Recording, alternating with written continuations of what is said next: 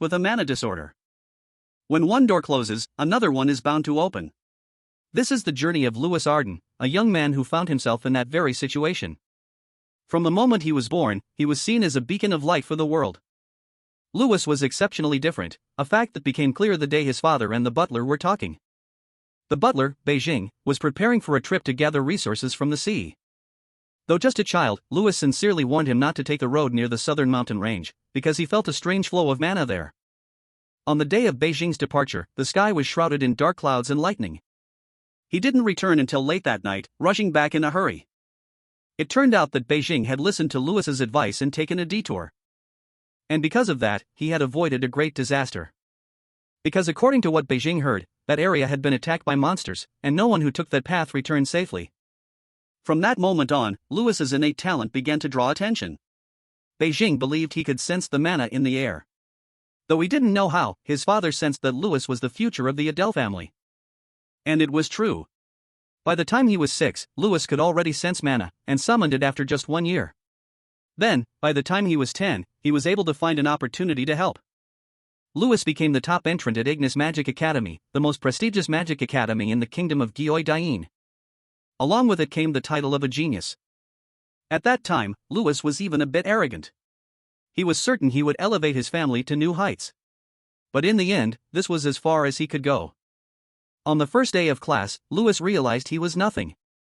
While the teacher repeatedly urged him to cast a spell, Lewis seemed to be struggling with it. Even he couldn't understand what was wrong with him. For the first time, Lewis and everyone else realized he had a mana disorder. In that instant, everything inside Lewis felt like it shattered. His body was incapable of projecting magic even a meter away. For a mage, a body like this was truly pathetic. And then everyone realized he came from a mediocre family with no real talent. From then on, their attitudes did a complete 180. Just an accidental shoulder bump in the hallway. 2 male students immediately showed their contempt.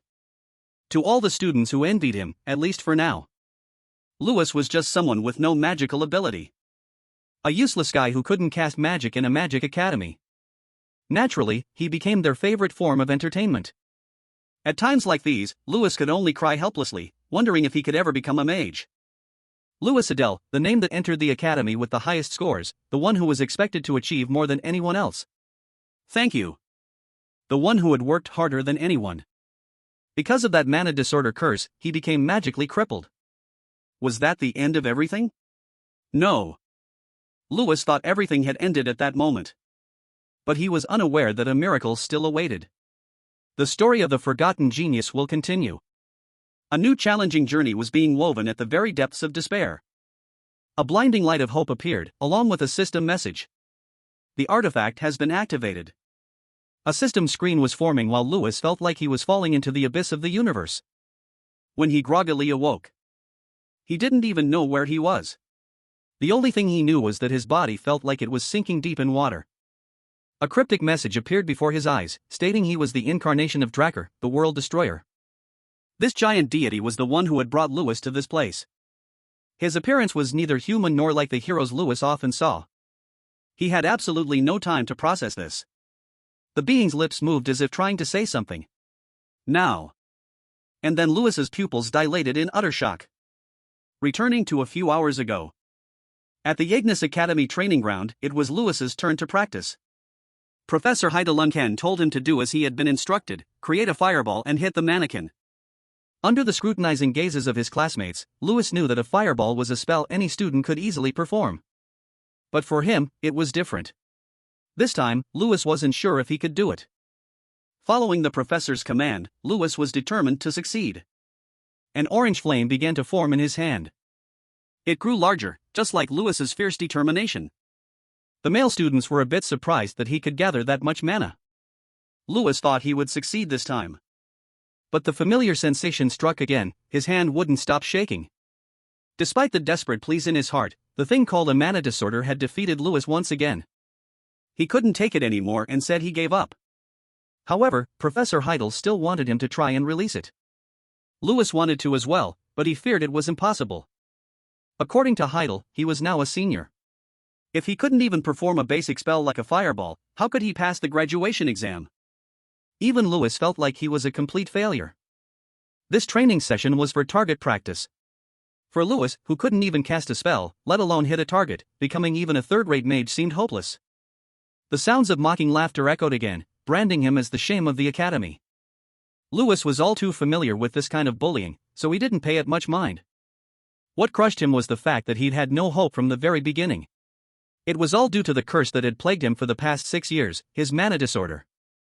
Although Lewis had tried to endure for all these years, he was now beginning to ask himself how much longer he could take it. After that training session, Lewis was still walking alone behind the crowd into the main hall. The tree wishes for calm, but the wind will not subside. 2 male students intentionally approached him and provoked him with sarcastic remarks. He smugly called him "stupid Lewis," and their words went too far. They went from mocking his achievements to calling his home and territory a backwater place. They deliberately claimed the Adele family was obscure, neither wealthy nor famous. With every word, Lewis's patience wore thinner. He could tolerate insults directed at himself, but never at his family. The male student was immediately silenced by Lewis's powerful punch. It was so strong that it sent him flying several meters away. Lewis was truly furious because of his big mouth. Despite being beaten black and blue, the student was unafraid and shouted loudly. Lewis didn't hold back anymore. He knew the guy was Benfold, a nobody who had no right to cause trouble for his father and his family. The other student with him, not fearing death, charged forward. Unsurprisingly, he was overwhelmed by Lewis's punch. He couldn't get up and knelt on the ground like a dog. What Lewis didn't expect was that Benfold would dare to use combat magic inside the academy. Without any fear of being expelled, he launched a large burst of mana toward him. Although Lewis was a good fighter, in terms of mana power, he was completely outmatched. His entire body was paralyzed. Professor Heidel appeared to intervene. But he was a second too late. Lewis was hit by Benfold's massive mana blast. He thought he would die just like that. Now, Lewis stood before the giant deity and the system message. Faced with this, he still couldn't understand what the hell was happening. Lost in a fantastical space, meeting a mysterious man made him wonder what was going on. He strained to listen, but could only make out the last word, Delhi. The deep voice rang out again, clearer this time. It was definitely his name, Lewis Adele. And then, a faint sound also came from the void. It seemed to be calling his name, Lewis Adele, Lewis Adele. He slowly opened his eyes, revealing the image of a blonde woman. It turned out to be the high-level healing mage, Helen. Her face was filled with worry. "Are you awake?" After shaking off his daze, he was startled. He slowly sat up. "Where am I?" Seeing this, she quickly supported his body and gently replied, "The recovery room." "It's okay, you don't have to force yourself to sit up." He wearily held his head. "It's fine. A little dizzy, but I can sit." As he spoke, he wondered to himself, did I just pass out?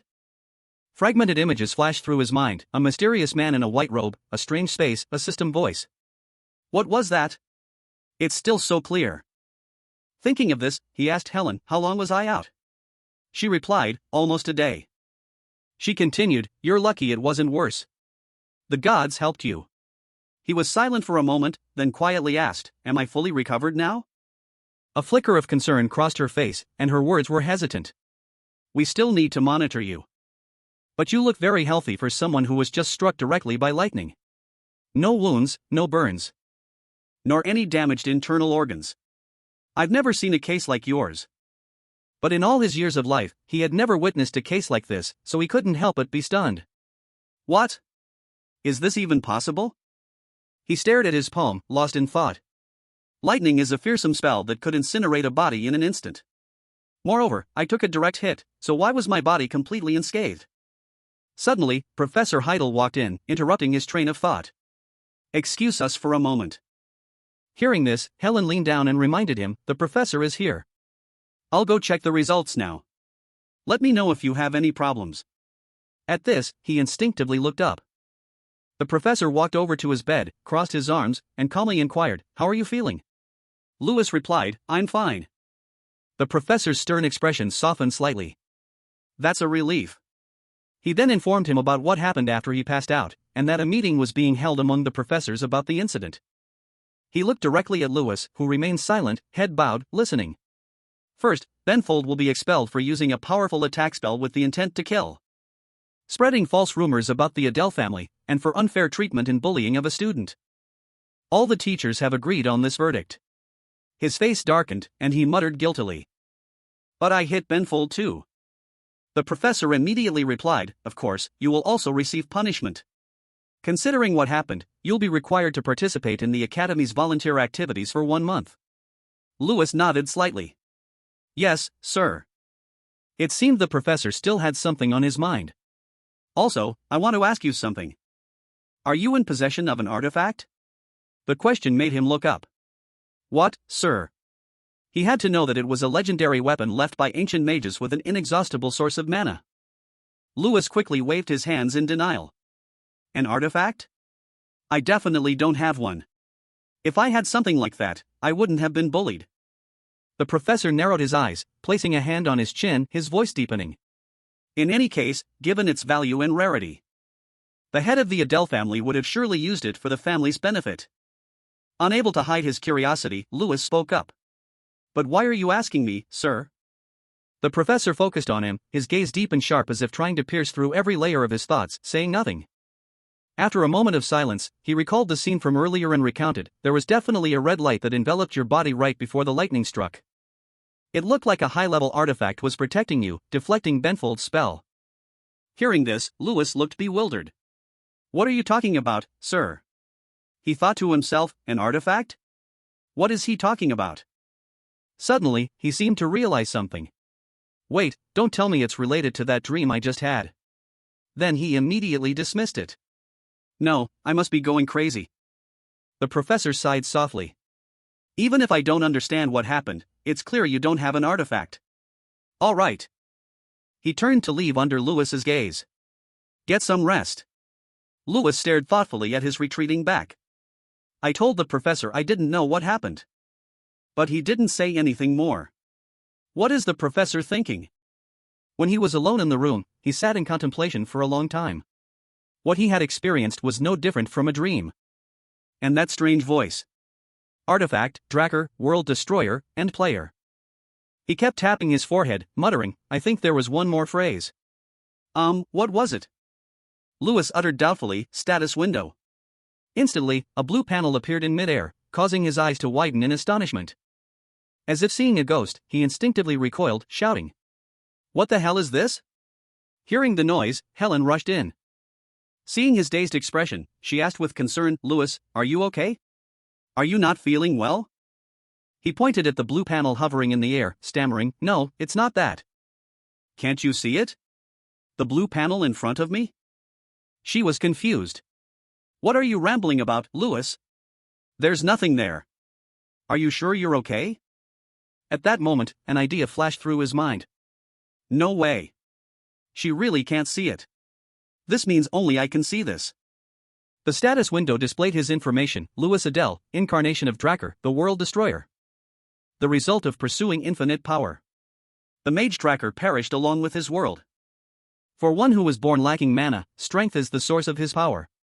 Player. Draer's artifact can open the status window and allow for limitless power progression by completing quests. Strength 150, Agility 100, Wisdom 1550. To avoid being mistaken for a madman, he quickly played it off. It's nothing, I'm just a little confused. She gave a helpless smile. That's not funny. Holding the test results in her hand, she happily announced that everything was completely normal. You can return to the dormitory. He smiled, feeling as if a great weight had been lifted. Yes, thank you. Lewis pieced together all the strange events that had happened. Today, he had survived a lightning strike. The man with red eyes he met in another dimension, and the status window only he could see. And then he remembered the first status window he saw in his dream. It said he was the incarnation of Draer. Could it be that the artifact of the mage named Draer has been transferred to me? Night had fallen over the training grounds. Another window appeared before his eyes. He was slightly startled, but curiosity quickly overcame everything, and he clicked on it. On it was his first quest, a repeatable quest. Since you have become a player linked with Draer, the world destroyer, you must train your body to prepare for your power progression. Punches, kicks, and spinning kicks, 100 repetitions each. The reward is plus 10 strength points and 10 new skills. After reading, he rolled up his sleeves to begin, his face still showing a hint of doubt and confusion. Punches and kicks? They're related to strength, but how can this help me become a mage? But this was no time for questions. He had to try. With that thought, he took a deep breath. He threw a right punch. The counter went up to 1. Then he threw a left punch. The counter went up to 2. He let out a small, triumphant laugh, as if victory was already in his grasp.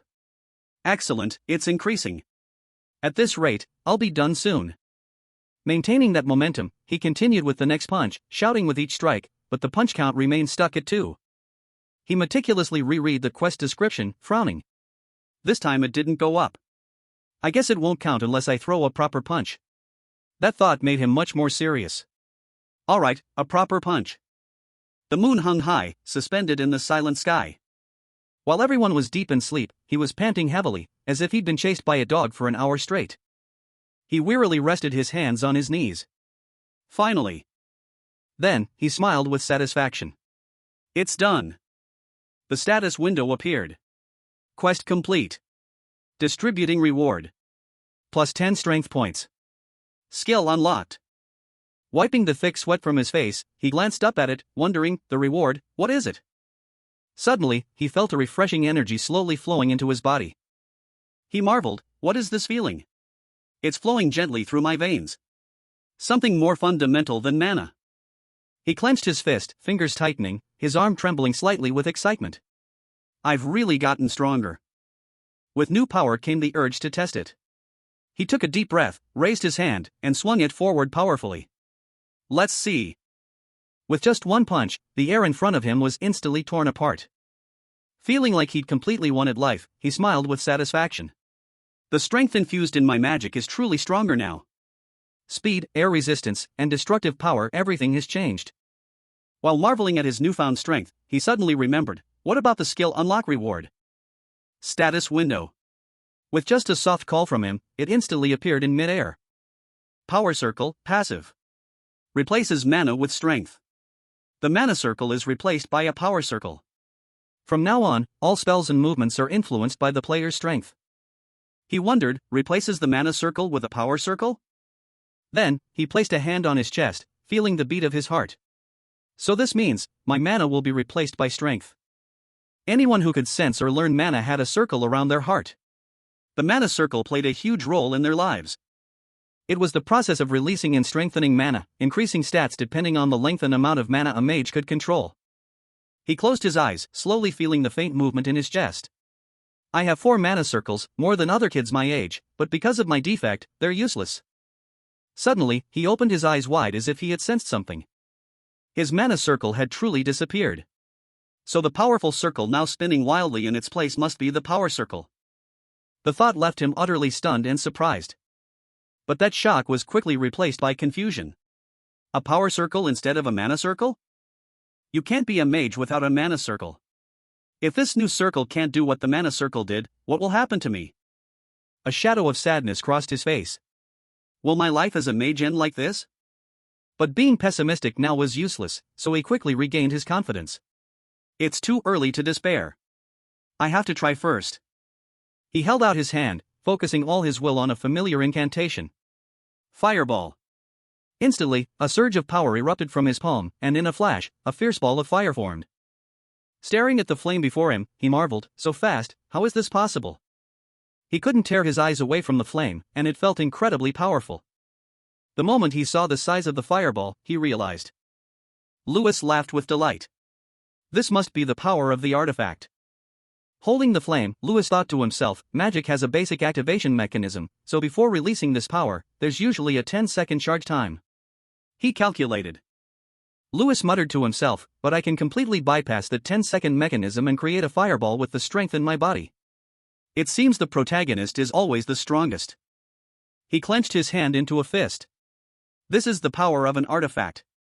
Suddenly, something strange appeared in front of Lewis. He asked curiously, huh? What's that? It turned out to be a system notification. Berserker Mage, Draer. One who cannot release energy normally has created this ability.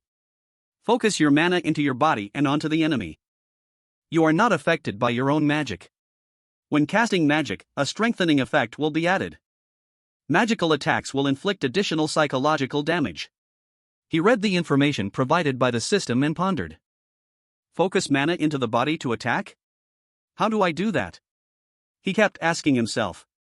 Now, thinking about it seriously, Lewis realized that this Draer guy had the same mana disorder curse as him, and he focused his mana into his fists and feet.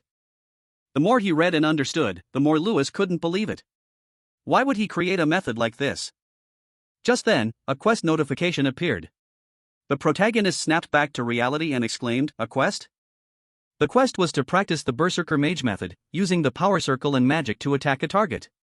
For each target attacked, the reward would be an increase of 10 points. The protagonist seemed a bit skeptical. Attack a target? He narrowed his eyes. I've never thought of this method before. If I can become a mage by following it, then. Lewis reached out and grasped the fireball. I have to try. The fireball in his hand burned with brilliant sparks, as if wanting to incinerate everything. Once it was done, a satisfied smile appeared on Lewis's face. The system immediately announced the quest was complete. Strength bonus plus 10. Finally, Lewis collapsed to the ground. He looked up at the starry sky with satisfaction. I've finally completed the quest. Thinking back, I always failed at the magic release step, but I never expected to succeed now by using my fists. Lewis wondered, come to think of it, what kind of being was Draer? I want to learn more about this, but my body feels so heavy. Suddenly, strange sounds echoed. Oh, what's this? Did he fall asleep here? Looks like he trained until dawn. But did he really sleep here? Should we wake him up? Voices echoed in Lewis's head now. What's going on? Did I die and go to heaven? How could he have died? He took a direct lightning bolt and was completely unscathed. That's terrifying.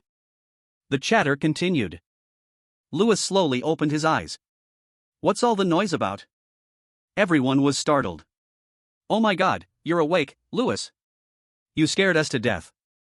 Lewis calmly stretched. Yeah, what's up? Why is everyone gathered here? Is it the first time you've seen someone sleep outside or something? They nodded. Of course. What noble would sleep out here instead of in a warm, soft bed? It's strange. They were suspicious. Hey Lewis, were you drinking or something? He didn't seem to care and waved a dismissive hand. What drinking? I was tired so I went to sleep. See ya. Everyone just stood there, helpless. They murmured amongst themselves. Lewis seems like a different person. Someone beyond our expectations. What's going on? Suddenly, a noble student turned and saw something. His voice held a hint of curiosity. But what about that scarecrow that's been beaten to shreds, with only the post left? Did Lewis do that? But they quickly dismissed it. Nah, that's probably not it. At the noble dormitory, Lewis walked up to a blonde friend, who asked, Hey, what's up, Lewis? He asked, Were you out all night? This was Jason Damon, a student of Ignis Academy. He kept asking, What happened? You're never away from the academy for this long. The protagonist brushed it off. You don't need to worry about it so much. Despite his appearance, this blonde guy was the eldest son of the Chion family. A well-known family in the mining industry. But at least he was still kind to someone considered a failure like me. Jason kept teasing, Don't tell me you were out with a girl, coming back this late. But this guy's weakness was that he was a womanizer who loved to drink and often snuck out of the academy. He wouldn't stop talking. Hey, you. Don't tell me that after getting struck by lightning, you finally learned how to enjoy life? Come on, hurry up and tell me what you did last night. Lewis threw something at him. What nonsense are you talking about? I need to take a shower. In the bathroom, Lewis relaxed and stretched out. Ah, I feel alive. Suddenly, he remembered something. Oh, right, there's still the quest. Let's check it. Lewis called out, Quest. The notification board appeared, Repeatable quest, body training. For you have become one who can connect with Draer. The World Destroyer, you must train to enhance your own strength with every punch, kick, and spin. And completing the quest will grant an additional 10 strength points. The protagonist sighed. The reward is the same, but the quest requirements have doubled. He submerged himself. I bet the quests will keep doubling like this in the future. I knew it. This won't be easy. But on second thought, if I can become a mage with this method. A month later, Lewis was still training. The quest could be repeated once a day, but the reward stayed the same while the requirements increased. If I didn't complete the quest that day, all progress would reset to 0 the next day. But what if I didn't miss a single day of the quest? Lewis panted. The quest requirement didn't exceed 3,000 repetitions per day. Any more training and he'd probably die from overwork. He spun on his heel. Finally, the training quest log updated. All stats like punches, kicks, and spins were completed 3,000 times, yet the bonus points were still a meager 10. For the past month, the protagonist had been training just like that. And he had also acquired a new skill. Art of the Body, passive. Enhances the body's capabilities. The body becomes more flexible based on the training process. At the dormitory. During mealtime, everyone was buzzing. Lewis has been strange lately. He never dared to doze off in class before, but now he's just passed out like that. The other person immediately retorted, "Is that all you've noticed? He practically eats and sleeps at the training grounds these days. And he only practices kicking," someone else added. Hey, just leave him be. Is this the first time he's acted weird? They chattered on, he's probably just doing it to cope with his mana disorder. It's not going to work anyway. For Lewis, a month passed just like that. I completed my quests and found a small clue about Draer. But I couldn't find the name Draer in any of the records. It was the same everywhere. Not only that, but things like player, world destruction, quest board, system, and status window yielded no clues at all. He couldn't stop wondering, Draer, who is he? At that moment, the status window appeared. Lewis Andal, incarnation of Draer, the world destroyer. A question always lingered in Lewis's mind, who is the one granting me this power? Suddenly, a loud voice called out, Lewis, over here. It was Jason. The protagonist was curious. What is it? Jason asked back, have you heard? He was confused. Heard what? Jason's face showed a bit of apprehension. So you don't know anything. That's why you can read so leisurely. Lewis asked again, did something serious happen? Jason glanced over. The head of the Andal family is here. The protagonist's eyes widened. What? Jason repeated, Lewis, your father. Heavy footsteps approached. Lewis pushed the door open, panting heavily. Father. Everyone immediately looked over. His father called out, Lewis, my son, you're here. The two chose a private spot to sit. The protagonist spoke first. It's been 6 years, hasn't it? Since I turned 10 and entered this academy. Father, are you doing well? His father nodded, yes, I'm fine. He didn't forget to ask, and what about Lewina? His father recounted proudly, your sister? She's grown so much. Lately, she's even started practicing swordsmanship on her own. She says she's going to protect her weak older brother. Lewis laughed loudly. That's so embarrassing. His father waved it off. She's always been that bold. Lewis's expression suddenly changed. Father. He asserted, I'm doing very well right now. His father was confused. What do you mean? Lewis emphasized again, I'm really fine. I'm not hurt, physically or mentally. The head of the Andal family took a sip of tea. His voice was strangely calm. Lewis, actually, I came to the academy to ask for your opinion on leaving this place. He comforted, if it's too difficult, you can always come back to our domain whenever you want. I know you've been facing many hardships that you haven't spoken of, right? He understood well. I already guessed why you came, Father. But... Father, I think I've found a way. Lewis persuaded, so please, promise me one thing. His father was surprised. A promise? What is it? The protagonist was resolute. In the upcoming exams, I will get a good score on the practical tests. In return, if I fail, from now on, I will no longer do as I please and will listen to you, Father. He knew that after promising to get a high score on the practical exam, his father saw his determination and returned to the manor after their conversation. And then, the exam the protagonist had been waiting for finally arrived. The proctor announced, all right, listen up. The teacher stood on the podium and began to explain the rules. Today is the introductory magic exam. Please note, any form of cheating will result in a failing grade. The voice announced, you may begin the exam. The protagonist gripped his quill tightly. The school exam consisted of two parts, written and practical. The practical exam had 4 sections: target identification, magic measurement, combat simulation, and one-on-one duels. As someone with a mana disorder, our protagonist had always scored perfectly on the written exams for the past 6 years. As for the practical exams, Michael of the Gary Hill family was always at the top. Lewis's hand tightened. However, this time will be different. Everything will change. He emphasized, however, this time will be different. Lewis was determined. Because I will definitely take first place in this practical exam. After the written exams were over. Suddenly, a voice called out, "Lewis." It was Jason. He walked over.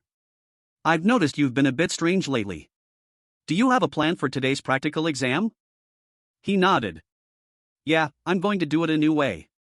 Jason was surprised. "Huh? Really? What method have you found?" A contemptuous voice rang out, "Lewis, what are you doing here?" It turned out to be Michael. He crossed his arms arrogantly. "Don't tell me you're planning to take the practical exam with that body of yours. With your mana disorder, it's useless." Lewis touched his chin. "So what? It's true, I'm here to compete." Michael had no intention of letting up. "Ha, Lewis, as an exemplary student, if I were to give advice to someone who has failed the practical exam 6 times like you." His voice was full of mockery. "I'd say, instead of coming here to be humiliated, why don't you just give up now?" Lewis retorted, "Who knows? I don't think your advice is very helpful." Michael clapped him on the shoulder. "Oomph, I think you're misunderstanding something. Do you really think someone with a mana disorder can pass this test?" He also wondered with dissatisfaction, what's wrong with this bastard? Michael gritted his teeth. He used to be so meek. Why is he so confident now? It's so annoying. He challenged, "I'll show you in the one-on-one duel. Just you wait." Finally, the exam began. The first part was target identification, officially called the multi-target takedown test. The test was very simple. It would measure the number of targets hit in a single casting. However, this year's test was different from the previous years in that the difficulty had been increased. The targets were constantly moving. The contestants competed one after another, and the organizers announced the number of targets hit. First up, Hawk. 1 target. Next, Angelina. 0 targets. The highest score was only 4 targets, which was why the average score this year was terribly low. The next person got 3 targets. The teachers in the back frowned. Humph, just a slight increase in difficulty and the scores have plummeted. The quality of students this year is so poor. But suddenly, a voice reminded them, "Professor, it might be a bit too early to be disappointed." Professor Elric, a professor of potion making and Michael Garyhia's uncle, looked very proud. "It's almost Michael's turn. Just you watch." Professor Elric seemed to be looking forward to his nephew's performance. "Here he comes." He prepared to strike, a thought lingering in his mind. "Watch closely, Lewis." He was very confident. "I don't know what you're planning to do." Professor Eric called out, "Michael." Michael confidently thought, "This is the difference between you and me." Then he unleashed his attack. A series of scarecrows were hit after that fatal blow.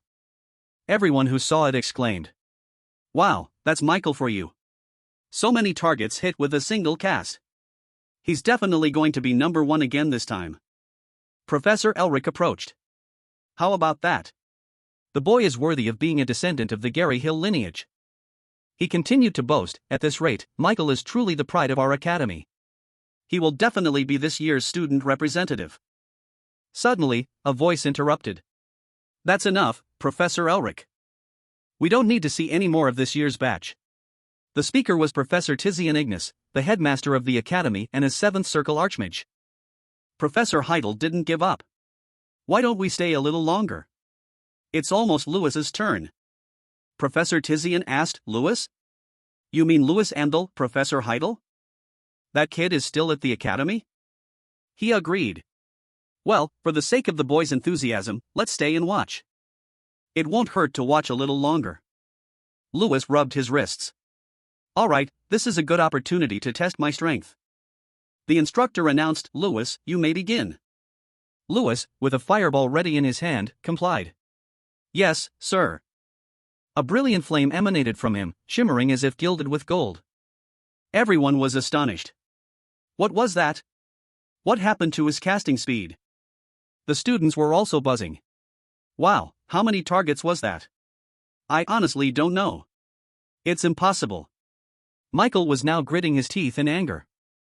He sneered as a reminder, hey, don't you all know Lewis has a mana disorder?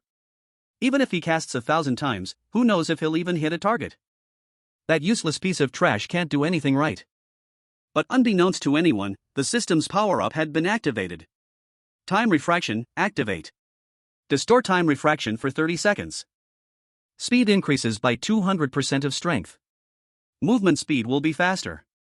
You have moved past the distortion time. Cooldown, 5 minutes. Lewis recalled, the skill I learned recently is time refraction. It helps me move unusually fast to wherever I want. In other words, right now I'm no different from. The energy radiating from the protagonist was so immense it overwhelmed everything around him.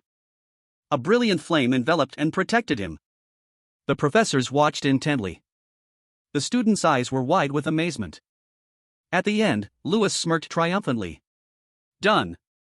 Pieces of wood flew through the air. Lewis, 27 targets.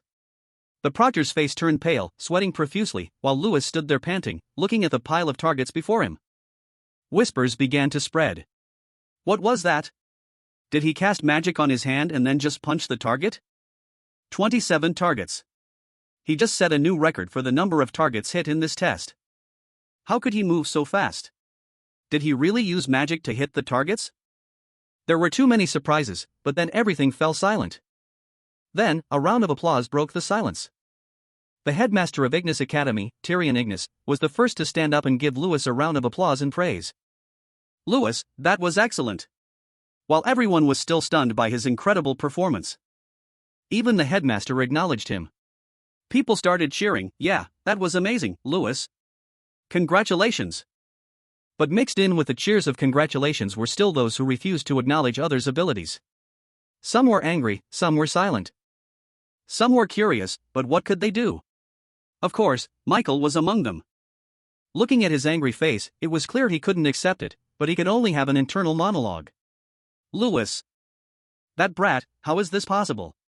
He gritted his teeth, his eyebrows nearly meeting, but there was nothing he could do.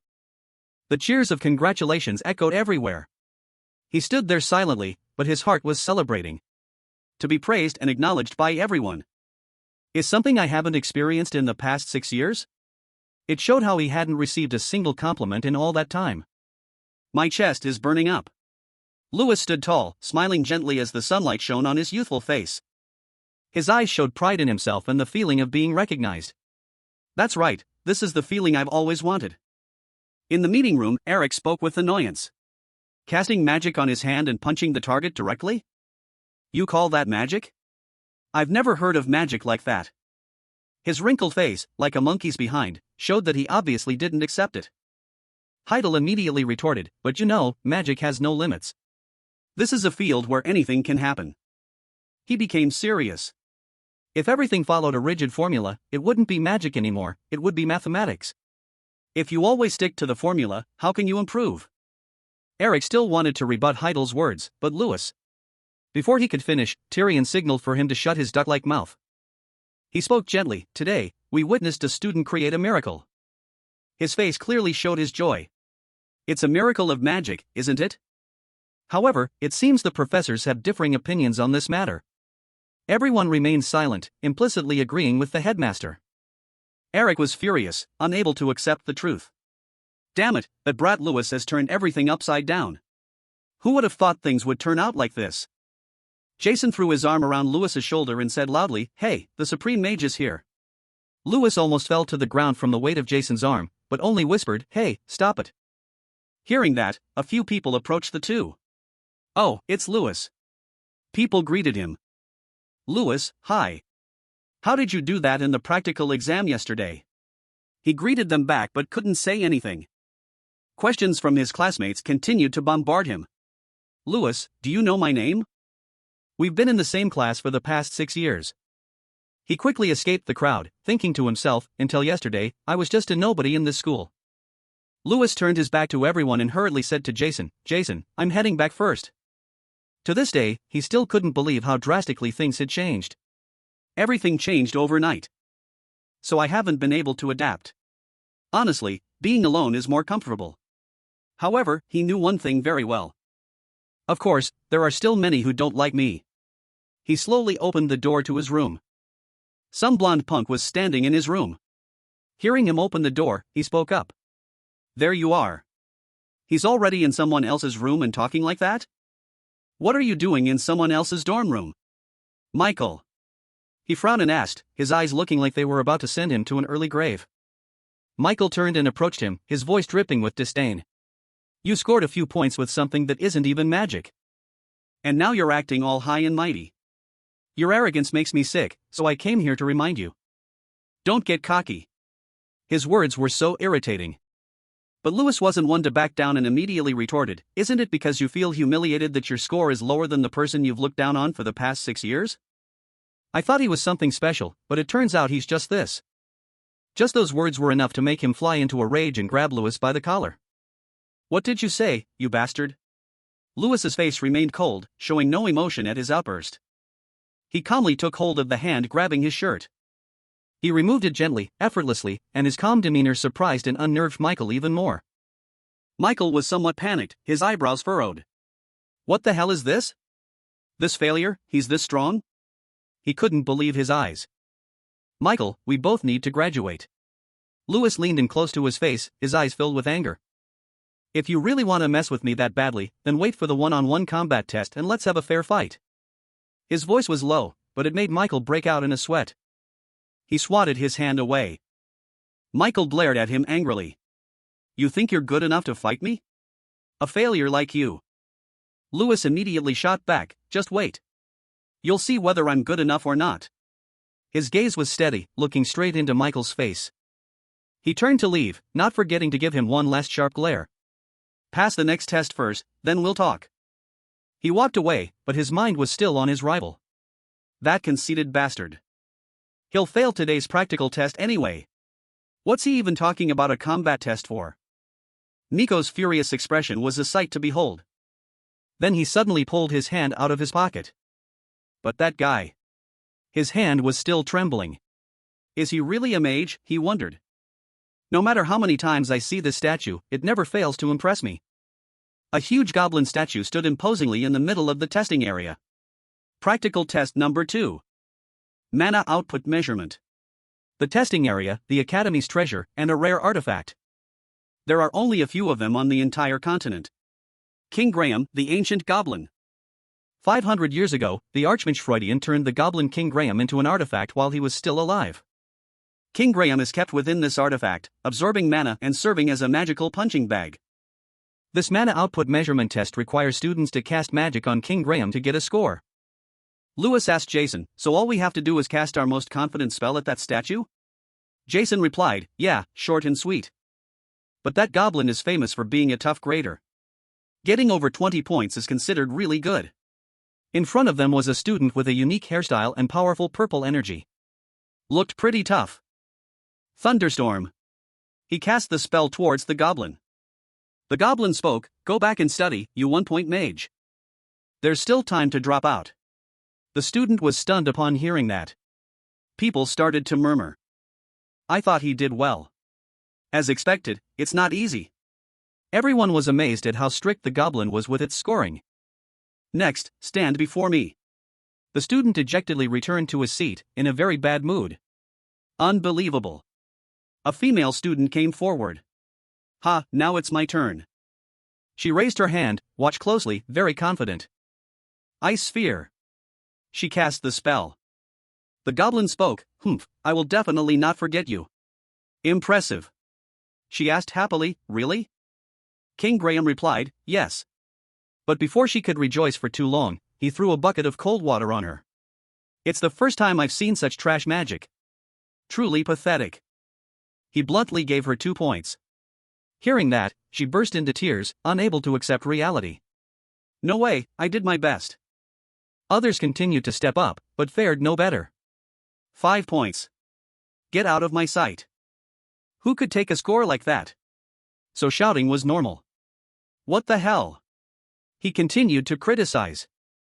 What is this bland magic? Did you mix it with water or something? It's 100% mana, you damn goblin. He was so angry he started cursing. The proctor immediately spoke up. Jackson, no more shouting. Get back to your seat. He was trying to prevent a terrorist attack on the eardrums of the other students. Jackson, being called out, scratched his head, feigning innocence, and quickly returned to his seat. Next, Michael Gary Hill, the proctor called out. His face was impossibly grim. But it turned out that was his expression before casting a spell. Waves of mana struck the goblin statue. King Graham spoke. Gary Hill, I'm a bit disappointed. Are you the son of George Gary Hill? Asked that, he proudly answered, that's right. I am the third son of George Gary Hill, the proud Michael Gary Hill. Proud, you say? Ha ha. He sneered. Your father was a sniveling fool who begged me for more points. Michael Gary Hill, you are even more pathetic than your foolish father. 27 points. Hearing this, he angrily yelled at him, you're just a common goblin. How dare you speak such nonsense? The proctor stepped in to stop Michael. Silence, student Michael. He called the next person. Next, Louis Adele. He immediately responded, here. Louis stepped forward. Outwardly, he seemed emotionless, but inside, he was on fire. Phew, suddenly I'm feeling nervous. Let's just give it a try. I can do this. A flame appeared in his hand. He looked up and introduced himself, I am Louis Adele. It's an honor to meet you. His gaze was determined, his emotions unchanged. Truly powerful. Oh, it's the first time I've seen your face. He was a little surprised. But no matter. Take the test. He didn't seem to care much. As for Louis, he and his magic were ready. The flame burned as fiercely as his eyes. A student immediately recognized Louis's spell. That's a 5-star explosive fire. His face showed utter astonishment. Some other students also realized it was a 4th circle spell. Another person was shocked and couldn't believe it. What? He can do that? King Graham was puzzled. What's with your stance? Louis changed his stance to cast the spell. Here I come. Louis leaped off the ground. The mana that was in his hand was now at his feet. It seems Louis was trying to copy Son Goku. At first, everyone thought he would use his hands, but he decided to switch things up, surprising everyone. He channeled the mana to his feet and kicked straight at the King Graham statue with his long legs. The proctor was also extremely surprised by his performance. Impossible. How could he transfer mana from his hands to his feet and then make it explode in an instant? He was just left to wonder. The students were all stunned, not expecting this. One person asked, didn't you just say that was a 4th circle spell? The other replied immediately, no, the energy from that attack was at least 5th circle. So, Louis landed after his divine kick with his 3-meter long legs. You mean Louis is at least a 5th circle mage? He panted heavily, breathing as if it were his last. But a storm of thoughts was in his mind. What's wrong? I cast my explosive fire correctly. Louis was still a bit worried. But why is King Graham's reaction so strange? Did I do something wrong? He finally spoke. You? Who are you? He was confused. Sir? I already introduced myself. I'm Louis Adele. Before Louis could finish his sentence, King Graham cut him off. Are you Draer? The question made his face change color instantly. All right. I've been waiting for you. Though only his blood-red eyes were visible, one could imagine his expression. Desperate and longing, King Graham's voice echoed, I've been waiting for you, Draer. The whisper cut through the silent space, sowing confusion. The surrounding crowd immediately started buzzing, their gazes raising countless questions. Draer? Who is that? Did he mistake Louis for someone else? Curiosity mixed with doubt spread throughout the area. Wrinkles formed on the foreheads of many. In Louis's mind, memories of 2 long months spent painstakingly searching through all related documents suddenly flooded back. He had flipped through every old page, delved into every ancient record, but found absolutely nothing. I've searched through all related documents for the past 2 months, but I still haven't found any trace of Draer. But he never expected King Graham to know. Louis's face immediately darkened, a gloominess enveloping him as he truly understood. He truly perceived the deep meaning behind his cryptic words. You know Draer? Louis asked, his voice filled with astonishment and a faint glimmer of hope. In response to that hesitant question, King Graham uttered only one word, short but heavy with certainty. Yes. Seizing this rare opportunity, Lewis decided to take full advantage of it. He quickly asked a few more questions, hoping to dig up even a little more information about that mysterious person. So, can you tell me more about him? A mysterious smile flickered across King Graham's rugged face as he softly uttered, interesting. I never thought I'd meet his incarnation in this academy. His deep voice again spoke in riddles. It carried a strange sense of incomprehensibility. Lewis blinked, trying to grasp the meaning of each word, each sentence. What do you mean by incarnation? Suddenly, a question from King Graham cut through Lewis's train of thought. What is your name? Though surprised, Lewis quickly answered, It's Lewis. Lewis Adele. He answered the sudden question. All right, Lewis. I will remember it well, King Graham said, each word seemingly etched into his mind. He stood firm. King Graham's massive body was like a towering mountain, so tall it seemed to block out the sun from Lewis's perspective. It cast a giant shadow that enveloped him. As King Graham was about to turn and leave, a sudden voice rang out, immediately stopping his intention. A voice rang out, stopping his intention to leave. Your Majesty, before you go, can you tell me Lewis's score? That question echoed. There are too many people here. I'll tell you later. The evaluation ends here. This magic is not something I can judge. A cold verdict. King Graham's decisive statement was like a thunderclap, causing the other party to cry out in shock.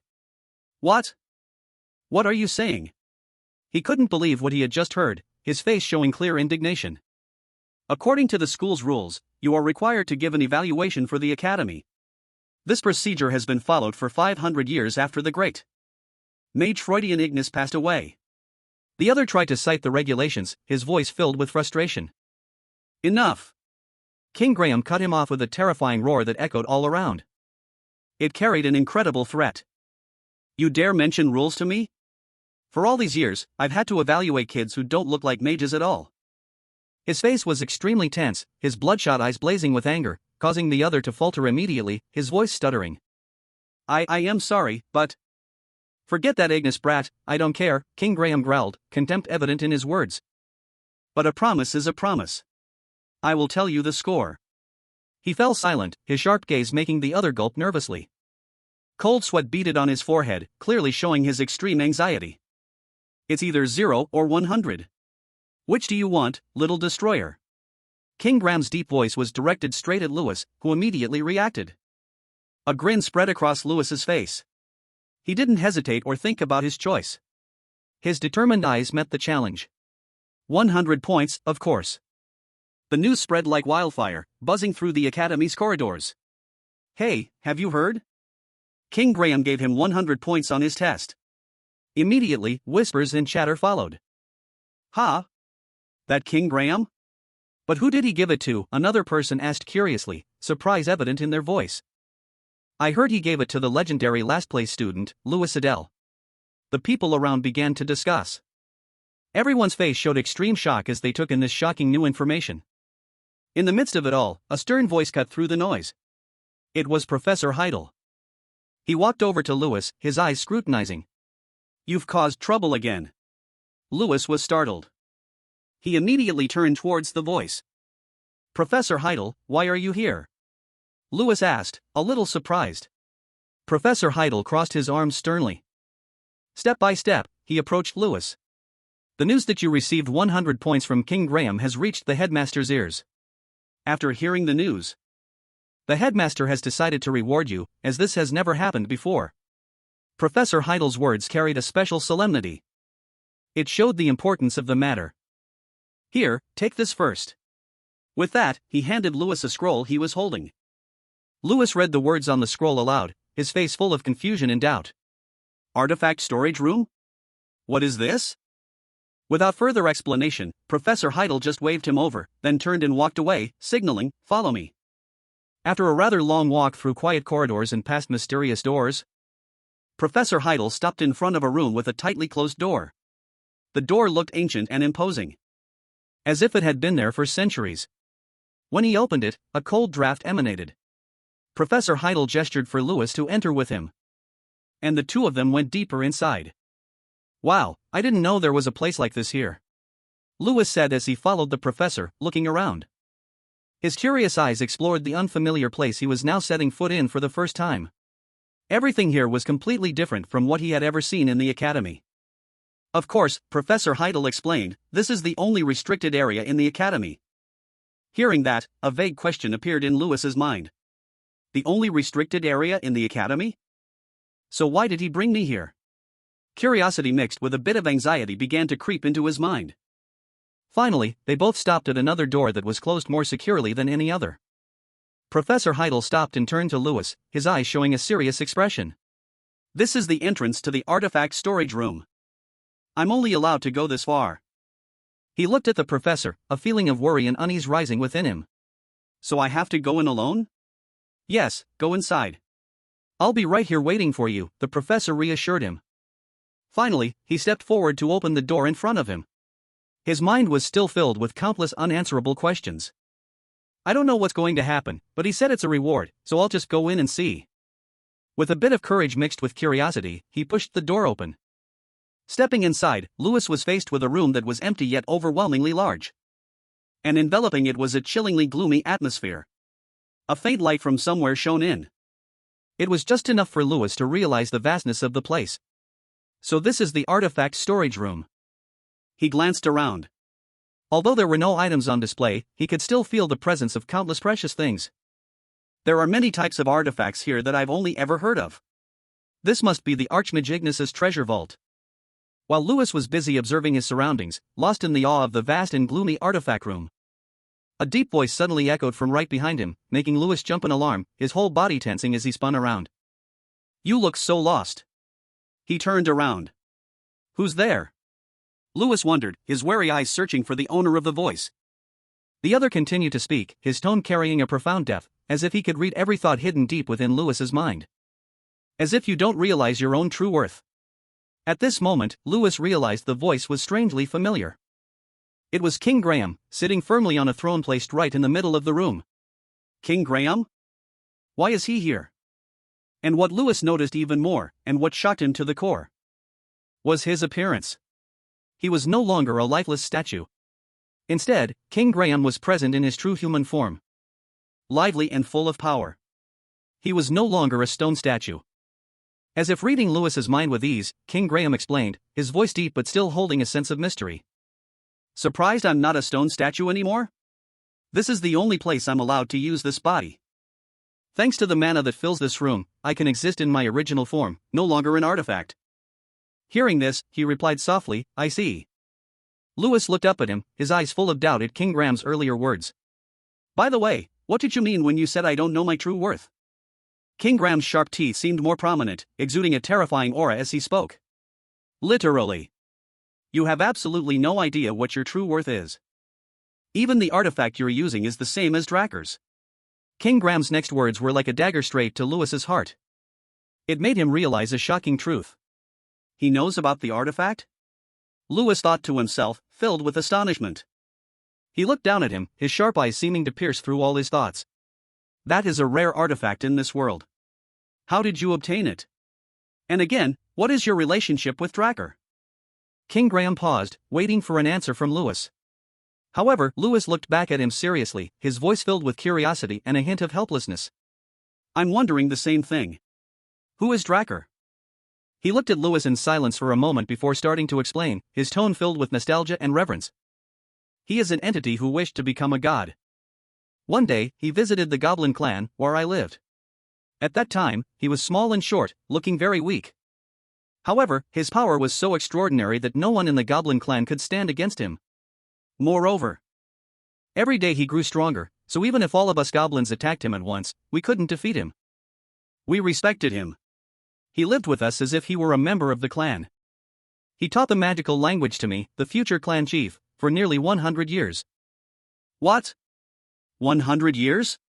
How can a human live for 100 years? Lewis looked up at King Graham again, his eyes wide with utter shock. The rest of him felt the same. Lewis's rationality could barely believe what he had just heard.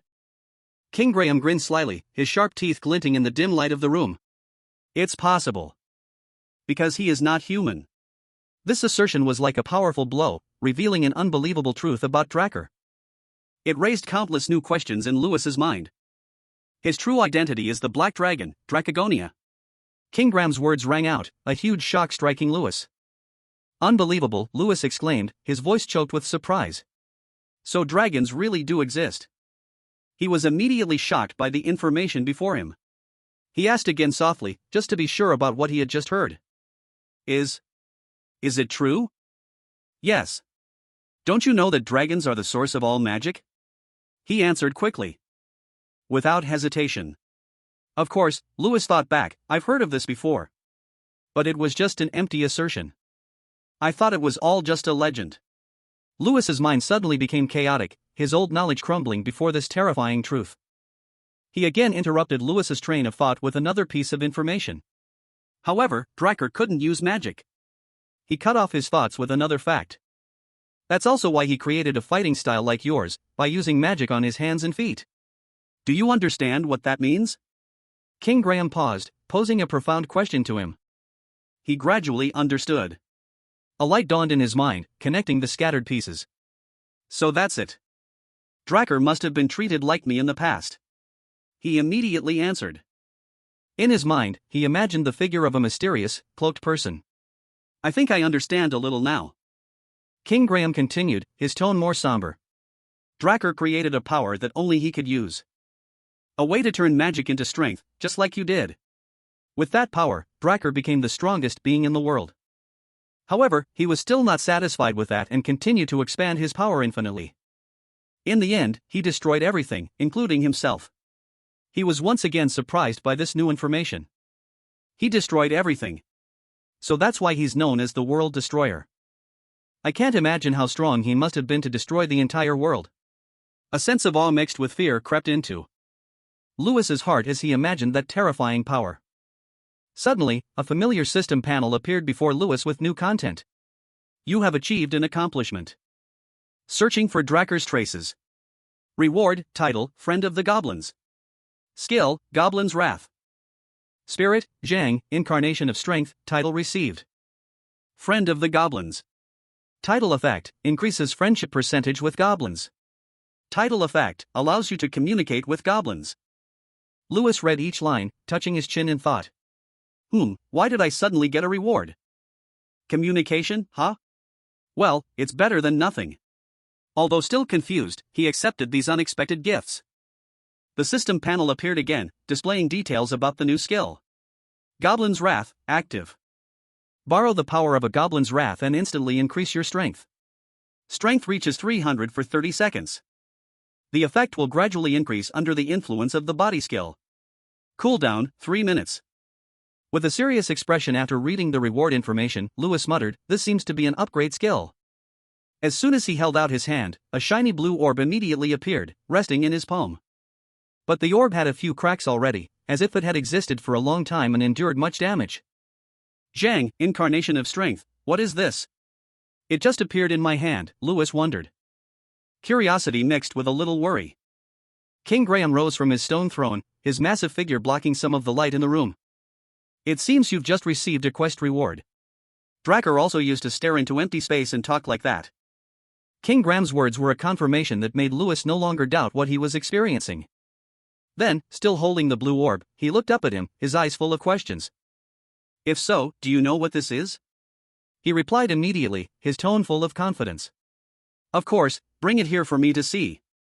Leaning down to look at the brightly shining orb in Lewis's hand for a moment, he examined it carefully, then made a judgment. It's Zhang. Do you know anything about this item? Hoping for more information, Lewis asked. To this question, King Graham replied, his voice full of depth, item? It's not an item. It's an incarnation. He looked at the orb in his hand with suspicion, almost unable to believe his eyes. What? This thing is an incarnation? King Graham began to persuade him, his tone as certain as if he had witnessed everything. He was always by Draer's side. How could I not know? Looking at its current state, I guess Draer must have sealed him in the spirit stone before he died. He continued to explain the nature of Zhang. He is an incarnation of strength. Although called a spirit, he is not like ordinary spirits. He has a fiery temper and every day demands that Draer grant him limitless power. But if you satisfy his desires, he will also grant you limitless power, King Graham concluded. It revealed a powerful but risky bargain.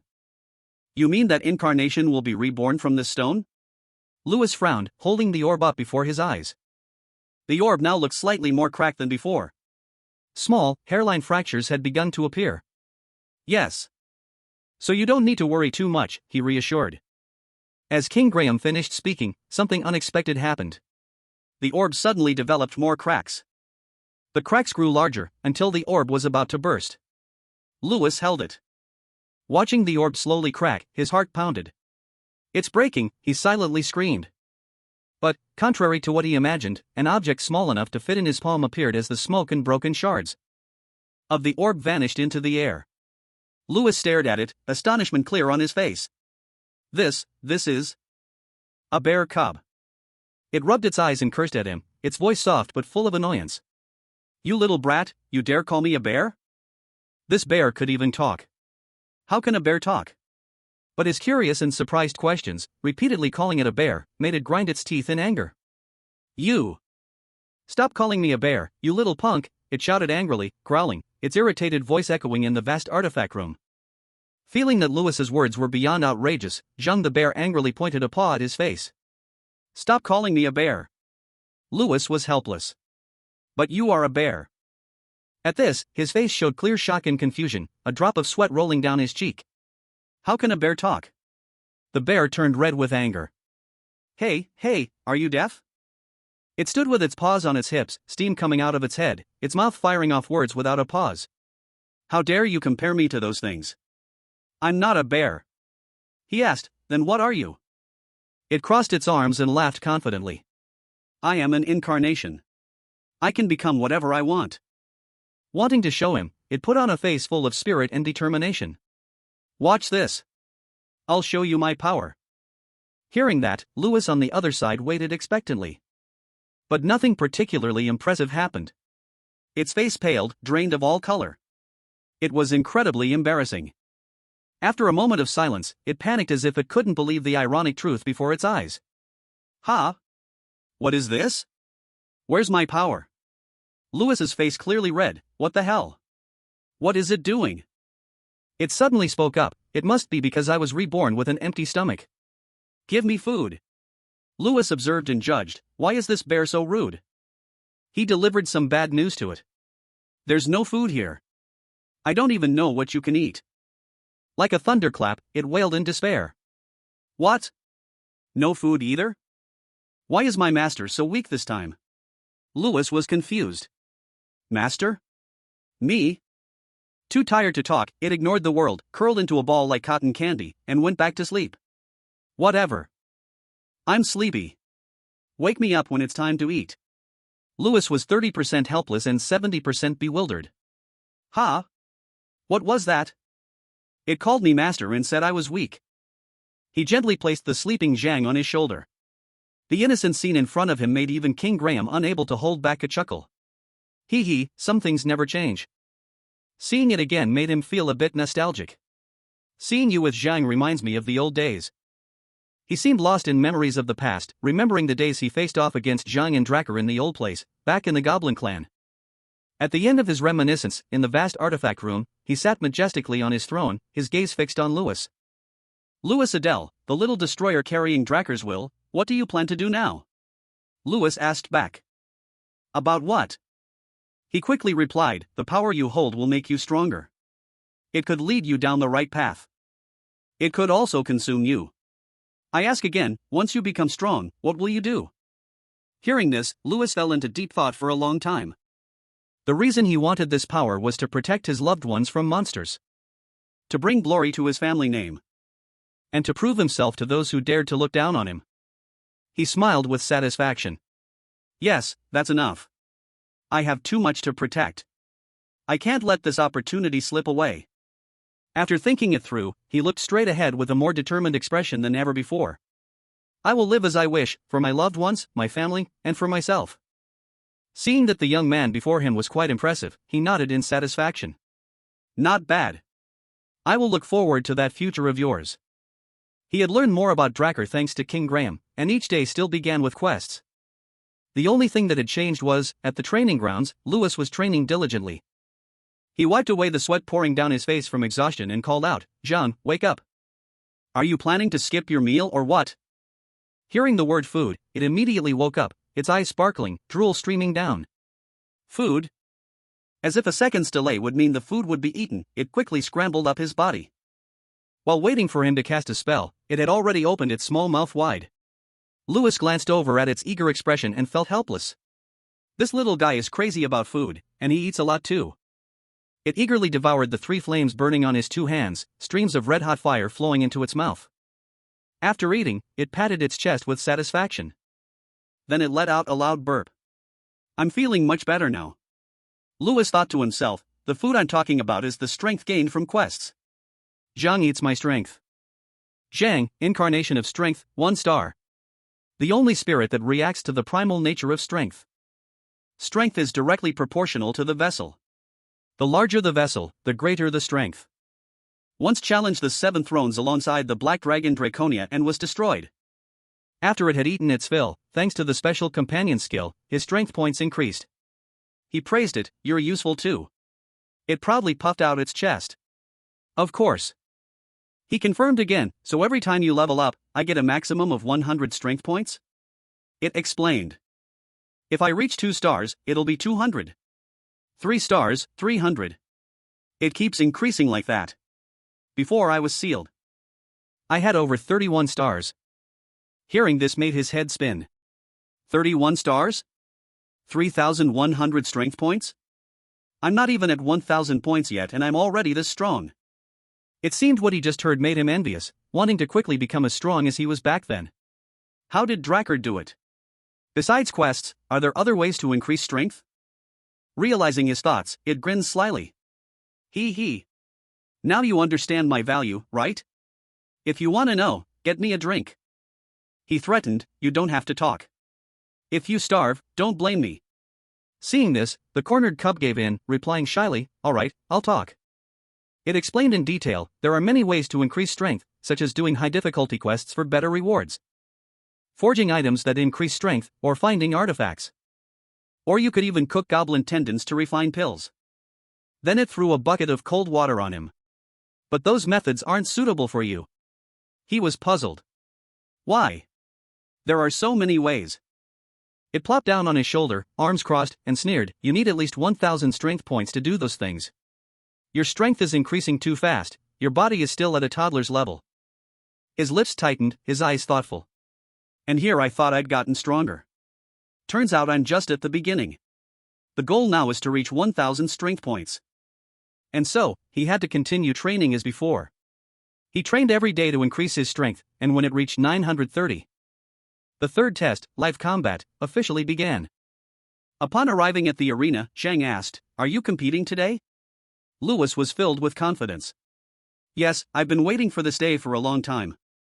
Normally, mages attack from behind, so there's a chance their spells could hit allies in the chaos. This test is to check the mage's risk management skills. This might be the most important part. At that moment, Jason was taking his test. He used all his strength to cast a spell. Fireball. But ironically, instead of hitting the monster, it flew straight towards the knights, scaring them out of their wits. "What are you doing? Don't aim at us." The monster next to them was also confused about what was happening. The proctor watching from the side could only shake his head in sigh and resignation. "Jason Damon, you're disqualified." He was dejected, lifeless, and walked out hunched over amidst the laughter of his classmates. "Yes, sir." The Foreign Knight Order was present to assist with the exam, ensuring student safety and evaluating teamwork. The test lasted 10 days.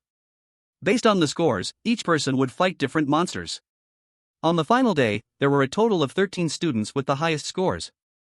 Since it was the last day, everyone was very curious about what kind of monster would appear. Suddenly, the entire stadium shook violently as if there was an earthquake. Everyone's face turned terrified. A brown-haired boy spoke up, "What's that sound?" A giant creature appeared. Its body was tall, its face fierce with sharp fangs revealed in its roar. Its appearance made everyone scream in fear. Is that a troll? Trolls live in herds scattered across the continent. They are many times larger than humans. Their intelligence is not inferior either. Their nature is violent, so wars between trolls and humans often occur. The surrounding student's eyes widened, sweating profusely. Sir, are you sure this will be okay? What if someone dies because of the troll? Professor Heidel calmly explained, you are all mages, so you must always remain rational. Consider this real and do your best. Although fear still gripped them, they responded loudly and clearly, yes, sir. A moment later, the test officially began. As soon as it was released, the monster roared wildly and charged forward. It swung its muscular arm towards the knights, forcing them to quickly raise their shields to block. While they held off the massive troll, Michael, from behind, took the opportunity to cast his ice magic. Ice arrows flew out one by one in the direction of his hand. Ice barrage. Unfortunately, the arrows only hit the ground. It performed a pounce attack from the air. By the time everyone realized, it was already above them. Someone shouted, above. The professor observing from the side also shouted anxiously, Michael, dodge. But his whole body was frozen stiff, trembling uncontrollably. Although he muttered about getting revenge for the other day, fear prevented him from moving. Feeling the situation was not good, the professor had to intervene to save him. Vine prison. Before the monster could attack Michael, thousands of vines grew from the ground, binding it, much to his astonishment. Enraged at being tricked by these people, it roared and struggled. Even though it was bound, it was still bloodthirsty and reached out towards him, roaring. Seeing this, he panicked and quickly backed away. His face was pale, completely drained of color. And the result of his pathetic performance was Heidel's cold voice. Michael Gary Hill, you are disqualified. His uncle, Eric, slammed his hand on the table in frustration. He gritted his teeth. Damn it, failed again, Michael. He intended to interfere with Lewis's test, so he turned to talk to Professor Tyrion Ignis. Ah, headmaster. Are you planning to continue the test? Hearing this, he turned to ask, what do you mean, Eric? At this point, Eric revealed his purpose. It's Lewis's turn next, right? He replied, yes. His face showed clear sarcasm. Lewis is the only one who got a perfect score from King Graham. If we judged the other students the same as Lewis, it would be a bit unfair, wouldn't it, sir? He stroked his beard thoughtfully. I understand your point, but we don't have any other monsters. He revealed his true nature, a wicked smile on his face. Oh, but we do. When the Foreign Knight Order brought the troll, they also brought a goblin along with it. The headmaster thought for a moment. Using a goblin for the exam was extremely dangerous, but with Professor Heidel's presence and the line of knights at the front, he was truly curious about Lewis's abilities. Amidst the long corridors of the magnificent castle, illuminated by torchlight, Heidel leaned against the wall with his arms crossed, his eyes fixed on the young man stepping out from behind a long door. He cleared his throat and called out, Lewis. He heard him and looked up in surprise, greeting him back, Professor Heidel. He approached, one hand in his pocket, and quietly reminded him, I need to tell you something before the test begins. In today's test, your part will be harder than everyone else's. Lewis still didn't understand his words. You mean? Professor Heidel was very worried for him. The Academy has high expectations for you since you got a perfect score from King Graham. Many people said it wouldn't be fair to have you and everyone else fight the same monster, so your test will be harder than the others. Lewis frowned. Harder means? The professor answered his question. Your target won't be a troll. You will fight a goblin. His words made both the man and the bear's eyes widen in surprise. A goblin? Zhang blinked his round eyes and quickly replied to him, so your first real enemy is a goblin, huh? This will be fun to watch. The scene shifted to a large, sturdy hand tightly pulling on a heavy iron chain. It was a tough, huge goblin, its orange-brown body roaring fearsomely. The two guards on duty looked at it fearfully. The blonde one, Jason, curiously turned to the person next to him, Eric. Is this the troll leader? The black-haired one scolded, idiot, that's a goblin. He frowned in disbelief. A goblin? Impossible. He gripped the sword in his hand tightly. It's true that I made the suggestion. A bit confused and dismissive, but it's impossible to have a student fight a goblin in an exam like this. How strong can a student be? Goblins have a similar appearance to trolls, but they are much stronger. They can shatter a skull and break a spine in a single swing. Eric gritted his teeth and glanced at the person behind him. He was angry. Are you sure? Even knights have a hard time capturing them. Heidel's face was serious. I'm sure. It's the headmaster's order. Eric laughed mockingly. Ha, he sneered, I guess you're betting your life on this test. From afar, the sound of black leather shoes echoed as someone approached them. A magnetic voice said, Yes, I'm betting my life. Eric glanced over at the newcomer, surprised. Humph, you are. They faced each other. Lewis stared at him. I'm Lewis, the test taker. He asked back, You? Eric scanned the young man, a dismissive thought in his mind. This kid is going to fight a goblin? How can he possibly fight this goblin? Eric was still focused on Lewis. The professor and I will protect him, but Lewis coolly walked past him. Eric was startled. Where is he going? He said sternly, Hey, you're going the wrong way. What are you doing? Lewis replied as if it were obvious, I'm preparing for the test. You're in the wrong position, you should be in the back, the professor reminded him impatiently. He reaffirmed to Elric, I will stand here. He frowned in confusion. Ha? Lewis's turquoise eyes were icy cold, his face extremely serious as he explained, My spells are a little different. Eric raised his voice, If you stand in front, we can't protect you. It's not as easy to deal with as a troll. He once again stated his opinion. Yes, I know. But the professor still had that attitude. Why are you gambling with your life like this? Lewis waved his hand, shrugging off his robe, looking like a modern-day CEO. He lazily said, without much explanation, I have no choice. Then he walked towards the goblin. Eric saw his reckless move and couldn't help but worry. His brows, which had been furrowed, were now so close they were about to merge. I don't see any fear in him. He must be different somehow. Professor Heidel, who had been observing the situation from behind, finally spoke up. Lewis, get ready.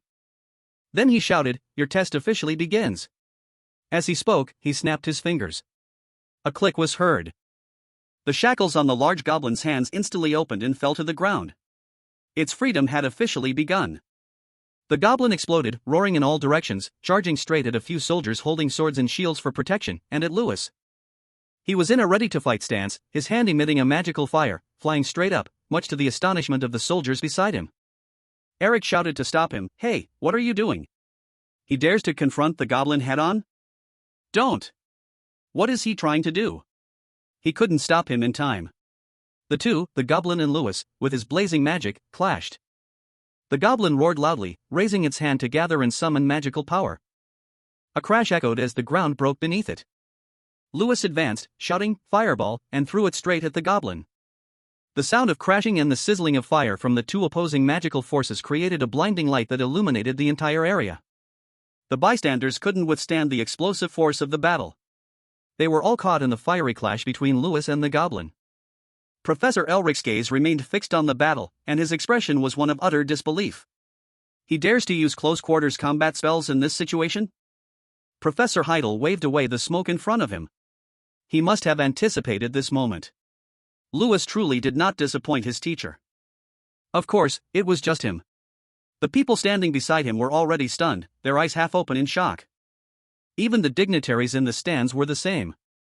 The arena was now filled with smoke. The soldiers stood frozen, unsure of the battle's outcome. A student dares to fight a goblin in close combat? I hope he's still alive. Before anyone could recover, a familiar figure in a black shirt emerged from the smoke, startling even Professor Elric. He's still alive? The sight of his face shocked him even more. He's still standing. Lewis was in a ready stance to attack again. Heidel's expression was the same as before, but now it was tinged with a not-so-subtle pride, the word proud written all over his face. Suddenly, a hand slapped Lewis on the shoulder, calling out loudly, Hey! It was Elric. His face was not pleased at all as he angrily reminded him, You almost got yourself killed. He calmly looked up at him, still composed, but replied politely, I'm sorry. But if I had warned you, would you have let me charge in? Eric was at a loss for words and could only ask again, What? He glanced towards the angry goblin. We don't have time to talk right now. Let's finish this test quickly. The goblin was now clearly angrier than ever. Professor Elric moved past Lewis, waving his hand dismissively. Step back. I know you're strong, but this thing is very dangerous. Not content with just that, he spoke up again to remind him, his volume increasing significantly. Stay put and let me handle this. Lewis ignored Professor Elric's words and quickly ran forward. He stopped right in front of him. He turned his serious face towards him. "This is my test." Professor Elric, acting as if he were deaf, kept asking again, "What?" Lewis, with the same determined expression, said, "Let me finish my test." A huge and ferocious monster appeared, its body extremely large, 5 times bigger than Lewis. Lewis seriously observed the monster with ironclad determination. Behind him, Draer also seemed quite tense, fearing a surprise attack. He focused intently, not wavering at all. "There are 2 reasons I can be this brave." Then, he remembered the friend of the goblin's skill. The title he got from King Graham would allow him to talk to goblins. The ferocious monster shrieked, "Don't come near me! Release me!" He wasn't scared because he understood what it was screaming. To others, it was a ferocious monster. But to him, this goblin was scared because it was surrounded by mages and knights. The second reason was the emergency quest. The level he was given was to attack and defeat the enemy. The reward was an increase of 30 strength points and unlocking the all-seeing eye skill. He smiled confidently and charged forward without hesitation. "This is a worthy reward for me." Someone who had to repeat a boring quest every day, receiving points equal to 3 days' worth in a single mission. With a whoosh, he shot forward, leaving a cloud of dust behind. He summoned a fireball in his hand and shot up like a gust of wind, to the astonishment of Professor Draer. In an instant, his punch collided head-on with the giant monster as it came down. This created a massive shockwave, sending sparks flying everywhere. It took a direct hit from him and roared in anger. With a loud bang, the fiery vortex sent it flying far away. Very quickly, the objective of attacking the enemy was completed. He laughed lightly. "It's not over yet." It roared, its red eyes bulging, its sharp teeth grinding menacingly. "I will kill you." The monster leaped high into the air. It put all its power into this surprise attack. It shouted, "I'll smash your head." Its blow made the ground shake violently. Fortunately, thanks to his long legs, he easily dodged it. He meticulously observed the monster's every move, needing to find its weak point. After landing safely, he used time refraction to advance. Captain Draer was amazed at his godlike speed. How is he so fast? While moving, he cast a fire spell. "I have to get closer." Instantly, he closed the distance to it. He aimed for its weak spot. Before the monster could react, his punch landed squarely on its stomach, making it cry out in pain. Among the knights, someone's jaw dropped in amazement. He's not flinching at all in front of the goblin. What on earth is this guy? Someone hid behind a shield to avoid the sparks of fire. The students were equally buzzing with excitement. What's going on? Hey, look! The goblin is counterattacking. It swung its massive fist at him, but he blocked it with his bare hands. Not willing to lose, it used its other hand. But it was still blocked by him. He kicked its hand with a powerful strike. Suddenly, the monster caught his leg. Without any hesitation, it threw him like a sandbag. His body spun in midair like a leaf in a storm. He clung to the wall like Spider-Man. Before he could recover, his eyes widened in surprise again. It threw a fiery punch at him, which he luckily dodged. A large section of the wall behind him crumbled. He landed lightly while the monster turned to look at him. It snarled, its hostility clear. "You lowly human." He dashed forward as fast as a squirrel. He spun around, preparing a kick that stunned it. He unleashed a spinning kick, a move he had practiced for a long time, straight to its head. The goblin fell with a thud, shaking the ground and sending pebbles flying everywhere. He jumped straight onto its chest. Wanting to end it quickly, he activated the goblin's wrath skill. A swirling red aura exploded from his hand. It broke into a cold sweat, trembling as it questioned him. "Are you really human?" He replied, "I don't think you need an answer to that, do you?" Its eyes widened in disbelief, as if it couldn't believe its ears. It asked, "You understand what I'm saying?" He didn't seem to care much, lazily replying as he cast his spell, "You understand me too, don't you?" "You." Before it could finish, explosive fire. A punch hotter than free fire landed squarely on its face. The combined effect of Goblin's wrath transitioned into a berserk state, making it harder to control the energy. His pupils constricted, his teeth clenched in apparent pain. The flame shot up, engulfing the monster's huge body. He stopped his attack. The monster, completely charred, was utterly defeated. He cautiously wondered, is it over? Zhang, watching from a distance, was also impressed. Not bad at all. Even better than expected. He got off the monster's body. Perhaps exhausted from the fight, he was panting heavily. The people around were extremely surprised. Did he defeat the goblin? It seemed so. Incredible.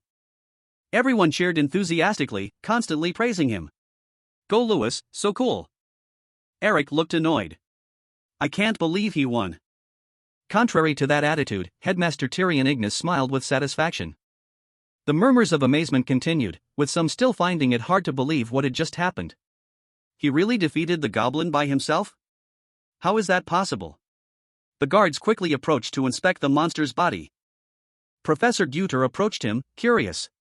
Louis Adele, who taught you those spells and combat skills? He replied, no one.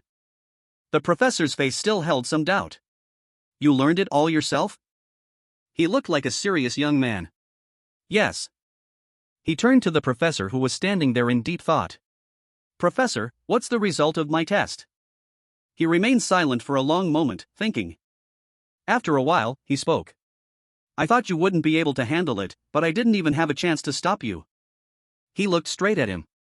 You always exceed my expectations. He wanted to confirm again. You mean? Yes, you passed. Just that one sentence made the whole hall erupt. Amidst the rubble still lingering with smoke, the handsome and radiant Louis smiled confidently. The status window appeared, confirming the mission was complete and issuing an emergency quest identical to the last one. The reward was the all-seeing eye skill, and an additional 10 strength points. He was quite surprised. All-seeing eye? Upon further investigation, it was a skill that allowed one to see the essence of all things, collect and digitize all information, and unlock the invisibility skill, as well as see others who are invisible. Zhang stood on Louis's shoulder, looking quite excited. All-seeing eye, huh? Now you've become a true player. He turned to him. You know about this skill? It giggled slyly. Of course, it's something only players possess. It stood with its paws on its hips, enthusiastically explaining, you can see enemies using invisibility. They'll have a faint outline around them. He mused, that's useful. Suddenly, the status window appeared. Minimap unlocked. He was puzzled. Minimap? The bear smiled with delight. This function allows you to observe everything within a 500-meter radius around your position. Additionally, this skill allows you to view the status of any target, and the amount of information you can access depends on the target's level. It crossed its arms, revealing a toothy, arrogant smile. There are many more surprises to come. If you have something new, you have to try it out immediately. It suggested, look at that unconscious goblin and try activating the all-seeing eye. He glanced down at the large body. At that goblin? He focused his energy to use the skill. The status window gradually appeared.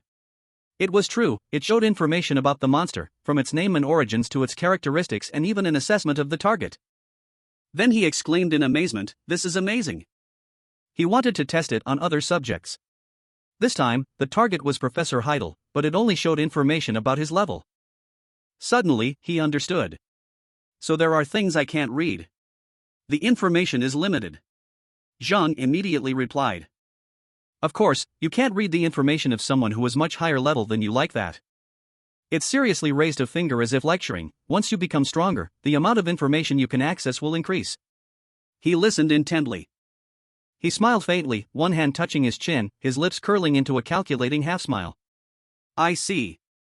After the practical combat test ended, rumors about Louis taming a goblin spread throughout the academy. In the school courtyard, he and Jason were chatting on a stone bench. He teased, Louis, have you seen how everyone's talking about you? He was bewildered. I don't know, this is the first time I've experienced this. Suddenly, a brown-haired girl approached him. Excuse me.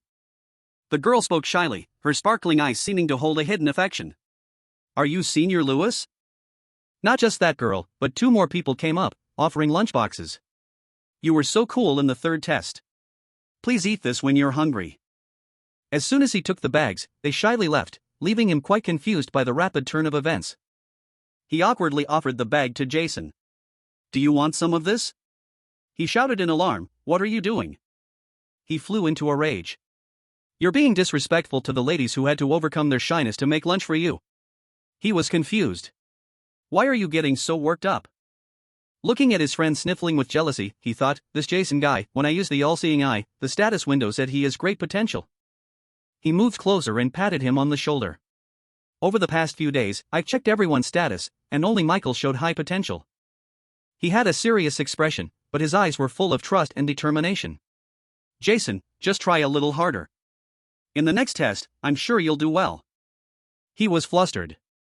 What? Are you sympathizing with me? He immediately denied it. Sympathize? What are you talking about? I mean, you have a lot of potential. Your skills are all good. You should regain your confidence and work harder. He was astonished. Really? He advised, yeah, stop messing around so much. He chuckled softly. All right, fine. In the next test, my goal is to get into the top 10. He was helpless. That's going to be a bit difficult. 1 second he was joking, the next his face turned serious. Are you serious? Sometimes I can't even believe it myself. He was confused. What do you mean? He confessed, I wonder if you're the same Lewis I've known for the past 6 years. A look of surprise flickered across his face. Oh. Lewis looked up at the high blue sky. Well, sometimes even I find it hard to believe, so I understand how he feels. He suddenly remembered. Oh, right, there have been some rumors about you lately. He was suspicious. What rumors? He continued.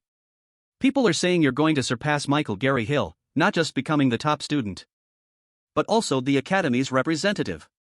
He paid it no mind, standing up wearily. I don't care about that. Let's go inside. Afraid of being left behind, he quickly scrambled to follow. What do you mean you don't care? This is the year of the Grand Festival. Every year in May, representatives from famous academies gather, and a magic festival is held to choose the best among them. And every 8 years, all mages go to the Olympiad to determine the strongest. The Grand Festival takes place in a year when both events occur. The Grand Festival is a national competition where the brightest students from various academies showcase their abilities. The winner of the Grand Festival not only brings a large sum of money to themselves and their academy, but they also receive numerous privileges.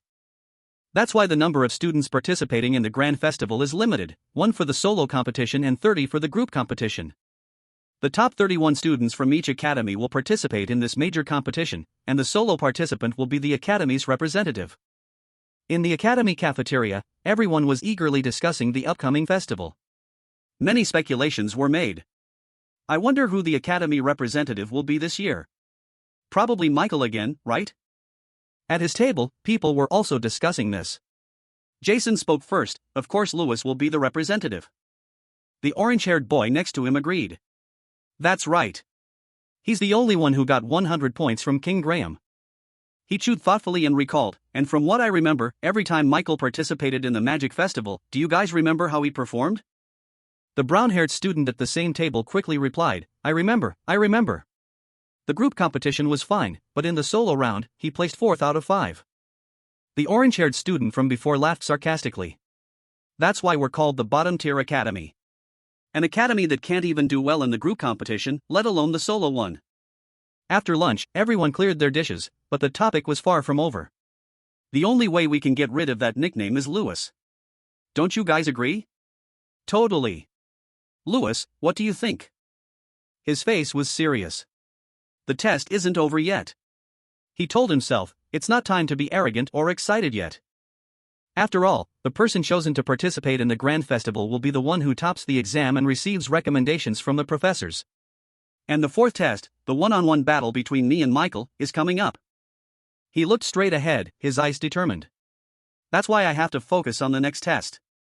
He swore to himself, right now, all I can think about is beating him to a pulp. 4 days later at the training grounds, the practical combat test was underway. Lewis leaped up. Unleashing a spinning kick, sweat dripped from him, proving he had been training for a while. The status window kept appearing. You have reached 1,000 strength points. You have received the title Apprenticeship Complete. Zhang stretched his joints. I've finally been waiting for this day. Let's level up right away. It crouched down, focusing all its inner energy. The surrounding air rushed towards it. Feeling it was enough, it leaped up. It landed lightly on his shoulder, surrounded by a powerful, blazing flame. The quest difficulty has doubled, and the reward value has tripled. It focused on compressing the stream of fire in its hand. It gulped nervously. Its small body stood straight, head thrown back, trying to use its inner power to release its strength. A moment later, a sun-like fire exploded in mid-air, spreading so wide it could incinerate anything it touched. It turned to look at him. The intense heat of the flame made him instinctively cover his face. What is this? This flame.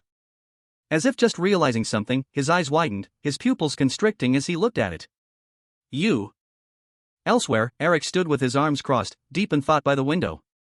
It turned out he was remembering the scene of Lewis defeating the Goblin, his face contorted with annoyance. Damn it, I had to give him the points. He imagined the scene where he declared war on Michael and wondered, with Louis Adele's current strength, can he really defeat Michael? Thinking about him being defeated at his feet, he quickly brushed the thought away. That's unlikely to happen. Gritting his teeth, he calculated even more. If he wins, Michael's position in the Grand Festival and his title as top student will both be at risk. The Gary Hill family must remain at the top of this academy. Every muscle in his face tensed as if he were suppressing an imminent explosion of anger. At any cost. Back at the training grounds, Zhang had reached level 2. It looked exhausted. The wall of fire around it had weakened considerably, but in return, he received 200 strength points. In his hand was a burning orange flame. He looked at it intently, impressed. Chang, you look much stronger now. He also expressed his gratitude. Thanks to you, I reached 1,200 strength points so quickly. It puffed out its chest proudly, with a hint of self-admiration. It giggled, its mouth curving into a grin that revealed its teeth, and lightly scratched under its chin. This is just the beginning. The difficulty and rewards of the quests have increased. Both of them looked at the status window to see. Regular quest, physical training 2. Complete all of the following tasks: punches, kicks, and spinning kicks, 5,000 reps each, run 15 kilometers, and engage in combat training to receive 30 strength points. Lewis looked at it and thought, I've increased the intensity of my training, so it shouldn't be too hard. He turned to ask it, so what's that combat training about? Suddenly, its face darkened, and it flashed a villainous smile. Remember the first time we met? I said I could turn into anything. He immediately replied, yeah, I remember. It said smugly, from now on, I can transform, but there are still limits. So can you turn into a person? Yes, but only when I reach level 5, and turning into a person is very difficult. He wondered, then what can you turn into? Its face became mischievous. Want to see? Suddenly, a small whirlwind appeared around its body. Gradually, the whirlwind grew larger. The whirlwind dissipated, and a tattered, mysterious scarecrow appeared, making him unable to hold back his laughter. Is this a straw scarecrow? Not seeing the surprised reaction he expected, it got angry. What's with that expression? He chuckled, nothing, it's just not what I imagined. It said narcissistically, don't underestimate a straw scarecrow. When Draer first started sparring, I was his training partner. He was curious. Sparring? You mean you were the target? It confirmed firmly, exactly. I'm very useful for quests. From now on, you have to practice combat with me every day. It made a whirlwind spin around itself, looking mysterious. My power is still weak now, so I'm only on par with a third circle mage. Deep inside the scarecrow, it laughed cunningly. Once I regain my strength, I can handle anything. Then, whether it's a dragon or a demon, I can take them all on. Finding it interesting, he wanted to try immediately. So let's do it now. What do you want me to turn into? He boldly suggested, a mage. As if hitting a nerve, it went into challenge mode. Oh ho, alright then. Zhen gathered its power to create a magic orb, transforming it into a scepter with a glowing red gem. The hand holding the scepter bulged with muscles. Even if I hit you, it will only cause a shock, not any damage. Lewis stood calmly. And what about you? Hearing its answer, it won't affect me at all, he raised his eyelids wide. I see. An ideal sparring partner. Wasting no time, it immediately cast a fireball. Alright, take this. With that, it launched the large magical blast towards him. It was no match for Lewis. He quickly dodged to the side. He was extremely excited. He was certain that Michael was training right now, and he couldn't wait to challenge him. Completely contrary to his thoughts, Michael was in Eric's room, staring at a leaf. That bastard is really getting on my nerves. What do I do now? He was furious. You brat, how dare you speak like that in front of me? If you were just a little stronger back then. Not listening to another word, he waved his hand to cut him off. Stop talking. I heard it was because of you that Lewis got his score boosted. He was startled. Huh? He didn't hold back his sarcasm. Of course. You were the one who came up with the goblin idea, weren't you?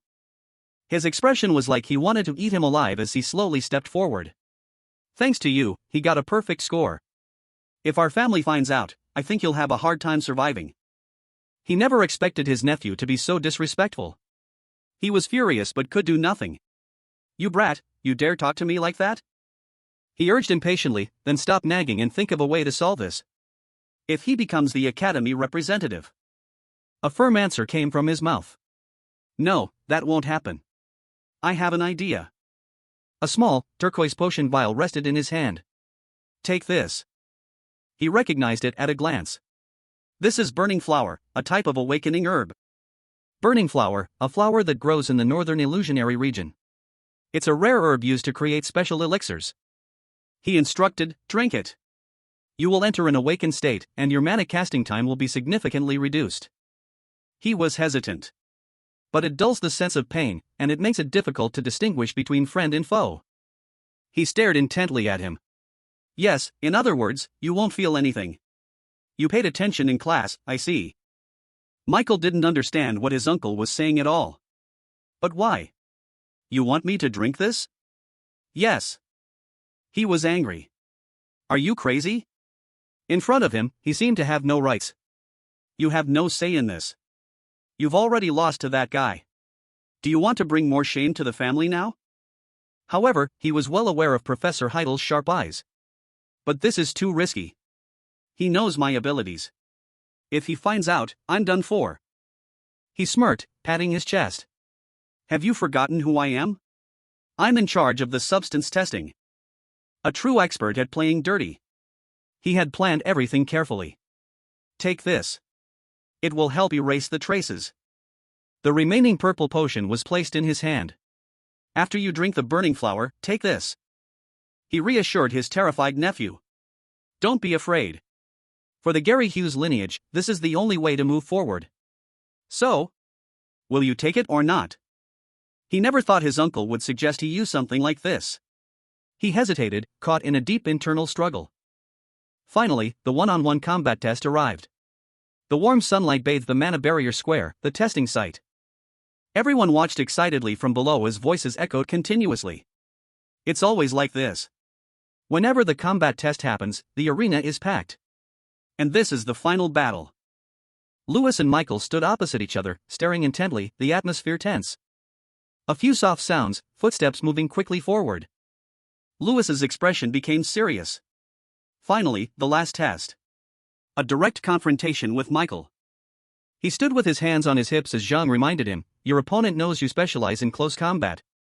If he's prepared, it might be tough. Lewis smirked. But what if I can get close to him? It nodded briefly. Then all it takes is one punch from Lewis to put him down. The man standing between them spoke up. To make this test as realistic as possible, various terrain elements have been prepared and arranged in the arena. He asked, are you ready? Both replied in unison, yes. Lewis looked at Michael. Something felt wrong. He frowned and thought. But that bastard Michael. He noticed a strange expression on his face, and his whole body was tensed up. Lewis made a preliminary assessment. His condition looks unusual. He saw Michael gritting his teeth, staring at him but not making a move to attack. He's not acting arrogant like usual. Something's not right. I need to use the all-seeing eye to check. Then, Lewis used the all-seeing eye skill. A glowing blue circle appeared before his eyes. An information panel appeared above his head, Michael Gary Hill, 3rd Circle Mage. Potential, high. Ability, Magic Casting 2. Special status, Berserk, hidden. Lewis felt doubtful and wondered, Berserk? I've never seen that status before. Moreover, the system window said it was hidden. Did he do something to conceal the use of illegal substances? He remembered Elric. Before the test began, the students were checked for banned substances. But wait. The person responsible for that check was Professor Elric? Is he Michael's uncle? Professor Elric let Michael use something and then covered it up for him. The man stated the rules of the match. Listen carefully. There is only one thing forbidden in this battle. That is dark magic. You may use any type of magic from the 4 elements. And points will be awarded based on the circle of the magic you use. He explained further, you don't need to worry about your opponent. Inside this mana barrier hall, the power of magic is reduced by 99%. Now, are there any more questions? Seeing Lewis raise his hand, he asked, what is it, student Lewis Adele? Michael's face stiffened when he heard him ask, if one of us is found to have used a banned substance, what happens? He heard this and said sternly, that student will be disqualified and will fail this test. It could also lead to expulsion, depending on the severity of the issue. But why do you ask? Lewis glanced at Michael and replied nonchalantly, no reason. He spread his arms to signal them to move apart and then said, all right, take your positions. He stood in position, clenching his fists. For now, this is all I can conclude. And since only I can see the status window, no one will believe what I say. Lewis's eyes became determined. I have to find proof. The two stood opposite each other, the tension thick in the air. He took a deep breath and shouted, ready. As soon as he said begin, Lewis and Michael charged forward to attack. He condensed a glowing blue orb and shouted, Lewis, go to hell. Immediately after, green vines sprouted from the ground, wrapping tightly around Lewis's legs. He shifted his foot, and the vines quickly snapped. The crowd in the stands gasped in amazement. What? How did he break free so quickly? Does Michael's spell not work on Lewis?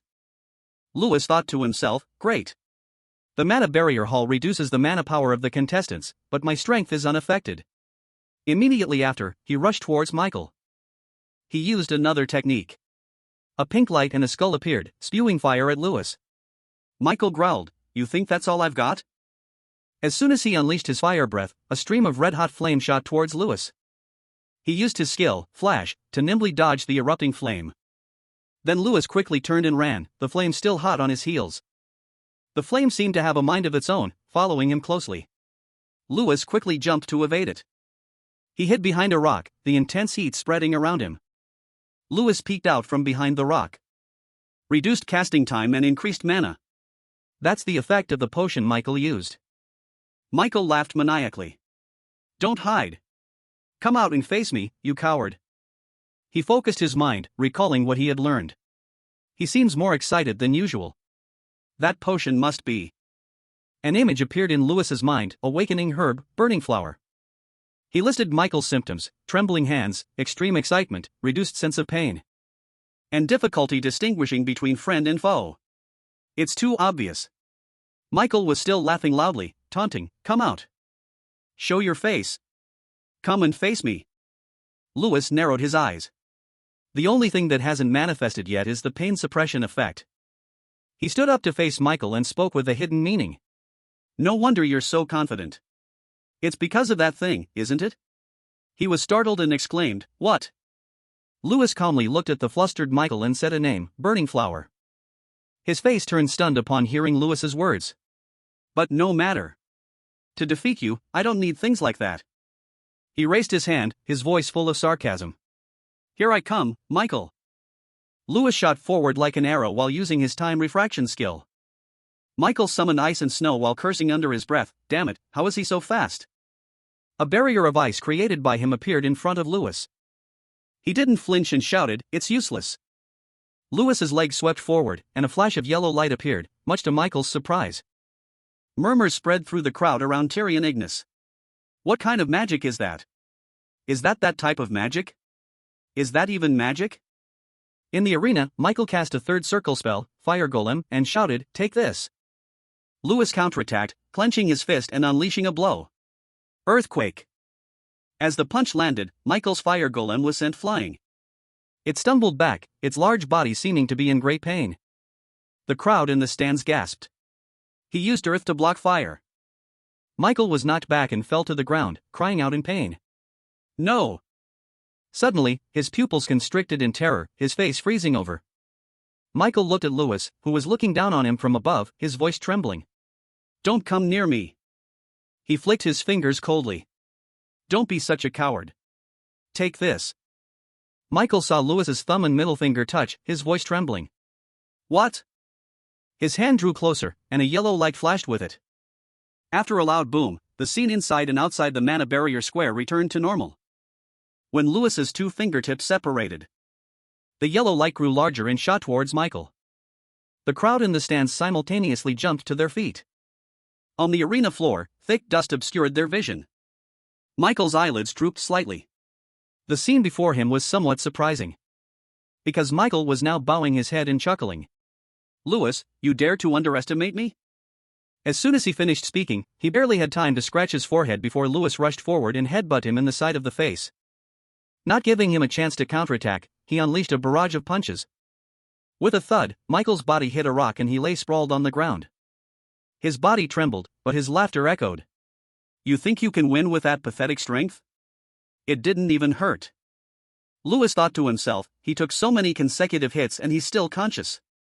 At this rate, Michael could die from shock. He grabbed Michael's shoulder and pulled him up. Continuing like this will be very dangerous.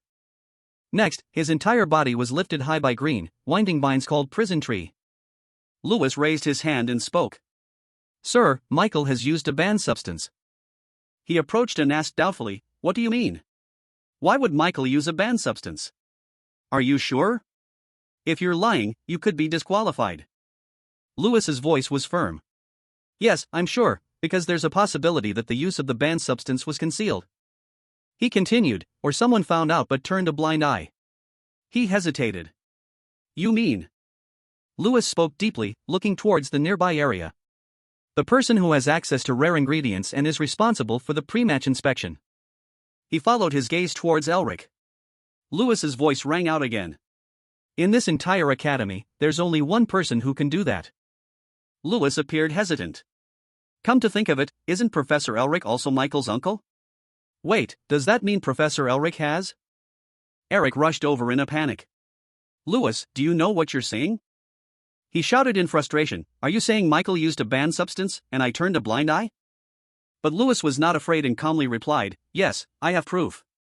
Eric was startled and exclaimed, "Huh?" He laughed. "Great, let's test him again." He walked away. "No need, sir. After all, you've already used a special elixir to hide his symptoms." Eric became flustered. "So what do you want now? Where's the proof you mentioned?" Lewis touched the large tree trunk and replied, "Let me show you all firsthand." Immediately after, there was a loud explosion. A yellow light flashed in the middle of the tree trunk. His hand remained in the same position, fingers still spread. Lewis looked at the tree trunk, which was now missing a large chunk. "This was my forehead flick from earlier." He argued, "Let's assume Michael's magic has improved through training. But how could he take so many consecutive hits and still be conscious and laughing? In his current state, I think his skull is severely concussed, and at least a few of his ribs are broken." Bloodshot veins appeared in his eyes. He didn't care and just laughed loudly. Lewis spoke up. "And yet he's still laughing like that, not feeling any pain." Eric's face stiffened when he heard him ask, "Do you have anything else to deny, Professor Eric?" Up above, Tyrion Ignis shot to his feet and raised his voice. "Professor Elric." Seeing his guilty expression, he had his own answer. Tyrion Ignis shouted angrily, "How dare you do such a thing in a sacred place like this? Professor Elric, follow me to my office immediately." Hearing his angry tone, Eric hesitated and looked at his nephew. He saw that he didn't realize how serious the situation was. Michael's senseless laughter continued. And so, the Tyrion Ignis affair quickly passed. The downfall of the Gary Hill lineage was exposed. Voices echoed in the hallway. "I heard Professor Elric was fired." Michael was expelled too. "I've got a new nickname for you," someone said, putting an arm around Lewis and chuckling. "Hey there, c'est d'exposé." Thump, thump, thump. Steady footsteps echoed in the quiet space. At this moment, Lewis was standing in front of a giant door. The space around him lit up because Lewis had been summoned by the headmaster. He felt as if time had stopped, there was no sound in his ears. Suddenly, a soft sound was heard. Lewis looked up. His eyes widened in astonishment. His eyes were filled with disbelief. Because at this moment, Lewis was standing in a large grassy field. In front of him was a red chair. Lewis looked around doubtfully. "This is the Adele family's domain." He muttered to himself, "No, it doesn't look quite right." Then Lewis looked again at the object in front of him. And that is? He looked at the chair and realized the throne of Tyrol is the seat of the supreme mage. Why is it here? Tyrion Ignis's voice suddenly came from behind him. What do you see, Lewis? He turned his head to greet him. Ah, hello, sir. He spoke as he walked.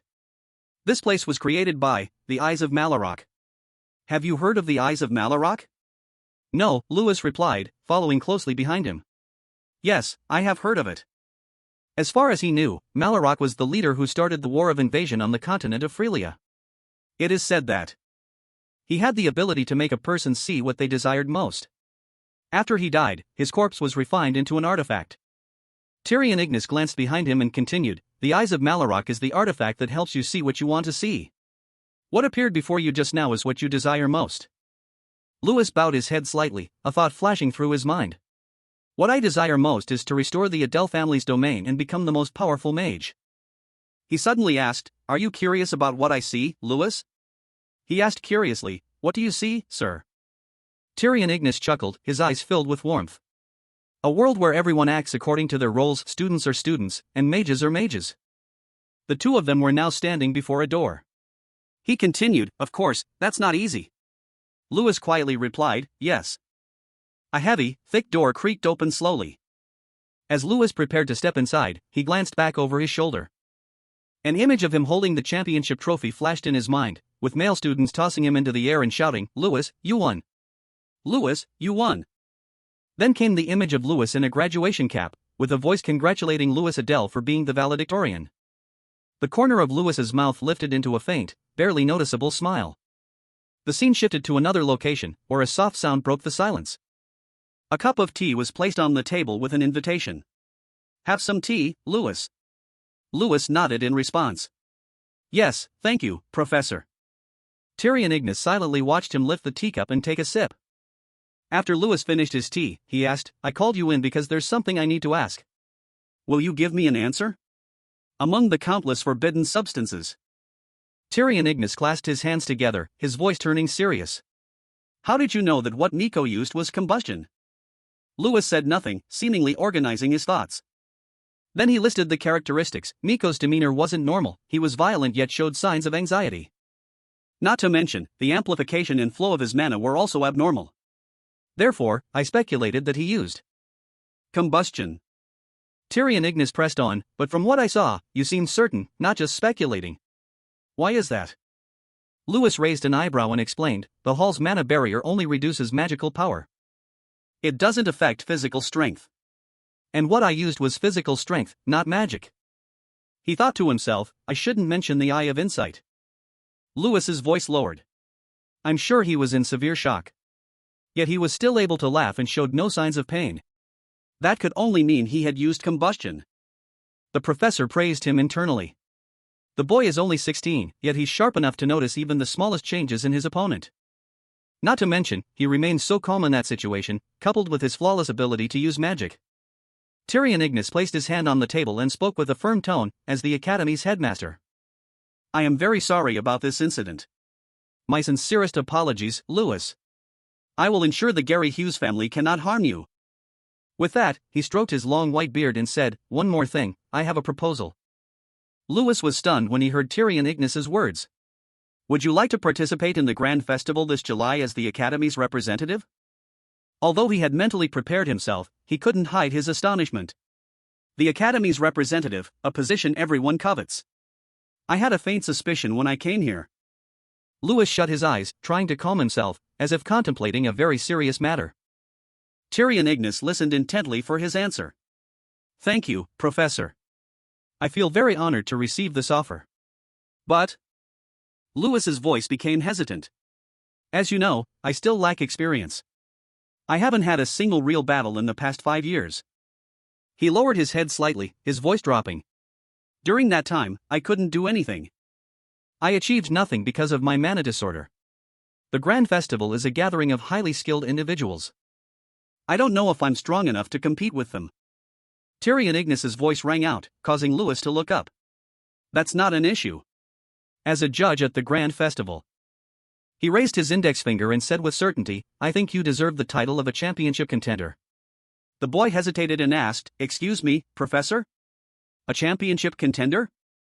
Tyrion Ignis stroked his long beard and said, "I assure you, you are a very promising contestant. But what's even more formidable is that..." A blush appeared on Lewis's face in embarrassment when he heard him say, "You will be a secret weapon that no one expects." Tyrion Ignis let out a long, satisfied sigh. To them, you're a mystery. They have no information about you. They won't know what techniques or fighting style you'll use, and of course, they won't find a way to counter you. Hearing this, he rejoiced inwardly. So that's how it is. I was always at the bottom, so they let their guard down. They don't have much information on me, unlike Miko. It seems this will be a good chance to surprise them. Lewis's hands tightened on the hem of his pants as he heard the professor ask, "So what do you say? Will you participate or not?" After putting on a show of careful consideration, Lewis gave his answer. "I will do my best not to disappoint you." Suddenly, a knock came from the door. Tyrion Ignis spoke up, just in time. "Please, come in." He looked at the newcomer and then said to the boy, "Lewis, I think the physical skills class will be more useful to you than the magic class. I've invited this professor to help you develop those skills." Hearing the greeting, "Are you doing well, kiddo?" Lewis froze for a moment. This is... The visitor was Guter Paranti. He laughed teasingly, "What's with that face? Aren't you happy to see me?" Lewis recognized him. He was the captain of the knights in the foreign territory, one of the few Elric-ranked knights in the kingdom of Gideon. He remembered, "This is also the person I met during the third test." Seeing Guter sitting in front of him, Lewis couldn't help but marvel, "I can't believe I get to take a physical skills class with him." Guter then spoke up. "First, I need to confirm a few things." Guter asked, "I heard from Professor Heidel that you're a special mage who can only fight in close combat. Is that true?" He nodded slightly and replied, "Yes, that's right." Guter commented on Lewis, "From what I've seen, your movements are quite good, fast, precise, with no wasted motion." Lewis stiffened when Guter said, "But, to be honest, it's obvious you've never studied martial arts." His voice deepened. "Your techniques might work on that goblin from before, but against us, you'll be completely reed. No matter how strong you are, opponents with good physical skills can anticipate your attacks by the way you move your shoulders and hips." His hands resting on his knees tightened slightly. Lewis thought to himself, "He's right.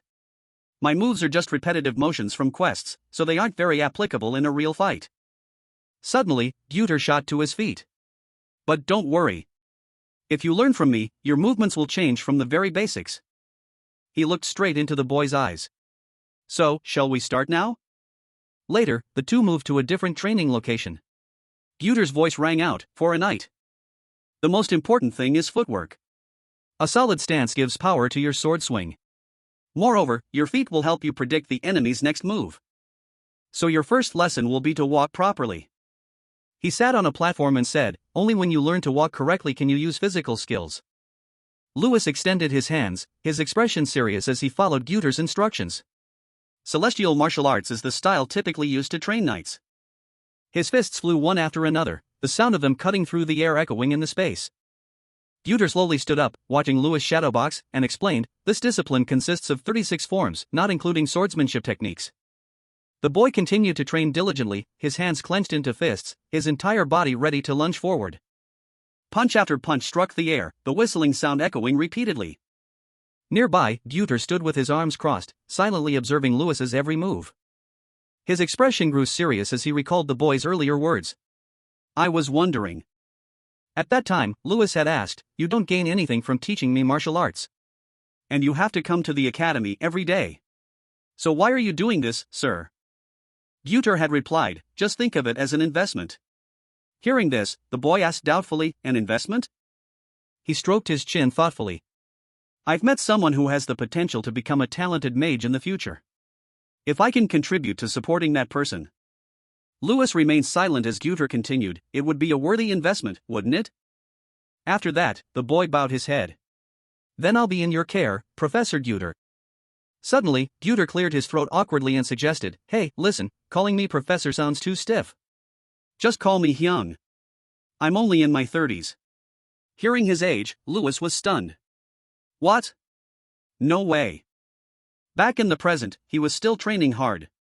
Lewis punched to one side then the other, while Guter watched calmly from nearby. He seemed pleased. This kid's got guts. He's pretty good.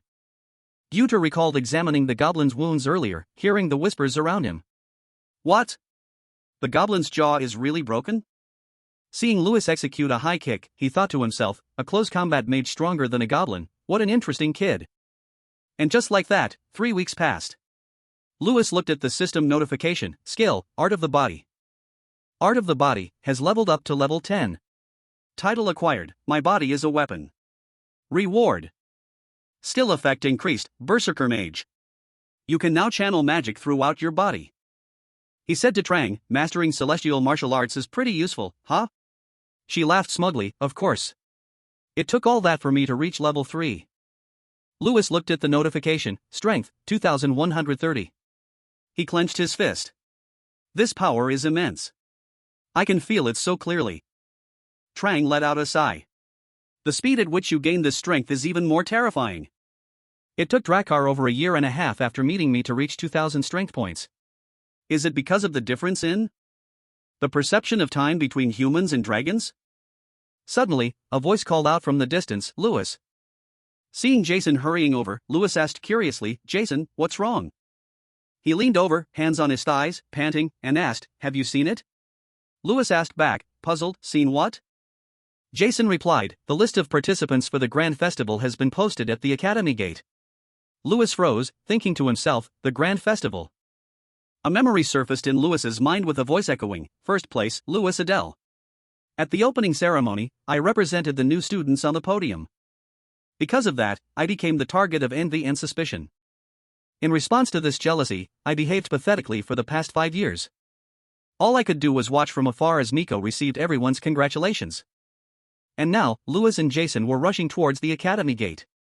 When they arrived, they saw a crowd gathered in front. When he saw the contents of the announcement, he couldn't help but let out a cry, drawing the attention of everyone around him. Lewis couldn't believe his eyes. Have I really become the representative? The male students also recognized him. Hey, it's Lewis. Then they ran towards Lewis, shouting, congratulations on becoming the representative, Lewis. I'll be cheering for you at the Grand Festival. It took a long time, but I've finally become the Academy's representative once again. Lewis beamed at everyone. Beside him, Jason was so happy he was crying. My name is on the list too. 31st place in the group competition. The scene shifts elsewhere. Heidel praises him. I was very surprised when Sir Gyuter said you've mastered celestial martial arts. His voice faltered. An S-rank student at the age of 16. Sometimes your prodigious talent frightens me. Then, Heidel's tone became firm. I believe you can do it, Lewis. And so, the preparations for the Grand Festival went smoothly. We arrived in Intan, where the festival was being held, just in time. Everyone was waiting for the train. People were murmuring. We're taking the mana train? Here? This is my first time. I hear it's incredibly fast. Lewis stood in the crowd, conversations buzzing around him. There are only 2 transit points in the kingdom of Chion. But they say there are over 100 in the Zenith Empire Federation. Of course, they're an empire. We're the smallest of the small nations. Lewis and Jason both frowned when they heard someone click their tongue. A bunch of country bumpkins, making such a fuss over a single mana train ride. Hanker spoke disdainfully, stop acting like hicks and shut up. Jason snapped, what? Then he shouted angrily, you bastard, are you done talking? Lewis heard but remained silent, not getting involved. He recognized the guy. That bastard was Hanker, one of Miko's lackeys who participated in last year's magic festival with him. Hanker paid no mind and continued, if you think Lewis is going to create some miracle at the Grand Festival, give up. He's only acting arrogant because he got high scores in the first semester. The male student next to Hanker chimed in, that's right. The representatives from other academies are like phantoms. We'd have a better chance of winning if Miko, who has fought against them, was chosen as the representative. Jason was trembling with anger when the guy declared, either way, I won't accept Lewis as the Academy's representative, so you guys better watch out for yourselves. Jason yelled, what? Lewis was silent. There were many scumbags who wanted to benefit, even just a little, by clinging to the Gary Hughes family. But I have to do well in this competition, even if it means being on the same team as these bastards. Trang, perched on his shoulder, chuckled. Lewis, you're in a tough spot, aren't you? Hanker glanced towards the source of the sound. Miko would be very pleased. Louis gave an icy smile. Dogs remain loyal to their master, even when their master is about to be kicked out. Hanker strode towards him and raised his voice. Did you just call us dogs? Louis laughed. Good. I tried to speak as clearly as possible for someone of your intelligence to understand. So you got what I meant? He continued, just because you're the Academy's representative. Before Hanker could finish, Louis cut him off. Listen up. Louis's voice turned serious. This grand festival will be on a completely different level from the magic festivals you've attended before. If you perform well, you'll get better opportunities than the Gary Hughes family could ever give you. Hanker burst out laughing as if he'd heard a joke. Of course things would be like that if we got good results. But is that even possible? The participants in this competition are all monsters. In the end, our fate is to be stuck in the kingdom of Gideon and work under the Gary Hughes family. You should stop dreaming. Louis remained calm. We can do it. Louis turned and walked away. The Grand Festival is an event where unity is paramount. It's best we eliminate any elements that hinder teamwork. Seeing this, Hanker called out after him, so does that mean you'll compete without us? He gave him a cryptic reply. On the way there, you should reconsider who your representative is right now. Hanker gritted his teeth in anger as Louis said, and there's no Gary Hughes family here to recognize your loyalty. He screamed furiously, you're ruining your own first individual match. I won't listen to any of your orders during the Grand Festival. With a series of whooshes, the train sped through the forest. Inside the cabin, people looked outside and marveled. It's so fast. Trang stood on his shoulder, laughing loudly. What's going on here? The world has become a much better place. In my time, the fastest means of transport was. Louis's face showed extreme embarrassment. Suddenly, the sound of footsteps echoed from a nearby door. Then, a voice spoke up next to Louis and Jason. Ah, I thought I smelled the stench of losers somewhere. 3 male students were standing there. The one in the middle spoke mockingly, well, who do we have here? The country bumpkins from the stupid academy? Louis looked at the emblem on the speaker's chest. That emblem. Iota National Magic Academy. From what he knew, Iota National Magic Academy was the only training school in Iota. The Sand Kingdom was built on a desert. Famous for its ancient history, they were particularly known for honing their swordsmanship and bodies to the absolute limit. Louis looked over, suspicious. What are people from Iota National Magic Academy doing here? Sita raised his voice. Hey, you from the stupid academy, where's Michael Gary Hill? Don't tell me he ran away because of some adversity? I was planning to have him take care of us this year. He said this while laughing loudly. Take care of us like a slave, that is. Sita waved his hand at the people near him. You guys are in charge of last place this year too, right? Let's all get along. Trang covered her mouth and giggled. My, look at your patience, Louis. You can just sit there and listen to all this? Louis looked at the laughing Sita and thought, I never knew this because I've never been here before, but it seems our academy is treated very poorly. His gaze shifted to another direction nearby. Heidel was staring intently at a notebook, feigning disinterest. Louis understood that the professor had no intention of interfering. The Grand Festival was a competition among students, and right now, his teacher's role was simply that of an instructor. He lowered his head slightly, his eyebrows furrowing. Right now, the authority and responsibility for the entire team rest on my shoulders, the Academy's representative. That Sita guy walked over to Hanker, resting his hand on the back of the chair. Hey, Hanker, where's your representative, Michael Gary Hill? At least he was an interesting guy. But Hanker remained silent. Suddenly, a sound made Sita turn his head. Miko was probably bedridden, praying for his broken ribs to heal right now. He saw Louis standing tall and confident, looking Sita straight in the eye. Hanker spoke with a hesitant voice, that's our academy's representative. Sita was doubtful. Representative? That guy? This is the first time I've ever seen him. With that, he turned and walked towards Louis, his footsteps like a drumbeat in everyone's heart. No one dared to breathe loudly. Sita stood face to face with Louis and introduced himself, I am Iota's representative, Sita Mankiri. What's your name?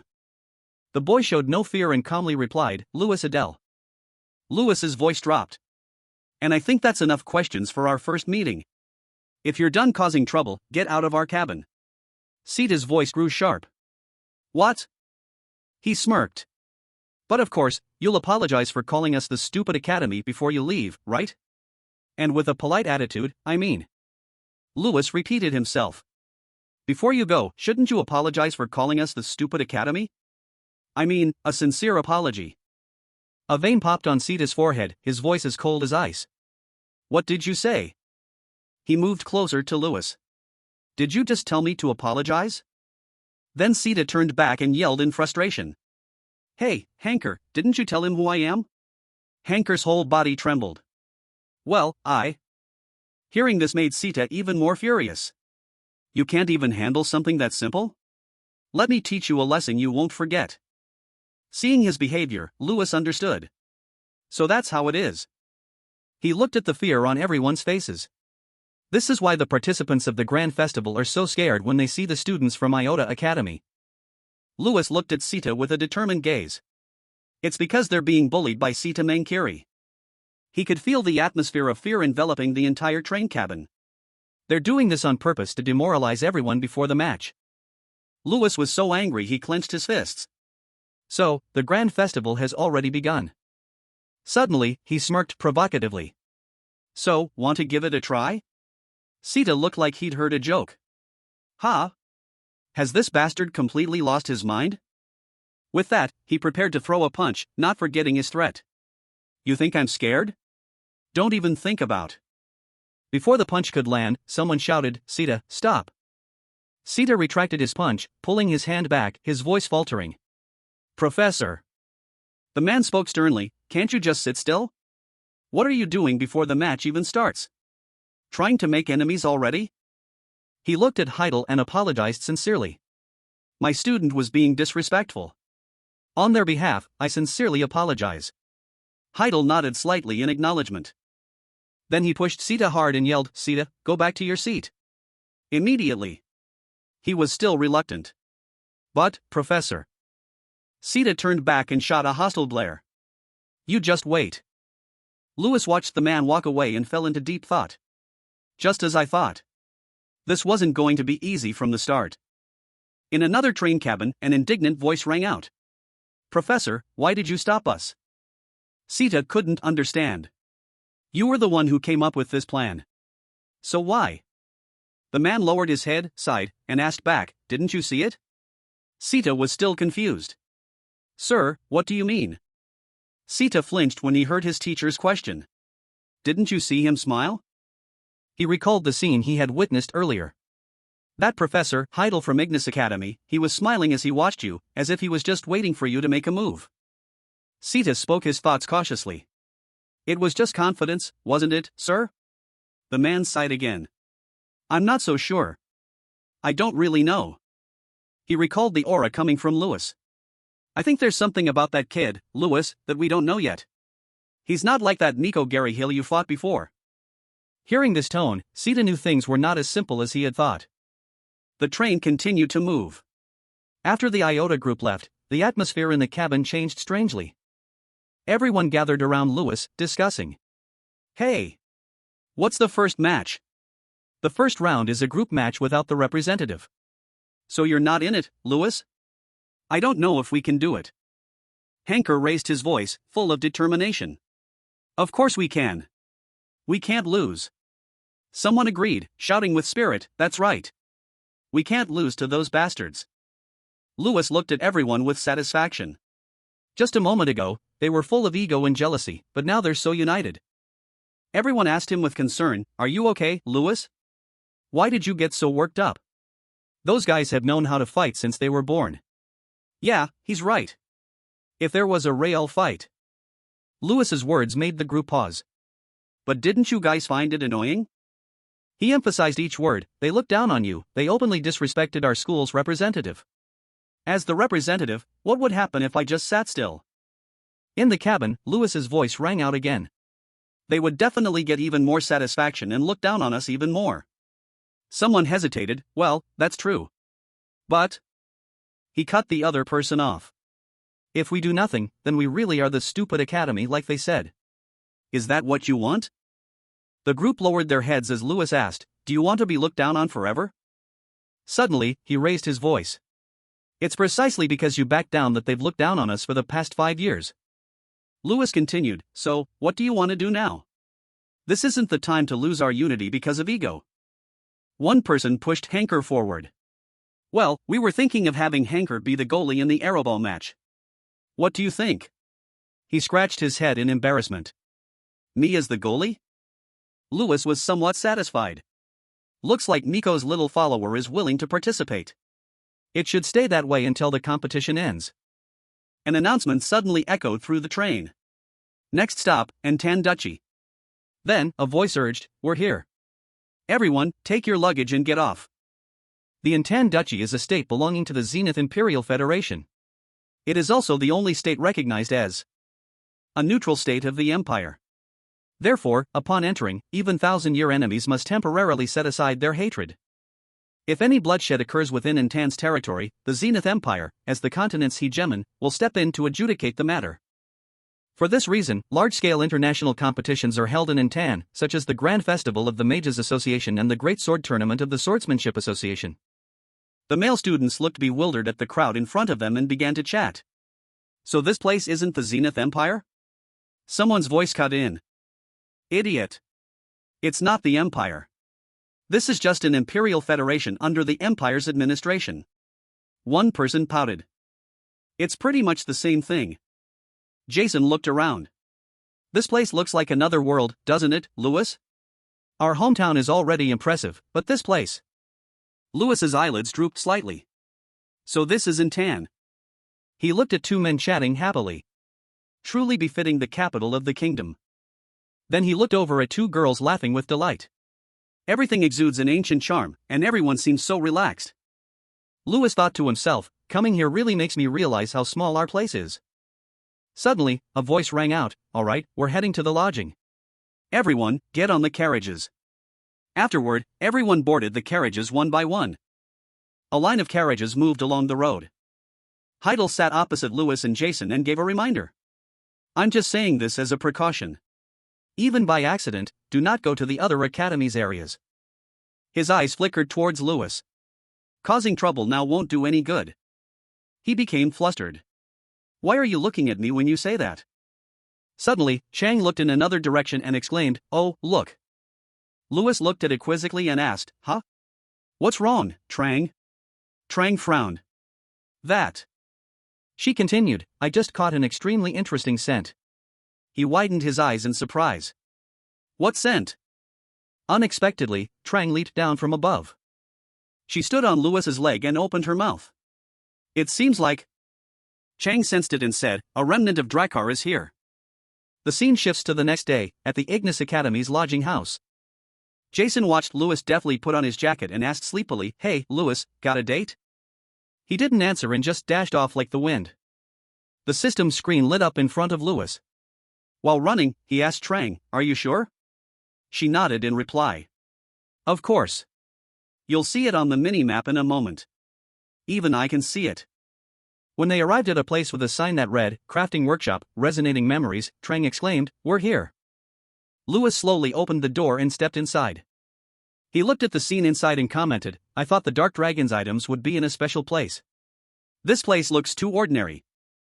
Lewis stroked his chin thoughtfully. Shouldn't it be in places like the black market or a rich person's basement? Trang stood with her hands on her hips and laughed. Drakar's remnants are useless to ordinary mages. To them, it's just trash. When using the ring of damage immunity, his eyes suddenly widened. Following that, a brilliant light flashed. The light beam shot towards the man, surprising him. A ring levitated within that light.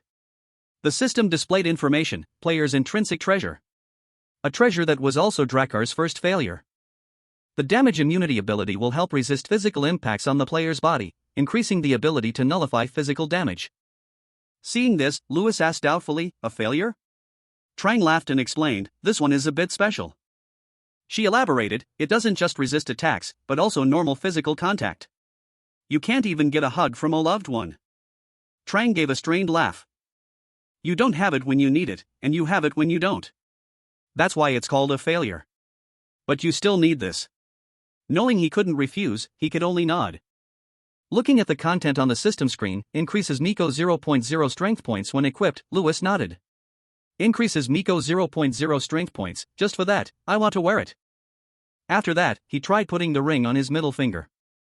Lewis looked at his hand, extremely satisfied. Great, it fits perfectly. As if it was made just for me. He said to the seller, I'd like to buy this ring. How much is it? The man laughed out loud and gestured. Just take it. It's been here for a long time. I don't even know how to maintain it. With no other choice, Lewis could only suggest, then let me buy something else. The man smiled again and replied, feel free. He walked along the aisle, looking left and right. Having the eye of insight is really convenient. Seeing the rarity of the books displayed before him, Lewis sighed internally. It can even determine the value of items. Suddenly, his gaze stopped as he looked in one direction.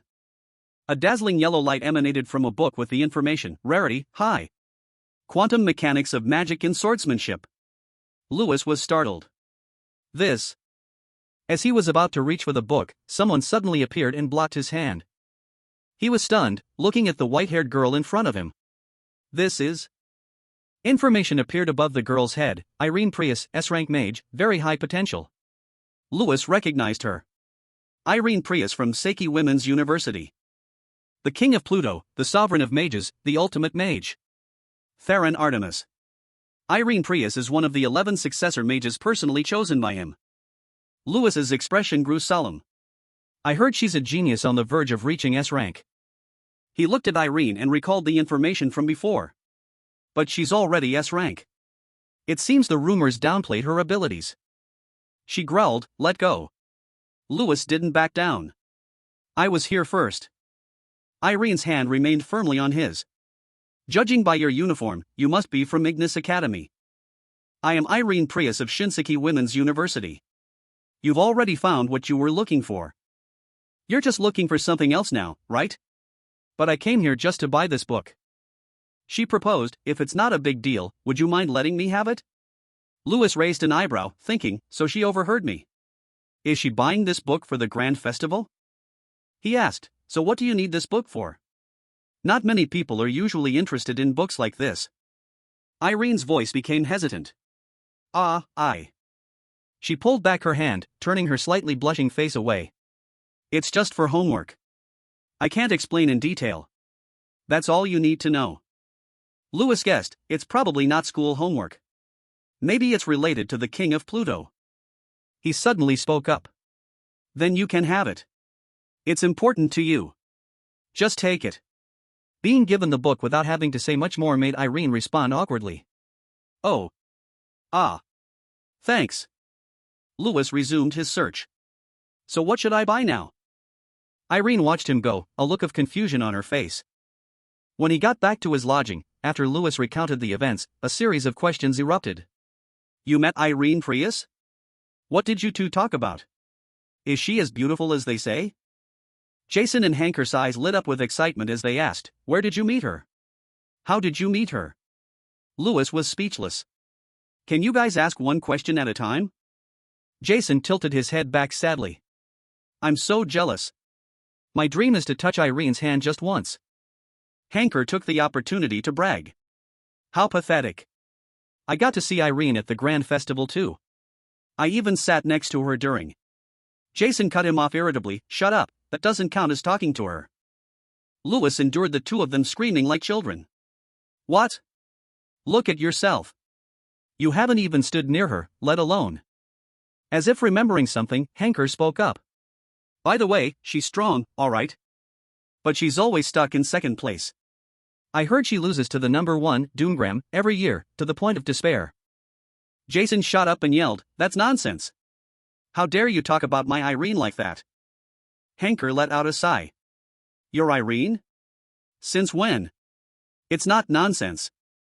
He's the top student at the Zenith Military Training Academy. In other words, on this continent. He's the most recognized person among our peers. He added, not to mention, he's also the wielder of the light sword. Hearing this, Lewis was surprised. A sword? He remembered the book. So that's why Irene needed that book. She needs it to defeat Doomgram. As far as Lewis knew, being a swordsman wasn't all that great. Compared to other weapons, a magic sword didn't provide that much power. Moreover, mastering swordsmanship was no easy feat.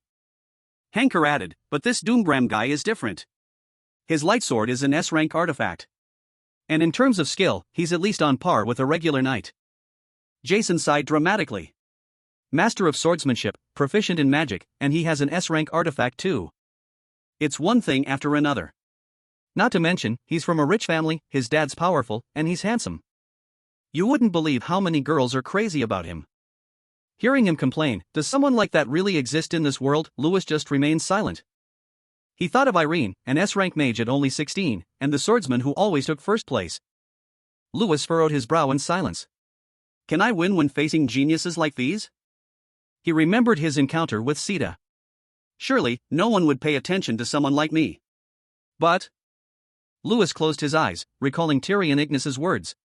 To say you're a championship contender is no exaggeration.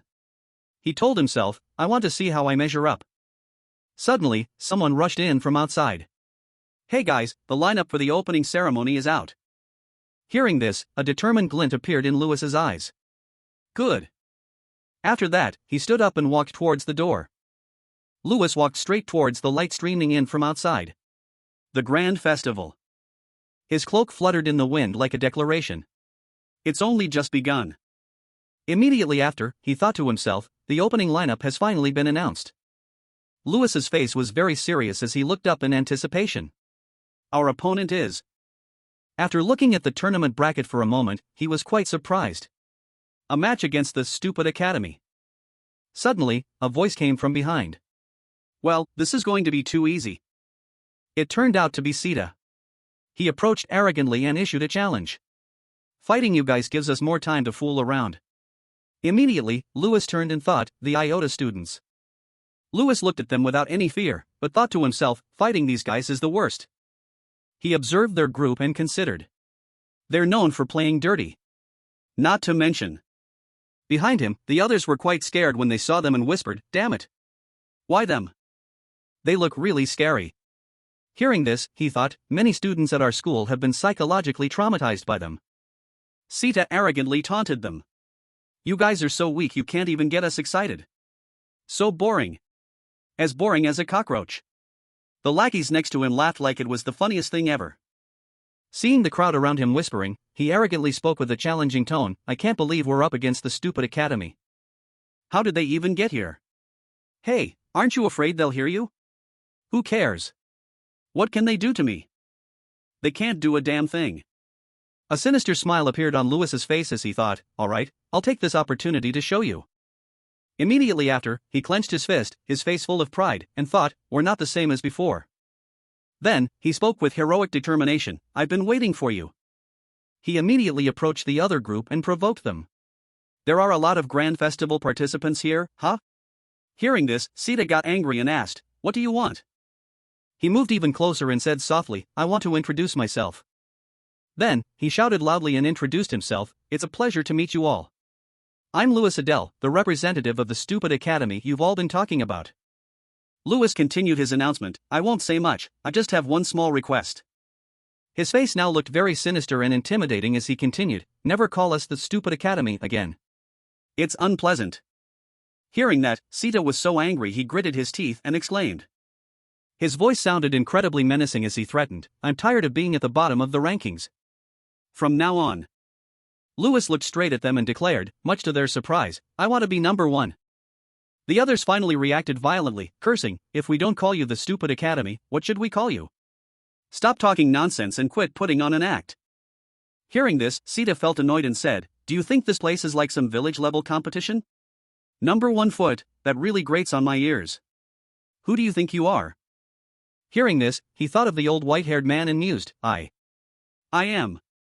Lewis's face was full of confidence as he declared clearly, the wild card. He had made up his mind. I will never back down again. The scene shifts back to that white building, where the others were whispering excitedly. Who is that guy? Lewis Adele. The group was racking their brains. I looked him up. I heard he used to be at the bottom of his class. The bottom? And he still got to be the academy representative? One of them answered, clearly annoyed, I'm not sure, but I heard at the beginning of last semester, he suddenly did a complete 180. His scores were through the roof. Sita heard this and asked maliciously, a 180-degree change? The other guy continued, yeah, that's probably why he's so confident. He remembered the old man's words, that kid, there's something about him we don't know. Immediately after, he sighed and said, alright, I'm probably just overthinking it. He immediately stood up, stretched, and cracked his knuckles, saying, that arrogant bunch. I'll teach them a lesson. His face was extremely confident and proud as he said, using our school's traditional method. The scene shifts to the Ignis Academy's lodging house. Here, Lewis's group had gathered to plan their strategy. Tomorrow is the Mana Grenade event.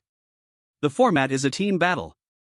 Except for the Academy representative, all team members can participate. He then analyzed the strategy for his teammates. The challenge requires participants to throw mana grenades at a mithril golem. The team that takes it down faster wins. At that moment, a team member turned to ask him, without you tomorrow, I wonder if we'll be okay. After that, Lewis stood up and announced to everyone, it's true that our individual abilities don't match Iota's. But with his strong belief, he encouraged the group. But I believe you will win. Hearing this, his teammates were very worried and exclaimed, win? How? Seeing this, Lewis stood up and told everyone, this is a team battle. If everyone cooperates, we will definitely win. Then, he laid out the plan.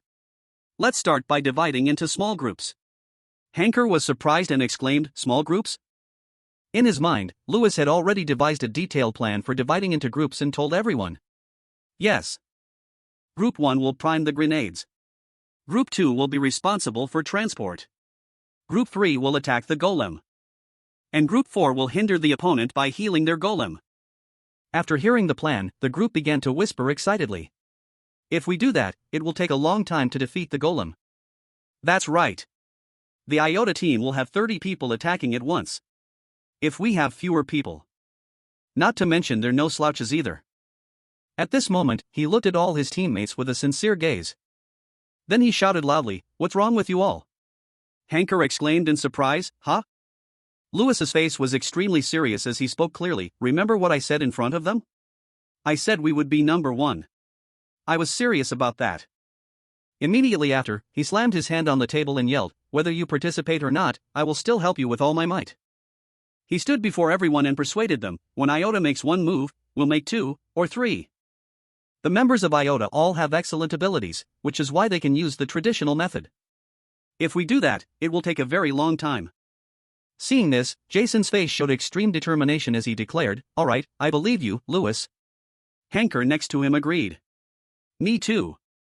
Immediately after, the rest of the group also declared with fiery spirit, us too, we believe you too. At once, Lewis looked at them and assigned tasks. Alright, Hanker will be the commander. Zola, Min.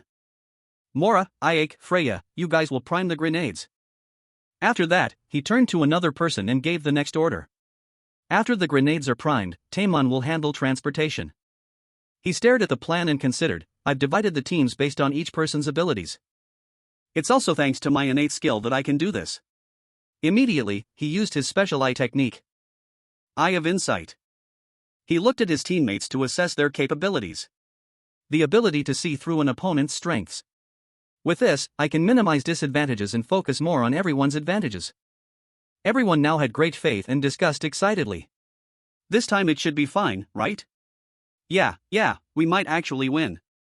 Seeing everyone so excited, he thought to himself, once they're in the right group, people will gradually gain more confidence. Everyone was happily chatting. I'm not good at throwing, but I can prime it in 5 seconds. I may not be good at much, but I'm great at throwing. Lewis was very pleased and thought to himself. What a relief. Watching everyone laugh and talk, Lewis also felt better and thought, everyone is starting to feel more confident.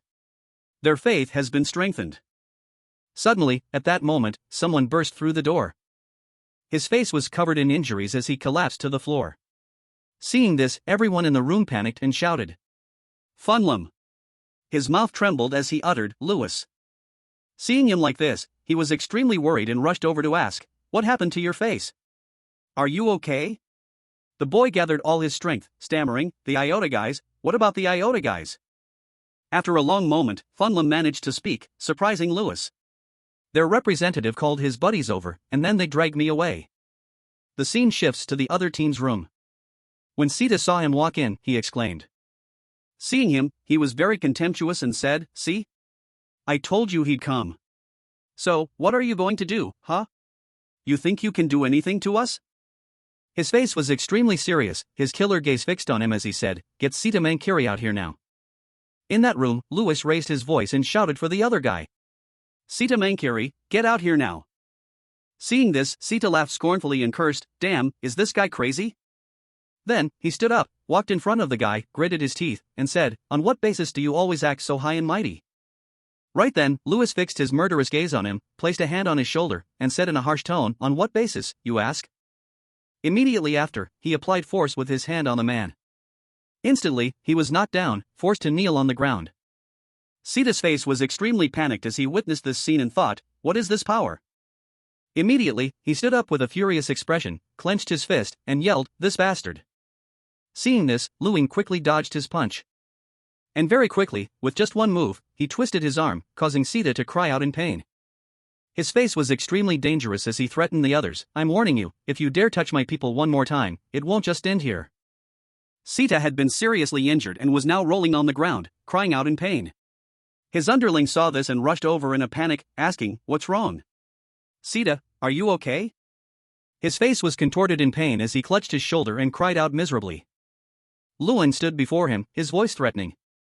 "So, you want to go around with me?" Back in their own territory, Lewis told his comrades what happened, and they were extremely shocked and surprised, shouting, "A flick to the forehead?" The group was stunned, still not believing their ears. "If we beat Iota Academy, Sita Mankiri will get a flick to the forehead from you? Don't tell me it's the same kind of flick as Miko's." Right then, he announced more good news to everyone. Not only that, he also has to apologize to us. In front of everyone. Hearing this, everyone was ecstatic and surprised, exclaiming in unison, "Ah, we absolutely have to win this time. This is great motivation. Our job now is to win." At that moment, someone suddenly ran in and announced, "It's time to go to the Intan Arena. Everyone, get ready." Shortly after, the team was at the Grand Festival, the festival of mages and the entire continent. And throughout history, the mages present here. Everyone here looked very confident, all becoming important factors in changing the fate of the entire continent. The audience at that time was extremely enthusiastic, cheering with all their might, "Ignis Academy, go for it." Lewis's face was confident and satisfied as he thought, "I can't believe I'm also a part of this place, a place that creates legends in history." Immediately after, the announcer shouted to inform everyone, "The opening ceremony has concluded. Please return to your seats." At once, the group returned to their seats. Suddenly, at that moment, he ran into someone. It turned out to be Sita, whose face was now filled with anger. He gritted his teeth and said, "Get ready. I won't be careless this time." Immediately after, the guy left in a huff. Looking at him, Lewis didn't bother paying attention and thought, "The opponent I'm aiming for right now isn't you, Sita Mankiri." Suddenly, at that moment, something caught his attention. It turned out he had noticed the young man on the other side, who was none other than Doomgram. Looking at his face made him think, the winner of the Magic Festival and also the best from the Zenith Military Training Academy. He looked at him with great determination. "If I advance deep into the rounds, I'll have to face him eventually." Suddenly, at that moment, someone's voice spoke up, "You must be the one who always causes trouble." Immediately, Lewis turned around and realized it was Irene Prius. Then, she turned and asked him, "Yesterday, you went on a rampage everywhere." She continued to question him, much to Lewis's surprise. "You even went to the Iota Academy to cause trouble." He was very surprised and asked back, "How did you know?" She walked away and answered him, "This place is small. I'm sure everyone here already knows." Hearing that, he felt very embarrassed and replied, "Ah, is that so? I didn't cause any trouble, just had a little heart-to-heart." Immediately after, she turned back and said to him, "Anyway, since you gave me the book last time, I'll give you a piece of advice, don't make yourself stand out too much." Then, his reply made her very surprised. "Like you, right? You're hiding your talent too, aren't you?" Quick as the wind, Lewis ran off and said goodbye to her. "Well then, I have to go. We have to participate in the first event." Seeing this, she was very surprised and stunned, just standing there frozen. Shortly after, the competition began. In a few minutes, the Mana Grenade event will start. The first two teams are Ignis Academy and Iota Academy. At that moment, he rallied the spirits of all the team members. Ready? Everyone encouraged and motivated each other. Let's show everyone our strength. Let's show them we're not the stupid academy anymore. Immediately, the team confidently entered. The first event, the mana grenade toss, has officially begun. Everyone was confused, even the audience turned and questioned each other. Huh? What are they doing? Seeing the formation his team had arranged made everyone wonder, because until now, victory in the group competition had always relied on the abilities of individuals. Arranging a formation like knights was a strange sight for everyone. Even the mage groups outside were very surprised when they saw it. They split into a priming group and a throwing group? Whatever. Iota will win anyway. But he remained completely calm, ignoring the whispers of the crowd. They're the ones who claim to be number one. The stupid academy is truly stupid. That's why they're always at the bottom. They probably don't know there are many things beyond human limits. Even Irene's group held their breath in anticipation. And she herself was no different, exclaiming in surprise. How is this possible? Shortly after, his team had broken one of the stone man's arms, to everyone's amazement. Look at the Ignis team's golem. It lost an arm. Seeing this, he immediately directed the whole group to charge in. Everyone, keep pushing. Immediately after, he shouted commands to everyone. Henker, the priming speed is good. Mora, Ike, you two help with transport. Jason, aim for the right arm. At once, the members received their orders and carried them out. Instantly, they destroyed the right arm. At this point, Sita was so angry he was grinding his teeth. Seeing the situation, his blood boiled and he cursed, "What the hell are these idiots doing? How are they losing to the stupid academy?" Immediately after, he pulled out the control panel and yelled, "These bastards are weird. They're just healing the golem, so it's not getting any weaker." Seeing this, he was furious but could do nothing but curse. Damn it. Louis Adele. As for Irene, she was extremely impressed and exclaimed, "Truly impressive." Watching the members of Louis's group fighting so hard also made her reconsider. The reason Ignis Academy overcame Iota's advantage in individual abilities is because they used strategy. She was extremely impressed with him. But this strategy is only effective if you have a precise understanding of each person's abilities. Then, she recalled that moment. He found the book he needed in just an instant. Seeing his team members flawlessly execute the plan left her in awe. He can even assign members to groups based on their individual abilities. Then, her gaze turned towards him and she considered, who is this person, really? Why have I never seen him at the magic festivals before? At that moment, he was creating an enormous energy sphere in his hand. After that, Jason put all his strength into throwing the ball. It's over, you monster. Very quickly, that power caused the stone man to shatter into pieces. Witnessing this scene made Sita's face turn pale, and he stood there frozen. He was so furious that he grunted. Immediately after, the giant stone man collapsed to the ground. Seeing this, the group cheered joyfully. Woohoo! We did it! We won! Immediately after, the group ran at full speed.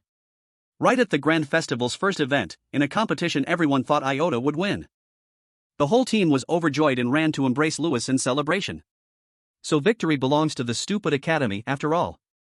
After achieving victory, the group was very happy and said to each other, so the stupid academy is no longer at the bottom of the rankings. Iota is at the bottom now. So what should we call them? Oi attacked? Sounds pathetic. Immediately after, the referee announced the next competition. The flag capturing event between academy representatives is about to begin. For this competition, Louis will be competing. His team cheered him on enthusiastically, making him even more confident. Louis, go for it. Beat them to a pulp. At this point, the referee announced the next match. The first match is between Representative Louis Adele of Ignis Magic Academy and Sita Mankiri of Iota Royal Magic Academy. I repeat. He moved closer to the furious Sita. Trang saw his tense expression and teased him. Why do you look so tense, Louis? But it seemed he didn't care and just mumbled to himself, we're currently in the top 20 out of 32 schools, right? That's just perfect. Hearing this, she was very confused and asked, why is that perfect? His attention was caught by the audience's surprise and amazement from the last match. People are starting to pay attention to us, but that's still not enough to shake off the stigma we've had for so many years. After that, he became very determined and said, "We must win spectacularly." Louis looked straight at Sita, his voice full of heroism. "Only a spectacular victory against Iota will make everyone see us in a different light." Hearing this, Trang finally understood and exclaimed, "Oh, so that's it." Then, his gaze lifted upwards, and he looked at the mage's lodge and resolved, "We also need to prove ourselves to the ultimate mage." The scene shifts to that dark room, where the supreme mages were sitting in a circle, observing the match from within an orb. The image of the two of them standing side by side appeared in the orb. The king of Pluto, Terran, looked at them in deep contemplation. Then, he turned to the person next to him and asked, "Louis Adele, that boy was once a candidate among the 11 successor children." Hearing this, the man next to him was quite surprised and said, "You still remember?" Hearing this, he lowered his face and explained, "I have a habit of remembering talented people. That boy is a natural genius, which is why he was able to teach himself how to use mana at such a young age." Immediately after, his face began to wrinkle, showing disappointment.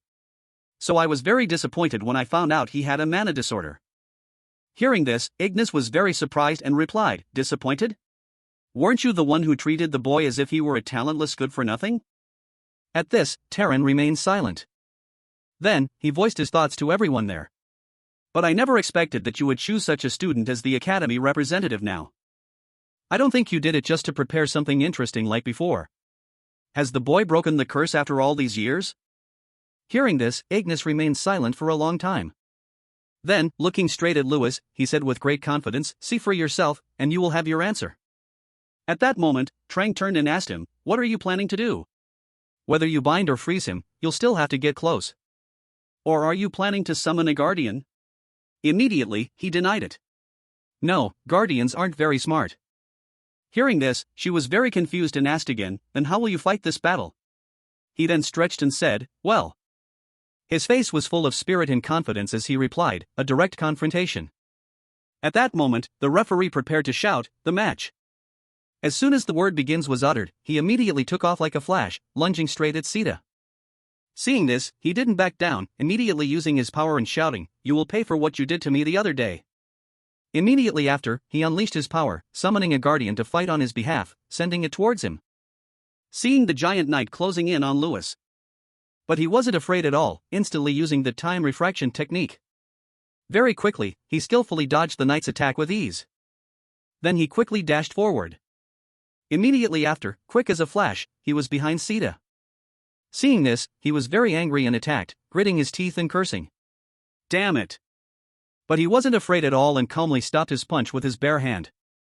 His face was triumphant as he taunted him. "I knew it." The other guy saw that his hand couldn't move and cursed angrily, "Are you going to let go?" Then, he calmly told him something that made Sita exclaim in disbelief. "Huh? I don't think you should be saying that right now."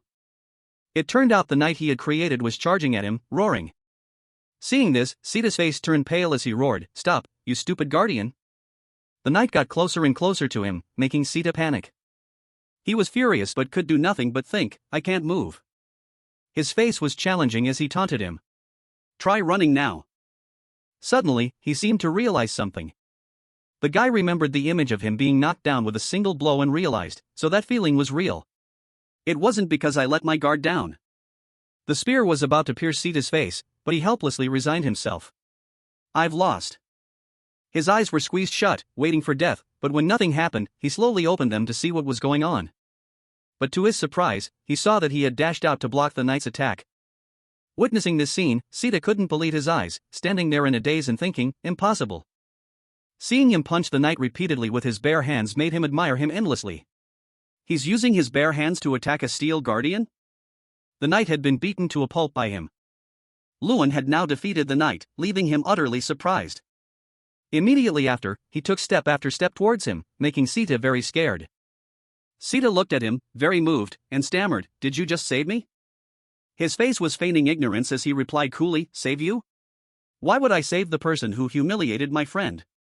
Then, with a very dangerous expression, he moved closer to him and said slowly, "I want to finish you off myself." Immediately after, he reminded him, "Remember the bet?" At this point, Louis cracked his knuckles and said gently, "Just one flick to the forehead." His flick was so light that it just sent him flying backward. He lay sprawled on the ground, his face dazed as he thought, "The sky, it looks so blue." The audience was just as surprised and exclaimed, "Oh my god." Witnessing this scene, his academy mates cheered joyfully, and the whole arena erupted. Everyone praised him endlessly. "So cool. What kind of magic is that? This matchup is a blowout." And then, Lewis caught the attention of someone else. Ignis glanced over at him and thought, "Here we go again." He looked at Tyrone's face, which was frozen as if he had lost his soul. Many thoughts ran through his mind. A person in my position as a demigod, the only mage to reach level 8, known as the ultimate mage, and yet I have never seen this type of magic before. He looked as if he couldn't believe his eyes. He stared at him, extremely curious. "Who are you, really?" Watching him laugh and joke, he was furious, and the name Louis Adel flashed in his mind. Terran was angry. His eyes looked like he was about to devour him. "Tyrion Ignis, tell me everything you know about Louis Adel," he suddenly asked in a mysterious tone. He remained silent, contemplating something, a hint of helplessness in his expression. He is a student who always does his duty, someone everyone thought would give up but ultimately did not. He rested his arm on the chair and began to recount what he knew about him. A person who knows how to turn weaknesses into strengths. And a mage who is more of a mage than anyone else. This is what I know about Louis. After hearing this, his lips tightened as if he were angry. He suddenly propped himself up with his hands, speaking and smiling sarcastically. "So, you're trying to protect your student from my curiosity, are you, Tyrion? What if I just summon Louis here and ask him directly?" he exclaimed arrogantly with a triumphant look. "If you intend to force the boy to speak," he said cryptically, making the other man even more curious, "then I will have to stop you." Terran could hardly believe it, his eyes turning to Tyrion with annoyance. He took a breath and then smirked contemptuously at Tyrion's words and actions. "You're using the mage's right to secrecy, aren't you? The oath of Millie." They stared at each other, ignoring the others on the other side. "Very well. But a little exchange probably won't be a problem." He looked back at the orb, the corner of his mouth lifting as if he had caught his prey. "The one who reaches the limit of magic must be me."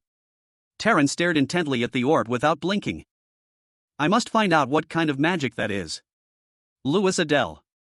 Somewhere, late at night. We've only won one round." He placed his hand on his head and lamented. "We should be focusing on resting now. If we keep partying like this. Other schools are here too, so why worry? Let's party." A group of drunk students laughed and joked loudly. Opposite them was a completely helpless Louis. "Awesome. I always thought if I ever got to Untan, I had to visit this place. Come on, Louis, let's celebrate the victory. It's a festival, after all." Jason came up behind him. That, Louis, 3 parts helpless, 7 parts fatherly, could only sigh in exasperation. "They have Untan's vanilla coconut juice here, and also Dragon Kiss." 2 delicious-looking drinks were displayed before them. Dragon Kiss, he was surprised to hear about this drink. "You know I've always had a love for my homeland." With that, he handed the bottle straight to him. "So this is a specialty from your place?" "Of course, but that's not why I ordered it." From somewhere, footsteps were approaching. "Just one sip of this, and you'll feel like you're kissing a dragon. The taste is amazing, you know." Jason used all the best words to market this drink. "Come on, Louis, don't make that face. Give it a try. Just one glass tonight." "Ah, no. Just one glass and you'll experience the ultimate taste." He persistently invited Louis to try this strange drink. He looked worriedly at the bottle in his hand. Behind them, a tall figure stood imposing and still. He looked up in surprise at the person behind him. The big guy was Sita, the one who had lost to Louis in the previous match. "Sita Mankiri," they all shouted his name in surprise. "I know your pride was hurt because you lost to Louis. But you should go.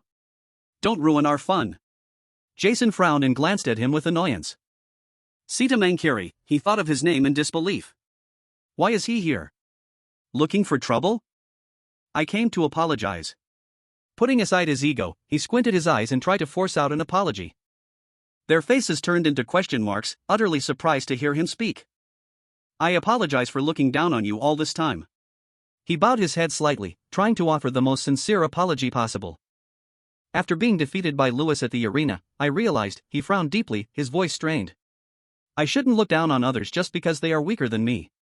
Words that seemed impossible were spoken. There are still many people in the world stronger than me, so to someone else, I'm just a weakling.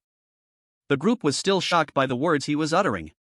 I truly feel that what I did to you all this time was wrong. Wait. Why did you stop? Jason looked at him, confused. His face was beaded with sweat. I know that even if I say these things, you can't easily forgive me, but I'm just saying it so you know. I am truly sorry. He bowed low, showing the utmost sincerity. Lewis looked at him, his face retaining some reservation but still not saying a word. Awkwardly, his friends looked at each other, only able to scratch their heads to get through it. Well, that's true. Sorry for ruining the atmosphere, I'll be going now. After speaking his mind, he straightened up, ready to leave. Sita, a voice called out, making him turn his head in surprise. Are you apologizing because of the bet, or are you genuinely sorry? Lewis looked at him sternly, half believing and half doubting his sudden apology. It's real, he looked at him, his honest face saying it all. After hearing him say that, he let out a sigh of relief and smiled. Thanks for the manly apology. He stepped forward and extended his hand towards him as a gesture of encouragement, making him widen his eyes in surprise. Emotions welled up inside him, his eyes speaking volumes. He reached out and shook his hand, a handshake that was truly hard to describe. Cheers. This is delicious. What is this dish? They resumed their earlier activities. My friends also accepted Sita's apology. And so we all gathered together. Then they put their arms around each other's shoulders, finished the bottles of Dragon Kiss, drank late into the night, and got drunk in the atmosphere. In the atmosphere, Lewis suddenly opened his eyes, his face showing a clear look of panic as he fell silent. Jason and the others stared at him and then broke into wide smiles. Lewis, you're awake? He propped himself up with one hand, placing the other on his head and rubbing it a few times. Yeah. The group sat around his bed observing him. Finally awake, huh? Remember what happened yesterday? Do you really like Dragon Kiss that much? Hanker's words made Jason and the others burst out laughing until their stomachs hurt. Yesterday, you cried and said, "Thank you guys for believing in me." At least for now. School life is so hard. Lewis cried while holding the bottle, while Sita clapped in approval, and the others laughed until tears streamed down their faces. Remembering it all made the group laugh even louder. I never knew the perfect Lewis had this side to him. From now on, Jason and the others had something to tease him about. Lewis walked down the hallway in frustration, muttering, "Those devils just woke up and already causing trouble. It's insane." His face stiffened as he remembered Jason coaxing him to try Dragon Kiss. What kind of drink makes a person so emotional? I have to stay away from it from now on. As he was strolling along, he suddenly heard someone call his name. Lewis. This time, he ran into Sita. Did you sleep well yesterday? Sita ran up, smiling and talking. Last night, the two of them even apologized for hitting each other, promising to be brothers from now on, hugging and crying loudly. He blushed and quickly ran away while Sita stood in the middle of the hallway shouting, "My friend. See you later." Lewis quickened his pace. Aren't you embarrassed at all? His face turned as red as a tomato. He dragged his tired body and continued walking. It was truly out of the frying pan and into the fire. He ran into Professor Heidel. Wherever you go, trouble follows. The professor's words made Lewis jump. You know about that too? But he didn't mention that and instead announced that someone wanted to see him. He wondered, who is it, Professor?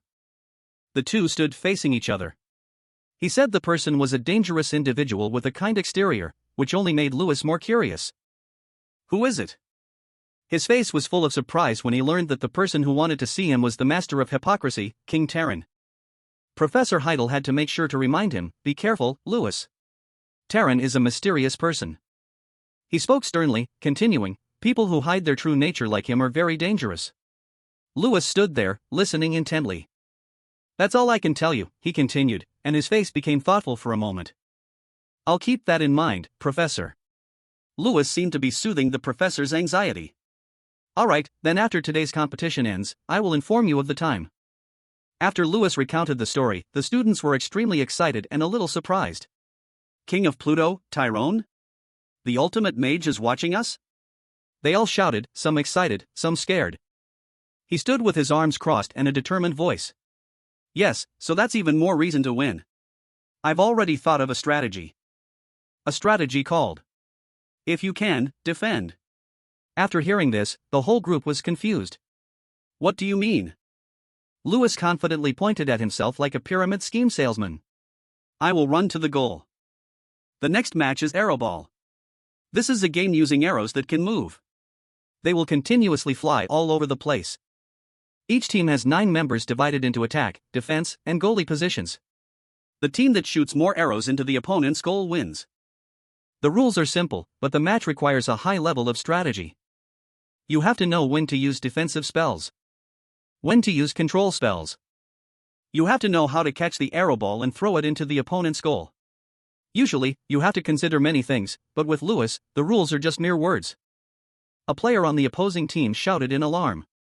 "Watch out!" He charged like the wind towards the opponent's goal. The match began, and the other side shouted, "Ice Tree." Aqua Ice Spear. Hands gathered ice magic to attack Lewis. An enemy with hands gathering mana unleashed a huge flame called Firewall towards Lewis. With one hand, he shattered the ice block, and with the other, he threw a punch that dispersed the flame. They used all kinds of magic, but it was all useless. In the stands, Sita was cheering for Lewis even louder than the people from Ignis Academy. "Go Lewis, go Ignis." Everyone looked at him with judgmental eyes. What's wrong with him? Yesterday he was throwing a fit after losing. He must have been beaten so badly by Lewis that he lost his mind. That must be it. Hearing those words, he angrily roared, "What did you say? Lost what? Don't you know you have to fight before you can be brothers?" A student spoke up, "What fight? It was more like you were the only one getting beaten." The words, like a knife, reached his ears. "What did you say, you punk?" The friend replied fearfully, "Nothing." Then everyone stopped talking in front of Sita and started whispering behind his back. What's wrong with these representatives? The tall, dark, and handsome guy stood with his hands in his pockets, thinking. Lewis Adele, after fighting you, I was sure of one thing. You will be the next generation's mage. His image appeared incredibly cool in his eyes. Irene Prius of Seiki Women's University, then Darlene Mencken of Freelia Holy Arts School, and finally Dungram of the Zenith Military Training Academy. Sita had directly fought against the best at the Grand Festival, but Lewis was even stronger than them. Not only was he strong, but Lewis also had leadership skills and the ability to be patient, his image replaying in his mind. Thinking about it, he couldn't believe that after all that, Lewis still accepted him as a friend. "Captain, it's almost our turn. Aren't you going to study the strategy?" "Yeah, let's go." And so, Sita couldn't continue cheering for Lewis. One person shouted with all his might, "Stop Lewis Adele." They were trying to stop Lewis with their lives, using ice, fire, earth, wood, anything they could. They all shouted in unison, "We're doing our best." Lewis, with his agile body, swiftly dodged all of the opponent's attacks. He smirked triumphantly. "Are you done? Then it's my turn." They hastily erected a thick ice barrier out of fear. He grunted and then punched, shattering the ice into shards. It was ice shards. The whole group scrambled to escape, falling and tumbling to the ground. "Be careful. With Lewis here, did you forget about us?" While Lewis was disrupting the enemy's formation, Jason had caught the arrow ball. He caught the arrow ball. Stop him. Even if they wanted to stop him now, the defense line was already in shambles. And they were up against Jason, a master thrower. "Take this," he shouted as he raised the score to 2-0. Outside, there was a loud cheer, "Nice. Another point." After that, all attention was on Lewis. Jason and his teammates took advantage of the weakened defense line and attacked the gap. He charged forward with lightning speed. They can't stop Lewis Adele. And so, their defense was broken. The entire stadium couldn't believe their eyes. Unbelievable. Down on the field, everyone was panting from exhaustion. "He's a monster. It's no use, we've lost." In a normal arrowball match, there are usually 3 to 4 goals. But Ignis Academy scored 11 goals, setting a record without letting the opponent score a single point. "We surrender." The surrender signal was given. The commentator's voice echoed through the stadium. "The winner is Ignis Magic Academy." He and his teammates celebrated joyfully amidst the cheers from all over the arena. "Our academy has won by a landslide with a historic score of 11 goals. Looks like that guy wasn't bluffing. Yeah, he might actually become number 1. The crowd started talking about Ignis Magic Academy. Back in the waiting room, the group was celebrating their victory. "Wow! We won again. At this rate, we might actually get first place, huh?" Someone asked curiously.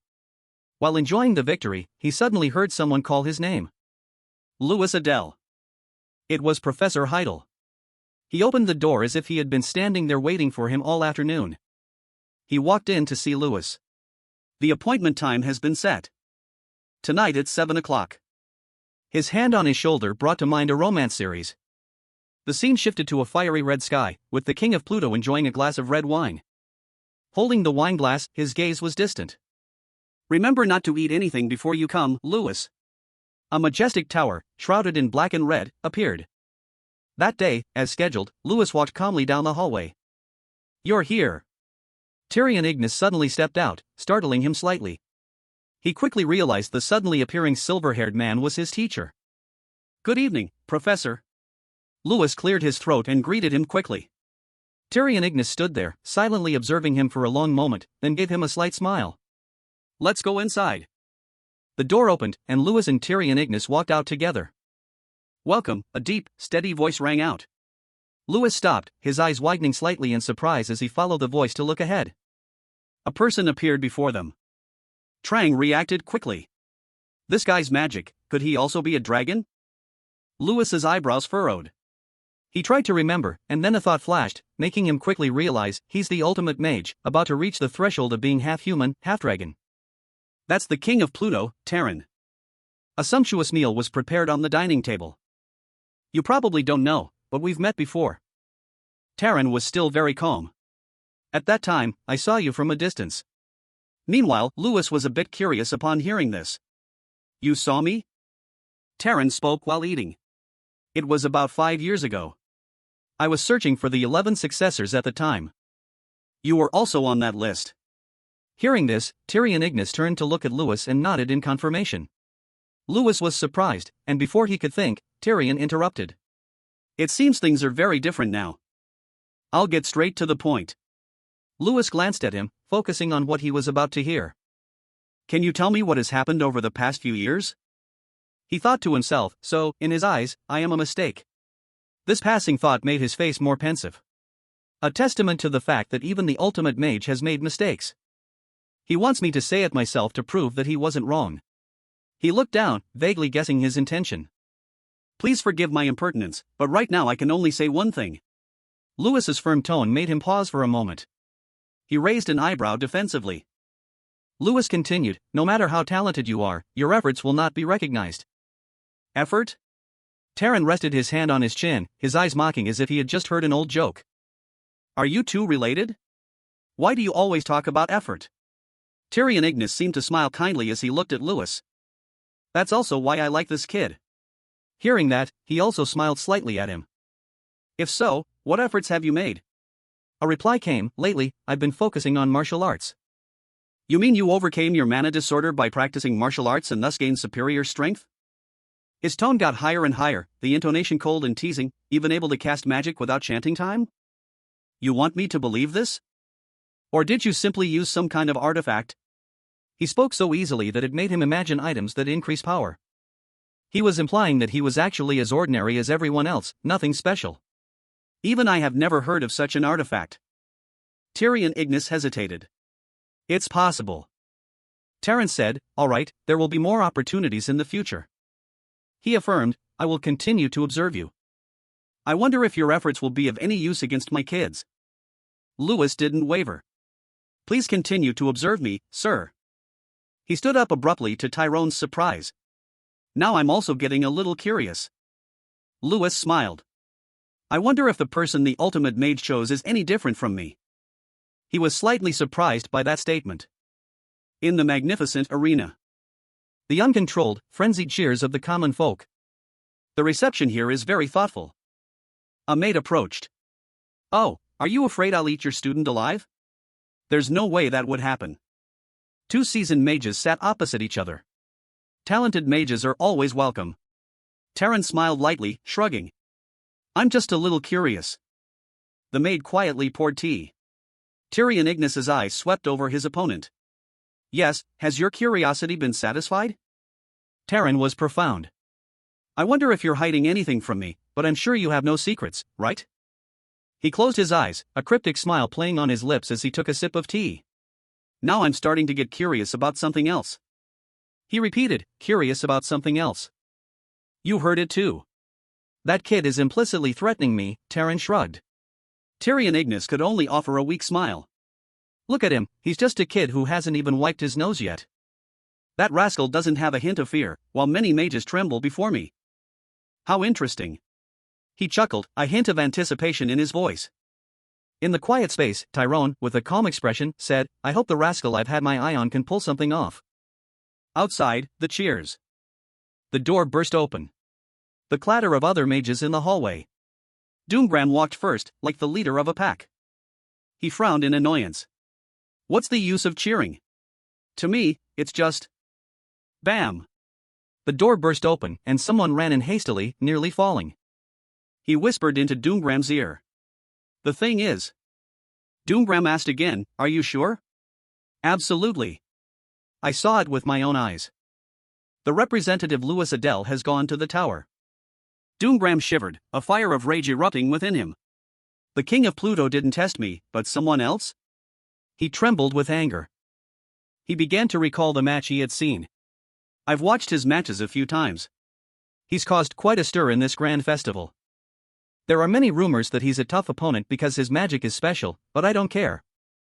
No matter how high he climbs or how much he struggles, he's not considered my rival. Doomgram fell into deep thought. In my eyes, he's just a weirdo. It's as simple as that. Reaching his breaking point, he seemed to lose control in his own thoughts and jealousy. The others noticed the abnormality and quickly observed him. What's wrong, Doom? What happened? The words kept echoing, questioning. They were worried and a little wary. I can't forgive Louis Adele. The only one he should acknowledge is me. On the other side, a mysterious gate creaked open. Behind the gate was Louis, the boy everyone was talking about. He stepped through the door and stood right there, looking at the black robe in front of him. It was him. Doomgram, his face slightly annoyed, was staring straight at him. What did you say to the king of Pluto? He glared, baring his teeth fiercely as he questioned him. You waited for me just to ask this? You don't think someone in this world could be that bored? In the middle of the grand hall, the man's angry voice echoed, his eyes blazing with fury. Answer me. In contrast to his anger, Louis replied indifferently, He didn't flinch at his rage, his calm voice ringing out. Why should I answer? The words, though gentle, were like throwing 10 buckets of water in his face. Doomgram frowned, drawing his sword without hesitation as a threat. For no reason. The air in the hall seemed to thicken, his sword emitting a cold light. But I want to hear it, his voice boomed. Faced with his anger, he remained calm, unwavering. This guy wants to start a fight. His face hardened, his eyes like bullets glancing towards him. You're challenging me? This isn't the arena. He raised his fist as a provocation. The two faced off with two completely different streams of power. If you want it, you got it, he puffed out his cheeks and glared, provoking him. The moment the last word was uttered, the ground beneath their feet trembled violently. A dazzling light exploded from the front. He lunged to attack like a whirlwind. His reflexes hadn't even registered the danger before it was right in front of him. Their energy flooded the area around the grand hall. He's really strong. I can't find any weaknesses. His initial arrogance had been extinguished by his power. Is he really planning to fight here? This is outside the arena. He questioned reality when he saw him still trying to fight. He quietly drew his sword, preparing for the next move. You two stop right now. From afar, a voice suddenly shouted, startling them both. Irene Prius, a girl with long white hair, walked towards them. Is today a reunion? Everyone's here, she said as she approached them. What reunion? I just don't know if I should greet you two properly. Irene stood beside him, her arms crossed, looking equally helpless. He remained silent, saying nothing. He grumbled angrily and turned to leave, ignoring the two of them standing there watching. Is he always like that? He asked, looking at her with curiosity. No, only on days like today. He rarely opens his mouth otherwise. What do you mean? Louis still didn't understand what she was saying. Doomgram gets agitated by matters concerning the king of Pluto. The image of him kneeling in submission to the arrogant king of Pluto appeared in her story. More than anyone, he wants to be acknowledged by him. Normally, the king of Pluto rarely summons people like he did today, the girl continued to explain. He probably thinks the king of Pluto is paying attention to me. He stood there, pondering her words. Suddenly she turned to look at Lewis and smiled, leaving him speechless. Were you really going to fight him just now? The girl asked curiously. Of course not. Doing so would be like forfeiting my right to compete, he replied. He probably wasn't going to really fight either. He waved his hand, denying her previous opinion. He was probably just trying to scare me. So were you scared? Irene playfully asked a question that left him stunned with surprise. Doomgram is like a fortress. Normal attacks won't affect him, she continued, but he raised his hand and looked at it. I don't think I would lose either. He clenched his fist, clearly showing his will and determination. No matter how strong the fortress is, if you keep attacking, you'll get through. I'm strong too, right? He asked a question that made the girl unable to hold back a giggle. You're a strange person, she replied. Anyway, be careful. Doomgram won't show any mercy. From somewhere, footsteps quietly walked away. After what happened today, he'll definitely be keeping an eye on you. On the other side, his determined gaze swept forward. Elsewhere, at the Ignis Academy lodging house, the early morning sunlight gently shone into each window. Disappointed. Truly disappointed. Jason was lying down, sighing dramatically. Come on, everyone did their best. Faced with his fatigue, Lewis stood there, patting his shoulder in encouragement and comfort. Yeah, getting fourth place in the group match without Lewis is already good. What's good about it? It's extraordinary, another friend chimed in. Losing the streak is a pity, but at least we've proven the Academy's strength. His face showed regret as he shrugged helplessly. So, do you have any plans for what's next, Lewis? The individual exams are coming up. While they were talking, a friend cheerfully walked in with 2 full bags of stuff. Who wants a Coca Vanilla Cool? Of course, I have to win. What else? He answered the previous question while taking the can of soda. Thanks. I have to keep the top spot from now until the very end. He opened the can, his face full of determination as he looked at the delicious drink. Currently, I'm still tied for first in the individual rankings. Irene Prius.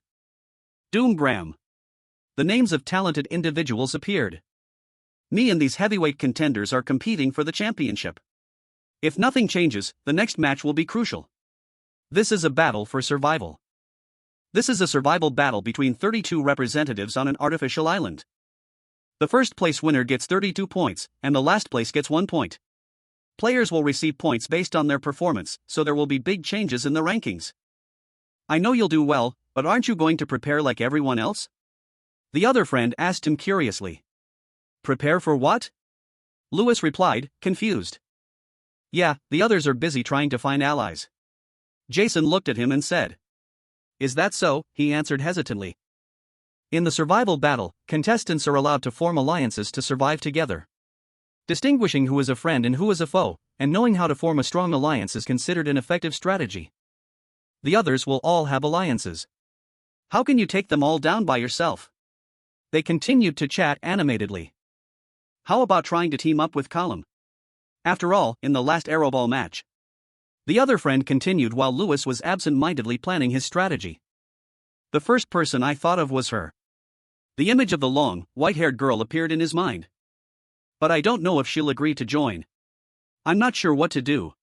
Even if she agrees, we're still short on people. Hey Lewis, let's form a team. Sita enthusiastically pushed open the door and walked in. Sita, he looked at him in surprise. Well, there's still this guy. Lewis's face looked like he had just caught a big fish. He looked at him triumphantly. Don't you dare betray your brothers halfway through. I should be the one saying that. The two of them rushed out the door and ran off in a hurry. Sita was very sincere. He is a reliable person. He glanced at Sita, his eyes holding a glimmer of hope and filled with trust. Hurry up. We're still one person short. With that, he ran ahead, leaving Sita shouting behind him. Hey! Who else besides me? He asked while chasing after him. Who? Maybe we should try again? Never mind. We won't be able to reach her anyway. Does she not accept anyone's offer? Or maybe she doesn't want to team up with anyone. Amidst the crowded street, the two young men stood there, staring straight ahead with grim expressions. Hey, don't tell me you're... Sita was startled as he talked about what was in front of him. A bright red banner with a 5-petaled flower in the middle fluttered in the wind. You want to team up with Irene Prius? But she's a candidate for the championship. Are you too close? He still couldn't believe it. A little, he replied to his blunt question. Oh wow. How close? That's great. So I get to be on the same team as Irene Prius? He excitedly continued to probe him. Tone it down. I haven't even asked her yet. He turned his head back helplessly and told him to. I heard everyone who comes here gets rejected. What if we get rejected too? His face turned red with a mix of worry and embarrassment, feeling tired. He said, You're acting like you're confessing your love. Stop talking nonsense, he replied awkwardly. He saw something beside him and glanced over. It turned out to be Irene, the girl with the characteristic white hair, standing right there, smiling at him. I was waiting for you, Louis. Suddenly, she smiled brightly and spoke to him as if they were best friends from a past life. In the small room. They stood with their heads bowed, focused on the large wooden table where maps of the competition were spread out. After studying them for a while, they began to discuss their winning strategy. Louis spoke first. So the largest team has 14 people? Irene replied, Yes, this team is led by Dalian of the Freelia Holy Arts School. He's a genius, always in the top 5 championship contenders. His magic is mainly light and holy arts. Realizing this was a tough opponent, everyone's face looked very wary. Sita's eyes were closed, his eyebrows slightly raised, one hand on his chin, the other arm crossed, making him look even more anxious and worried. He kept muttering, Numbers aren't the problem, and of course, his team is the most formidable. Feeling that what he said wasn't entirely accurate, he cut off that line of reasoning, which made the two of them turn their heads in surprise. There's someone even more formidable. Doomgram. Just those 2 words were enough to silence the entire room. It seemed this was a dangerous opponent everyone had to be wary of, but somehow, the two of them had forgotten that. He remained unfazed, still maintaining that serious expression. The content of the test will change depending on each person's abilities. In the blink of an eye, the day of the competition arrived. It was a clear and sunny day. The sunlight shone on the ship, making it sparkle brilliantly. It was unclear if this was a good omen for a new beginning, or just a fragile hope before the storm hit. The instructor in charge confirmed, Have you all put on your armor? Then, before the contestants who were listening intently, the teacher explained the rules once more. Please note. When the armor's durability reaches its limit, you will be eliminated and automatically teleported from the test site. Soon, the luxurious ship had brought everyone to an artificial island. Everyone disembarked one by one through the open passage. Some wore tense expressions, their anxiety evident in every heavy step. Others had confident eyes, ready to face any challenge awaiting them on the mysterious island ahead. As soon as he stepped off, Sita couldn't help but hug his trembling body. I'm already getting nervous. Louis, on the other hand, didn't blink for a second, staring intently ahead. He raised his hand, his eyes observing the island that appeared and disappeared, covered by a barrier in the distance. He spoke up. We just have to stay there for 72 hours, right? He, with a calm demeanor and a sharp gaze, nodded slightly in confirmation. Yes. Everyone around them was focused on Doomgram. Beads of sweat formed on everyone's foreheads. They were wary of his overwhelming power. The atmosphere on the island was more suffocating than ever. As expected, Doomgram really did participate alone. Although Louis had anticipated this, their eyes still held a hint of wariness. Irene saw this and tilted her head slightly, her voice soft but firm. That's right, but don't underestimate him. It wasn't just the two of them, everyone understood that being alone didn't mean being weak. Sometimes, it was a sign of a beast waiting for the right moment to deliver a fatal blow. We can't delay any longer, he suggested. Let's go. We have to take a boat from here to the main island. The other two agreed. Right. Let's go. The boat their group was on moved slowly across the clear, green water. Gradually, it passed through a barrier. She touched it. This is our safe zone. He replied, That's right. It will shrink over time. As soon as they arrived, the three of them ran as if being chased by a ghost. Hurry up. We need to secure a good spot quickly. On the island, the trees grew thick and lush. Sunlight filtered through the leaves, casting a faint light onto the dense forest canopy, creating a thin halo amidst the silent nature. Suddenly, a rumbling sound from someone's stomach broke the peace. It turned out to be Sita. After the three of them had settled in a tree like monkeys, his stomach started protesting loudly. He asked, "Lewis, I'm not trying to be difficult, but why didn't we get food at the entrance earlier?" His eyes showed he was tired of explaining, 3 parts helpless, 7 parts fatherly. He could only manage a wry smile. She stood beside him and couldn't help but tease him a bit. "Weren't you the one who wanted to set up an ambush first? Sir Sita Mankiri?" He was embarrassed, sweat beading on his temples. "Alright, we're on the same team, after all. How long are you going to keep drawing a line between us?" Suddenly, a loud noise from behind cut off their conversation. Everyone turned their heads to look. In the distance, a fierce explosion occurred in the middle of the forest. The blinding light forced everyone to instinctively cover their eyes. The aftershock was strong enough to shake the entire area. He was flustered. "They're already fighting?" He stood with his arms crossed, looking down below like a wild animal that had found its prey, his face clearly showing his excitement. "Sita, it's our turn." He didn't understand the meaning behind his words and quickly asked again, "Huh?" He reassured him, "I told you not to worry about food. Now you'll get to eat your fill. Our prey has arrived," he said slowly. Below them was a group of 5 people cautiously moving around, like weak prey that could be attacked at any moment. One person in the group couldn't take it anymore and spoke up. "Why don't we wait a bit and get food later? I'm so tired from walking." The leader looked exhausted but didn't give up and encouraged everyone. "Hang in there, it's easier to find food and water in those places." Suddenly, an ice arrow appeared from nowhere and shot straight ahead. It directly hit an unlucky member. The person fell backward, crying out in pain while everyone around was still confused about what happened. They finally realized the gravity of the situation, quickly getting into a defensive stance and shouting, "Ambush, there's an ambush!" "Hey, I've been standing here all afternoon." He stood there with a cold smile, a magic sphere forming in his hand. "You little brats, I've been waiting for you. Iron spear." He unleashed a torrent of power, a storm of iron arrows flying towards them. Beside him, Irene also clasped her hands together. Her face was expressionless. Above her head, a huge mass of blue power shone brightly. It was many times larger than Sita's iron spear spell, emitting dazzling energy rays and swirling violently. Seeing that sight, he couldn't help but be amazed. "It's a level 5 ice spell. Blizzard." A huge amount of energy was released with immense power and overwhelming scale. It exploded outward like a whirlwind of light. The energy rays shot out in long, sharp streaks. It felt as if space itself was being torn apart. The roaring sound it made further demonstrated its terrifying destructive power. The aura it created made him gasp in awe. "That's Irene Prius for you.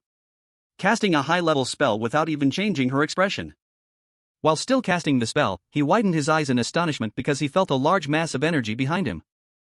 The other group did not submit to the stronger enemy but actively counterattacked. The commander shouted, "There are 3 of them in total, including Irene Prius. Attack and defend, as many as possible." The relentless attacks covered the entire space in a green hue.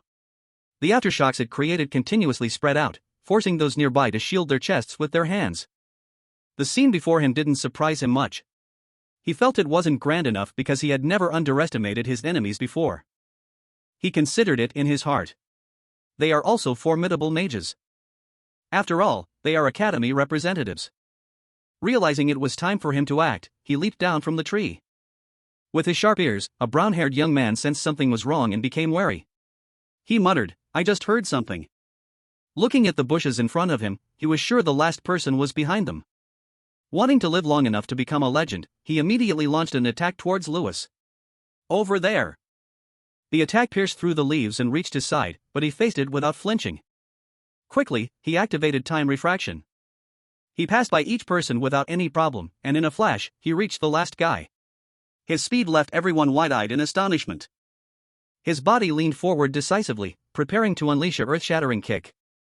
A direct kick to his body, and it seemed he was immediately incapacitated. The others were so surprised by this turn of events that their mouths hung open. To avenge their comrade, someone used the prison tree skill. Countless vines erupted from the ground and shot towards him. Having faced this technique before, all he had to do was jump up. At the same time, he conjured a fireball in his hand. Realizing the danger, they knew that of the 36 stratagems, fleeing is the best. They scattered like a disturbed beehive. "It's an explosive fire spell. Everyone, get clear." But unfortunately for them, they hadn't run more than a few meters before being blocked by Sita's ice projectiles. He acted like an enthusiastic fan, cheering for him from behind. "Lewis, take them down."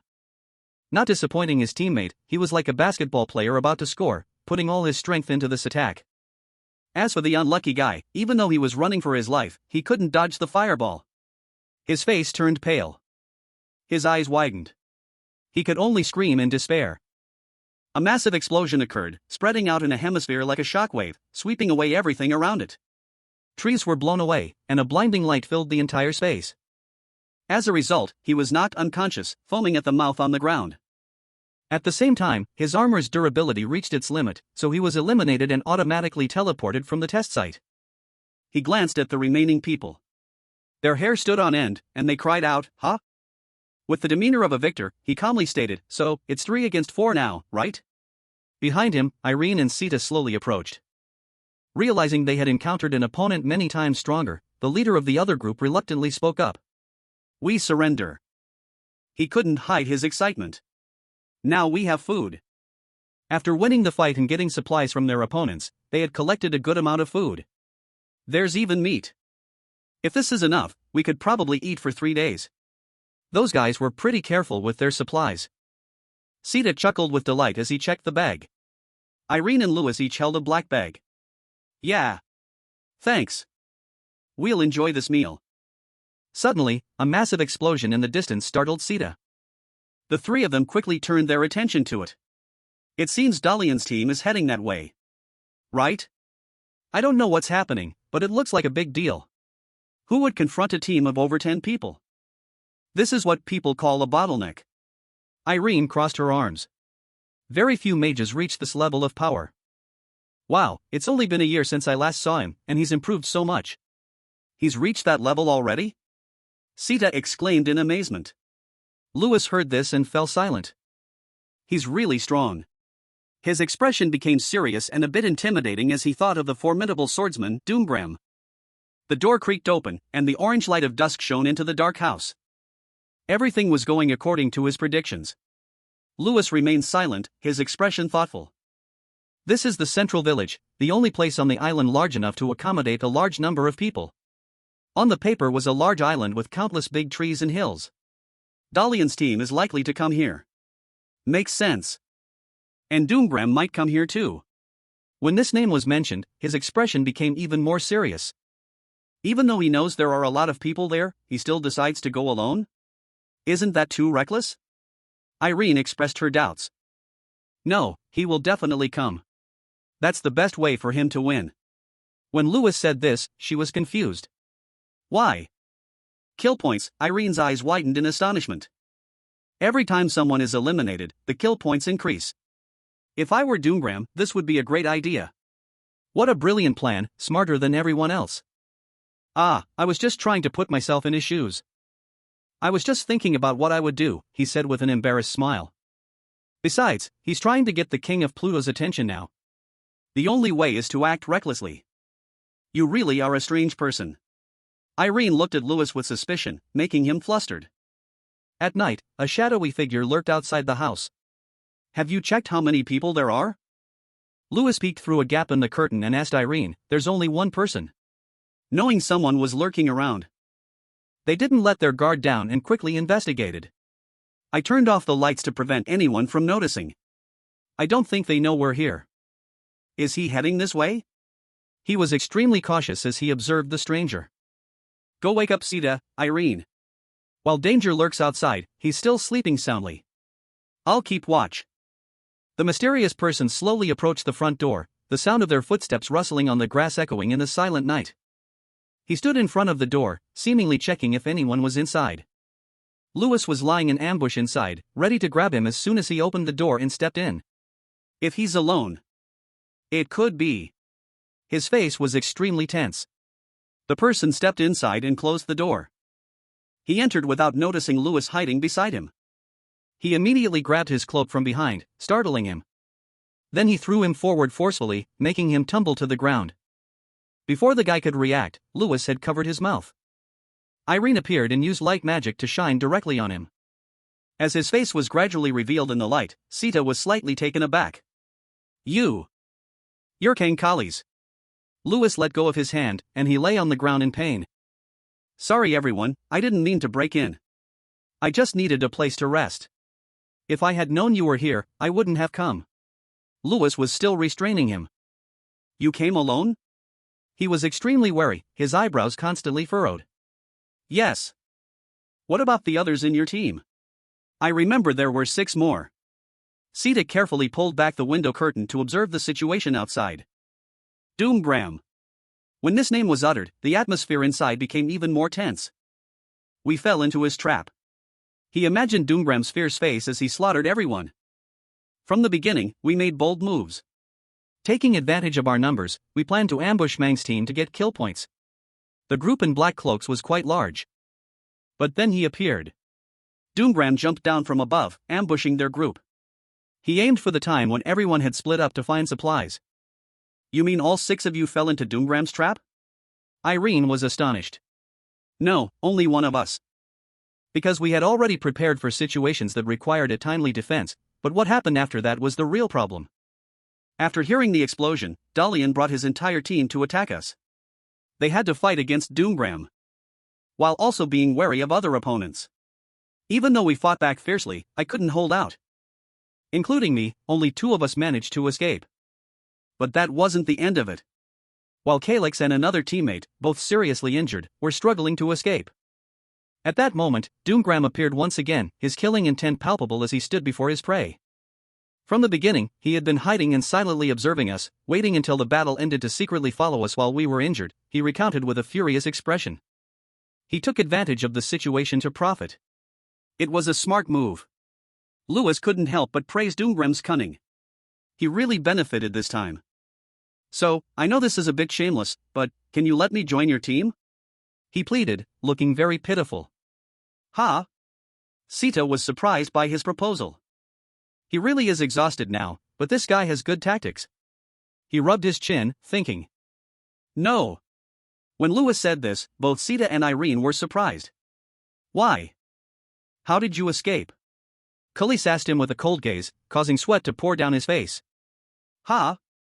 If it was Doomgram, how could he have let you escape while you were injured? His face became serious, as if interrogating a criminal. Only then did the other 2 realize something was off. Sita pointed at Callus.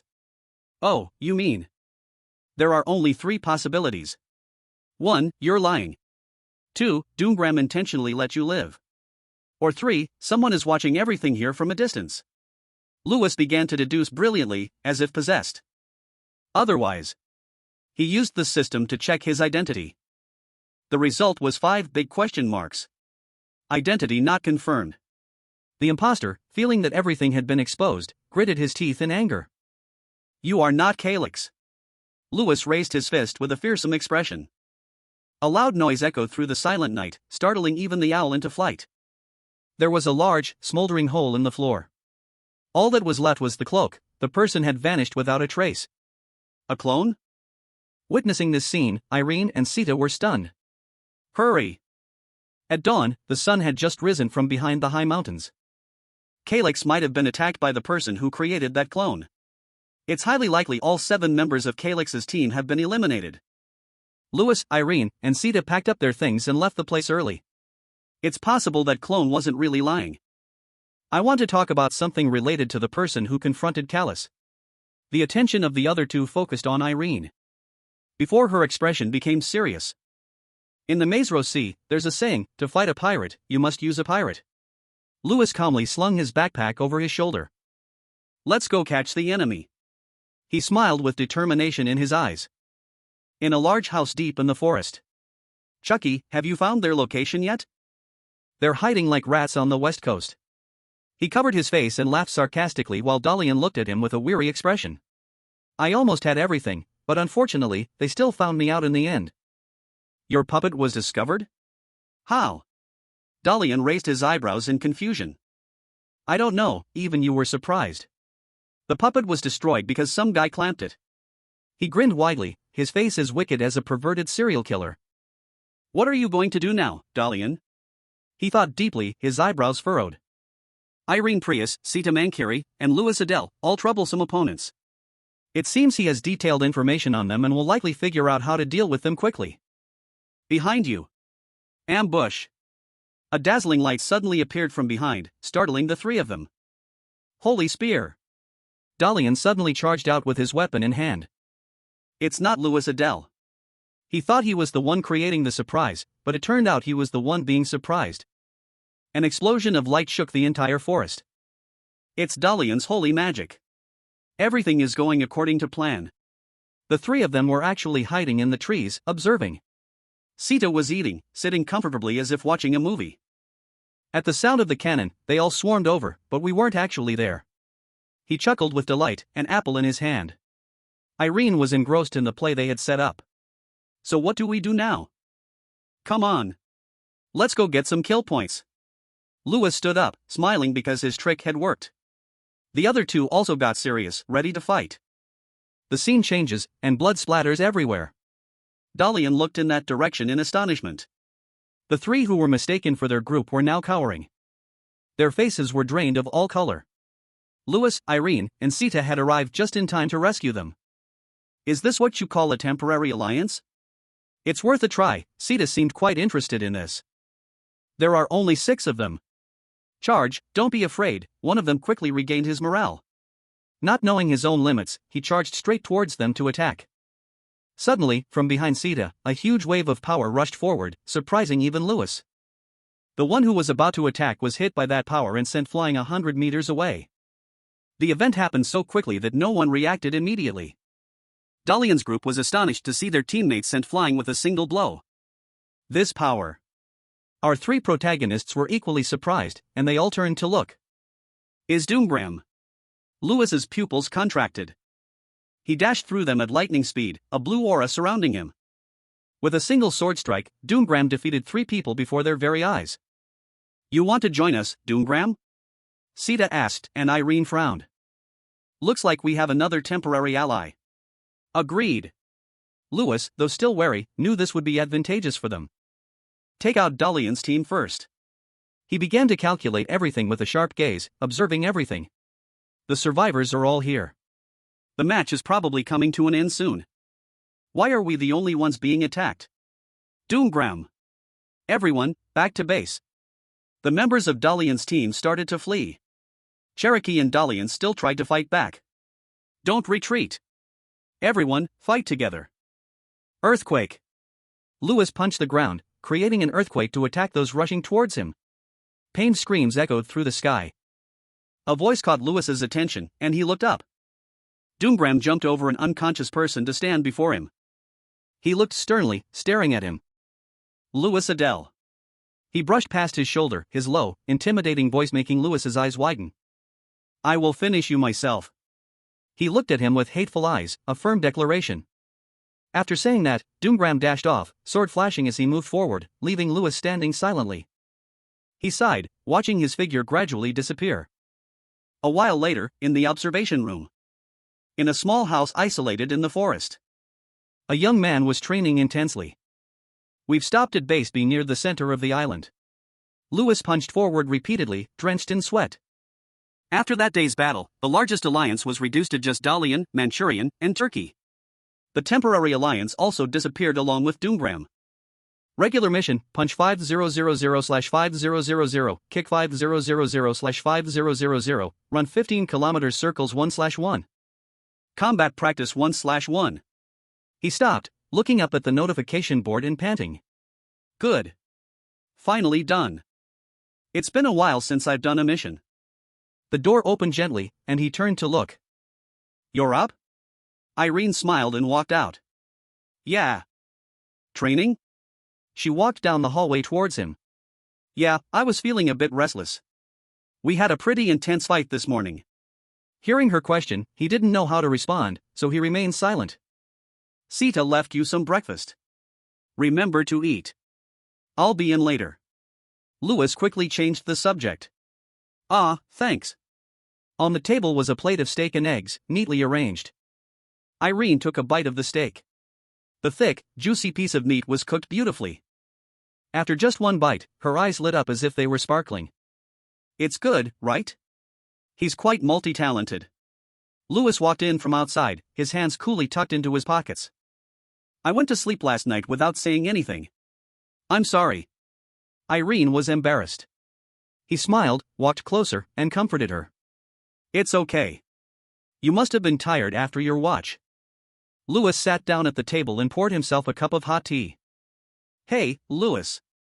What is it? He was about to drink his tea but turned his attention to her. There's something I've been meaning to ask you for a while. What is it? Louis replied casually. What do you plan to do after graduation? Irene looked at him seriously. He was silent for a moment. Why do you want to know? I'm just curious. With your extraordinary abilities, you probably won't choose an ordinary path. The mages who compete against each other in this tournament will eventually enter the society out there. At that moment, they will begin a life of coexistence. Some join the ranks of knights in a certain territory, taking on the responsibility of protecting the country under the royal army. Some become members of the magic tower, while others join special teams to earn money. Those are the normal paths.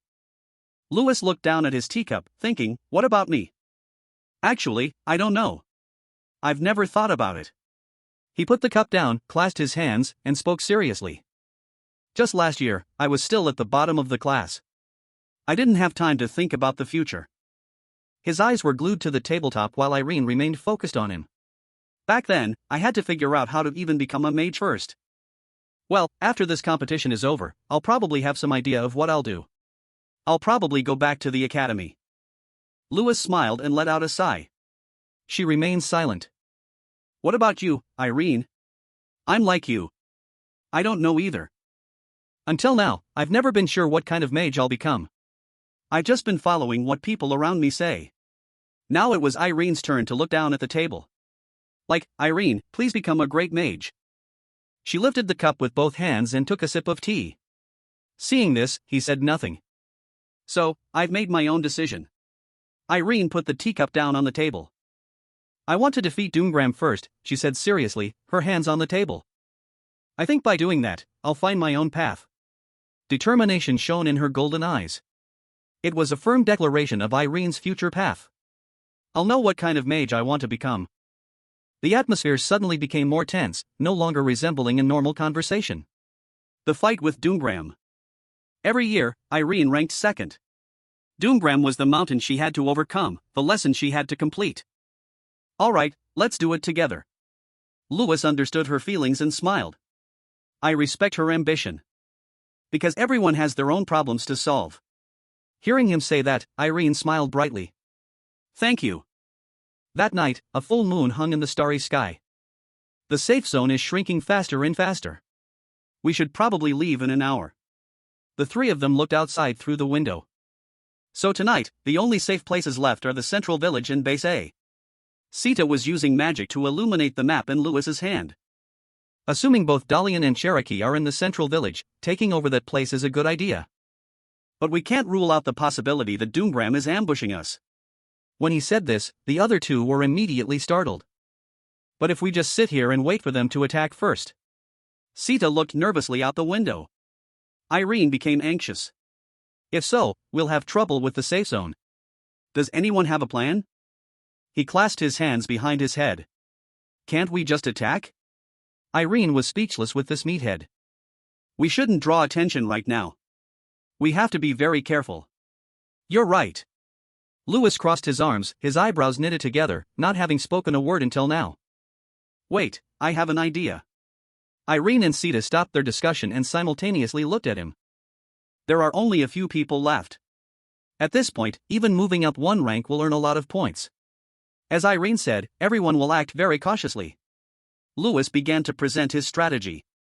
Besides, we just caused a commotion with the fight this morning. It's highly likely no one will react to our actions. Yeah, so what? Now is our chance to catch Doomgram. The other two were astonished that Louis would choose such a bold move.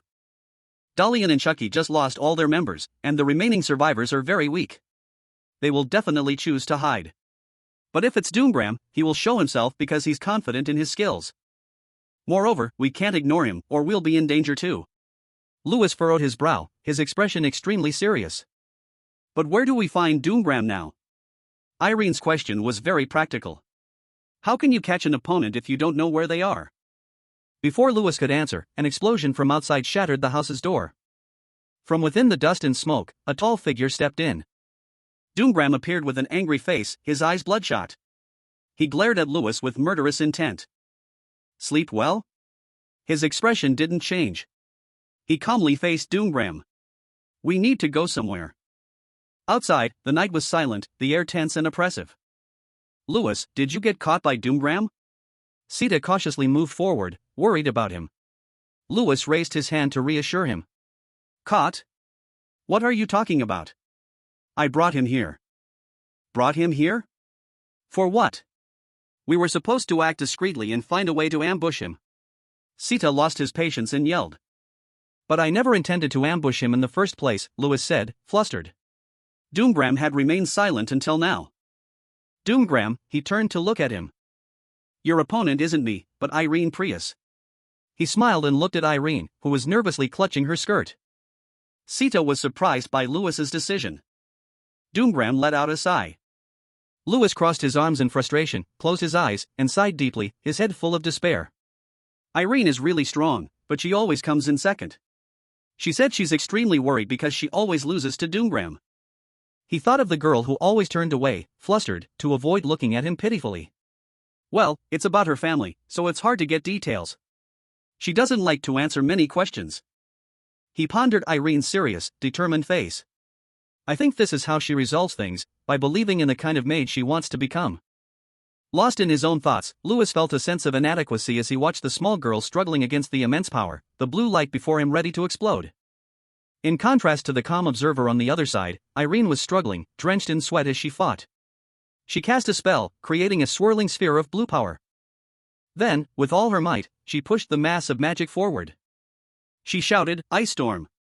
The cold ice sphere glowed and shot forward. It flew towards the man holding a sword defensively in front of him. Suddenly, a sky-shattering explosion erupted, more powerful than a Z-bomb, shaking the entire forest, the ground, the trees, and the animals. Irene frowned, startled and surprised. The blue light vanished completely, leaving only a blazing red power that blew everything away. It was a shield spell, a red sphere appearing to protect the area where Doomgram stood. A moment later, the sphere shattered, and the light from within shone out into the dark sky. Then it exploded. He appeared in the middle, looking as cool as a main character, sword in hand. The ground around the circle where he stood was left with a huge crater, dust and debris flying everywhere. As the dust settled, his sharp, cold face became clear, veins bulging, jaw clenched, and his glaring eyes spitting fire like a dark king. Irene was exhausted, her body drenched in sweat, as she gritted her teeth and growled helplessly. As for the two men on the other side, one crossed his arms and watched. Sita, seeing she was about to be overwhelmed, said, Lewis, is it okay to just let her be like this? He looked calm, but his face was tense with thought, his heart barely restraining the urge to step in and help her. The long, fierce battle raged on. One side was exhausted, while Doomgram, with a face as cold as a demon, prepared to attack. He swung his sword, sending a blazing red magic arrow attacking the long-exhausted Irene. She was terrified. Helplessly watching the wave of power getting closer, she thought, I can't dodge it. A man's body moved in front of the girl, blocking the fatal blow. The two were like surfers, riding through the wave of magic. It was Lewis. She looked at him in surprise as he protected her from the front. Lewis. He moved to fight Doomgram, yet calmly turned back to answer her question. I said I'd let you attack first, not that I'd let him finish you. Hearing that, she felt relieved and collapsed onto the ground. He glanced at her and smirked. His expression was as cool as a boss. I can't afford to lose a useful teammate like you. Even if it's just for the sake of victory. Irene was speechless, probably moved to tears. Lewis turned back to face him, fiercely treading on fire and wind. He shouted a challenge, Doomgram, let's turn things chaotic. He let out a sigh, his face scornful as he sized them up. Are you planning to face me alone? Your group won't all come up, leaving that musclehead standing over there? The musclehead over there wasn't deaf. His face might have looked even more like a boss than the main character as he casually kicked a rock and walked over. Lewis approached him. Of course, I'll do it alone. Aren't two of you too much for him? Indeed, no one's mouth was more venomous than the other's. He seemed pleased. I learned how to face a swordsman from Sir Guter. He recalled while observing, for knights, the most important thing is their feet. It not only helps to channel power into the sword, it also allows them to predict the enemy's next move. So if I watch Doomgram's feet. He spoke as he acted. At the same time, the other guy had already leaped up, sword raised, ready for a fierce clash. His actions were just as he had predicted. Yes, now's the time. Lewis's eyes widened with confidence, victory within his grasp. So when Doomgram swung his sword, he was quick to jump and somersault, dodging the fierce slash. Lewis smirked. Perfect. But things weren't as they seemed. His eyes widened in shock as a shadow flashed past him like lightning. The heart is hard to fathom. He didn't know when the other guy had zipped past him, the magic from his sword following its path, slashing through Lewis while his brain hadn't even caught up. Blood dripped, drop by drop, into the dark night. I'm not a knight. I'm a mage. Doomgram growled, forcefully reminding him, as he stood unsteadily. He clutched the wound on his arm, his head drenched in sweat from the pain, but still managed to look up at the provocative voice. He raised his sword again, reminding him, that's because they've never seen a true magic swordsman. Immediately, a magical sound echoed. Doomgram advanced step by step, swinging his sword with each step, while he retreated step by step. He growled in anger, defend yourself, Lewis. He clicked his tongue, looking troubled and unable to accept it. I've never fought someone like this. He racked his brain. Until now, when facing mages, my method has always been to use time refraction to get close, then create an opportunity to exploit their weakness. Thinking back on the man he was currently facing, he noted, but Doomgram has overcome this weakness by using a sword. Lewis stopped retreating. There was no more room to back up. He had stopped, but his eyes were wide as he looked down at the cut through his pants on his thigh. Not only was blood seeping out, but the area around the wound was bruised and the blood had darkened. Before he could wonder, the other man quickly spoke. This is called radiation impact. He continued to advance as he spoke. This wound will continue to absorb your movements, and then you will be completely trapped, just like Irene. Doomgram's expression changed slightly, his voice menacing. All right, let's end this. He drove the tip of his sword into the ground. It emitted a swirling light, no longer red, but now transformed into a brilliant, dark purple. That power enveloped Doomgram. Boom! A pair of night purple wings unfurled, their feathers fluttering around him, blending into the night. The two spectators on the side saw the situation change and, feeling that something was wrong, grew worried for him. Lewis. His eyes widened. The situation was hanging by a thread. It's level 5 magic. Doomgram summoned it, shouting, Wings of the Demon. The magic erupted in a beautiful, jade-green light. But looking at the dark, gloomy wings, each feather like a cage, it was clear that they were not beautiful or bright at all. Whoosh, whoosh, whoosh. A whirlwind of wind blew from him, sweeping away everything around. It's terrifying. It blew away even human bodies. It was the two people standing outside.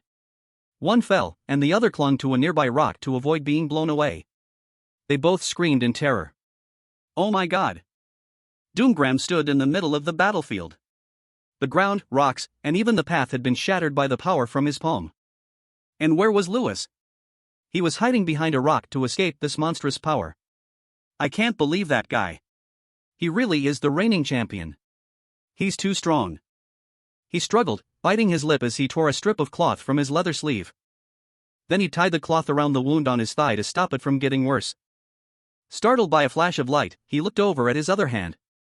The ring on his middle finger was glowing. On Doomgram's side, he stood there, surrounded by nothing but the dust of shattered earth. Nothing was intact, even the grass had been pushed back and died. He sighed, as if very sad. Lewis, I had high hopes for you, but it seems I'll be disappointed. He peeked his head out from behind the large rock like a timid mouse, looking at him. Yes, I admit it. After speaking, he stepped out completely, facing the towering, majestic figure standing there. Doomgram, you are truly very strong. There was a moment I thought you were a fortress. He glanced over, his mouth twisted into a toxic smile. Have you given up already? It's not that easy. Lewis's expression immediately changed, his sharp eyes looking as if they could pierce through him. These eyes were like a blade containing power. Yes, power built from the trust of those who had placed their faith in him. He thought of them, then spoke clearly, as if confirming to Doomgram, there are still many people who believe in me, right? That's what motivates me to break down this fortress. With that, he held up the hand wearing the dazzling red diamond ring, pointing it straight at him. He didn't understand this action, and he smirked. Are you crazy? Then he lifted his sword from the ground, taunting him. Let me teach you a lesson and see if you still have so much to say. Without waiting, Lewis shouted, raging goblin, calling upon a swirling source of power. His hair seemed to carry his anger, just like his mood at that moment, about to explode. Doomgram, watch your words. The shoulder-to-shoulder clash officially resumed, with neither side showing any weakness. Doomgram leaped high and swung down. If you can't dodge this, you're dead. Lewis was also ready, thrusting out the hand wearing the red ring. The two sources of power clashed, one sword, one ring. The situation was as tense as a stretched bowstring, with neither side letting their guard down for a second. The huge sword was pressing down on the ring as if it could cut it in half. At that moment, the ring of damage immunity was activated and resisted the physical damage. And then, the ring blazed with light, and the sword shattered in two. Countless fragments from the sword shot into Doomgram's body, causing blood to splatter everywhere. Lewis tilted his body and shot past him before he could react. Doomgram looked at the wound on his body and trembled. Ha! How? He took the opportunity to kick the back of his knee, making Doomgram collapse. His entire body lost balance, and he fell to the ground with a thud. Following that, a foot stepped on Doomgram's chest. Lewis slowly opened his mouth. Doomgram, listen here. Looking down from above, he spoke. You are not on my level. The only thing you have is an arrogant nature, thinking you are superior to others. Wake up. Lewin's arm slowly rose, his fist clenching tight. Doomgram's pupils shrank in fear, his entire body frozen in place. Lewin rained down punches like a divine punishment, the hem of his robe flying with his movements. All three of them saw a flash of light emanate from Doomgram's body. Sita clutched his chest, panting from his high vantage point, completely terrified. If you had lost, I would have been the next one to get pummeled. Lewin chuckled, just lucky. I almost lost, you know. Suddenly, his gaze shifted to Irene, who was standing nearby looking downcast. Her eyes were slightly lowered, and she didn't seem to be in a very good mood. Lewin walked over to her and said, I'm sorry for interfering with your fight, Irene. Irene snapped out of her gloom and replied with a smile, why are you apologizing? I should be the one saying that. She bowed her head, her voice filled with self-blame. I put the entire team in danger because of my selfishness. I'm truly sorry, everyone. Lewin hesitated, but because of me, you couldn't achieve your goal in this competition. Irene turned to walk away, feigning indifference. Don't worry about it. That goal doesn't exist anymore. Lewin was still confused and let out a hum. Irene let out a small laugh. My goal is no longer to defeat Doomgram. With that, she pointed a finger at him. My target now is you, Lewin. Lewin furrowed his brow and retorted with a grin, this target won't be an easy one. Irene flashed a mischievous smile. I'm well aware of that. You'd better get ready. One day, I will definitely surpass you. The situation grew increasingly tense. In total, there were 5 people left, including us. Dalian, Malkin, and Cherky were all fighting back fiercely. Sita and Irene weren't pushovers either, but they were no match for our team. Suddenly, a loud bang and a flash of light erupted from within the forest. A thick cloud of dust mixed with a green light filled the air. Dalian, Malkin, and Cherky lay motionless on the ground, enveloped in the green light. Dalian and Malkin's bodies were completely still. When Sita saw the two of them disappear, he let out a gasp. Lewin spoke up, so it's just the 3 of us left. Irene beamed, that's right. Sita couldn't hide his joy. I never thought I'd make it this far. Lewin suddenly suggested, want to have a final match? Irene's voice rang out. Wait, Lewin. Irene said, I'd like to withdraw. I'm not in good condition right now. Sorry, I'll try harder next time. Lewin readily agreed. Alright then, let's have a rematch another time. He thought to himself, Irene must be exhausted. Sita winked and grinned. Well, I guess it's my turn. Even if you are the team leader, Lewin, I won't go easy on you. You haven't seen my true skills yet, have you? Lewin got into a fighting stance. Then bring it on. Sita panicked and yelled, wait, hold on. His body was launched into the air, his voice still echoing, I said to wait a minute. Elsewhere, an excited voice cried out, congratulations to our Academy's representative for taking first place. Everyone at the table raised their glasses in celebration. Congratulations, Lewin. Lewin is number 1. Suddenly, a voice called out, making him turn. When everyone said you weren't at the dorm, I knew you'd be here. Standing at the door were Sita and Irene. Irene spoke first. We fought side by side for so long, how could I miss the chance to congratulate you? And Sir Sita here was insistent on coming along. Lewin blushed as he listened to Sita complain, what is this? I thought we were done after the competition. Why are you still calling me sir? She smirked, can't be helped. That's just who I am. Lewin smiled gently. You guys haven't changed. After a battle of survival, I had become the sole winner. Doom Graham, despite having many elimination points, saw his rank drop due to a low survival score. Dalian and Irene, although considered contenders for the championship, still ranked below me. If I can keep this up. Lewin imagined himself holding the championship trophy, being cheered on by everyone. Victory was no longer a distant dream. Jason's eyes turned into hearts. He exclaimed ecstatically, I never thought I'd get to sit at the same table as Irene Prius. I can die happy now. Irene waved her hands dismissively. Oh, stop it. Everyone cheerfully raised their glasses and cheered. Alright, this time, let's raise a glass to the goddess Irene. Faced with everyone's enthusiasm, she could only cover her mouth and laugh. Seeing this, Lewin couldn't help but smile along. The bar was filled with the sound of cheerful laughter. Elsewhere, two people were whispering to each other. There's no way that Lewin guy can win this festival, right? Hey, keep it down, Doom might hear you. Right, sorry. Even though they were whispering, their words reached Doom Graham's ears. He was frustrated. I can't believe I lost. Doom Graham looked at the broken shards of his sword in the locker. I let my guard down. I never thought his target wasn't me, but this sword. He recalled what happened. I realized it at the last second, but I swung my sword anyway, thinking I had victory in my grasp. Doom Graham was now filled with regret. And then to lose in a match he was spectating. He suddenly asked, didn't he come looking for me today?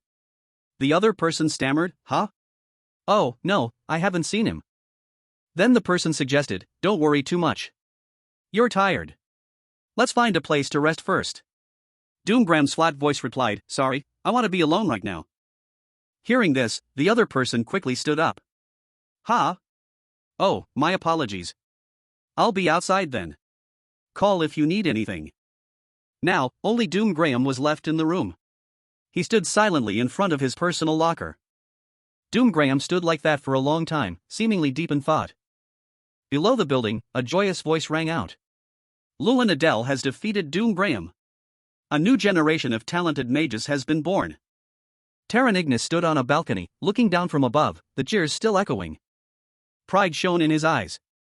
I just thought the kid would do well, I never expected him to get this far. I never thought he could defeat Doom Graham. Terran approached from behind. You seem to be in a good mood since Lewin won. I feel like my pride's been wounded. It's hard to even see that guy's face at the stadium. Terran Ignis asked hesitantly, so the stadium it's probably, the other man smiled and nodded slightly. Yes. The two of them looked down at the scene below together. The grand festival is about to end. The sound of steady footsteps echoed. All that's left are the individual events. Specifically, it's an obstacle course-style test. This round is held within the city, and contestants will compete based on 3 criteria: athletics, combat, and swimming.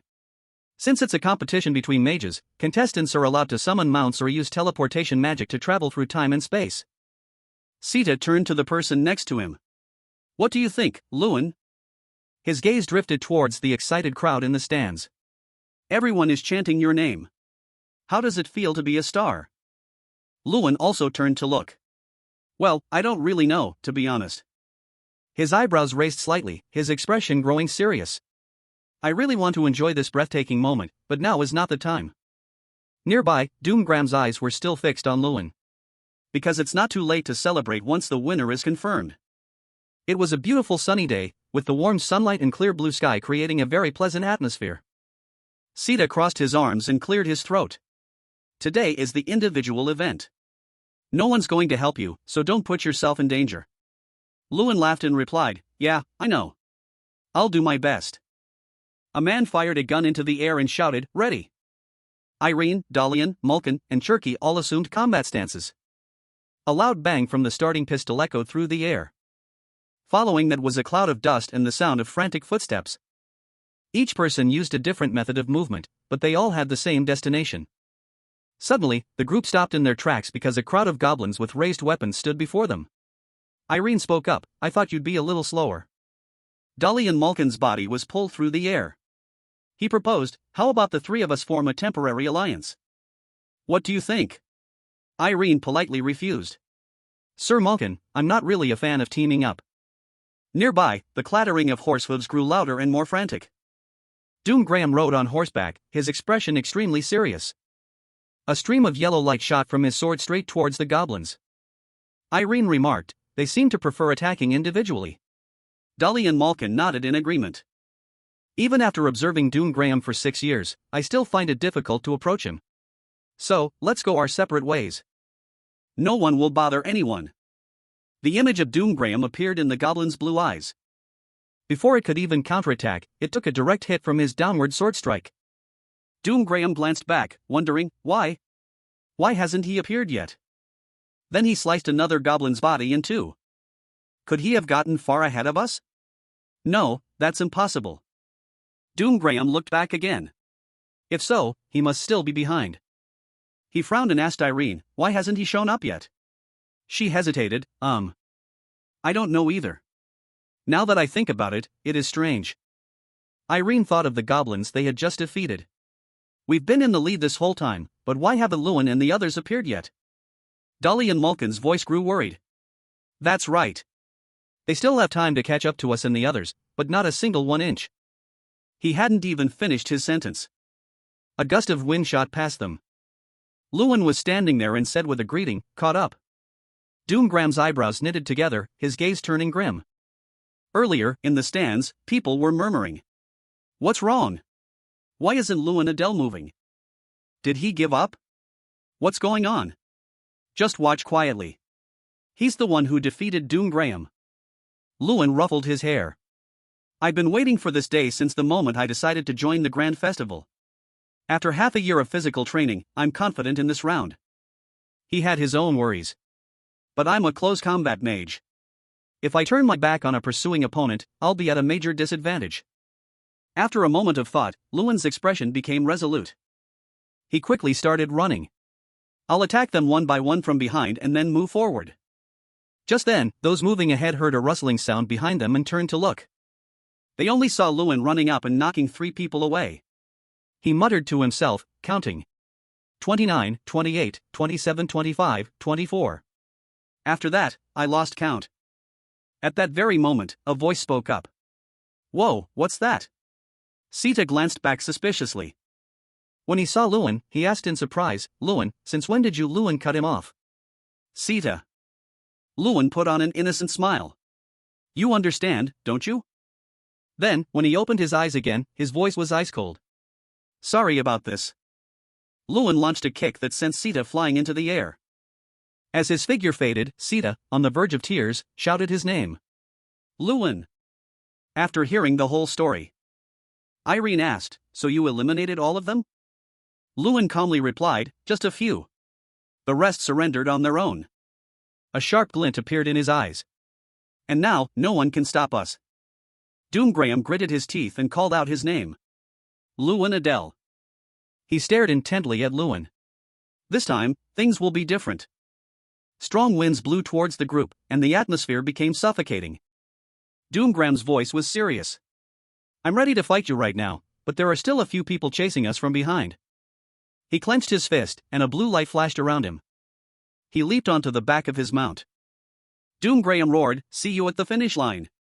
With that, he spurred his horse and dashed away. Dalian Malkin called after him, do you really have to go that way? The group watched as Doom Graham raced towards the castle, knowing it was a trap zone. Lewin remained silent, looking into the distance with a pensive expression. The trap zone. This castle has been set with numerous traps to protect the treasure inside. The treasure has already been excavated. So the traps inside now serve as obstacles for the competition, a place full of deadly hazards for those who dare to enter.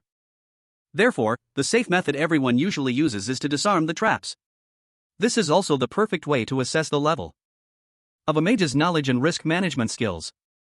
Irene and Dalian Malkin quickly focused on creating a barrier. Lewin tapped his fingers against the castle wall. But disarming traps takes a lot of time.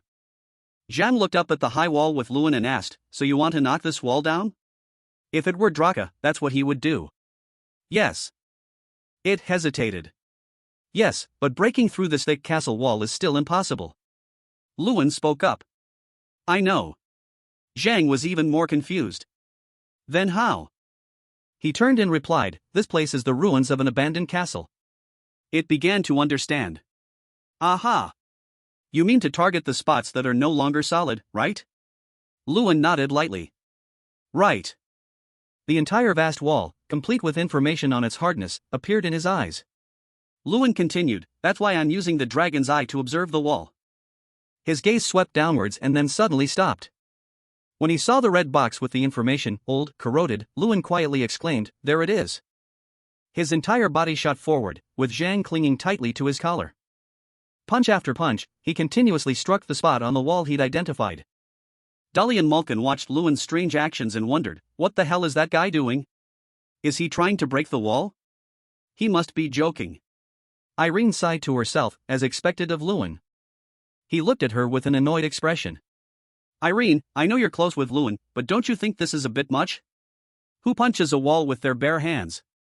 Suddenly, Irene pointed ahead and exclaimed, look. They saw cracks gradually spreading across the wall. The two of them stared at Lewin, who was standing before a large hole at the base of the castle. Dolly and Malkin scratched his head and said with a forced smile, hey, can I use this way too? Lewin turned his head and gave a deadpan reply. No. Seeing that he was about to attack, Dolly and Malkin quickly shouted, wait, Lewin. A large boulder fell from above, blocking the hole. He angrily roared, that damn jerk. What a nasty move. Lewin ran quickly, and Zhang couldn't help but praise him. Impressive. You destroyed that entire wall using only 2,400 strength points. You're actually using your brain. Lewin ran, panting. So now it's just me and Doom Graham in the lead. As Lewin rounded a corner, he saw Doom Graham. Zhang sounded a bit annoyed. That guy got out too. Noticing an arrow piercing his shoulder, it commented, but he must be in a hurry, since he's wounded. Lewin, chasing close behind, thought to himself, you want to beat me that badly, Doom Graham? Doom Graham drew his sword and let out a growl. Just as a sword strike came down, Lewin quickly leaned back to dodge it. Suddenly, a hand grabbed Doom Graham's collar.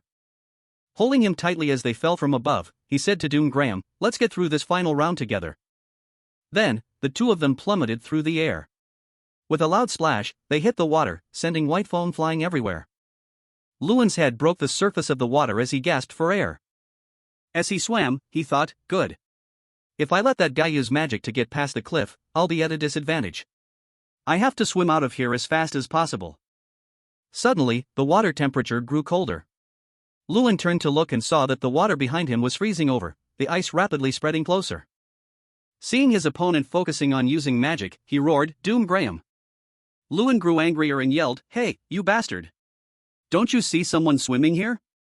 Why are you freezing the water? By now, the water around him had frozen solid, trapping Lewin. Doom Graham, sitting on his horse on the ice, looked down at Lewin and replied. Is that something to be concerned about right now? With that, he smirked. Well then, I'll be on my way, Lewin Adele. Watching Doom Graham's figure shrink in the distance, Lewin couldn't help but curse. Damn it! He struggled, a yellow heat wave spreading beneath him. I have to get out of here fast. The ice began to melt from the heat, and cracks slowly spread across the surface. With a series of cracking sounds, the sheet of ice was finally shattered. Doom Graham was riding his horse when he heard a familiar sound behind him. Seeing Lewin catching up right behind him, he was startled. How is that possible? How did he catch up so quickly? As Lewin ran, he resolved, from now on, there are no more obstacles in the way.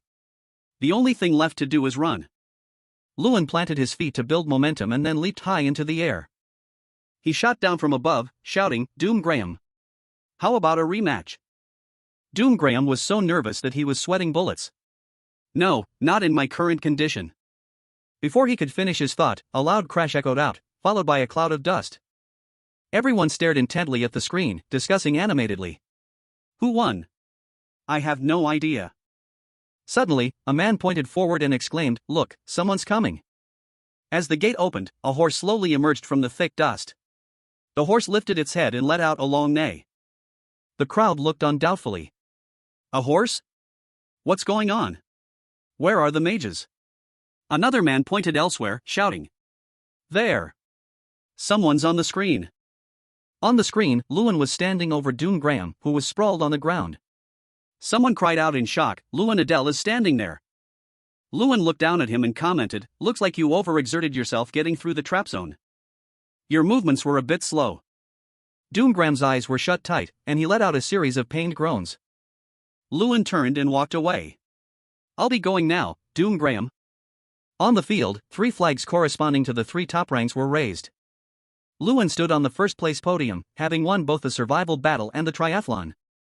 By also taking first place in the individual event, he achieved the highest overall score. The grand festival had finally come to an end. He thought back on everything that had happened. Those voices felt like they were speaking to someone like me, who had resigned himself to everything for the past 6 years, a person locked in a dungeon of solitude. Lewin's silhouette gave off a sense of a lonely soul. He clenched his fist and placed it on his chest as the sound of happy cheers rang in his ears, as if saying, "You've worked hard all this time." Lewin's face lit up with joy. The cheers felt like a reward for all my efforts over the years. He raised both hands in response to them. Thank you, everyone. I don't want to lose this praise. Outside the gate, a line of carriages moved along. A voice was heard, wow, that's a lot of carriages. Jason rested his chin on his hand and looked out the window. But they're all specially selected nobles, right? Lewin nodded in reply. That's right. I heard not every noble family was invited. Jason hesitated. So, those people, Lewin confirmed with a simple yes. Lewin sat alone at the banquet table. They all came to see Lewin. He let out a long sigh. This is so boring. I want to go back to the academy. Suddenly, a sound startled Lewin. Well, this is a little strange. Seeing the newcomer smiling brightly, he called her name in confusion. Irene. Irene pulled up a chair and asked, What do you mean, strange? With all these people here, why has no one come to talk to you? Lewin calmly replied, They'd probably think I'm too arrogant. Plus, I showed up to this party dressed so casually. Irene looked him up and down and nodded. Well, that could be it. Then she continued, but from what I know, there's another reason. Irene noticed the subtle glances being thrown their way. It's clear that most of the nobles here came to get acquainted with you. So no matter how arrogant you seem, it's strange that not a single person has approached you. Her eyes lit up as if she'd discovered something. It seems someone has spread a rumor about you. Irene's words surprised Lewin. That person must be powerful enough to make any noble afraid to even think about talking to you. He asked her in confusion, Who is it? As they were talking, a man stepped up to the head of the hall. The man cleared his throat and announced, Tonight's grand banquet officially begins. The 32 Academy representatives, please follow me. On the banquet table, exquisite delicacies were beautifully arranged alongside fragrant drinks. Seeing such a spread, one couldn't help but marvel. At this dinner with another king, the dishes are laid out like a royal feast. However, the atmosphere here was incredibly strange. Someone clicked their tongue. Man. I should have faked being sick to get out of this. Hey, that's my line. Tonight's event was a dinner on the surface, but in reality, it was a session. For a general review of the competition. For the students who performed poorly, it was like a death row inmate's last meal. Lewin looked towards the 2 empty chairs nearby. He felt confused. I thought only the king was attending, so why are there 2 seats of honor? The man pointed nearby and gestured. They have arrived. Everyone stood up in unison and looked in that direction. Terran slowly entered, and everyone bowed their heads respectfully as he passed. A unified voice rang out, Greetings, Your Highness, the Nether King. Though Lewin bowed his head, he cursed internally. Greetings, Your Highness, the Nether King, my foot. This is so infuriating. When he heard Terran say, Please, come in, he was somewhat surprised. What? The Nether King is inviting someone else? A strange voice suddenly rang out, I hope I'm not interrupting your dinner, old man. This person had eyebrows as sharp as swords and brown irises. The newcomer exuded a noble aura. Lewin looked on, bewildered, wondering, who is this guy? He remembered how everyone had cheered excitedly, amazing, new mage Lewin. They were calling my name. They called me a new mage instead of a failure. Now, everyone in the room knelt and respectfully chanted, "Long live the Crown Prince." Hearing that title, Luan was startled. Ha! The Crown Prince! After the greetings, everyone quickly sat down at the table. A hint of fear flickered across every face. Each person sat with their head bowed and back hunched, wishing a hole would open up and swallow them. Even the slightest accidental touch made them flinch. The atmosphere fell so silent you could hear a pin drop. Terran was the first to speak. Well, not a single one of the 11 disciples could defeat Luan Ardell even once. Is the skill gap really that large? Doom Graham lowered his head, his whole body trembling as he heard the critique. Truly disappointing. I'm ashamed to call you my disciples. He didn't dare to look up and could only promise, "I swear, I will never perform so poorly again." Terran's voice turned cold. Second place is for the incompetent. This grand festival has proven the old saying true, even a small stream can hold a dragon. Luan's mood wasn't any better. This is not comfortable at all. It feels like this party was set up to scold the 11 disciples, and I'm just the tool the Nether King is using to do it. He glanced at the person next to Terran. And he's not the only one making me uncomfortable. This guy has been glaring daggers at me since the start of the party. That person's name was Somerton Reynard, and he was staring at Luan without bothering to hide it. Luan recalled what he knew. Despite being at a disadvantage as the third prince, with his brilliant strategic mind as his weapon, he successfully ousted his brothers from the dynasty and became the sole crown prince.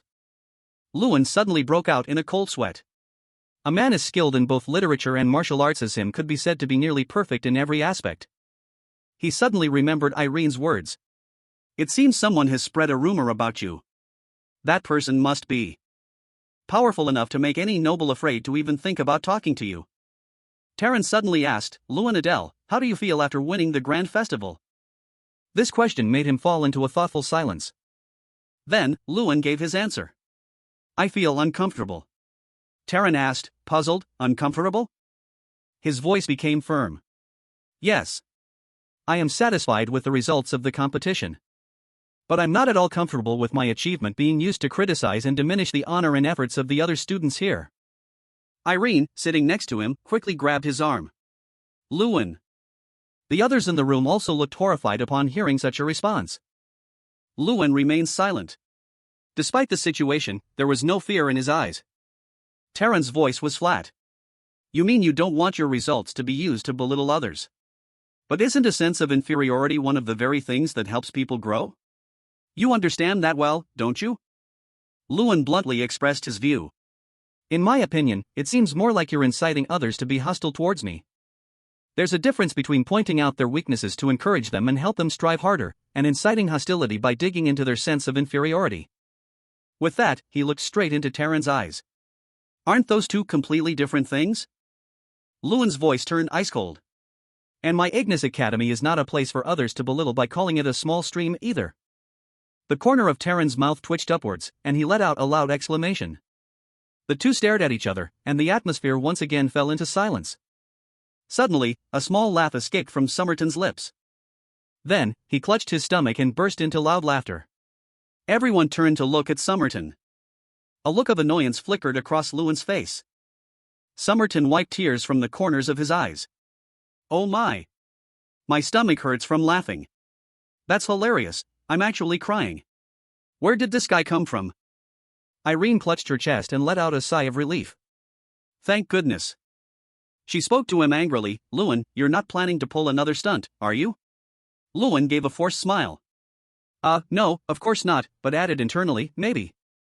Terran clasped his hands together and spoke up. "But it will likely be a bit different. A bit refreshing compared to Tyrion. I'm looking forward to what's to come." Somerton suddenly looked at Luan and called out, "Wait." He stood up and made a suggestion. "Luan Adel, would you care to have tea with me?" Then Somerton added with a cold smile, "And I won't take no for an answer."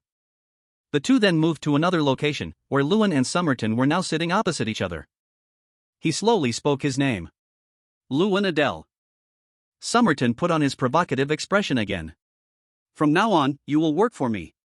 And this time, I also will not accept no for an answer." He said it as if it were a matter of fact. "You have 1 month to get your affairs in order. I will transfer you to the cavalry training grounds and arrange for your accommodations." Somerton, as if remembering something, continued, "Oh, and the matter of your citizenship. The Crown Prince's right-hand man can't be a foreigner, can he?" Lewin grew more and more confused. "What? What citizenship?" he asked him, bewildered, "but why? The Empire already has countless talented mages, like Doom Graham, for example." Somerton spoke slowly. "Ah, that guy?" He bowed his head and sighed. "In the end, he's still lost to you." Somerton's voice turned cold. "Are you suggesting I should keep a failure by my side?" Lewin lowered his head in silence. He continued, "And one more thing. From now on, when you speak to me, remember one thing." A light flashed in Somerton's brown eyes as he said in a low voice, "I prefer to hear yes, rather than questions." Hearing Somerton's tone, Lewin looked up, his eyes tinged with anger. Somerton urged him. "Well, answer me." He spoke up. "The first reason is because the old man recommended you. For years, I've been asking him to consider a talented mage for me, but he never mentioned anyone's name." Somerton explained further, "Another reason is that I like your guts." He pointed at Lewin. "The kind of guts to show up in ragged clothes in front of a bunch of power-hungry leaders." There was a hint of praise in Somerton's voice. "And the kind of guts to express your disagreement with the old man. And finally," he said with a half-smile, "the kind of guts to continuously question me despite my warning." Somerton spread his hands matter-of-factly. "In politics, sometimes you need a guy who knows how to crack a joke." After Somerton's long speech, Lewin summarized it with a question. "So, my job is just to offer advice?" He looked displeased. "Another question. I want you to protect me from my damn older brothers who don't want their little brother to be the crown prince." Lewin lowered his head in silence, his expression clearly troubled. Somerton asked again, "You don't like it?" Lewin nodded. "Yes, that's right." He growled, "I knew you'd say that, which is why I told you beforehand, I don't want to hear no dot." Lewin once again sank into deep thought. Lewin thought about the man, Somerton, sitting in front of him. This might be a once-in-a-lifetime opportunity, the chance to become the right-hand man of the most powerful crown prince in the empire. His thoughts were in turmoil. After all, most mages choose to align with power, even the magic tower, which is entirely dedicated to magical research, is no different. If I miss this opportunity today, I might regret it for a long time. But, after a moment of hesitation, Lewin gave his answer. "There are still many things I want to do," he told himself, "and I don't want to be anyone's mage." Somerton's voice turned cold. "I thought I was being too rational, but the truth is you're being too sentimental." He asked again, "This is a once-in-a-lifetime opportunity. You won't regret it, will you?" Lewin answered decisively, "I won't." Then he slowly stood up. Somerton didn't try to stop him, just smiled. "Very well. Let's just pretend today's conversation never happened." As Lewin was leaving, he suddenly spoke up. "Lewin Adele, they say you were the brightest gem at this year's grand festival." Somerton made no effort to hide his intentions. "My hobby is collecting gems, and so far, there has never been a gem I couldn't have." "Do you know why?" He issued a warning. "Because the ones I can't have, I destroy." Before stepping out of the room, Lewin glanced back one last time. Then he resolutely opened the door and walked out. Lewin was now standing alone in the hallway. He said to himself, that last sentence was clearly a threat. My decision was the right one, wasn't it? Suddenly, a voice called out from nearby. "Hey, it's Lewin." Jason asked curiously, "Where are you going? Were you sneaking off to flirt with girls?" Lewin retorted, "No. Of course not." He thought to himself. "In the end, I just want to be a mage." A mage with his own unique colors. In the room, Somerton's voice rang out. "I'm curious about the name the old man recommended. He seems very special." Taran continued, "It seems things won't be resolved the easy way." He nodded in response.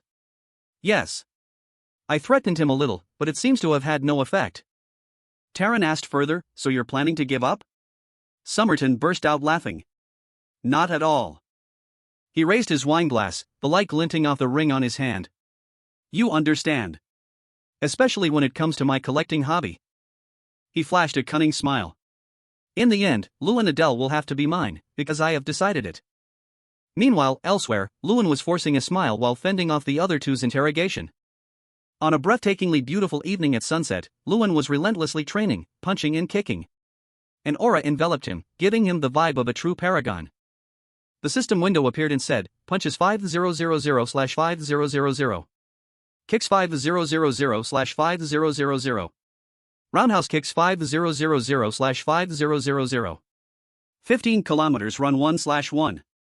Combat training 1/1. After reading the system panel, Luan panted heavily. Alright, that's everything for today. Luan collapsed onto the ground with a long sigh. Zhang appeared beside him. I feel like your body is getting better and better. Hearing that, he turned to look at the tiny, hand-sized bear. I don't want to hear that from a guy. It immediately retorted. What are you talking about? I'm a girl. Luan shot up, not believing his ears. What? How can you be a girl? It replied immediately. What do you mean how? I was born this way. He still couldn't believe it and asked loudly, demigods have genders? Zhang angrily put her hands on her hips and yelled right in Luan's face, who said we don't. You just never asked. But we've bathed together. He recalled the times they had bathed together. Zhang snorted coldly, there was nothing to see. A sentence that was basically a full confession. Luan's face darkened, and he enunciated each word. So, does that mean you've seen everything? Being asked this, she trembled like a leaf, quickly turning away to hide her embarrassment, knowing it was futile. But contrary to Zhang's embarrassment, he just let out a soft chuckle. He slowly stood up, no longer teasing her. Alright, enough. I'm leaving now, okay? Hearing this, she turned back, looking at him with a bewildered expression. She ran after him, shouting, hey, let's go together. But he had already walked a good distance ahead, ignoring her pursuit, though he still called out to her. Then stop joking around. She stammered, trying to explain that she was telling the truth. No, I'm not joking, it's true. But in return, he still didn't believe her and even laughed to mock her. You think I'd believe that? Hearing this, she could only fall silent. What else was there to say? The scene changes to a train station. Blue skies, white clouds, golden sun, the weather was absolutely perfect. But a terrifying voice shattered the peaceful atmosphere. Jason was hugging Luan, with tears streaming down his face like a waterfall. I'm off, Luan. Stay healthy, you hear? He instructed him like a mother sending her child off on a long journey. Luan, red-faced and helpless, patted his friend's back. I'm not dying. Their friends watching this scene burst into uncontrollable laughter. The train whistle blew loudly. Jason and the others boarded the train. Luan watched the train gradually disappear into the distance. Wildcat's voice spoke up, alright, we should get going too. He turned to look at him. After my friends left, I headed to Leverden to complete my schedule as the Grand Tournament champion. He and Wildcat sat next to each other on another train, but both were silent, not a word exchanged between them. He recalled their first meeting. Just call me Wildcat. The wizard named Wildcat was a guide from the wizard's tower. The system popped up again to identify the wizard. Name? Age? Special notes? Meanwhile, the man sat engrossed in the paper he was holding. The system couldn't find a single piece of information. All it showed were 3 big question marks. He was a bit shocked. The players, I can't even identify their name. This indicates they are highly skilled. Luan thought to himself, that means they are on par with, or even superior to, the professors at the Magic Academy. The only thing I can say about them is that they look to be in their late 20s. He turned to look at Wildcat with a cautious gaze, his eyebrows furrowed so deeply they were almost touching. Now, the man finally spoke. I will now briefly go over your schedule. First, you will go to the royal palace to receive congratulations, and then he guided him step by step. Luan sat quietly and listened, his face showing a hint of anxiety. He interrupted him. Excuse me, but could you please speak more casually? The suggestion seemed to take him by surprise. Luan continued, I'm only 16. He replied, this is more comfortable for me, his face completely expressionless, as cold as a sheet of paper. He returned to his work, reviewing the schedule again. Luan could only manage a forced smile, thinking, they're very thorough and businesslike. I've learned something new. He announced Luan's next schedule item. After that, you must go to the magic tower to be chosen by an item. Luan heard this and looked up in confusion. Chosen?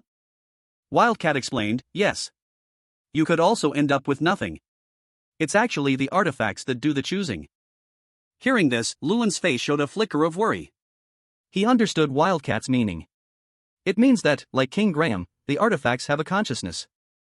Wildcat announced the final schedule item while putting the paper into his bag. Finally, you will be assigned a mission. He explained, normally, as a student, you wouldn't be given an official mission. But the champion of a major tournament is an exception. It's an event to announce the arrival of a new generation of mages to the world. As Luan opened the list to look, he added, so it's like a debut. He replied immediately. Exactly. He continued. So, choose a mission from the provided list. Luan thoughtfully looked at the list before him. The missions included search, subjugation, assassination, knowledge excavation, and... Just as he read that, Zhang popped out of nowhere and whispered in his ear, startling him a bit. Both he and Zhang stared intently at the list in his hand, their expressions identical, like a father and son. Then he made his final decision. I choose this one. His voice rang out decisively, mingling with the rumbling of the train outside. The scene changes to Moran Palace. The two of them stood in the hall. This is Moran Palace, the prince's secondary palace. Please enter. Everyone is waiting for you, he urged. Then he bowed respectfully. Well then, I will take my leave. Hearing this, Luan turned around in a panic and shouted, wait, hold on. You're not coming in with me? While he was still confused as to why Wildcat wasn't entering with him, the door in front of him opened. Somerton stood majestically behind the wide-open doors, while Luan was still searching for any sign of Wildcat. He stood with his hands on his hips, a hint of a smile in his voice. Welcome to my empire, Luan Adel. Luan looked up at him, remaining silent. Stepping inside, he knelt before him. First, I received 10,000 gold pieces from the Crown Prince. This amount exceeded the Adel estate's annual budget. Somerton sat on the throne and said with a smile to Luan. If you ever find yourself short on money, feel free to come here any time. If you're willing. Moran Palace will always be open to you. Hearing this, Luan could only manage a wry smile. It seems like I could never earn this much in a lifetime. He walked away, clutching the gold. He thought, it seems the prince hasn't given up on me yet. But I hurried to my next appointment. Now, Wildcat and he were walking through the vast palace. People here must have good stamina. Walking around this huge place all day is a feat, he joked to break the silence. But Wildcat didn't seem to be in a joking mood. He turned to him with a stern face. Stop the small talk. Sir Terran is waiting for you. Luan stopped in his tracks. Ah, yes. He forced a smile. Does anyone around here have a sense of humor? Talk about dry personalities. He asked again, so, are you sure about that mission? Luan was a little surprised. Then he answered firmly, yes. Receiving his resolute answer, he didn't ask any more questions. I see. You've chosen the hardest one. Luan replied cheerfully, it seems like it will be very interesting. Hearing this, he continued. I wonder what Sir Terran will say. Their conversation ended. The door to the room opened, revealing a bleak and chilling atmosphere. Luan stepped inside. Terran was already sitting in the room, waiting for him. He called out to him. Come in, quickly. A conversation unfolded over cups of hot tea. Terran was the first to ask, you want to choose that magnificent mission? Luan immediately replied, yes. Hearing this, he picked up his teacup and said slowly, the safest mission is subjugation. You could be escorted by the royal guard to eliminate some bandits near Siciliano. You could even be welcomed as a hero. He explained, while Luan sat and listened quietly. Then he expressed some curiosity. But why would you go to that place? It's just a barren wasteland. Luan remained silent, but there was a subtle change in his eyes. He already had an answer to the man's question. No. It's quite similar to Mt. Chion. Flashing back to when he was choosing the mission and Zhang appeared, she pointed to a mission on the list. What is that? He asked her curiously. Your first mission. Choose that one. But he still didn't understand exactly what it was. She explained, that is King Graham's homeland. Luan was stunned to hear this. She continued, and it's the place where Draer stayed for about 100 years. The image of a massive dragon appeared on a vast green field, breathing in the fresh air. Mt. Chion, located at the northern end of the Ridian Kingdom, a sky-piercing mountain emerged from behind a thick fog. It was said to be the home of ancient ogres. But there are no ogres there anymore. The burly ogres are now a thing of the past. Except for the artifact King Graham at the academy, they all perished in the Great War, all the ogres falling at the feet of the enemy leader. The place where the ogres vanished is now just a desolate land. An ogre skull blew in the wind, a chilling sight. There's a reason why the search mission in this place is considered extremely difficult. Because of the barrier there, an invisible barrier surrounding the mountain. A barrier that cannot be broken by any magic. To this day, countless scholars and wizards have yet to find a way to break it. Everyone has thrown up their hands in defeat. That search mission is to discover the identity of that barrier. Determination was clear in his eyes as he remembered what Zhang had told him. Taran was still quite curious.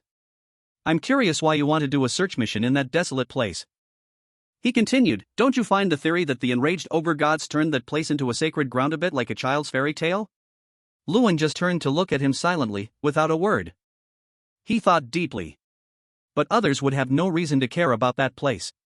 However, that place, forsaken by the world, was Dracargonia's sanctuary for 100 years. That reason alone is enough for me. Without needing to explain further, he simply stated, it's the most challenging mission. Hearing his explanation, the man tilted his head and looked at him. Just for that reason? Poof. If you just want to, you'd be better off choosing something else. Taran advised him, as he didn't trust a kid who was only 16 to take on such a mission. He continued to dissuade him. You don't have to go to such lengths to achieve something. It's only difficult because it's an unsolved mystery. Luan smirked defiantly. If a 16-year-old wizard finds the answer to such a mystery, wouldn't that be a remarkable achievement? He continued to prod. You'll just end up with a mission failed in the history of the Grand Tournament. Luan retorted just as sharply, well, that's one way to create a notable achievement. His words seemed to annoy the man slightly, his eyebrows knitted together, and his smile was no longer so natural. Taran changed the subject. Do you know why I introduced you to Prince Somerton? The question caught him a bit off guard. Seeing his reaction, he explained, to keep you in Leverden. I want to observe you more. Everything had been calculated from the beginning. Luan remained silent, tension evident on his young face. Taran explained further, because of your unique abilities, I wondered if it was related to your choice of this mission. The atmosphere grew tense. Regardless, I will always be watching you. The statement made him a little nervous. Back in his room, he lay flat on the bed, still thinking about what had just happened. I've made a commitment. But can I really do well? He wondered aloud, his voice tinged with anxiety. Zhang, standing beside him, heard this and asked. Why? Are you worried you won't be able to find anything? He replied to her, a little. Since that world has been disconnected for so many centuries, I wonder if I can discover anything at all. She retorted, humans haven't discovered anything so far, but you can do it. Hearing this, he immediately reacted, I'm human too, you know. She replied, you've surpassed human capabilities. He heard this and questioned, I have? Yes. To surpass human capabilities like Luan is quite a process, you know. What process, and who's judging? As they were talking, there was a knock on the door, followed by a request for permission. Sir Luan, may we come in? He sat up and called out. Ah, yes. Come in. Two people entered from outside the door, and he greeted them. Hello, Wild Boar, Wildcat. Zhang, sitting on his shoulder, heard him call them that and asked, Wild Boar, Cat? What are you talking about? He sighed and explained to her. It's His Highness's preference. The wizards of Matop all like to be called that. She heard him.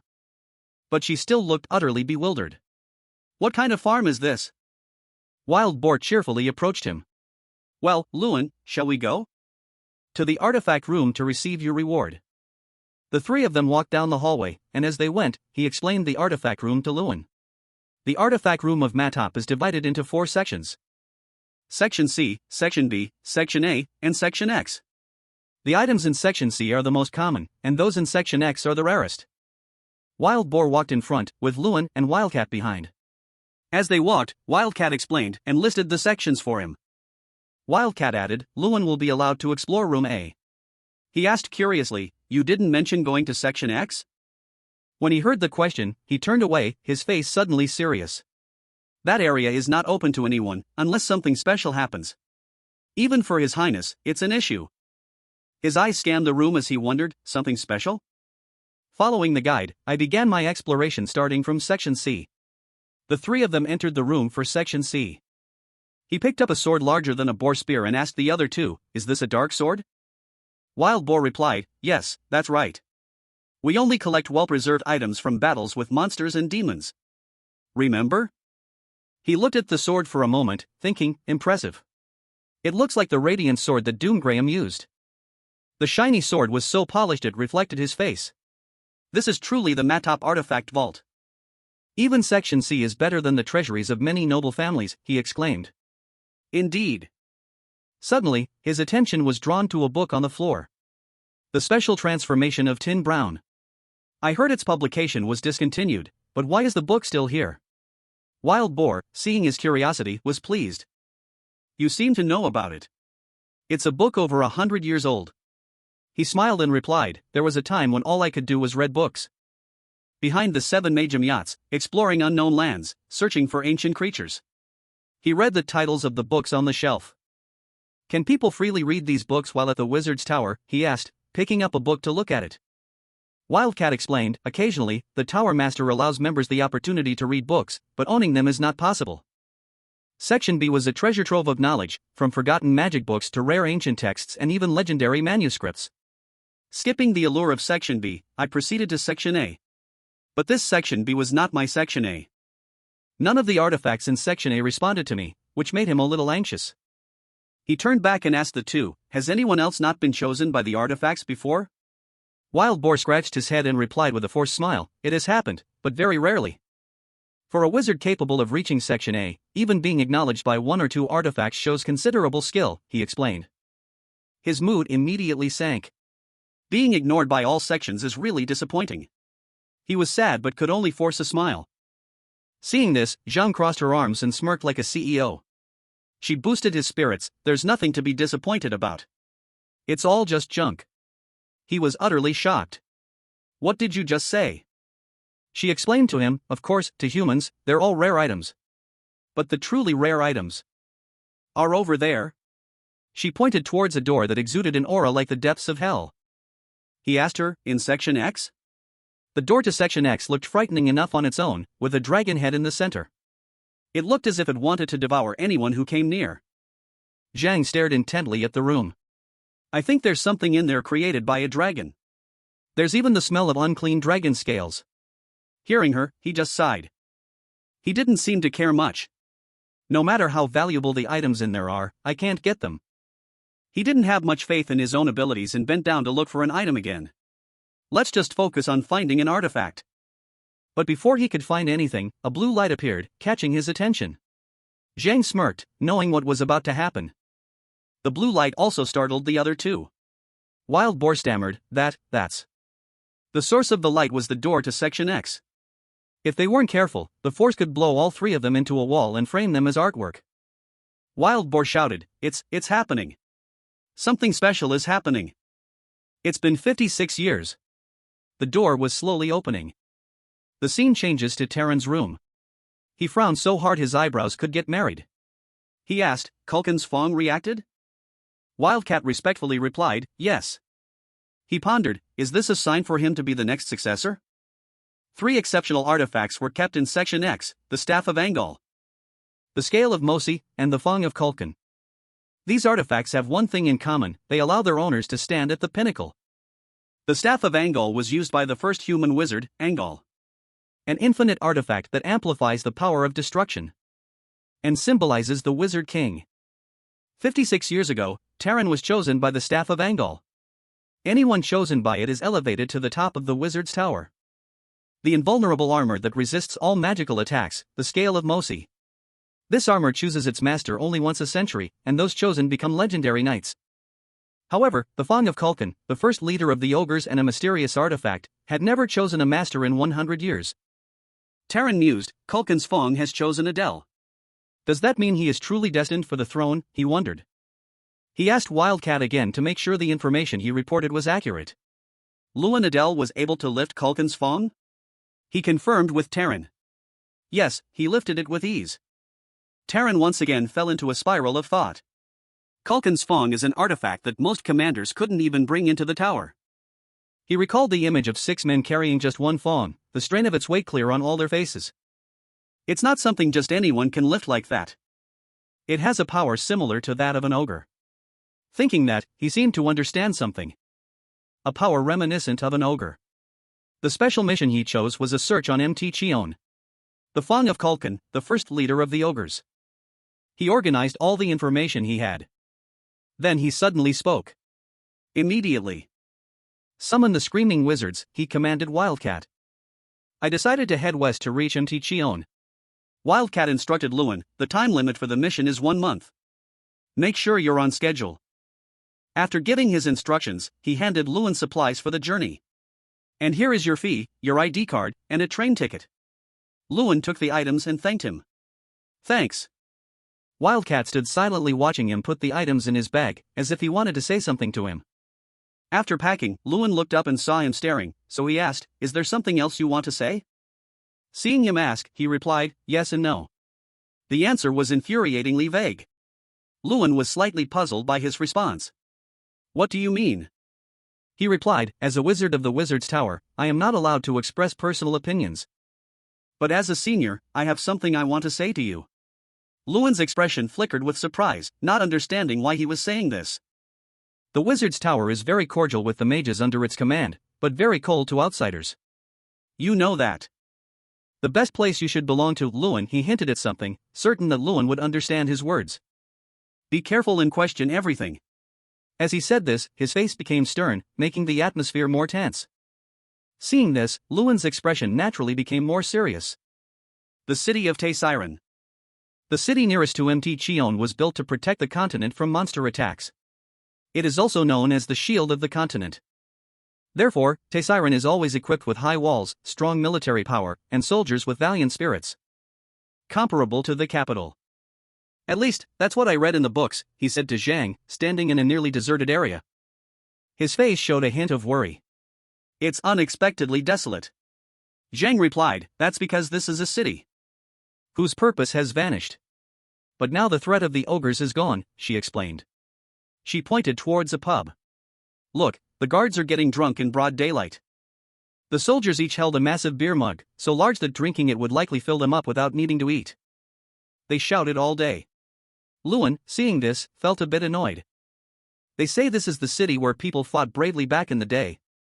Suddenly, a huge man with a sword-shaped scar on his face appeared out of nowhere. Hey! Look at the pretty boy in fancy clothes.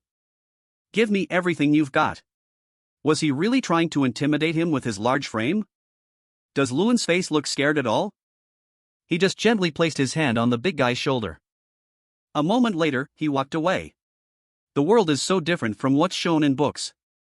The other guy was now lying on his back with his legs in the air. A snore as loud as thunder echoed in the quiet space.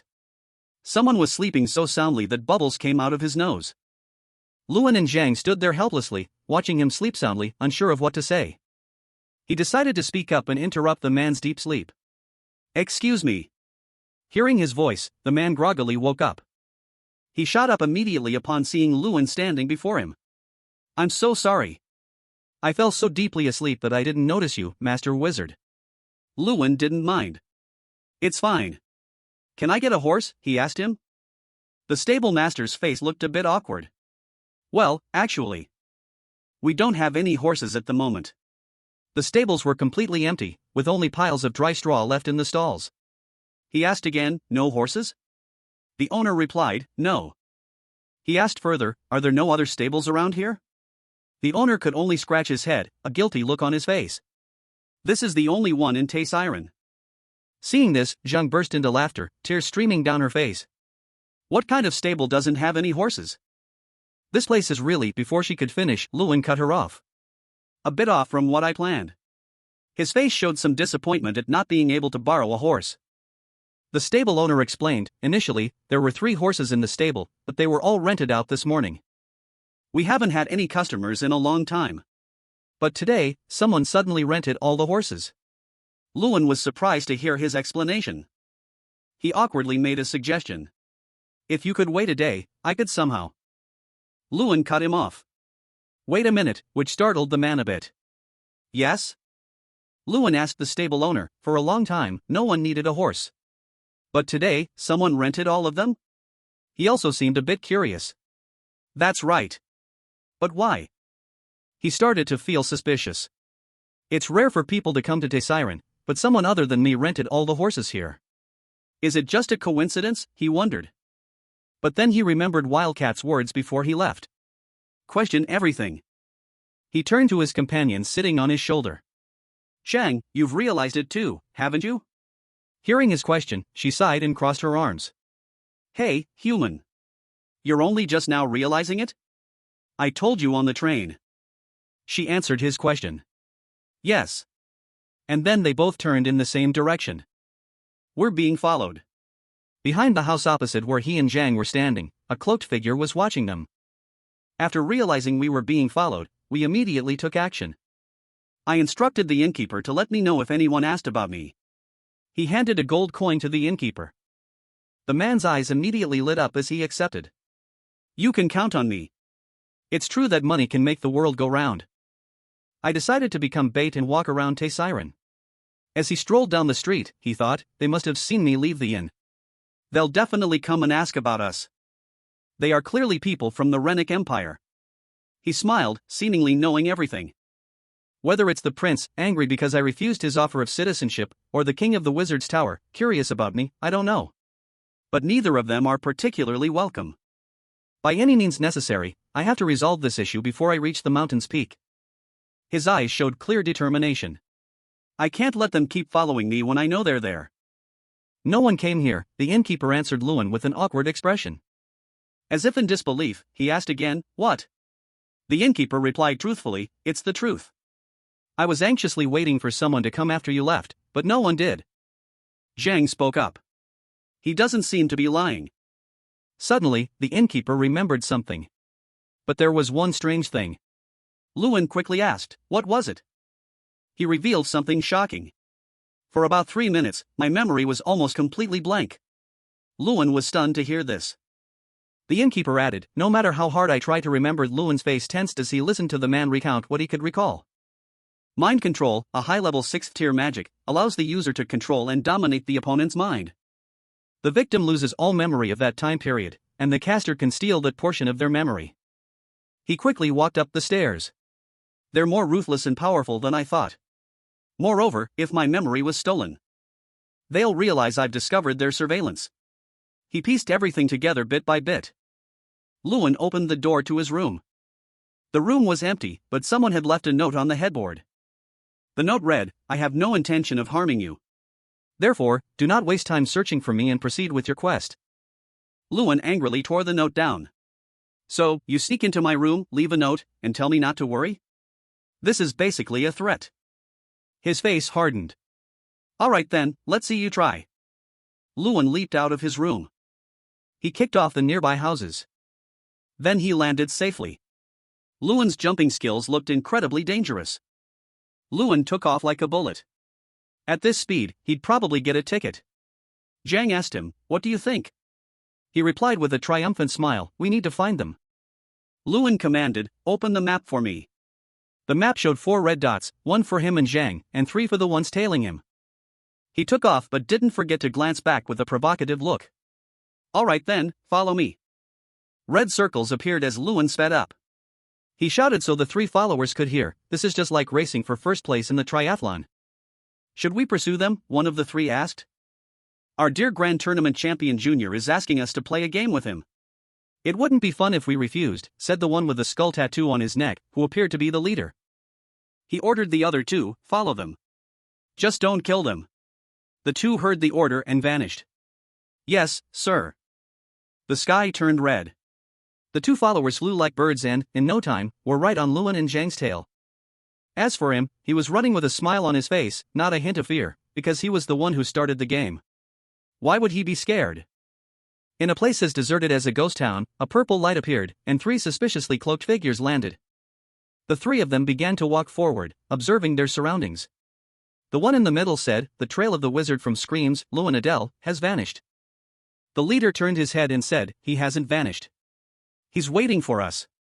What?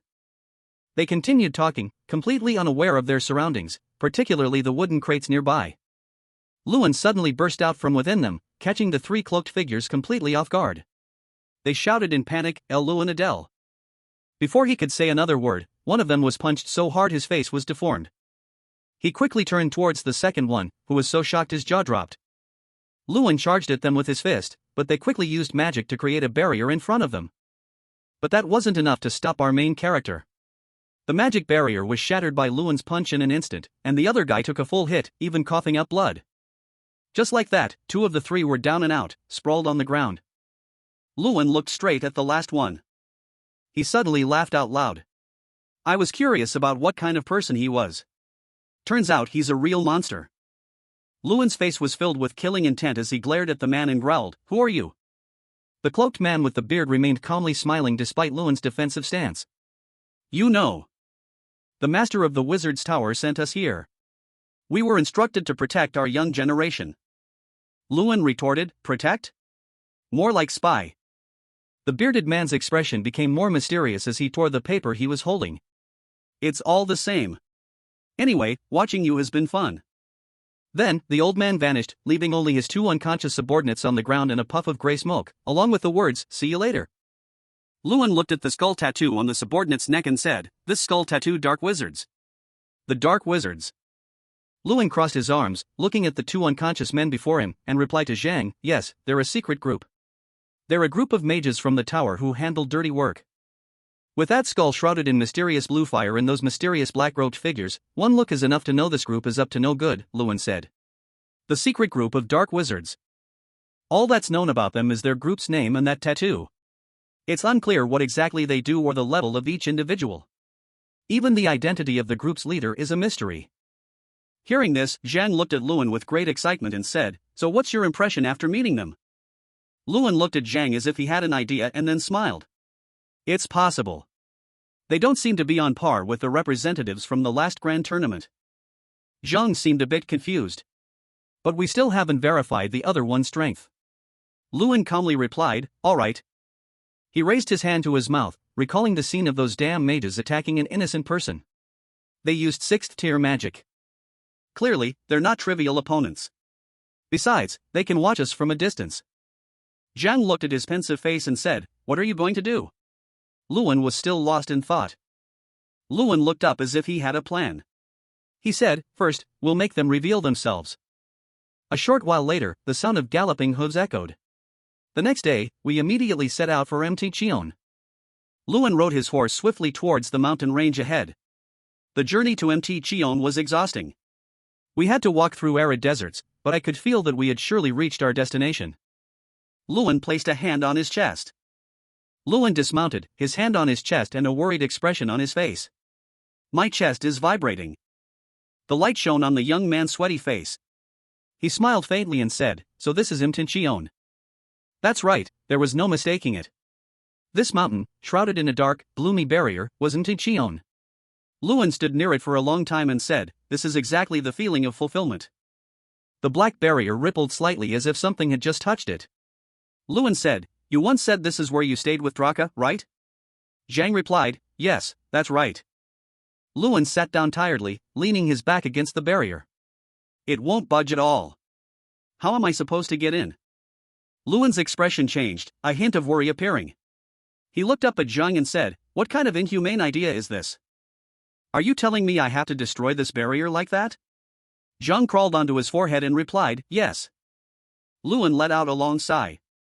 Zhang climbed onto the top of Luan's head, looked down, and said confidently, "If it were humans, they would definitely try to break the barrier." "Right?" Luan looked up at Zhang and replied, "Right, that's the first thought." Zhang continued, "But they can't break it with just normal human methods." Zhang continued, "What would happen if there was an ogre here?" This statement from Zhang startled Luan, as if even he hadn't expected it. Luan sat cross-legged, resting his chin on his hand, thinking seriously. Wouldn't it be better to call the ogres from inside? Ask them to open the gate, like a friend. While Luan was still thinking, Zhang quickly jumped down to the ground. She crossed her arms, looked at Luan, and said, "Right. Now my thoughts are very clear." Hearing that made Luan even more shocked.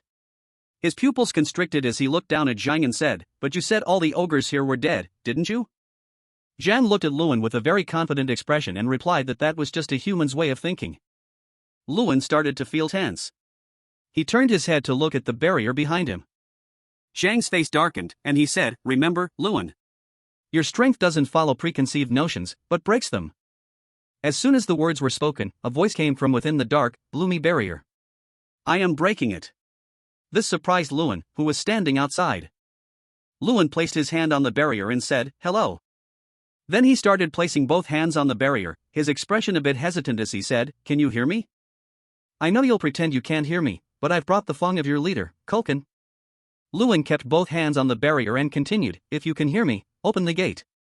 The atmosphere then fell suddenly silent, making both Luan and Zhang feel a bit anxious. A moment later, a powerful purplish-blue light emanated from Luan's hands.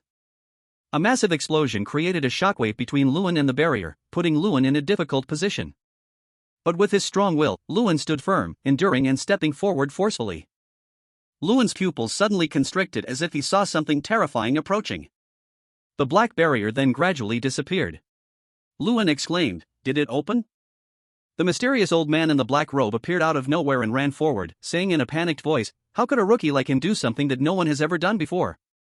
But unfortunately for him, by the time he arrived, the barrier had reappeared, preventing him from entering.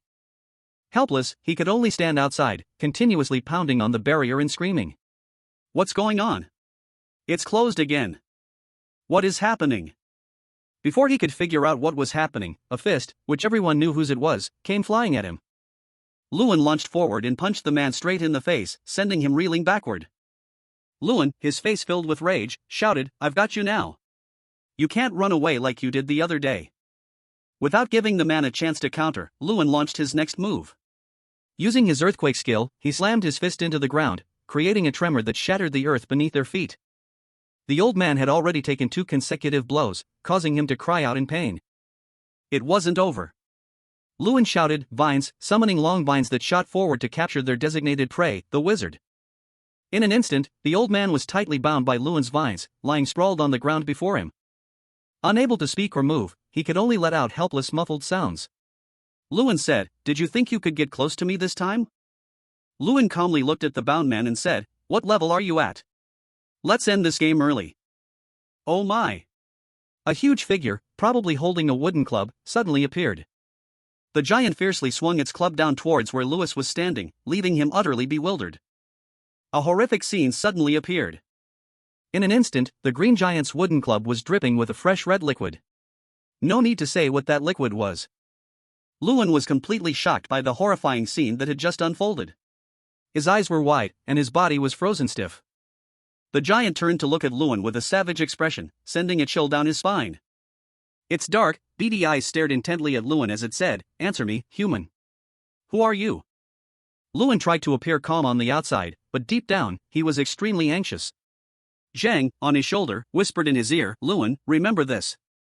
They were created with the mindset of beasts. Luckily, I was able to enter the barrier on him to Chion. As soon as I stepped in, I felt like I had entered another world," Luan said softly. He followed the green giant deeper inside. Here, he was surrounded by countless other terrifying green giants. They looked at him with curiosity and wonder. One of them spoke, "A human? What's a human doing here? But he doesn't smell much like a human. He smells just like us." Luan walked with a tense expression, like a taut string. Zhang, beside him, said, "Master, be careful. They don't have the same morals as humans." Luan replied tensely, "I know." Luan recalled his first encounter with the green giant and said, "For now, I guess he's not doing anything to me because of Culkin's Fong, but I don't know when they might kill me." He cautiously followed behind the green giant, observing him. Arriving at a towering mountain, the green giant said, "We're here. This is the peak of Mt. Chion." The two of them stopped next to another green giant. Luan looked at the giant holding the club and asked, "The peak? There's still another peak up there, isn't there?" A loud thud echoed, startling Luan. In front of him was another giant. He was larger than the others and had white hair and a beard. Luan thought, "This isn't the peak, but there is an ogre." The white-haired giant looked down at Luan and began to introduce himself. "I am the chieftain, Hakan. Human, I hear you possess the sacred relic of Culkin."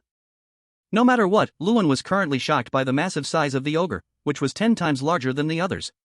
He gaped up and thought, he's so much bigger than the other ogres. Chieftain Hakan continued, human, we welcome you as a guest. I have decided not to tear you apart and feed your corpse to the eagles. Who are you?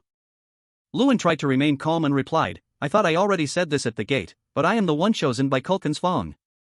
Chieftain Hakan sat down and said, lies. That is not an item a human can handle. Luan replied, but it's the truth. Luan took out an object wrapped in a white cloth. He said, I can show you. The other ogre said in shock, oh my, it's true. Chieftain Hakan looked at Luan with a very pleased expression and said, an interesting human. I can smell our scent on you. And I also smell the scent of power. Luan replied cheerfully, that's right. I'm pretty strong. Chieftain Hakan said, then answer me, human. Who are you? Luan hesitated for a moment and said, I am. Suddenly, Luan and Zhang looked at each other as if they were both thinking the same thing. Luan said, do you know about Dracogonia? That's the name of a dragon that lived on this mountain. Chieftain Hakan's jaw dropped in surprise at what he had just heard. Chieftain Hakan quickly looked down at Luan and said, how do you know that name? Luan put his hands on his hips and replied with a smile, I heard it from King Graham. When Chieftain Hakan heard the name King Graham, he was even more shocked. He said loudly, King Graham, he's still alive? Luan recalled his first encounter with King Graham and said, he is living as an artifact in my academy. Should I say he's considered one of the professors? Luan looked at Chieftain Hakan and said confidently, you're curious about who I am, right? The green ogre who had led him there stood silently listening as Luan said, I am a friend of King Graham, who was once the chieftain of Chion. Luan continued, I am also the one chosen by Kulkin's Fong and the inheritor of Draka's world-destroying power. With every word he spoke, Chieftain Hakan became more and more surprised. Facing the two massive ogres, Luan declared, I am Luan Adel. Luan faced Chieftain Hakan and said, with all that, are you still planning to crush me and feed my corpse to the eagles? Chieftain Hakan was silent for a long moment, then said, no. We will welcome you with joy, human. Luan's expression suddenly froze, as if he were speechless. He was currently brought to the middle of a square, with a simple stone table in the center. All around, the ogres were cheering continuously. Zhang sat on Luan's shoulder, arms crossed, and said, the ogres have a welcoming ritual even for newcomers. If you want to be welcomed, you must prove your own worth. Draka also participated when he first came here. Zhang looked at Luan seriously and said, and the ritual is arm wrestling. In front of him, a large green ogre strode forward. He happily flexed his muscles and said, I am Amarat, son of Marican. Are you the human we are hosting? Luan's expression soured instantly. He thought to himself, are you telling me this giant is my opponent? I think something is wrong here. In an instant, Luan and Amarat were in position for arm wrestling. The entire square was roaring. Come on, Amarat, crush that human. Luan leaned on the stone table and looked at Zhang, saying, if I lose this arm wrestle, they won't feed me to the eagles, right? Zhang replied helplessly, I'm not so sure. Facing the giant Amarat, the atmosphere was tense. It was clear how small Luan was in comparison. The two clasped hands tightly. Luan thought, this giant ogre is definitely here to intimidate me. But that doesn't mean I should rush in blindly. Luan's expression was extremely tense. He thought, a match between an ogre and a human sounds ridiculous, but I also have a special power granted by an artifact. The white Fong floated in a stream of magic. Luan said, since I got Kulkin's Fong, my strength has increased by 1,000. Luan furrowed his brow, his seriousness evident. He thought, my strength is now at 3,520. This is possible. Amarat, on the other hand, looked extremely confident. He said, I don't think you're an ordinary human. But your hand feels very different.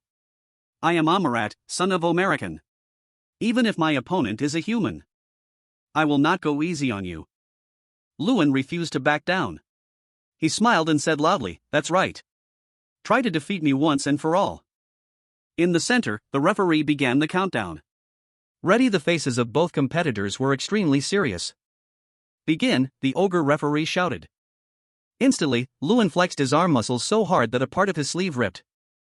Seeing this, Amarat was also a bit surprised by his opponent. The match was still ongoing with no clear winner. Amarat shouted loudly. On Luan's side, his expression was worsening.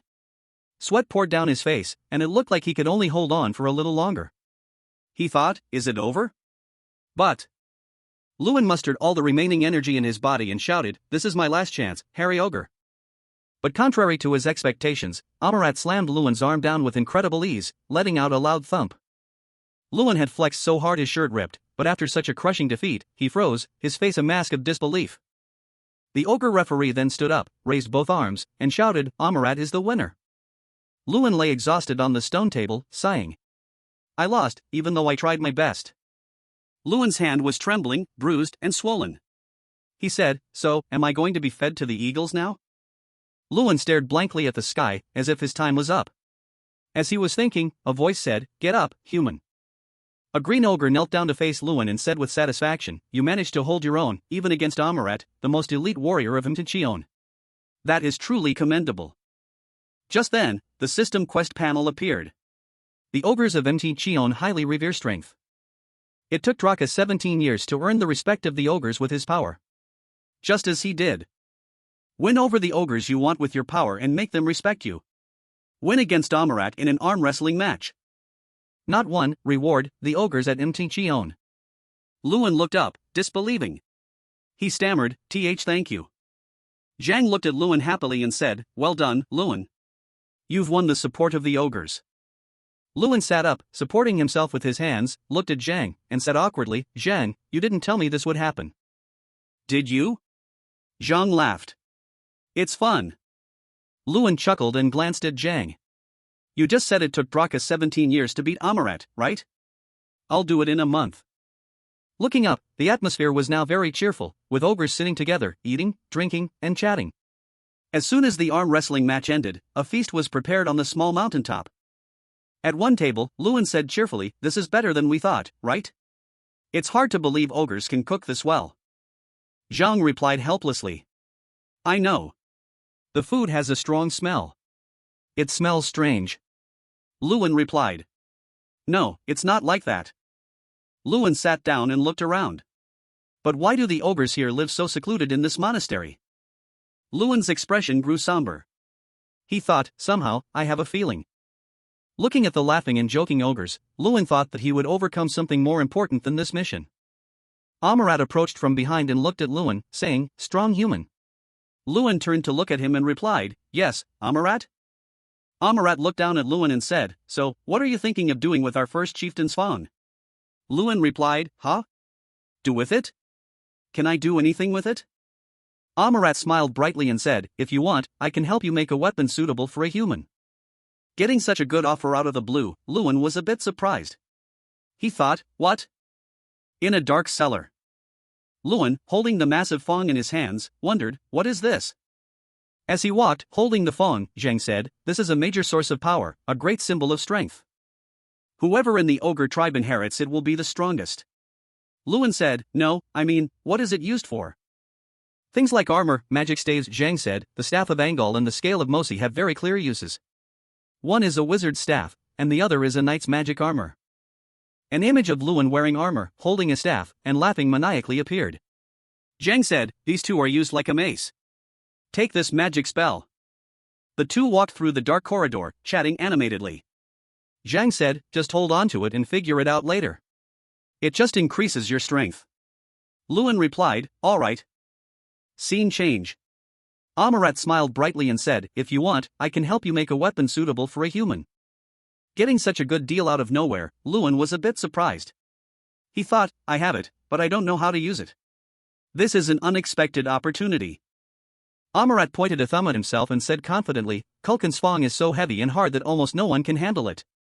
But if it's the ironworks of Omazusura, it's entirely possible." Luan didn't quite understand. An ironworks is just like a human blacksmith. Amarat looked at Luan and said, "Do you have any ideas for a special kind of weapon, human?" Luan thought for a moment. A moment later, he suddenly broke into a smile as if he'd just thought of something. "So, you can help me make exactly what I need?" "It's been half a month since I came to Chion," Luan said, hiding in the bushes as if stalking something. Up ahead, a green ogre shouted, "That way, human!" Luan burst out of the bushes and said, "Let me handle it." During that time, I helped the ogres hunt or assisted them. Next, he started jogging. "I spent a lot of time training myself in things I couldn't do before." Luan, covered in sweat, looked up at the system panel and then said cheerfully, "All right." Then he went to arm wrestle with Amarat again, and just like last time, Luan lost. However, the main task that took up most of my time was something else. Zhang clearly announced, 15 losses in 15 matches. Arm wrestling with Amarat. After losing 15 consecutive matches, Luan sulked and rubbed his arm, saying, lost again. This is really getting to me. Behind him, Amarat could only laugh. Luan stood there rubbing his arm for a moment before Zhang came over to encourage him. Cheer up, master. You're getting better. Amarat smiled and said, don't be like that, human. You're gradually learning to use your strength more effectively. But Luan still refused to give up. He looked at Amarat with confidence and said, thanks. I feel like I'm making progress, little by little. I've learned how to use my strength properly thanks to Amarat's advice. And each day, I can hold on a little longer. Luan put both hands in his pockets and turned his head. Before I leave here, I have to defeat Amarat. Amarat, behind him, was suddenly called out and looked utterly bewildered. Even inside the cave, their conversation could be clearly heard. Amarat, are you hesitating? Amarat replied, no, not at all, human. In arm wrestling, you stand no chance against me. A few days later, Amarat's face was frozen in a stiff expression. Luan's small hand has defeated Amarat in an arm wrestling match, the referee said. 17 matches, 16 losses. Zhang couldn't believe her eyes. 1 month. Luan jumped up cheerfully, raising both hands and shouting in Amarat's astonishment, I won. The system displayed, quest, side quest didn't in Chion, win an arm wrestling match with Amarat. 1. Complete. You will receive the prize of the MT Chion Ogre tribe as a reward. You are respected by all ogres. Amarat wasn't angry about losing, instead, he praised Luan relentlessly. You keep surprising me. I lose, Master Adele. Luan rubbed his wrist and looked cheerfully at Amarat. This is the first time, isn't it, Amarat, that you've called me by my name like that? Amarat turned and walked away, saying, it seems you're ready. Luan watched Amarat's retreating figure and asked, ready for what? Luan said, is that it? Is it finished? Amarat turned his face and said, come here.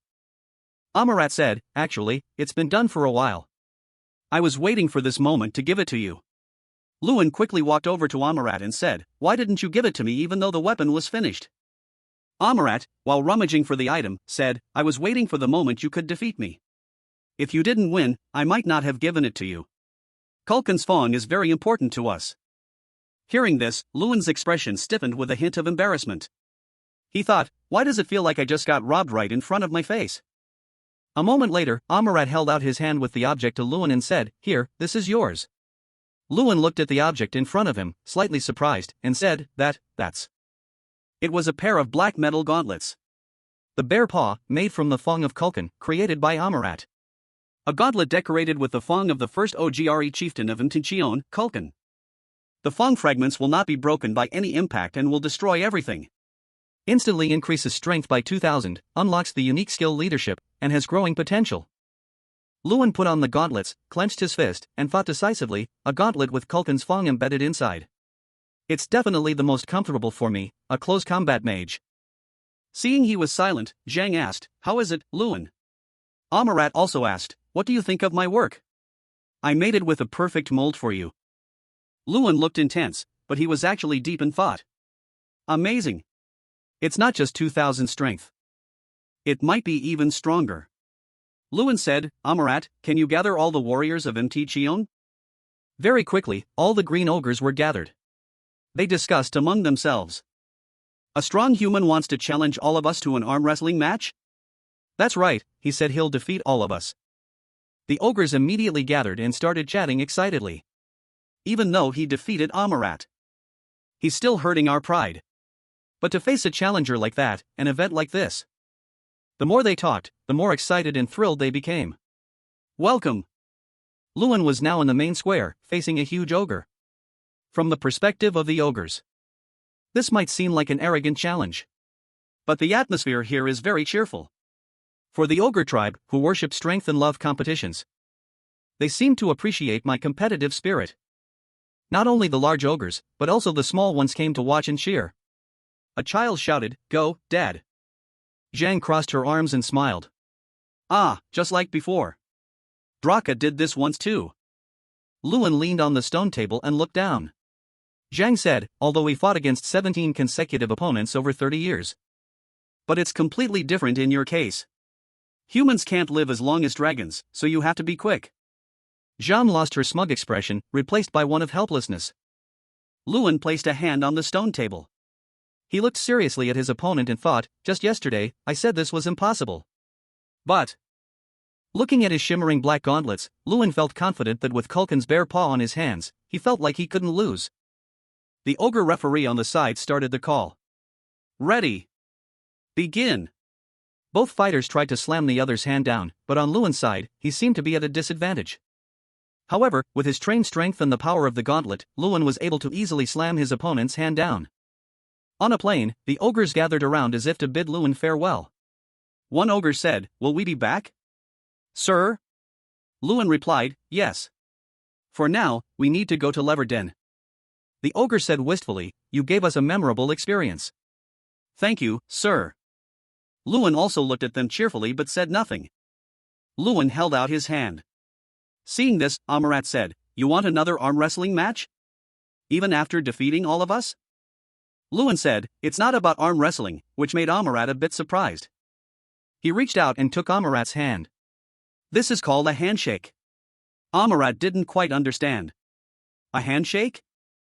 A hint of wistfulness crossed Lewin's face as he said, "It's a human way of greeting." Amarat looked enlightened as he silently listened to Lewin explain, "When you meet someone and say goodbye to a friend." Then, he set off on his journey with the farewells of the ogres. Lewin waved and shouted, "See you later" is a type of farewell. Afternoon at Ignis Academy. In his office, Terran sat at his desk listening to a report. Isn't it important news? As he listened to the report, he rested his chin on his hand and thought, the report on the Screaming Wizards is still incomplete. It's been a while since those two returned with serious injuries.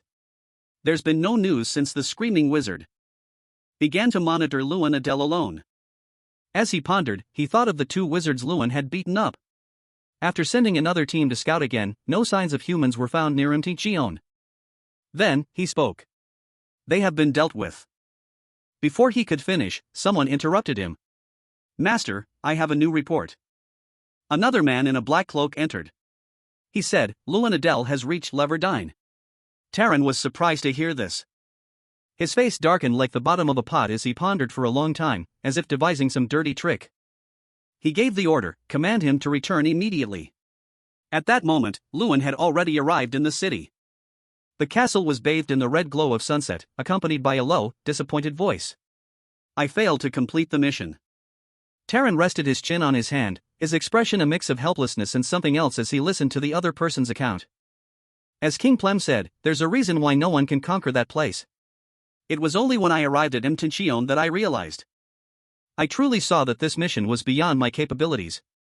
Lewin sat on the chair, his head bowed in shame as he explained. "The barrier there is too strong, so there was no way to get inside." Terran listened in silence. He interrupted him. "You're a terrible liar, you know that?" Terran spoke slowly, enunciating each word. "Be honest with me. You're the one chosen by Culkin's phone, after all." He spoke sternly, "And the mission you chose was to find the ogre's stronghold. Doesn't that seem a bit too coincidental?" Hearing this, Lewin's face showed a hint of guilt, sweat trickling down as he tried to remain calm and question him back. "So you've been following me?" Terran calmly replied, "Following you? I was simply worried. I was afraid you might become one of the tower's opponents." Lewin quickly spoke up. "Any mage who dares to oppose the words of King Plem will become an enemy of everyone in the tower, right? Besides..." Terran looked him over and replied, "Enough with the small talk. Let's get to the main point. Tell me honestly, what did you see in Chion?" His face suddenly became fierce as he growled and interrogated him. "Are the first ogres still alive?" Hearing Terran's question, Lewin's face tensed up, unsure of how to respond appropriately. He slowly left the castle. "Please." Lewin let out a sigh of relief. That was close. He recalled Terran's threat, "Don't lie to me. I know everything. I can look into your past right here if I want to." He interrupted and asked back, "But you won't do that, will you?" which made Terran slightly surprised. "What?" Lewin smirked provocatively. "A great frontier wizard like you surely wouldn't resort to such measures, especially against a student like me." Hearing this, Terran's eyebrows knitted together tightly as he shouted in anger. "You dare to bet with me? Calling yourself just a student seems a bit too humble, don't you think? Taran said helplessly, fine. He softened his tone and instructed, your first official mission was a failure. Now, return to the academy. Luan's face turned serious as he fell into deep thought. I just bet on King Plem's pride, and it worked. Although he wouldn't use such extreme methods, there are many other ways. He frowned, thinking nervously, but if King Plem becomes more unreasonable, I'll definitely be cornered. Just thinking about it is scary. Luan comforted himself, but it's definitely over now. He thought of Taran with a sense of foreboding. The artifact from Section X chose me, and everyone knows what that means, the master of the throne. Although it wasn't explicitly stated, King Plem will surely be watching me closely. Luan rubbed his tired shoulders and hurried off, complaining, I don't know anymore. Right now, I just want to get out of here as fast as possible. The train steamed and sped forward. Colorful banners with Luan's picture were everywhere, accompanied by cheers. Hooray for Luan! Congratulations on winning the festival! The crowd excitedly tossed him into the air, cheering relentlessly. Come on, Luan, welcome back. This made Luan flustered, and he cried out, stop it. That was 2 months ago. Jason casually dropped a cardboard box on the table with a thud. Luan sat on his bed and asked, what is that? He stood with his hands on his hips and replied with a grin, those are your letters. As expected, the winner of the festival is bound to be famous. Looking at the pile of letters in the box, he exclaimed, so many. Jason cut him off, these are just the recent ones. To Luan's surprise, Jason turned to a white cabinet and continued, and these are the ones that came a long time ago, still kept here. Luan's eyes widened and his jaw dropped as he saw a mountain of letters before him, speechless. He fell into a state of deep shock, not knowing what to say. Jason propped himself up, watching Luan sit cross-legged on the bed, looking at the letter in his hand in surprise. What's this? A letter from the prince? To the genius mage and true patriot of the kingdom, Luan Adel. Letters kept falling out of the cabinet as he read in a monotone voice, I was delighted to hear that you rejected the Empire's prince's offer to join him. You are truly a patriot, dear someone, even though I've never met them? Jason sighed and replied, dear isn't just for people you're close to, it's for people you want to be close to. Don't you know anything about that? He lay on the bed, watching Luan intently read the letters, and couldn't help but wonder, but Luan, what's your plan for this break? The corner of Luan's mouth twitched up into a mysterious, somewhat cunning smile. He smiled brightly and replied, I'm thinking this year will be very different. Luan rode his horse slowly under the canopy of trees, through the sun-dappled forest. As he rode, he thought excitedly, it's been a long time since I last visited my hometown. Since last year, I've just stayed in my dorm and haven't gone anywhere. Recalling that time, Luan couldn't help but reflect. I didn't have the courage to face my fellow countrymen. I wasn't confident enough to smile and answer their questions about how my life at the academy was going. Luan's gaze became confident as he said, but now, I can face them with pride. He sat on his horse, looking down from a high point at the European-style villages scattered across a vast landscape. The people were stunned, not believing their eyes, and called out in unison, young master. Luan scratched his head sheepishly and replied, is everyone doing well? The villagers cheered loudly. Oh, is it really you, young master? Another exclaimed in surprise, what? Young master. Everyone gathered around him, making him scratch his head repeatedly in embarrassment as he explained, I'm sorry, everyone. I've been away for too long. A villager laughed loudly and asked, how was the academy? Is it like the rumors say? Another chimed in. Hey, but our young master is the best, right? Luina ran up from somewhere and hugged him tightly, calling out, big brother. The little girl stood with her hands on her hips, pouting. Not a single letter sent back during all that time, and now you just show up?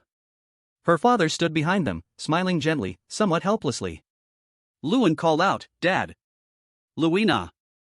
Luan put his hand on her head and teased, Luina, you've grown up so much.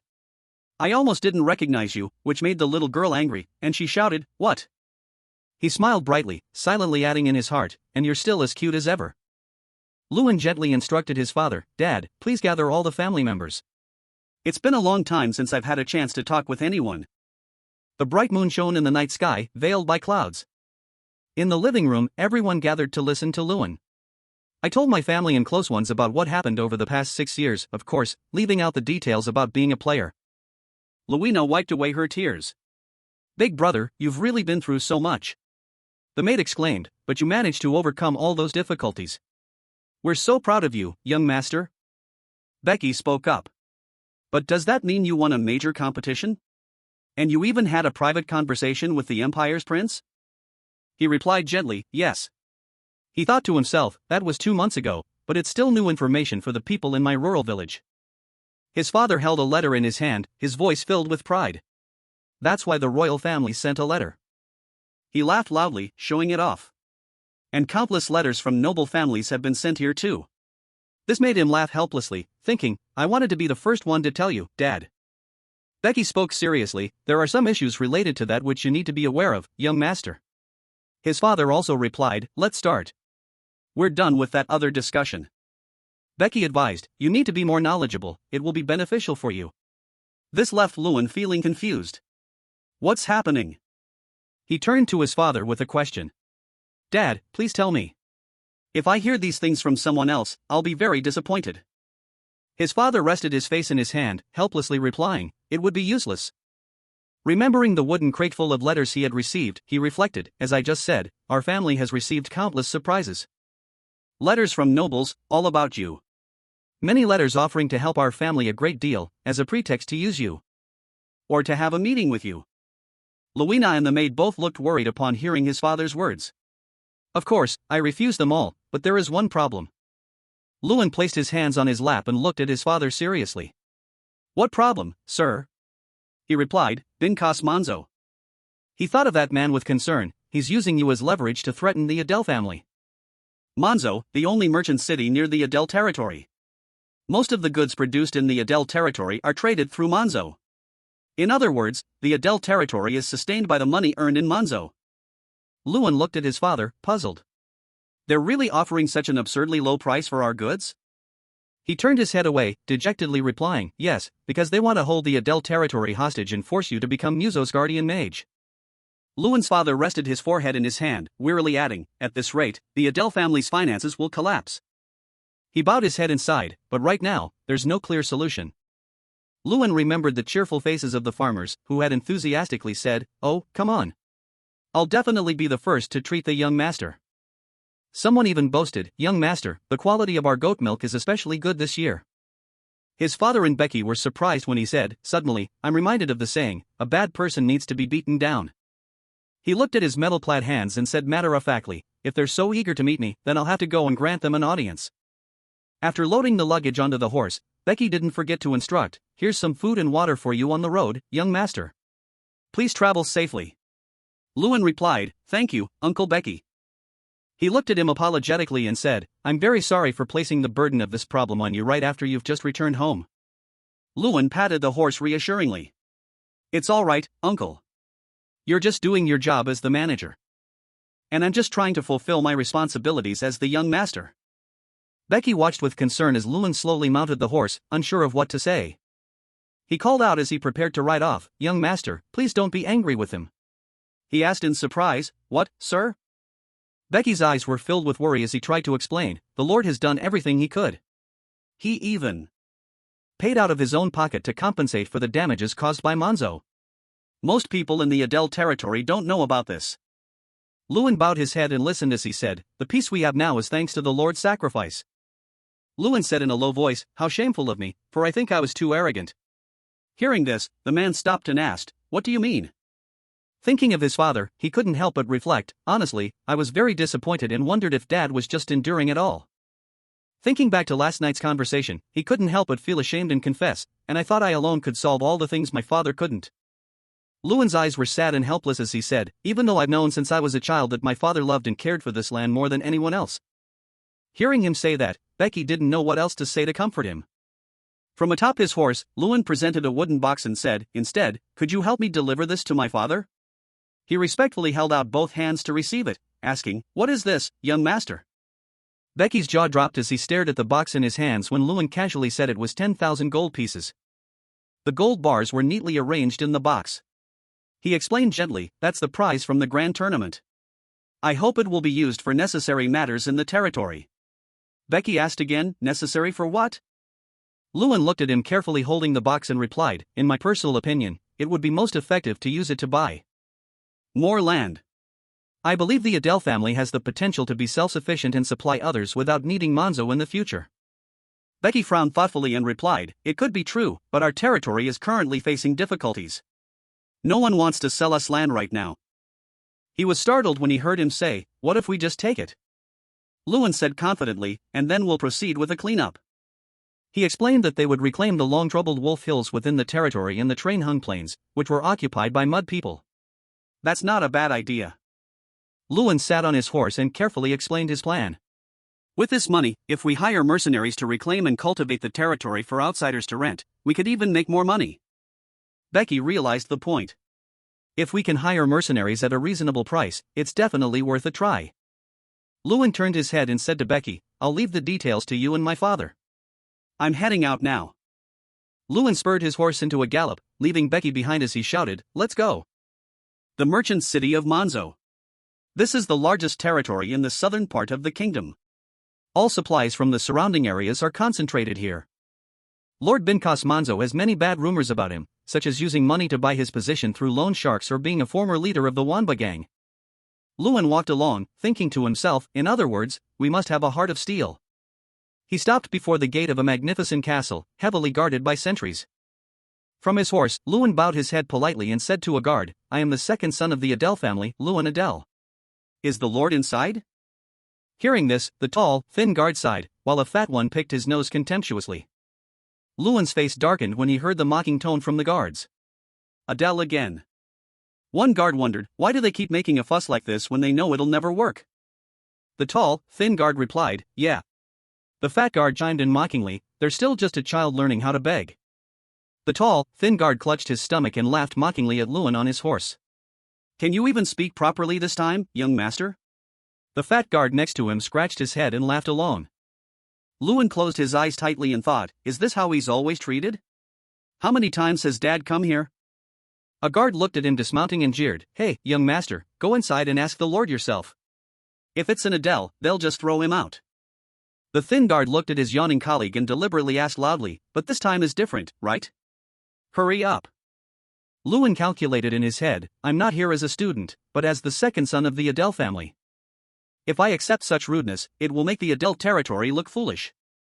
The fat guard was surprised to see Lewin take a stance and shouted, "What do you think you're doing now?" The thin guard narrowed his eyes as he heard him remind them, "You all should go home and practice more." To the guard's surprise, he threw the thin guard forcefully, sending him flying backward. Bincas Manzo and another guard returned from somewhere, smiling and calling out in a sweet tone, "Oh my goodness, look who it is." Lewin glanced at the man's fawning smile. The hero who won this year's grand tournament, the new generation's mage of the era. "Isn't it Sir Lewin Adel?"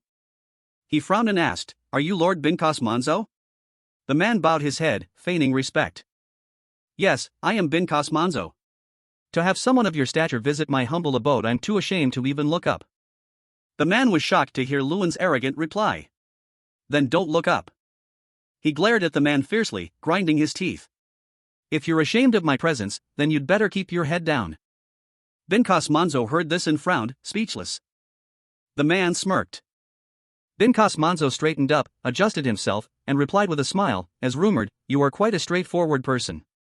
In that case, despite my shame, I will raise my head." Lewin said flatly, "Fine, but you need to train your guards."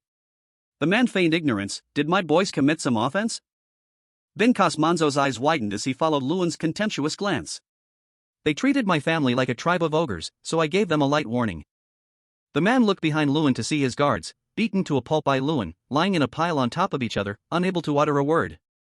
Bincas Manzo was so enraged he gritted his teeth, his eyes bulging. Lewin looked at his expression and said mockingly, "Are you all right, my lord?" The man turned and smirked. "Feel free to treat them as your subordinates." But inwardly, he was furious. How dare that brat touch my men? Lewin rubbed his hands together and replied with a smile, "Ah, so we will." To Bincas Manzo's astonishment, he launched a kick that sent the remaining guard flying backward with great force. The guard was knocked to the ground.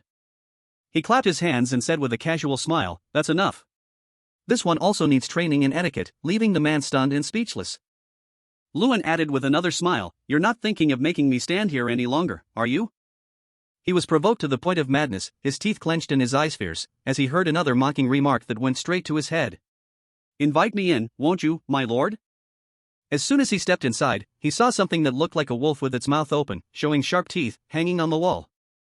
He laughed a very insincere laugh and shared with Lewin, "My hobby is collecting artworks like this." He looked seriously. "Well, it doesn't look very pleasant." The old man continued his story, "I understand. Everyone has different tastes." He fell silent for a moment, thinking, and then silently judged him. Collecting these things and calling them beautiful, this guy's taste is truly depraved. The things he displayed in his house were all bizarre objects with frightening shapes. A normal person would never buy these things. The more he thought, the more he began to worry about this old man. Clearly, putting those things here is meant to create a sense of fear and anxiety. Is he trying to threaten me? Next, the man poured water and offered it to Lewin. He introduced the tea he had prepared. "This is a rather rare tea from the south called Param. Have a try." He crossed his arms and declined the offer. "No need." "Oh, you don't like tea? I'll get you a soft drink instead." With a straightforward personality, he asked back, "Are you pretending you don't know anything? Do you really not understand why I refuse to drink this cup of tea?" As he spoke, he poured the tea from the cup onto the table, his expression more tense than a stretched string, looking straight at the man. The two stared at each other. Although no words were spoken, they seemed to understand what the other was implying. The atmosphere grew increasingly tense. The tea from the cup spilled, mingling with the dreadful silence. The corner of his mouth lifted into a mysterious smile. Then he calmly picked up the hot teacup again. "It seems you think I would poison your tea? But I have no intention of becoming your enemy. Of course, there's no poison in it. I just want to be good friends with you." He emphasized the words "good friends." It's unclear if the tea was actually poisoned, but with his best friend attitude, the kind where you'd stab each other in the back, it was a bit suspicious. He asked the man, "Friends who threaten each other? How ridiculous." That was just a well-intentioned suggestion. Lewin, fuming with anger, gritted his teeth and immediately retorted, "You call that a suggestion? That despicable scheme to weaken the Adel territory?" After speaking, he bluntly and decisively refused the man's offer. The two sides stared at each other again. The man lowered his head, his voice filled with a mysterious tone. "Unfortunately, since you've refused our friendship, the price of goods from the Adel territory will remain as it is, dirt cheap." He said this in a mocking tone, with a look like a bully picking on a child. The main character, seeing this, looked menacing and threatened back, "You'd better return the price of the goods to what it was originally." A moment of silence passed between the two again, both sides tense as a bowstring. Just after he spoke, he was called naive and ignorant. The old man angrily clenched his fists. "You think only you can refuse a deal? You should be the one begging. You're in the weak position now, not me." He was about to go crazy. "People say students of the Magic Academy can't use magic during their vacation. I'll teach you some humility, you brat."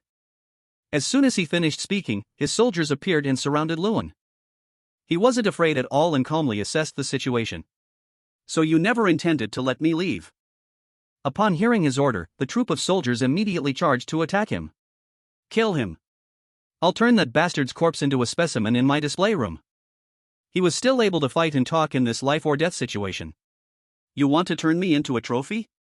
You're even crazier than I thought." The bear on his shoulder also thought he was really mad. Although he had already guessed the outcome and didn't expect much from this conversation, he still couldn't have anticipated the old man would act so rudely. He saw him as an old pig trapped in his own well in the south.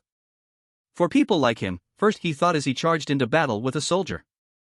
When they were in close range, he suddenly stopped and raised his finger, freezing the soldier for a moment. Flick! As soon as he said it, the force from his flick sent the soldier flying.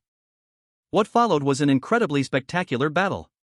A yellow light emanated from his power, gradually sweeping away the soldiers who were swarming like bees to honey. With a confident expression, he turned to the man and said, "Let me tell you something." A special skill appeared. The chieftain's will. Until completely exhausted, you will be backed by the first chieftain of Imtahakon and Kulkan. Kulkan's Fong appeared and moved above the user's head. The man immediately panicked. "What's with the sudden smoke? What are you doing?" Then a large flame appeared out of nowhere. It formed the face of something that was neither human nor beast. Lewin stood proudly and informed him, "Even during vacation, if my life is in danger, I can still use magic." The man was now scared. The fire person that had just been created fiercely charged towards the old man's soldiers. Witnessing the scene before them, the soldiers couldn't help but tremble in fear. If we stay here, we're dead for sure. Immediately after, they all scattered and ran for their lives, none wanting to die here. He raised his clenched fist, and the fire being did the same. With a confident and proud expression, Lewin smiled. Running won't do you any good. He and the god from his skill charged forward together. Energy burst forth. A huge explosion erupted, destroying the entire castle. The surrounding people witnessed it with utter confusion. Seeing the large and dangerous fire, everyone ran for their lives. Meanwhile, the fat, white-haired man was still lamenting his collection of bizarre items. My 2,000 gold portrait. He stepped up from behind. You still have time to worry about your artwork? The next second, he glared menacingly. Well, now it's time you worried about your own life. The flames blazed fiercely, leaving a scene of devastation in their wake. The main character hadn't stopped yet and said smugly, you will have to return the price of the Adele family's goods to their normal rate. And compensate my family with 10 times the amount you took. That is my demand. What do you say? Can you do it? The old man trembled and knelt down. Compensation? How large is that amount? He grabbed him by the collar. Pay up now. Now he sees that you should never underestimate others. He bullied the weak, and the price was a severe beating from him. Serves him right. Scene change. Lewin is riding his warhorse back. It's almost over. I wonder how surprised Dad will be when he finds out I've resolved everything. On the road with only him, he felt a sense of relief. And so, I resolved the issue in Monzo and returned to Adele. One surprise after another. Before he could even celebrate, things weren't over yet, a voice greeted Lewin. He was surprised and broke into a sweat as he looked at the girl in front of him, with long white hair. An unexpected guest was waiting at Adele. She smiled gently at him. Lady Irene. Continuing from the previous episode, Lady Irene suddenly appeared for a visit. The scene flashes back to about 2 months ago at a lavish banquet. Lewin stood to the side, resting his hands on his head, looking bored. I'm so sick of this. At first, it was fun, but now I just want to go home. As he was standing there, the beautiful white-haired girl approached him and asked, Are you talking about that small, lovely Adele manor? The beautiful Irene stood with her hands on her hips, pouting. I'm glad the party ended without any problems. I really thought something terrible was about to happen because of someone. He gave a forced laugh. I'm sorry. But I couldn't do otherwise, he said seriously. Not only did they disrespect the efforts of the students, but also our manor. She asked curiously, Is Adele really that beautiful? He cheerfully described his home to her. Of course. It's a beautiful place that brings peace to the soul. You should visit sometime. Really? In that case, you're not allowed to ask me why I came, okay? I wouldn't. And so the story began from there. But what he really didn't expect was that she would actually come. Back in the present, he was sitting with a flustered and shy expression as she entered his home. The whole family was laughing and talking happily. His father saw Irene and mistakenly thought she was his girlfriend, shedding tears of joy. My boy Lewin has grown up. But the little girl next to them was clearly angry. It's unclear what the relationship between him and this girl is, but it seems she's jealous. Brother, can you explain this situation? He was a little scared, not knowing what was wrong with her. She angrily interrogated him. What is the relationship between you two? Is she your girlfriend? Where did you meet her? Tell me. A million questions of all kinds were thrown at him. Scene change. Lewin and his father are talking about what happened earlier. He was surprised that the mischievous girl wanted to be Irene's guide. Lewina really volunteered to be Lady Irene's guide? As soon as I suggested you do it. The girl immediately said she would handle it herself. He seemed to understand. His father continued, Isn't it cute? She doesn't want to lose the brother she hasn't seen in 6 years. He still didn't trust and was skeptical about the relationship between Lewin and Irene, so he asked again, Are you sure she's not your girlfriend? He told him he could speak freely. He immediately denied it. Hearing that, his father's face fell. What a pity. He wondered why his dad was disappointed to hear that. He immediately changed the subject. Let's put personal matters aside and talk about something else. Becky, come in. An old man with brown hair and a beard opened the door and entered. He was carrying something and brought it to Lewin and his father. Lord Adele politely thanked him. His father turned and handed it to him. Luan, I can't accept this money. He was surprised. He explained that this was Luan's money, not the Adele family's. He wondered why not. But aren't I also a member of the Adele family? He replied gently, that's right. No one denies that you are the heart of Adele. But you still have a lot to do outside of Adele, don't you? He remained silent, looking thoughtfully at his father. He hung his head sadly and thought, I know very well that Dad is saying this because he's worried about me. I also know that he's a very upright and moral person. I respect him for that, but I feel hurt that you always discuss the manners problems without me. As he thought this, he felt sad and gathered the courage to tell the Lord everything he thought and wanted. He began seriously, no, I want to use my own money for Adele. Just as you have, father. Upon hearing this, his father was startled. Baek Jin chimed in, I think the young master should know that you've been supporting Adele with your personal funds all this time. Louis's father suddenly reminded him of his recent actions. In the future, I would appreciate it if you discussed any rash decisions with me beforehand. Hearing this, the man gave a sheepish smile and scratched his head. Yes, my lord, I'll keep that in mind. Then, the lord turned back to his son. Whatever your intentions, I cannot accept. You are not yet ready to bear the responsibilities of the estate on your shoulders. He took the money pouch. We still have 3,600 gold, don't we? That's the amount we deserve to receive, but finding it now is like discovering a forgotten emergency fund. He turned and whispered to Baek Jin, 3,600 gold. How could this be? I'm sure I gave you 10 times that amount. The man explained, he didn't ask for the rest of the money back then.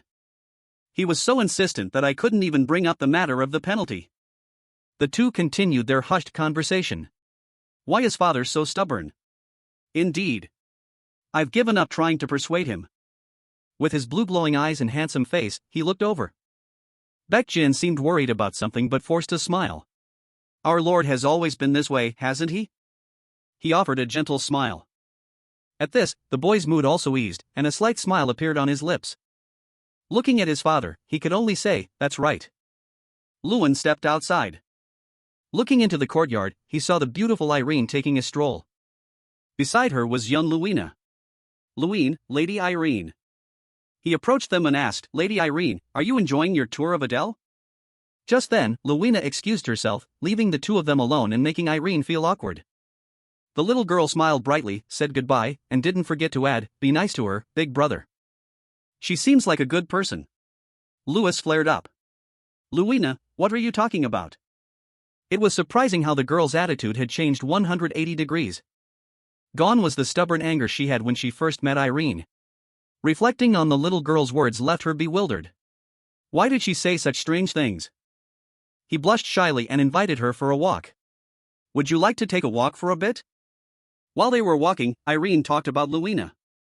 Luina is really adorable. I wish I had a little sister like her.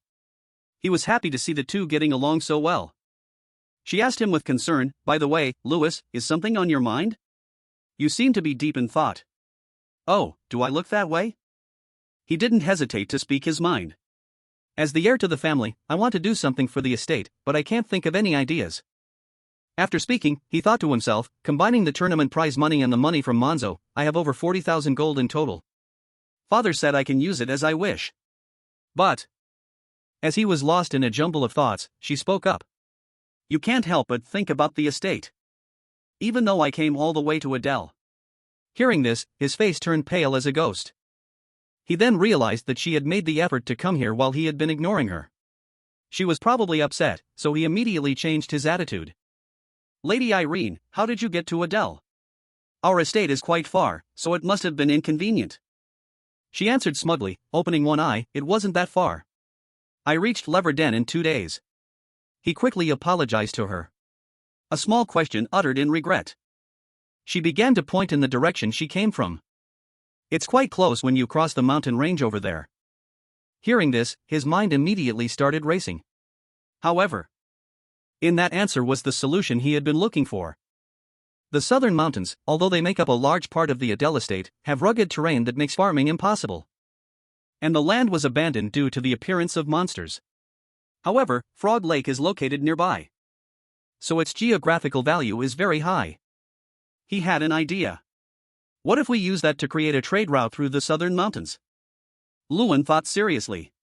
By relying on places like Manzo, we can establish ourselves as an independent estate. To become a powerful estate with the only southern route leading to the Duanek Empire. Why didn't I think of this until now? This will surely be a great support for our estate.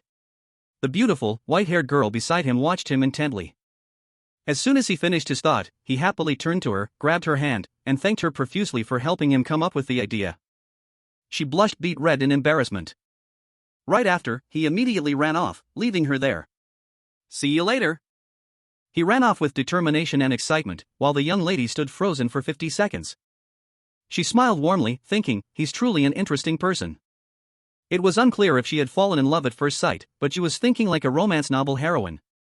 He had just abandoned her, yet she could still be so infatuated. The Lord of Adel declared helplessly, "It's impossible." Luan asked, confused, "What is?"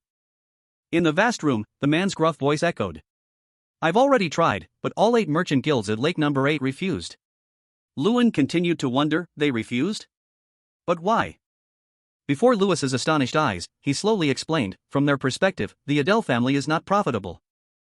Baek Jin, standing beside him, also gestured to help explain. "Young master, even the Lord knows this is a great opportunity." But Luan immediately cut him off. "No. Many things have changed in Adel. It's small, but it's progressing." A clear thought ran through his mind. Just because the merchant guilds refused once, we can't give up on something that brings so much hope to the people. Luan smiled confidently. Who knows, maybe a proposal from a champion could make a difference. The Lord of Adel and Baek Jin remained silent. Then he let out a sigh of relief. "Right, you also resolved the Munzo incident. What reason do I have to stop you, then?" "Alright, go ahead and try." He replied, "Thank you, father." Just as Luan stepped out the door, someone spoke up. "Are you going to Lake Number 8? Who's there?" Irene approached from a distance, striking up a casual conversation. "Then you'll be in the same boat as me, an illegal immigrant." He still didn't seem to be on her wavelength. "Go? What do you mean?" Suddenly, Louis jumped. "Wait, don't tell me you crossed the Adel border without permission." Irene smiled as if admitting it. "That's right." Hearing that, he shouted. "That makes me an illegal resident. Crossing a deserted border alone, have you always been this bold? Don't you think that could be very dangerous?" She crossed her arms smugly. "I don't think that compares to what you've done." Luan wasn't aware of what Irene was about to say. He could only ask, as she closed her eyes. From her memory, she listed his seemingly hidden crimes. You stormed into someone else's dormitory. You didn't even consider the risks and used an extraordinary method in the competition. And you won it all. To keep up with someone like you, isn't this just a small bit of mischief? Didn't I say I would catch up to you?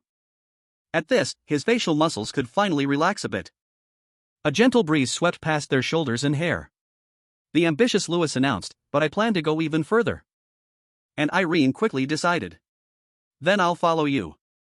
I'm already an illegal immigrant. Doing it one more time won't matter." The two of them climbed the mountain together. Thus, we headed straight for Lake Number 8, deciding to cross the southern mountains to scout the path ahead. Exploring together, the terrain was so rugged that it was difficult to find our way even with a compass. We decided to use tracking magic to locate the mysterious village of Insanjang. Suddenly, Luan was startled by something he saw. Of course, there are regulations about not using magic during the holidays. It wasn't clear who said it, but the two of them ran while telling each other, "Aren't students forbidden from using magic during the holidays? Well then, you can just follow the compass.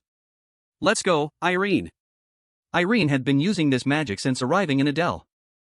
However, the tracking magic targeted humanoid monsters, leading her to accidentally wander into a werewolf den.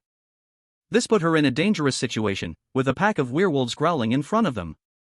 He used magic and leaped high into the air. Done. Then he struck down at a werewolf, and a yellow energy blast created a huge explosion that shook the ground. The werewolf perished in the magical flames. By exploiting the werewolves' dependence on their leader, we quickly took down the chief and escaped. We also received an unknown quest. Luan was a bit speechless. A quest. Using the traces of the tracking magic, we continued towards our destination. Fortunately, we didn't encounter any more monsters like before. A smile finally appeared on both their faces. Irene said softly, it seems we've found it this time. Lake number 8. Lake number 8, a massive city-state where 8 large lakes converge and connect to the sea. Like Anton, it is also a neutral nation under the Empire's control. Here, instead of a king, representatives from the 8 merchant guilds rule the country with the title of co-representative. As a trade nation, it dominates transactions on the continent, and it's rumored they even trade with pirates if it turns a profit. This place values money above all else. She tilted her head, asking for Luwine's opinion. So where are you planning to go now? He quickly replied. We're going to the Golden Hall. In addition, the Golden Hall is a large mansion located in the middle of Lake number 8. It's where the representatives hold their daily meetings at noon. Therefore, it's the ideal place to persuade them. A guard dutifully asked at the door, do you have an appointment? Luwine calmly asked for help. No, I'll wait here. Could you please pass on a message? The guard hesitated as if wanting to refuse their request. If you submit the official documents, it will take time for review. He confidently said aloud to the man, just tell them Louis Adele has arrived. And this is Irene Brothers. Upon recognizing them, the guard was immediately stunned. Wait, are you the winner of the grand tournament, Luwine Adele? My apologies for not recognizing you. I'll report it immediately. Louis crossed his arms and laughed loudly. See? Irene wasn't surprised. Just as expected of Louis. Fortunately, we were allowed in immediately. Stepping inside, the first thing that caught their eye was a statue of an angel with a trumpet and a robe made of gold, looking incredibly brilliant overall. Irene immediately exclaimed, this place truly lives up to its name, the Golden Hall. Luwine also agreed, that's right. It can't be compared to the Adele Manor, can it? Arriving at a large white door, the guard bowed respectfully to them. Please, come in. He reassured himself. Don't be pressured. I'm here to make a fair deal, not to ask for favors. Then he quickly threw open the large doors. It's a pleasure. I am Louis Adele. The people inside turned their heads to look over. Before them was a round table full of people, with only 2 empty chairs. The group continued to observe them. As they sat down in their seats, someone spoke up. I thought it was just a rumor, but it turns out to be true. I saw you in Anton. You're the winner. The man with a thick beard raised an eyebrow and asked, what brings a prestigious new generation mage like you to this remote place? Luwine calculated in his mind for a moment. So the title of tournament winner has value here. I was worried about arriving unannounced, but it seems we can talk. The people next to them laughed in disgust. Yes, it would be great if it's something beneficial to our guild. Don't be hasty. I'm interested too. In contrast to them, he presented his case with a very serious expression. I've come to negotiate trade between Adele and Lake number 8. The people opposite him fell into thought.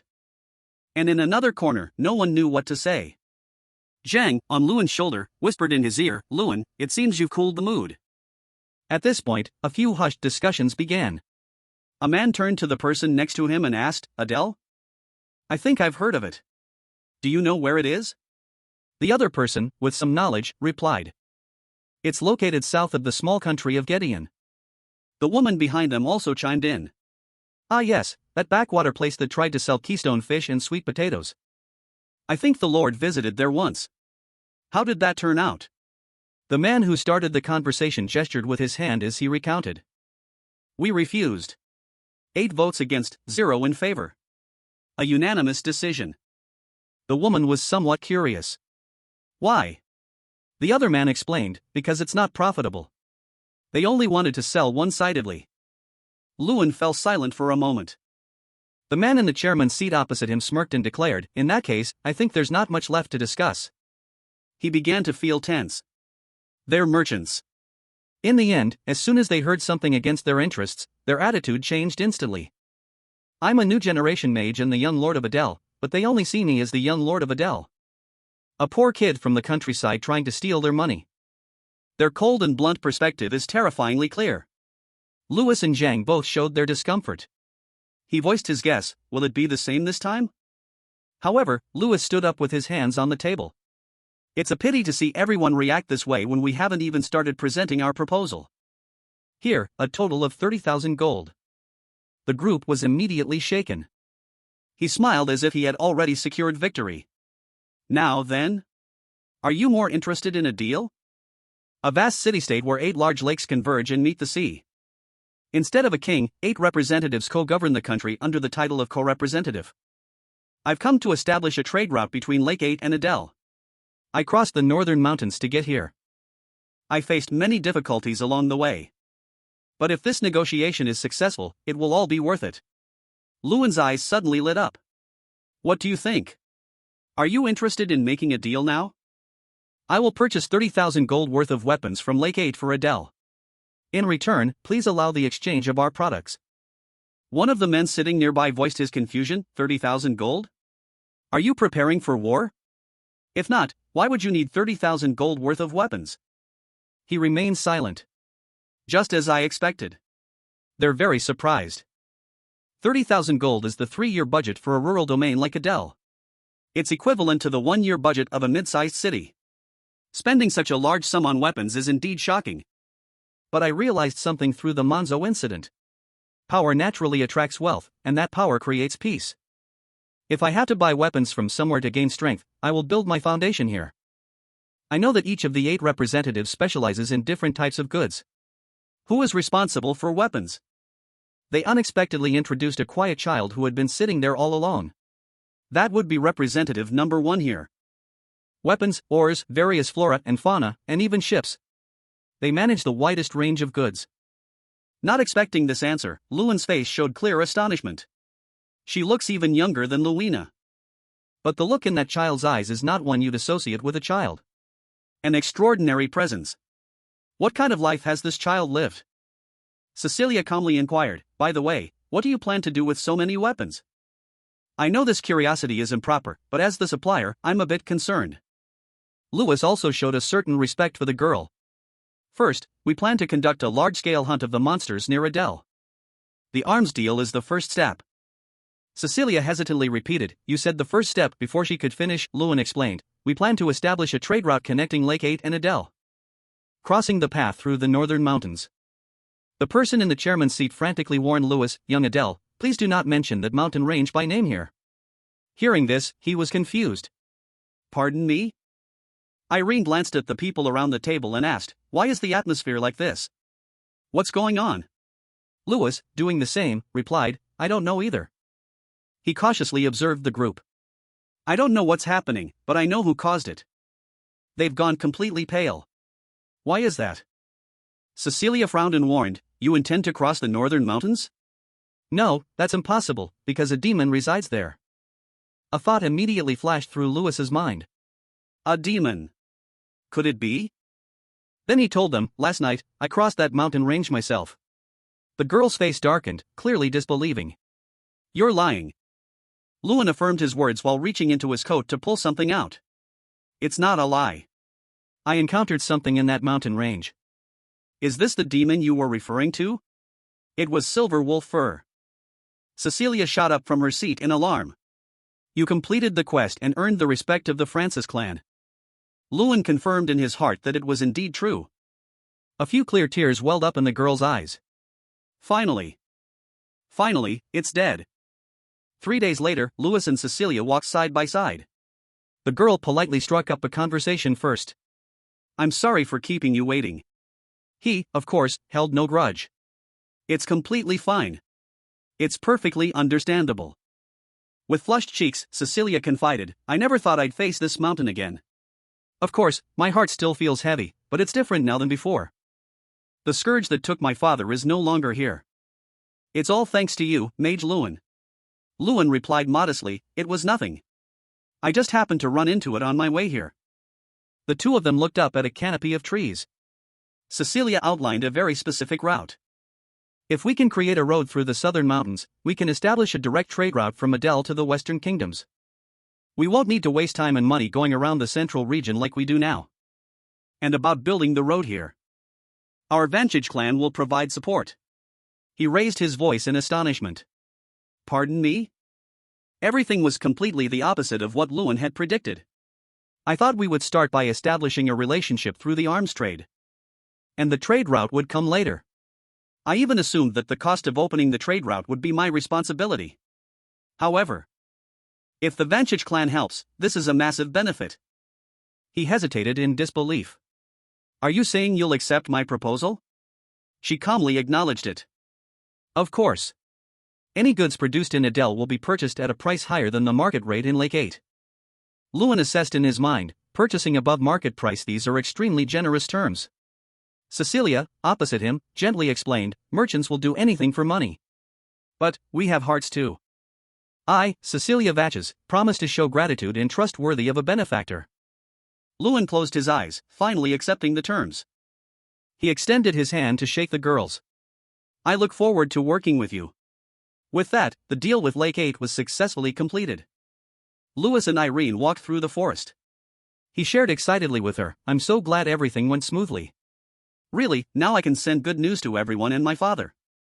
By the way, that representative Cecilia is amazing, being so mature at such a young age despite not having a father. Irene quickly noticed the change in Louis. You're not acting like your usual self. Louis, are you feeling emotional? He gave an unpredictable answer. I think I sympathized for a moment because I'm in a similar situation. She showed a surprised expression. Ha! Lewin turned his head, flashing a friendly smile. Anyway, just wait and see, Lady Irene. If you ever come to Adel again, you'll be surprised at how bustling it is. Irene let out a sigh. You really love your hometown.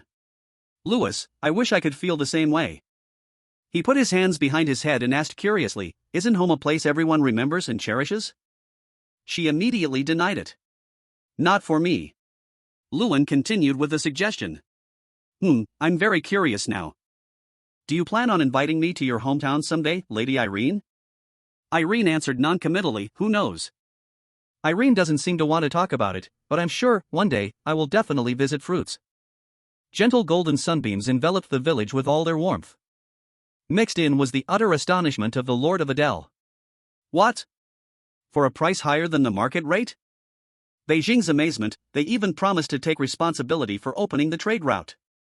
And Luina's unrelated concern, did you two get a private room at the inn? Lewin quickly covered the girl's mouth. Ignoring his sister's eagerness, he replied to his father. Yes, father.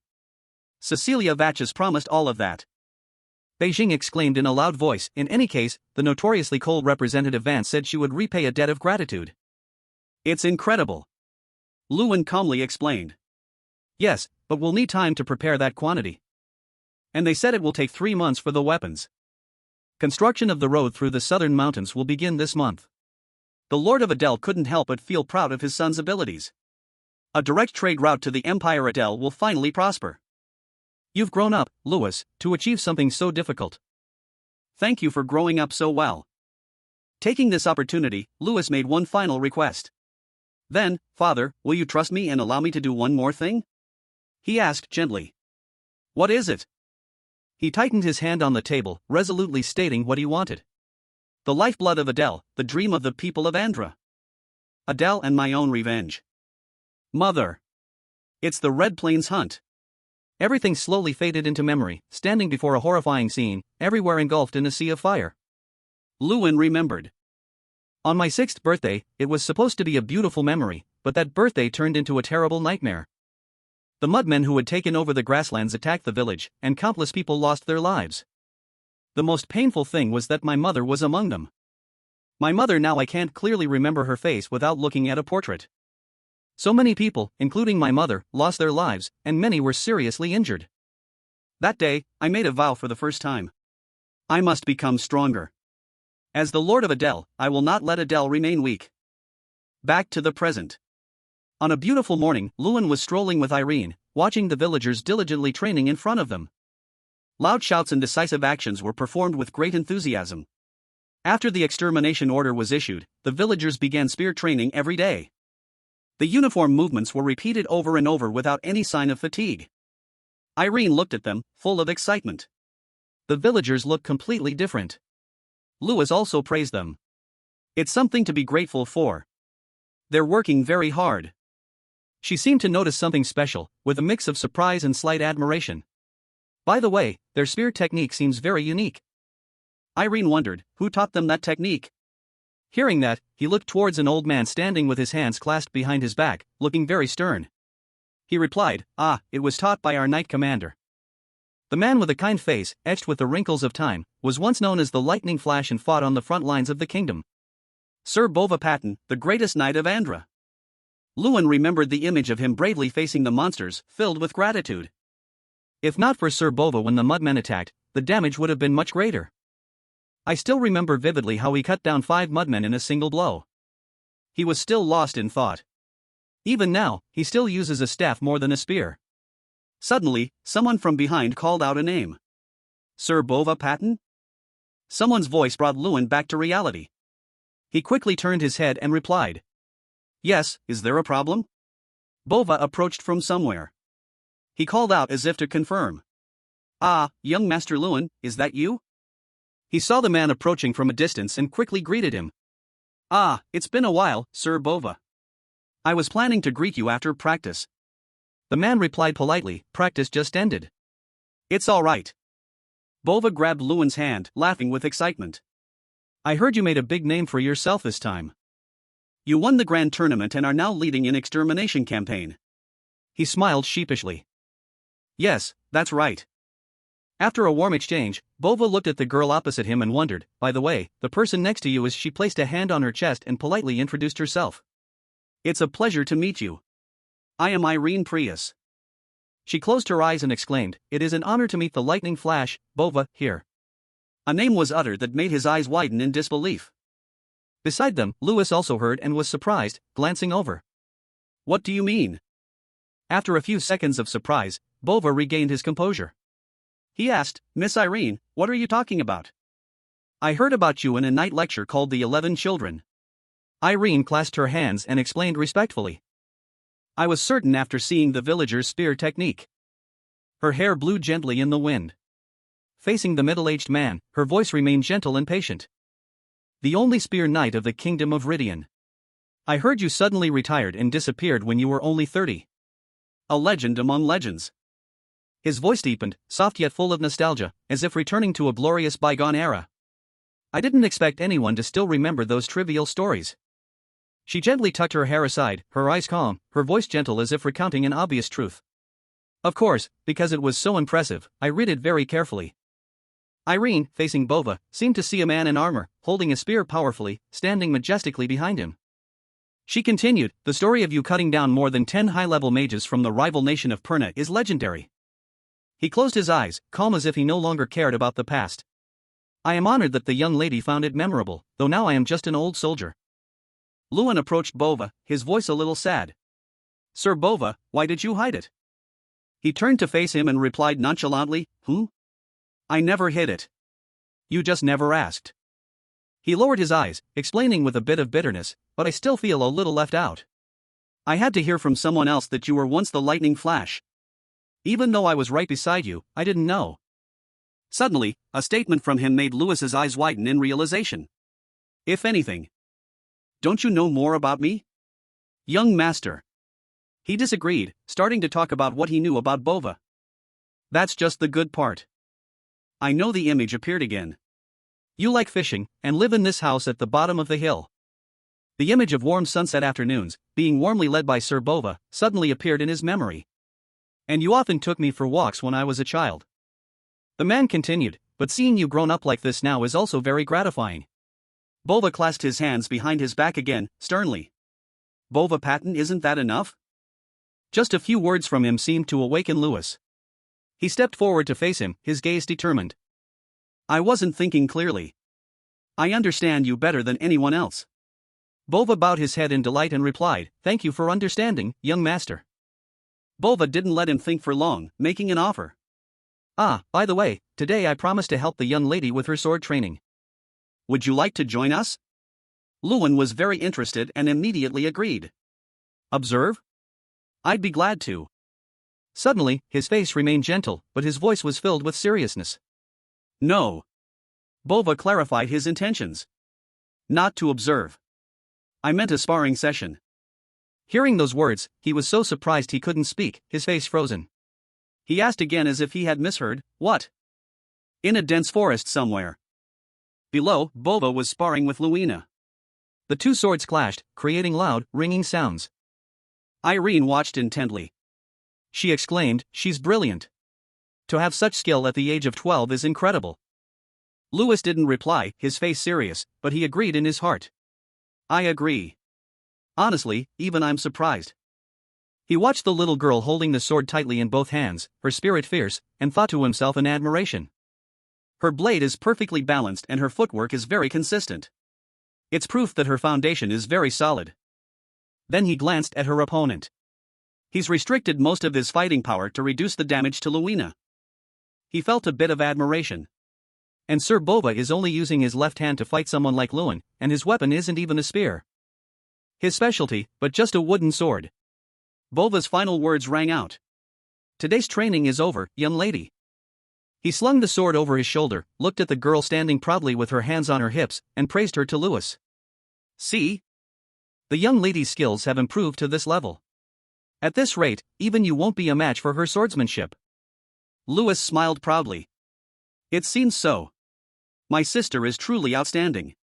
In his heart, he continued to praise her. You've worked very hard, Luina. Not letting him hold that emotion for long, Bova suggested, now, it's your turn, isn't it? Lewin took the wooden sword, feeling a bit nostalgic. Yes, around the age of 9, I used to spar with Sir Bova with a wooden sword. That's because even a mage needs to understand swordsmanship to face knights. He made a decision. Since I've also practiced martial arts until now, it's my turn to show what I've got. His face became serious, his eyes sharp. He said, I look forward to your guidance, Sir Bova. The match ended with Louis lying on the ground, his face covered in bruises, his eyes dazed as if he couldn't believe what had just happened. To the laughter of the two girls beside him, Bova encouraged him. Your movements have improved compared to 7 years ago. This old man is very pleased. While he lay there helplessly, that's not comforting at all. Louis sat up and asked with some curiosity, by the way, how does your skill level as a knight compare to today's standards? Hearing the question, he wasn't sure of his answer. I'm not sure. It's been a long time since I retired. I don't know what the younger generation is like these days. He lowered his eyes, deep in thought. Is there a good point of comparison? As if he had found a solution, he exclaimed, huh? An image of a person appeared in Lewin's mind. He suggested, I know a knight, Sir Gunther Paranti. The only 6-star knight in the eastern region of Grydian. He recalled, full of gratitude. He once helped me with martial arts training before the grand tournament. I remember him being very strong. Hearing that, Bova's face grew pensive. He recalled and said, 6 stars. 20 years ago, when I left the Knight Order, I was a 7-star knight. Hearing him introduce himself, the boy was astonished. His eyes widened. What? He thought to himself in amazement. You were a 7-star knight 20 years ago.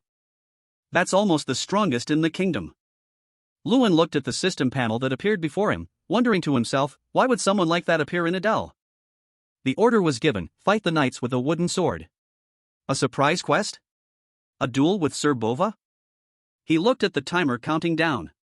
Time remaining, 3 days. He broke into a sweat, a little worried. Can I do this? With my current swordsmanship, I'm far from ready. Suddenly, Irene's voice pulled Louis out of his thoughts. Being trained by a 7-star knight, young Master Louis, you are truly having a rare experience. He asked dazedly, what? She excitedly explained what she had just said. Sir Bova is the only one in the kingdom of Grydian to have reached the level of a legendary knight. This is an experience that money can't buy. Lewin smiled, as if enlightened. That's right, this is a great opportunity. I can't believe I hesitated just because of failure. Bova still had one hand behind his back. He caught that moment and marveled, oh, young master, I really like the expression on your face right now. Meanwhile, Lewin regained his spirit, stood up, and raised his sword. Yes, I'm very determined now. Time remaining to complete the quest, 3 days. Once again, he was serious, holding the sword tightly in front of him. His face hardened, somewhat confident. I'll have to rely on you again, Sir Bova. Lewin was filled with fighting spirit. With that much time, I'll succeed. It'll be fine. Lewin was surprised to receive a notification from the system while sparring with Sir Bova. A new quest had appeared. The quest specified that he had to perform the skills of blocking, dodging, counterattacking, and using a critical hit when facing Sir Bova. Lewin told himself, to complete this quest, I sparred with Sir Bova every night. At night, the countdown ticked away second by second. Lewin trained diligently, his face covered in scrapes and grime. As he moved his limbs, he was filled with thoughts. At first, I wondered if these matches had any meaning. Thoughtlessly, he accidentally let his guard down and Bova caught him. There's an opening here. Even so, where else can you find one? Thinking that there must be a reason the system gave me this quest, I continued to spar. The final deadline was just over 42 seconds away. Meaning less than 2 days. Just then, Bova leisurely announced again. This side is also open.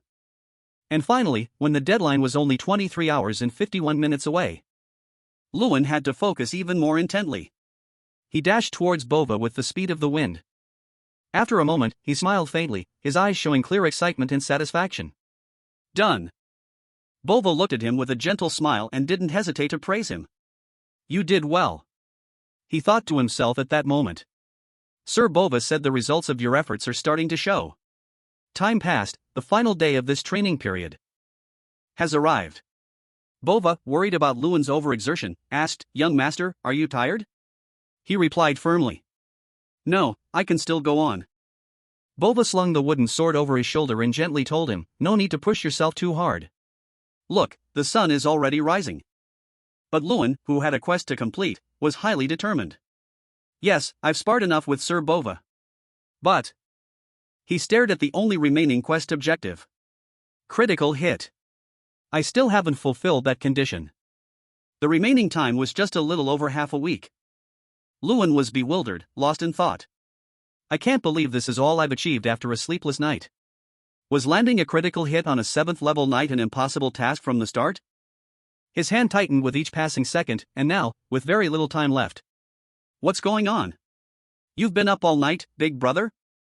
Lewina, who had woken up by then, tried to persuade her brother. Brother, stop. You've trained enough. Beckon sighed deeply. Honestly, I followed the young lady just in case. But why is the young master pushing himself so hard? Lewina tried to add with growing worry, even you have your limits. Big brother, stop and rest. Lewin didn't look at them. He looked at Bova and insisted, just 30 more minutes. He intentionally repeated it as if to say that no one should hope to stop him. Just 30 minutes. But inside, Lewin was also filled with uneasy thoughts. I know all too well. I know it's hard to achieve a miraculous result in just 30 minutes. But he continued, slamming the wooden sword in his hand onto the ground. He said loudly, Sir Bova. With the sword stuck in the ground, Lewin quickly rolled up his sleeves. I'll consider this my last attempt and try a different way. He said in thought, so, from now on, I'll change my approach. His strange actions left Lewina and Irene bewildered. Both Baek-jin and his father couldn't hide their surprise. Both frowned, and Baek-jin mumbled something. Bova was also a bit surprised. He responded calmly, young master.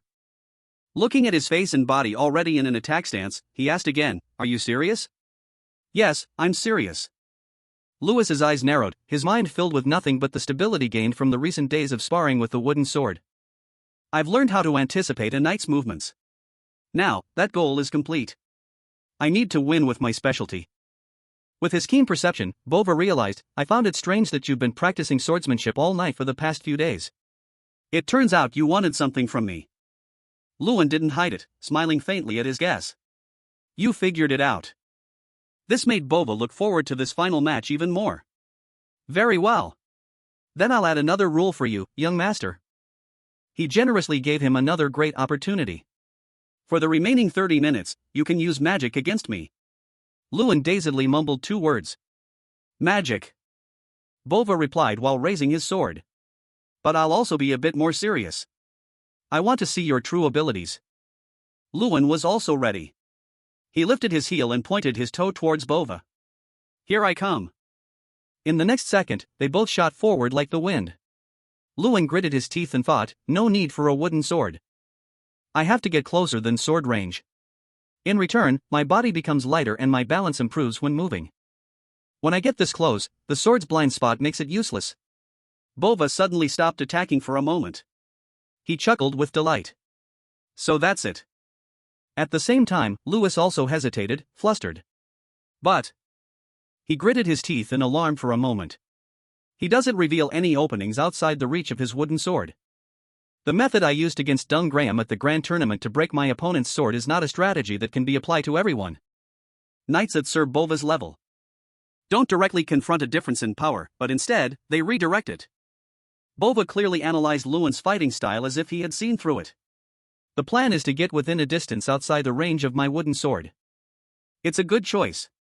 But once discovered, I won't have many options left. The opponent will always try to increase the distance from you. This made Lewin even more eager. He lunged forward and clenched his fist. Sir Bova is right. All my strategies have been seen through. As his fist was about to land, Lewis suddenly bared his teeth in a mischievous grin. However, you didn't anticipate this. In an instant, his clenched hand opened up. Lewin shouted, "Light!" Immediately, a blinding blue light enveloped them both, making it impossible to see Lewin or Bova. After the light dissipated, leaving only hazy smoke, everyone saw that Lewis had grabbed Bova's collar, forcing him to the ground. Luina shouted in astonishment, "Big brother!" Bova, despite losing, still smiled gently at him. "I was worried you would use some kind of fearsome magic. But you only blinded me with light? You've completely defeated me, young master." Lewin looked at him and replied humbly, "This was all I could think of at the time. I sincerely apologize for catching you off guard, Sir Bova." The words were brief, but his mind was filled with more thoughts. Honestly, if Sir Bova were in his normal condition, I probably would have failed. He hasn't had a break all day because of me. And finally, I finally succeeded. The system announced that Lewis's reward was the steel destruction skill. He was standing there, happily reading about the reward. Lewin got a painful smack on the shoulder. "Big brother, what are you doing?" Luina scowled, hands on her hips, and snapped at him, "Even if it's just a spar, how could you throw Sir Bova to the ground like that?" Lewin smiled sheepishly, not knowing how to explain, so he just mumbled, "Sorry." Bova spoke up to explain for him. "I'm fine, so please don't be too hard on the young master, miss." Lewin then bowed respectfully and extended a hand towards Bova. "Now that the spar is over, I just want to soak in a hot bath for a bit. My goodness, I've taken up too much of your time." He helped him up, his heart filled with emotion. "On a positive note, I've learned a lot during this time." The two of them slowly walked back together. "This was a very interesting experience for an old man like me." "Young master, your vacation must be ending soon." Lewin replied to him, "Yes, I'll be leaving soon since it takes 10 days on horseback to get to the academy."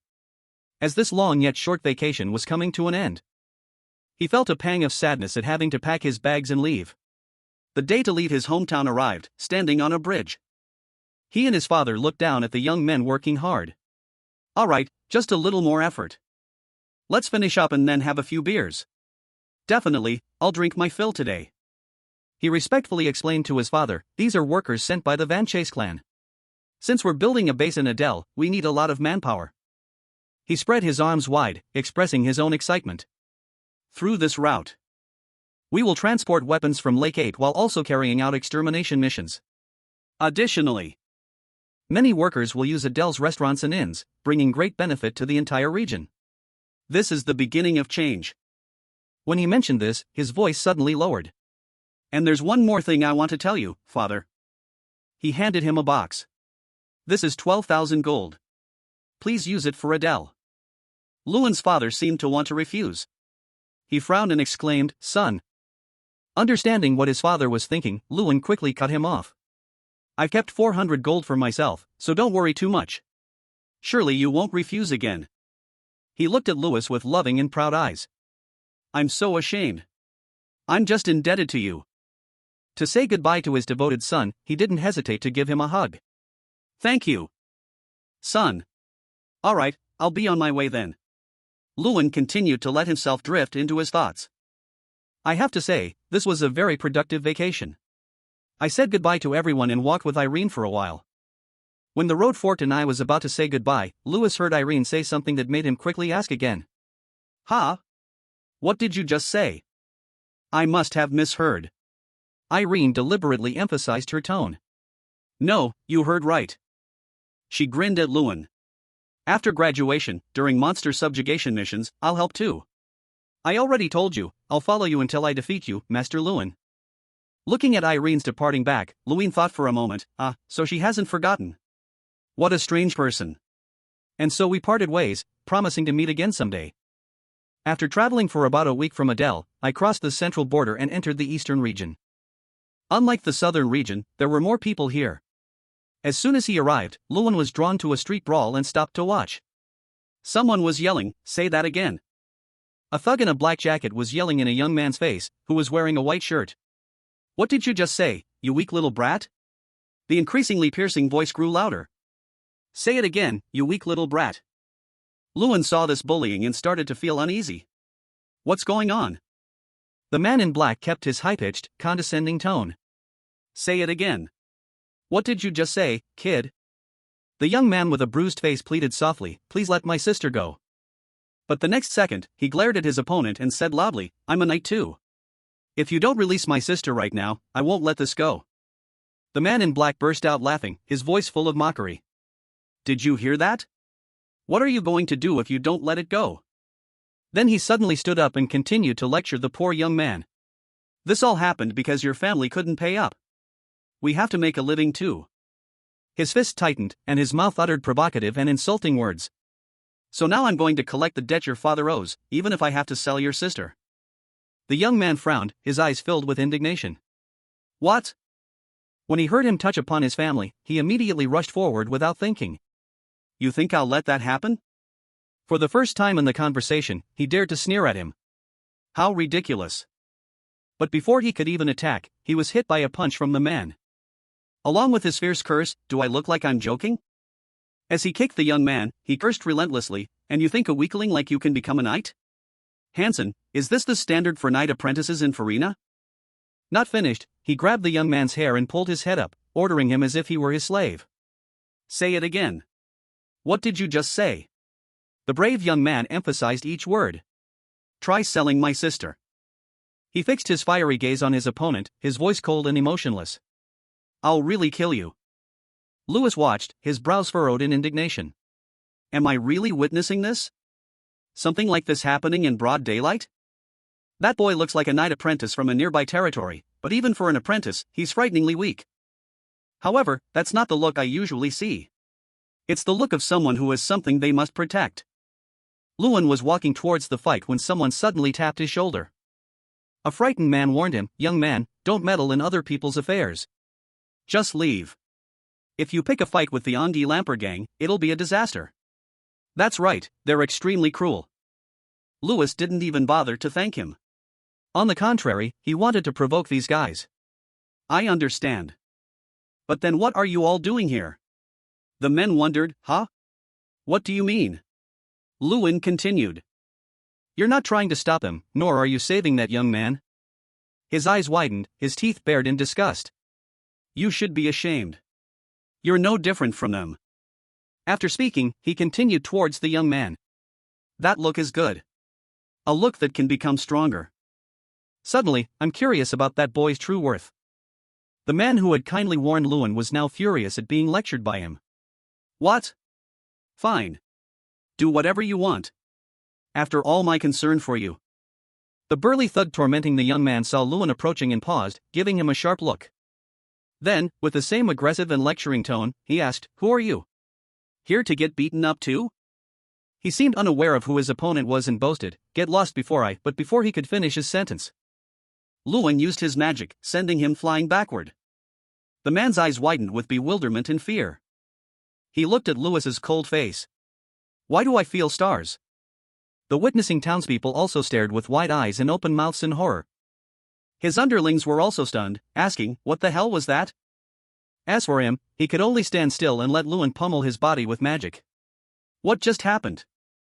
After toying with him for a bit, Louis officially unleashed his anger by blasting magic straight into his face. He cried out in pain, Don't come any closer. Stay away from me. Retreat, retreat. The young man was still sitting there, stunned. He stammered. You who are you, really? Louis's back was full of pride as he replied, Louis Adele. Then he turned back to look at the young man, his smile relaxed and gentle. He continued, That's my name. That night, Louis went to the young man's house. The boy, who introduced himself as Han, had invited me to his home. And his story was quite typical. Two siblings burdened by the debt of their gambling-addicted father. And a boy who had to take up the sword to prevent his sister from being sold into a brothel. Lewin had a few questions, so he quickly asked, but the Ongi Lumbergang, what kind of place is that? The name sounds cute, but their actions are horrifying. It might sound that way, but they're extremely cruel. Han felt goosebumps as he recounted. If they're displeased, they'll tie people to an onaji tree and kill them. Their leader has killed 4 people, so no one dares to mess with them. Lewin still had many concerns, so he quickly asked again, does the foreign territory just let people like that run wild? Han then explained to him, their area of operation isn't in foreign. They operate in our village and a few other small villages. All of them are too small to have a guard force for help. Lewin lowered his face slightly, hiding his thoughtful eyes. They're worse than I thought. I want to handle them myself. But I don't have time to deal with them one by one. Han also bowed his head and spoke with a grateful voice to Lewis, thank you for your help, and I've heard of your name. He gently inquired, they say you're the champion of that tournament, right? Lewin replied immediately, surprising Han slightly. Yes, that's right. Did you hear from Sir Gunther Parantes? He straightened up and looked at Lewis. How did you know that? Lewis smiled and explained. I heard that thugs say you were a knight apprentice from the foreign territory, and if it's Sir Gunther, then you're his subordinate. I guess he would mention me. Han shot up, his words filled with excitement. That's right. Our captain talked a lot about you. He said there's a very strong mage at the academy, but not as strong as the captain. Oh, really? Lewis thought to himself with weariness, but I already beat him in an arm wrestling match. Han still puffed out his chest, passionately expressing his feelings. I want to become strong quickly and become an outstanding knight like our captain. Lewin was silent for a moment. He pursed his lips and thought, having the captain as a goal is very good. But Han is too weak to achieve that. Let alone becoming a knight, it's not even certain he can graduate from the academy. Suddenly, his voice lowered as if he were a little embarrassed. He confessed, actually, I'm at the bottom of the academy, so I get ridiculed every day. They say, how can you stay at the academy with skills like that? Though his confession was sad, there was still a glimmer of faith.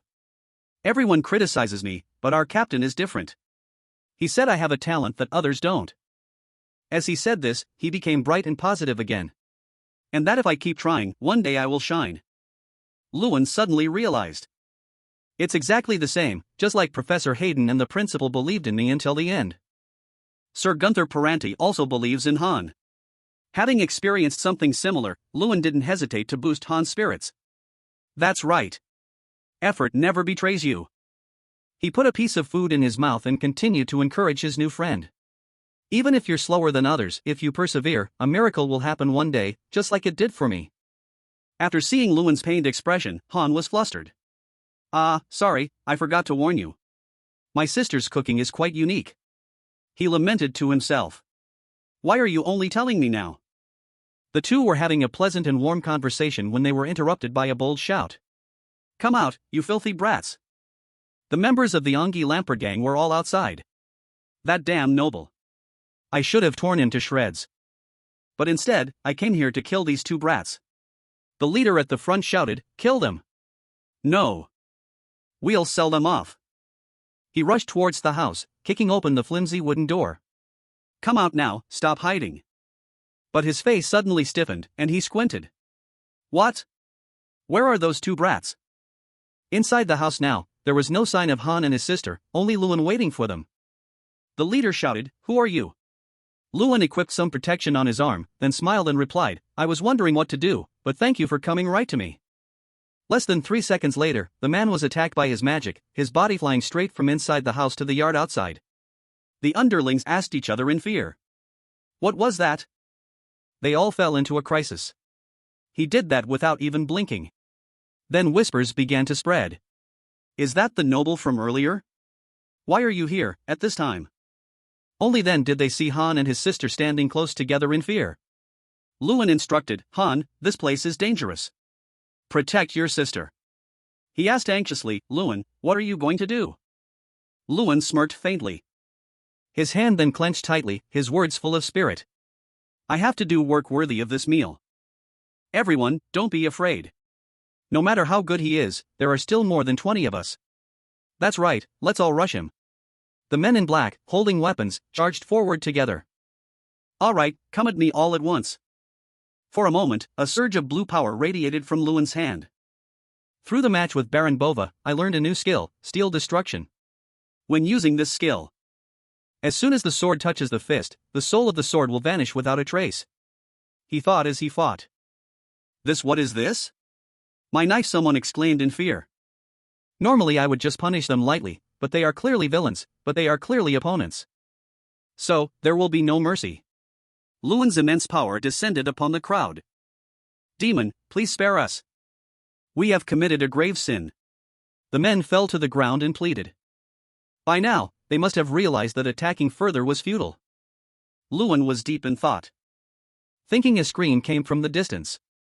As expected, not everyone felt that. Someone had been taken hostage. You damn it. If you move even a little, I'll slit this woman's throat. What are you all doing? Get up now. Get up and tie up that damn noble. The man in black ordered. He worried, damn it, you're the leader of this group. Yes, I'm the leader of the Ongi-ichi gang, he blurted out, introducing himself. If you get it. Kneel down now, you bastard. He anxiously looked for Han.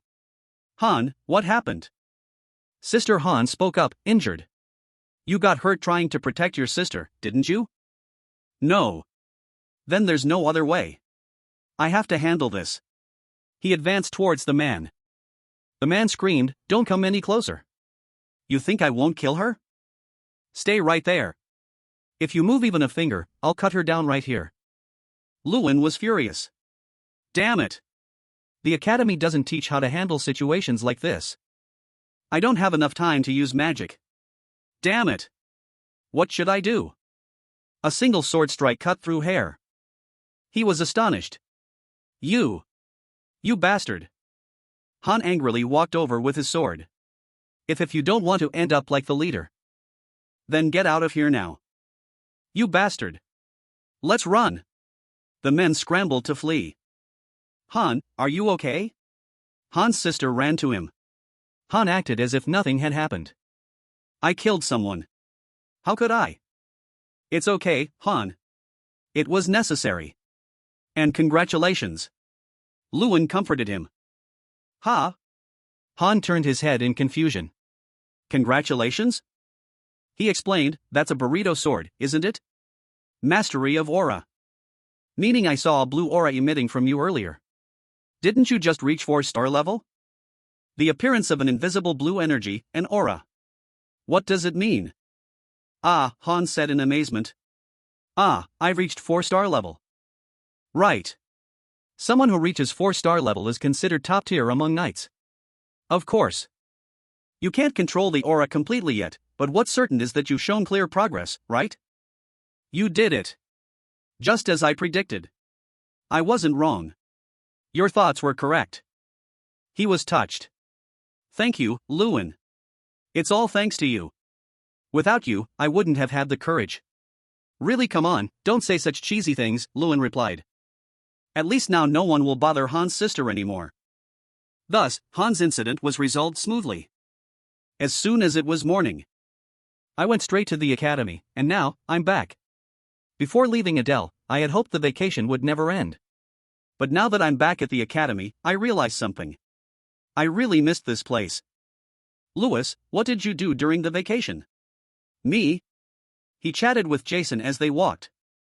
What should I say? A lot happened, but nothing worth mentioning here. Well, he hesitated.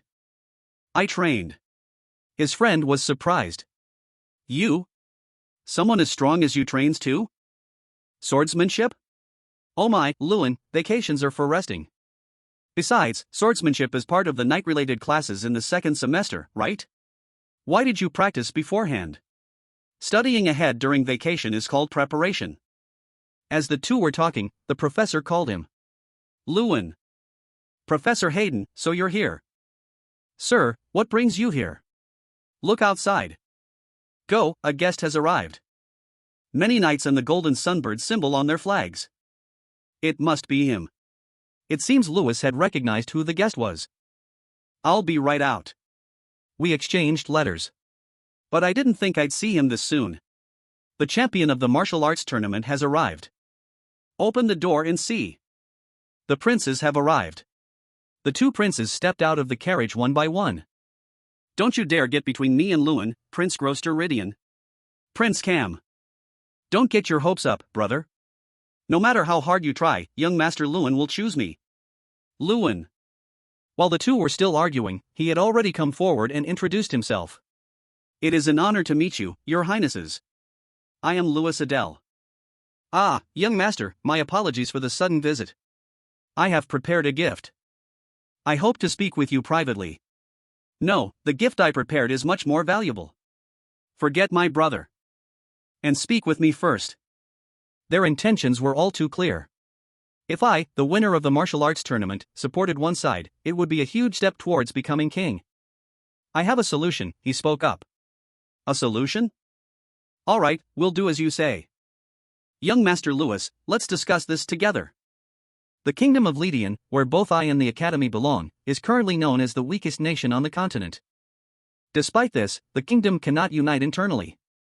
The monarchist faction of the first prince conflicts with the reformist faction of the second prince, leading to prolonged conflict. Most mages, as well, are just pawns in their power struggle. Thinking back, the reason they sought me out is clearly for that. This kid, I'll sit here. No, the seat opposite Sir Lewin is mine. The two princes were arguing over who would sit opposite Lewin. He felt helpless with these two. Well, this is annoying. Don't make a mess. Isn't it because of you that it's messy, brother?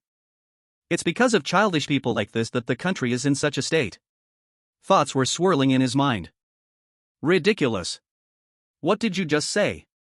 Stop arguing. I'm a bit surprised by your sudden visit. But it's good that you came. I also have something to say. I have no intention of choosing a master between the two of you. I predicted this, but hearing it directly is still painful. That's right, but even the legendary strategist Zygus refused the offer 3 times. You surely know that story. Zygus, who refused the great emperor's offer 3 times, eventually joined the emperor's side. Are you really comparing yourself to the first emperor? The first emperor was a 9-star knight. Even if you continue to make that offer, the final result will be the same. As Louis Adele, I have something I must do. Something you must do? I plan to return to my hometown, the Adele territory. Adele? Does that mean you won't leave the kingdom even after graduation? Of course. At that time, I can become a force for the kingdom. Oh, it's good to hear this. But, the situation in Adele is not easy. I believe you will understand why I don't want to abandon my hometown. Both princes were surprised when they heard this. The future force of the kingdom should not be burdened by unnecessary worries. I, Prince Cluster Lydian, will fully support you no matter the issue. No, ask me first. Don't ask my brother. Money, food, I'll give you everything. Hey, don't you see I'm talking to this young master? Stay out of it. The two continued to argue. No matter what happens, I won't choose either of you, that's for sure. Why? Because letting the two of you continue to fight will benefit me more. Louis still had his own calculations. I will send a wonderful gift for your graduation. No, I will send an even more wonderful gift than my brother. A gift is fine. However, I expect you to handle what I've mentioned. Don't worry about a thing. Just focus on your graduation. Fortunately, the princes were satisfied with me not taking a side and left. In addition, I also clearly showed my loyalty by confirming that I would not leave the kingdom. However, I made a few requests. First, I requested approval for the plans Adele is currently pursuing. And I requested military support to coincide with the timing of the punitive expedition. Everything is progressing smoothly. Is this the power of authority? Oh, and his train of thought was interrupted.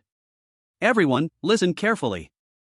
Duke Louis Adele is the future and treasure of the kingdom. Therefore, I appoint Duke Louis as a royal guardian. Everyone, show him the respect he deserves. This wasn't in the plan, but things turned out this way. The guardian, as the closest protector of the royal family in the kingdom, no one can dare to look down on him. Although not official yet, since the princes have acknowledged it, it's effectively official. I felt relieved that everything was resolved smoothly. Well then, we'll be leaving now. The two princes said their goodbyes and left. Truly respectable to be appointed as the guardian of the kingdom. How impressive. Words of admiration rang out. Make way. You're blocking our way to class. Jason shouted for people to clear the path as he walked. Now that the princes were gone, it was finally time for the classmates to gather. It seems things are about to get noisy again. The position of guardian has always been monopolized by the Gary Hill family before. Hey! Hey! Be quiet.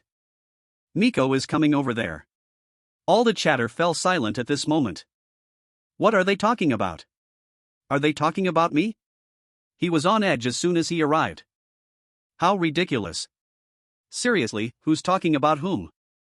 It seems those words really provoked him. Have you all forgotten? I'm from Gary Hill. No matter how much you fuss, after graduation, you'll all be under me. Gary Hill, Michael Gary Hill, who was considered for expulsion after using a banned substance during the first semester's midterm exam. He avoided expulsion thanks to a strict punishment of a 30-day suspension.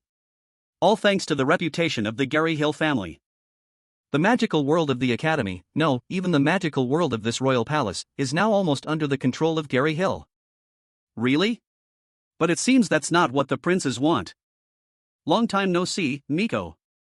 Damn it, he hissed through clenched teeth. You think you've won, don't you? What? Just wait and see who has the last laugh. He turned his back, but his dissatisfaction was still clear on his face. Jason comforted him, he's just jealous. Don't pay too much attention to it. When you won the grand tournament. Miko's expression was truly something to see. This situation with the princess has probably affected him even more. Right? Jealousy? That's not even worth considering. Miko's tarnished reputation in this matter is directly related to his family's honor. He might be planning something. This class is a special lecture for alumni, right? Right. Let's go attend. Anyway, my rival is the ruthless Gary Hughes. Alumni are coming to the academy to lecture. I wonder who will come. I hope it's someone nice, Jason wished to himself. And somehow, this feeling of unease is never wrong. It seems the person behind the door did not live up to his expectations. The whole class was looking at the two of them with surprise. He was astonished. What's going on? The person who had been standing on the podium all this time spoke up. Is something wrong? Why is the atmosphere so strange? Could that person be Louis Adele? It's a pleasure to meet you, Louis Adele. The person was Jekyll Gary Hill. The second semester of the graduating class focused more on practical application than theory. As mentioned before, there would be night-related classes. And alumni would come to the academy to share stories about current mages. A type of lecture. This was a well-intentioned lecture, but somehow, that sense of unease was never wrong. Lewin and Jason warily took their seats, both silently looking ahead. Especially since the invited alumnus was Miko's older brother, Chion Garahill. He held a book in chalk. Introducing the lesson. Today, the story I will tell you is about the relationship between the Gary Hill mages and the court mages. He smirked arrogantly. Everyone knows, right? Out of the 14 court mages chosen last year, 11 of them came from the Gary Hill family. He smiled, but his eyes were chillingly cold. As a senior from the academy, I will share with you a truth you need to know to succeed. In this world, there is nothing I can possess on my own. Up here, Lewin listened carefully to every word. Therefore, the weaker ones need to unite even more. From now on, you will focus more on reality than ideals. Just because you praise the student representative Lewin Adele, it doesn't mean your lives will turn out like his. He suddenly singled out Lewin, causing the entire hall to fall silent in surprise. He scowled. Lewin Adele, what do you think? Jason slammed his hand on the desk and stood up angrily. Every time I see you before his friend could do anything rash, he quickly stood up and cut him off. Father, may I say something? Before everyone's eyes, he unapologetically voiced his opinion. Even if 10 pieces of trash combine with determination, a masterpiece will never be born. At best, it's just a giant pile of trash. Feeling as if he had just been mocked, he paused for a moment. Are you talking about me? He quickly denied it. No, not at all. Do you feel it's about you? The tense atmosphere between the two of them caused the surrounding students to buzz with discussion. Seemingly at a loss for words, he changed the subject. Well, I've heard a lot about you from my younger brother, Miko. You're quite an unlucky person, aren't you? He replied calmly. I guess you haven't heard the other stories. About how that unlucky person beat him so badly. He could no longer maintain his confident smirk, his face darkened. What an arrogant brat. At this point, both knew that the feud between Louis Adele and Gary Hill was a confrontation that would not end easily. Ever since Chion appeared, the atmosphere at the academy began to change rapidly. With the statement that anyone could join Gary Hill if they wanted, Jekyll blinded the lower-performing students. Jekyll's realistic and straightforward style proved quite effective. At the same time, an argument broke out. A student spoke up, "Did you hear what Senior Jekyll said? If we work for Gary Hill, we can succeed too." The other person immediately retorted, "Ha, you really think Gary Hill cares about you? You have no self-respect. I'd rather not work under Miko, who uses deceitful tricks to manipulate others." In the end, the students at the academy were divided into two factions, Gary Hill and Adele. With Gary Hill's petty attempts to humiliate Lewin and his growing anger at such childish provocations, the atmosphere at the academy grew hotter over time. However, not long after, an opportunity arose to put Gary Hughes in his place. Headmaster Tyrion placed a steaming cup of tea on the table and spoke gently. "Oh, come in. Sit down." "All right." Lewin sat down opposite him and quickly replied, "Yes." "How have you been, Headmaster?" He calmly lifted his teacup. "I'm still fine." He spoke in a deep voice, filled with understanding and trust. "Since you are the student representative, we can discuss official matters, right? So, how is life at the academy?" He closed his eyes slightly, his brow furrowing a little. "Same as always, except for one thing. There's a troublemaker messing everything up." As a knowledgeable, experienced, and well-traveled person, he quickly understood the situation. He put down his teacup. "I see. I have a feeling I know exactly who you're talking about." He leaned back. "Gary Hill, I don't like them one bit, but what can I do? Every mage in the kingdom has ties to them, so the academy is no exception." He continued to explain the current situation. "However, unlike last year, this year we only assign them courses that don't directly affect grades. Even so, they're still quite noisy both inside and outside the academy. It's because of you. It seems they hold quite a grudge against you." He asked curiously, "Alumnus Jekyll Gary Hill, what kind of person is he?" He recounted, "He is extremely popular for his good looks and eloquence. His social relationships seem to be going well. And his academic results were excellent. At the age of 23, he became the youngest head mage in the kingdom." However, his face suddenly turned serious. However, behind the facade is a giant snake living inside him. He has a deep thirst for power and ambition. His personality forces him to achieve whatever he wants at any cost.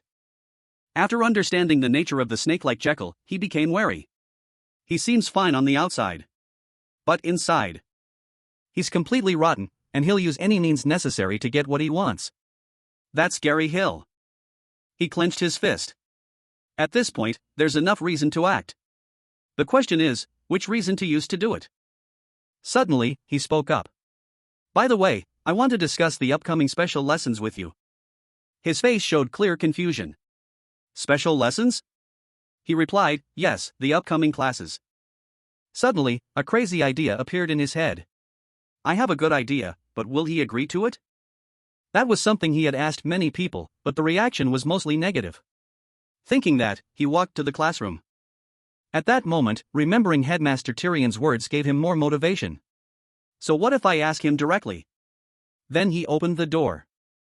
Hearing the door open, all the students turned their heads to look. Even Jekyll, who was on the podium, paused, his voice tinged with surprise. "Huh, Louis Adele?" As a dear junior, he directly proposed to him, "I've come with a request for you, senior." Miko, who heard everything, burst out laughing. He shot up, pointing straight at Lewin, a wide grin stretching to his ears. "A request? All right, it was only a matter of time before you said something like that," he said with a straight face. "Don't misunderstand. It's not the kind of request you're thinking of." Then, he continued, revealing his true intention. "I heard you received a proposal from the principal about a joint night class next week and you rejected it." At this, a slight smile curved Lewin's lips. "So I came here to make the request directly. Please allow the alumni and us to have a joint class." In that instant, his whole body seemed to freeze. His usually arrogant face was now stunned. A joint class. This is a session where alumni, as special lecturers, will participate in the class alongside the students. In other words, this is also an official opportunity for Zekin and me to face off on the same playing field. Just one sentence made the atmosphere much more lively. A joint class. So we'll finally get to see Jekyll Gary Hill's skills, right? The surrounding students couldn't hide their excitement, and all eyes turned to him. And both he and Lewis will be on the same stage, facing off directly. Wow! After a moment of silent thought, he spoke up. Why? He spoke in a slow voice. Our alumni are seasoned experts who have worked in the field for years. There's no need for such a class, and frankly, it's just a waste of time. Do you really think so little of us? It sounded convincing, but it was all within his expectations. He delivered the final blow. That sounds a bit unreasonable. Isn't the purpose of alumni visits to the academy to teach us? He was surprised. What? He put on a sad face. And yet you dismissed the joint class, the best opportunity to impart knowledge to your juniors. Just because of that kind of class you constantly emphasize that Gary Hughes is a collective. His face became very ugly at this point. His voice was clearly provocative, and he wore a taunting smile. So why the sudden change? Or perhaps there's another reason? For instance, are you scared? He gave the thin smile of a villain. Even though you won the grand tournament, you're still just a student with limited experience. Then he quickly regained his calm expression as if nothing had happened. Before a real blade.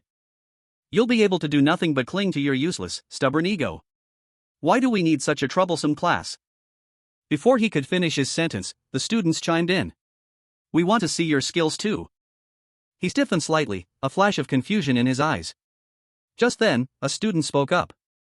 Then others followed suit. That's right, skills honed through real combat. We'd really like to see them. At the same time, Miko excitedly slammed his hand on the table.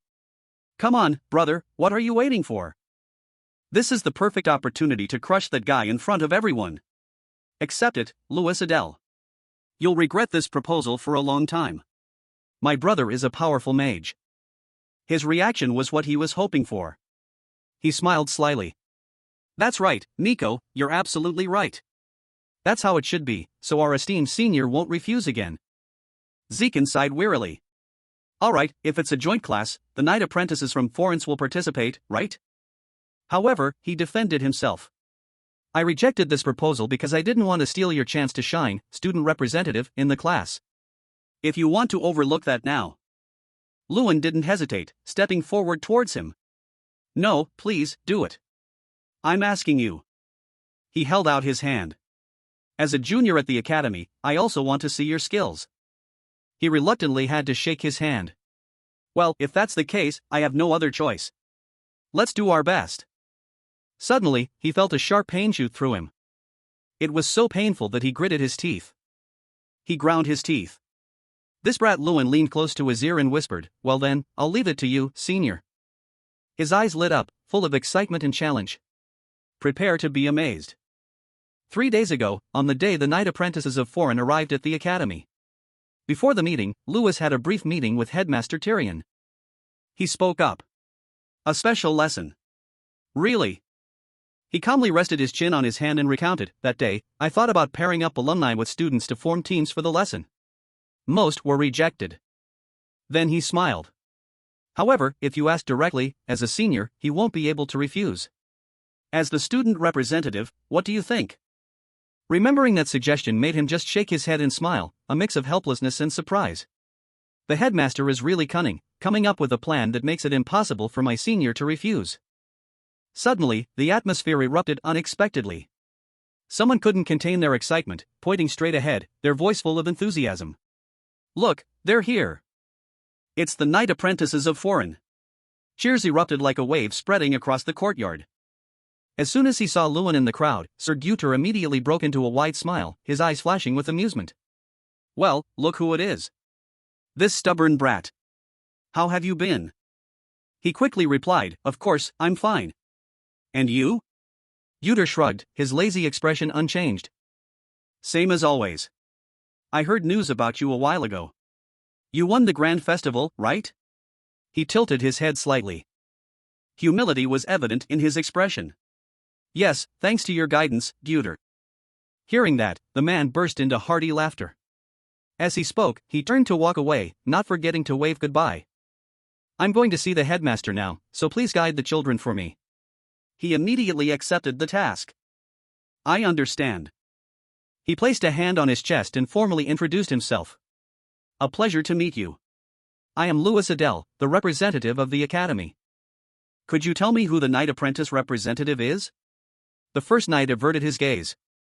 Ah, our representative is currently busy. Following his gaze, he couldn't help but be shocked, his eyes wide. Before him was a common scene of bullying the weak. One of them laughed with amusement, "Come on, man tip.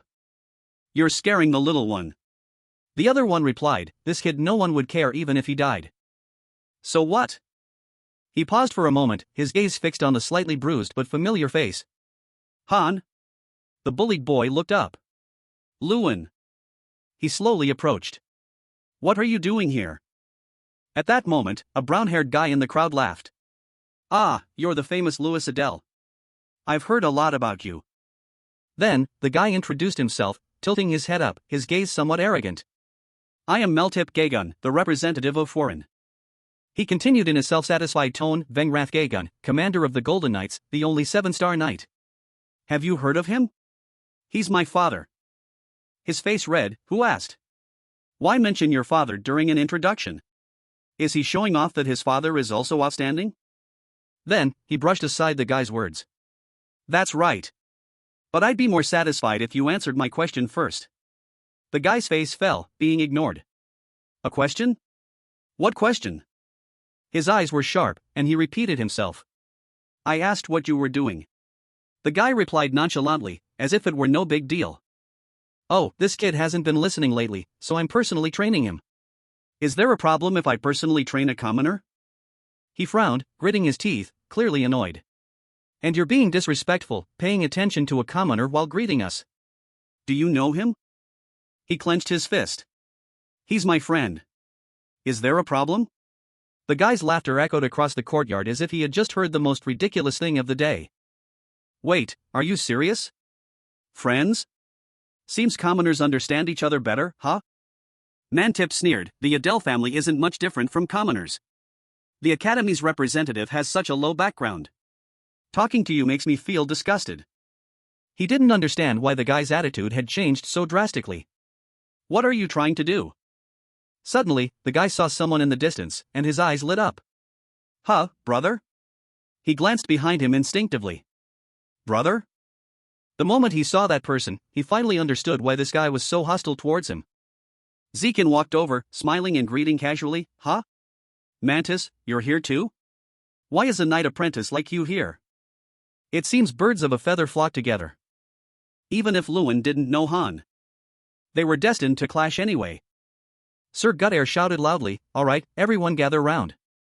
As you know, today we'll be conducting a joint training session. He stood with his hands on his hips confidently, next to him was Professor Hato with his usual stern expression. He ordered, before we start training, let's divide into groups. He continued to explain, each group will consist of 2 academy students and 1 knight apprentice, for a total of 54 groups. As soon as he finished, Manthip scratched his head in frustration. I really didn't want to come here.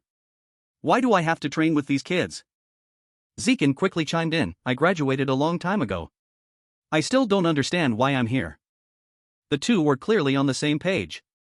The guy made a suggestion with a gleeful expression. So, what do you think? Let's just get this over with. It's obvious we're going to win anyway. He immediately nodded in agreement. Yeah, that makes sense. If we include Nico, we'll form a group. The guy burst out laughing. Sounds good. These weaklings will easily take them down together. Nearby, the atmosphere became lively as students quickly formed groups. However, amidst the excitement, Han could only bow his head and stand silently like a forgotten shadow. Suddenly Louis walked over. Han, join my group. He couldn't believe his ears. He quickly asked again, Huh? Louis, are you sure? Are you really okay with being in a group with me?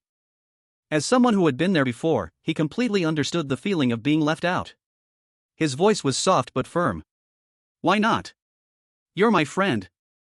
At this, he looked at Louis with deep gratitude, whispering his name, Louis. Jason slowly walked over. Wow, that's a bit surprising. If we're choosing friends, I should be counted in. He approached, his face beaming. Since you're Louis's friend, you're my friend too, right?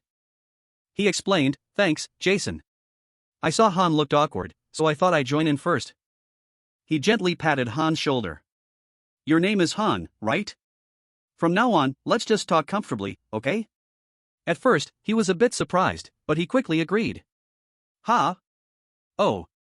Yeah. Okay.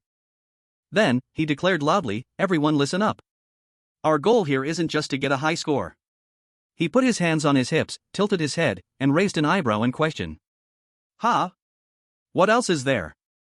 His eyes briefly flickered to the group of Miko, Zekin, and Mantip huddled on the other side. He frowned slightly, full of caution. We also have to deal with that troublesome bunch. When the team division was complete, there was a short break. Lewin and Han walked together in the hall. He gently asked, Hey, Han, are you okay after being beaten up like that? I can take you to the infirmary if you want. He immediately waved his hand in refusal. No, I'm fine. No need to go anywhere. It's all right. He lowered his head, one hand clutching the other arm.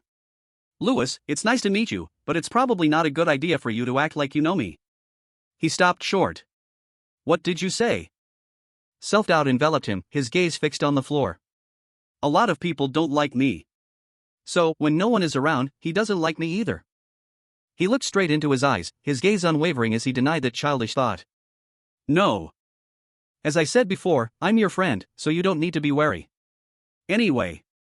That guy from before, the one who was harassing you at the training center, was it him? He replied, yeah.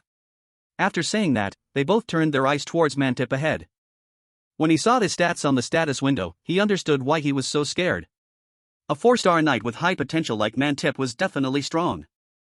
At the same time, he glanced to the side. He remembered the scene of a blue aura surrounding Han's body as he killed the gang leader with a single slash. Although he currently looked weak and insecure, his information couldn't help but make him ponder. Although his current status is 3-star, he has met the requirements for 4-star, and with such high potential. There's still a lot of room for growth. Thinking this, he suddenly spoke up. I'm thinking of dealing with that Mantip guy soon. What about you? Hearing that, his eyes widened in astonishment. Ha? He continued to encourage him, as if wanting to transfer his strength to him. Are you just going to let yourself be beaten up forever? That determined look when you protected your sister, where did it go? He hesitated, can I really win? He affirmed without a hint of hesitation. You can. As if he had never considered it before. He kept asking, I can? Mantip, from above, turned around in annoyance. I can't listen to that nonsense anymore. For someone with an ego as high as Mount Everest, losing to someone he always looked down on was unacceptable. Han defeating me? A useless commoner who just takes up space. Hey Han, get over here. Though scared, he still dared to stand up. No, I don't want to. It seems this was the first time he had resisted, so the guy was furious. What? This bastard must be crazy. Just standing next to him doesn't make you special. Really, just a bunch of fools clinging to each other. The guy drew his sword, intending to teach him a lesson. Have you gone crazy after being beaten up all this time? Get over here. Today I'll kill you myself. He also immediately grew wary and drew his sword. But Lewis quickly stopped him. Don't fight him, Han. He looked fierce. Ha? But he explained, you're not like him, right? You shouldn't act the way that bastard does. Then, he slowly stepped forward. Today is not the day you face him. Wait for the right opportunity to wipe him out. So today, I'll handle it. As soon as he finished speaking, the two rushed at each other like moths to a flame. Mantip's face was red with anger. He shouted, Who the hell are you? Get lost. Get out of here, you bastard. Suddenly, someone kicked him straight in the face. With just one kick, he was sent flying 5 meters away, his sword flying straight into the air. Lewin's eyes widened in astonishment. Sir Guter? He frowned in anger. Lewin's eyes widened at Guter's appearance. His action was completely unexpected. Mantip was hit so hard that his entire body was thrown back against the stone wall behind him. He sternly questioned, Mantip Gaygun. What is the meaning of this? The guy panicked, stammering, that is. He immediately made an excuse. They started it. I didn't do anything wrong. I swear. He still stood tall. His stern eyes seemed to pierce through the guy's pretense. So you drew your sword to cut someone down? His voice deepened, cold as ice. Mantip Gaegun, as of today. You are dismissed from your position as Knight Captain of the Training Academy. The Vice Captain will temporarily take over. And your punishment will be administered as soon as you return to the Academy. Unwilling to accept the truth, he threatened, but if you dismiss me, my father won't let it slide. But just one sentence from him was enough to shut him up. Yes, I think so too. But when he learns that his only son drew his sword in the Academy and was about to cut someone down, Sir Vengerous Gaggen would probably faint. Hearing that, the guy had to give in. I'm sorry. Lewin, standing beside him, gave him a cold, silent glance, judging him with a look of contempt. All bark but scared to death of his father. He frowned. Anyway. When he met the guy's hateful gaze that looked like it wanted to tear him apart, he realized, it seems I've made myself a target. The first training session of the joint practice. The first lesson was on combat and defense. Sir Guter Paranti taught us how to exploit a mage's weakness, the casting time, to neutralize them. Professor Heidel demonstrated how to predict a knight's movements and how to effectively escape their attack range. Each group practiced these techniques according to the instructions. While the students were diligently practicing in front, behind a tree, Miko's group was comfortably enjoying the shade and observing. Mantip scratched his head, his face clearly showing his frustration. I'm so annoyed because of that Lewin guy. And then I have to train in a place full of people like him. Zekin simply replied, just let it go.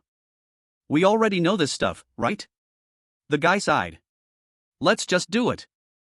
Despite his nonchalant appearance, his mind was in turmoil. He says that, but how am I supposed to practice? He made a guess but quickly dismissed it.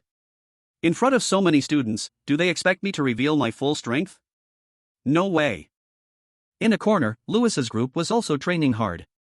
Han, with his hands on his knees, was panting heavily. Lewin, let's take a break. He was still standing straight, not a drop of sweat on his body.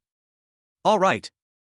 Jason, beside him, exclaimed, this guy really doesn't get tired. I'm already terrified without even fighting him.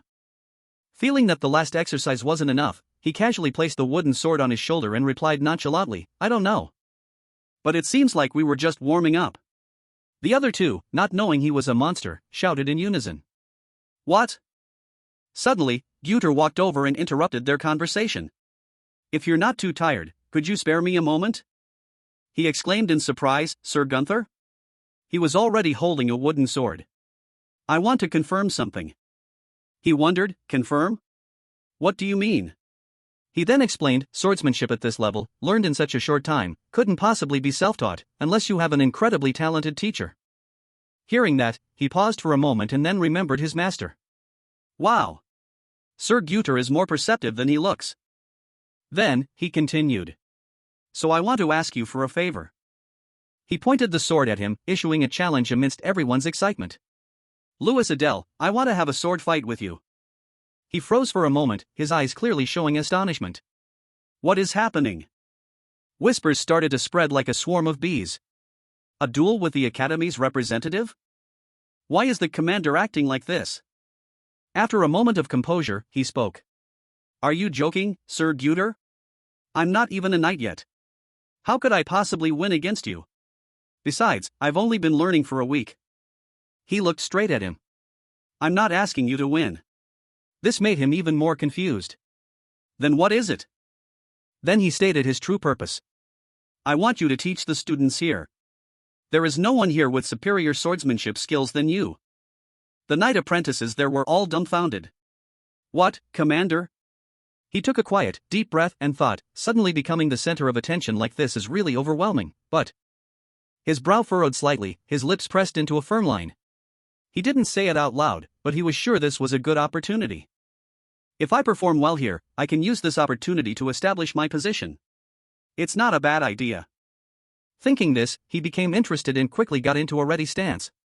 I look forward to learning from you, Sir Guter. He smiled with satisfaction, the corners of his lips turning up naturally. Your stance is impressive. Well then, here I come. Here I come. As soon as he finished speaking, Guter launched himself forward with astonishing speed. The spectators watching from the sidelines instinctively widened their eyes. People exclaimed, wait, what kind of speed is this? Are you being too serious? If that hits, I won't even be able to pick up the bones. However, he managed to block the attack with ease.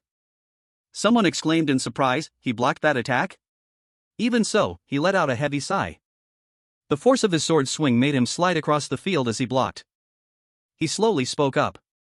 Looking at it again, I find it hard to believe your skills. I'll ask again, where did you learn this sword technique? He narrowed his eyes, his gaze full of suspicion directed at him. Is it a name that cannot be revealed? He fell into deep thought, wondering whether he should say it or not. But it wasn't like that person was intentionally hiding or anything, so it should be fine. After a long hesitation, he uttered a name. Sir Bova Patton. This was a name no one expected, so everyone standing there was dumbfounded, including Sir Guter. Going from one surprise to another left everyone stunned. Bova Patton?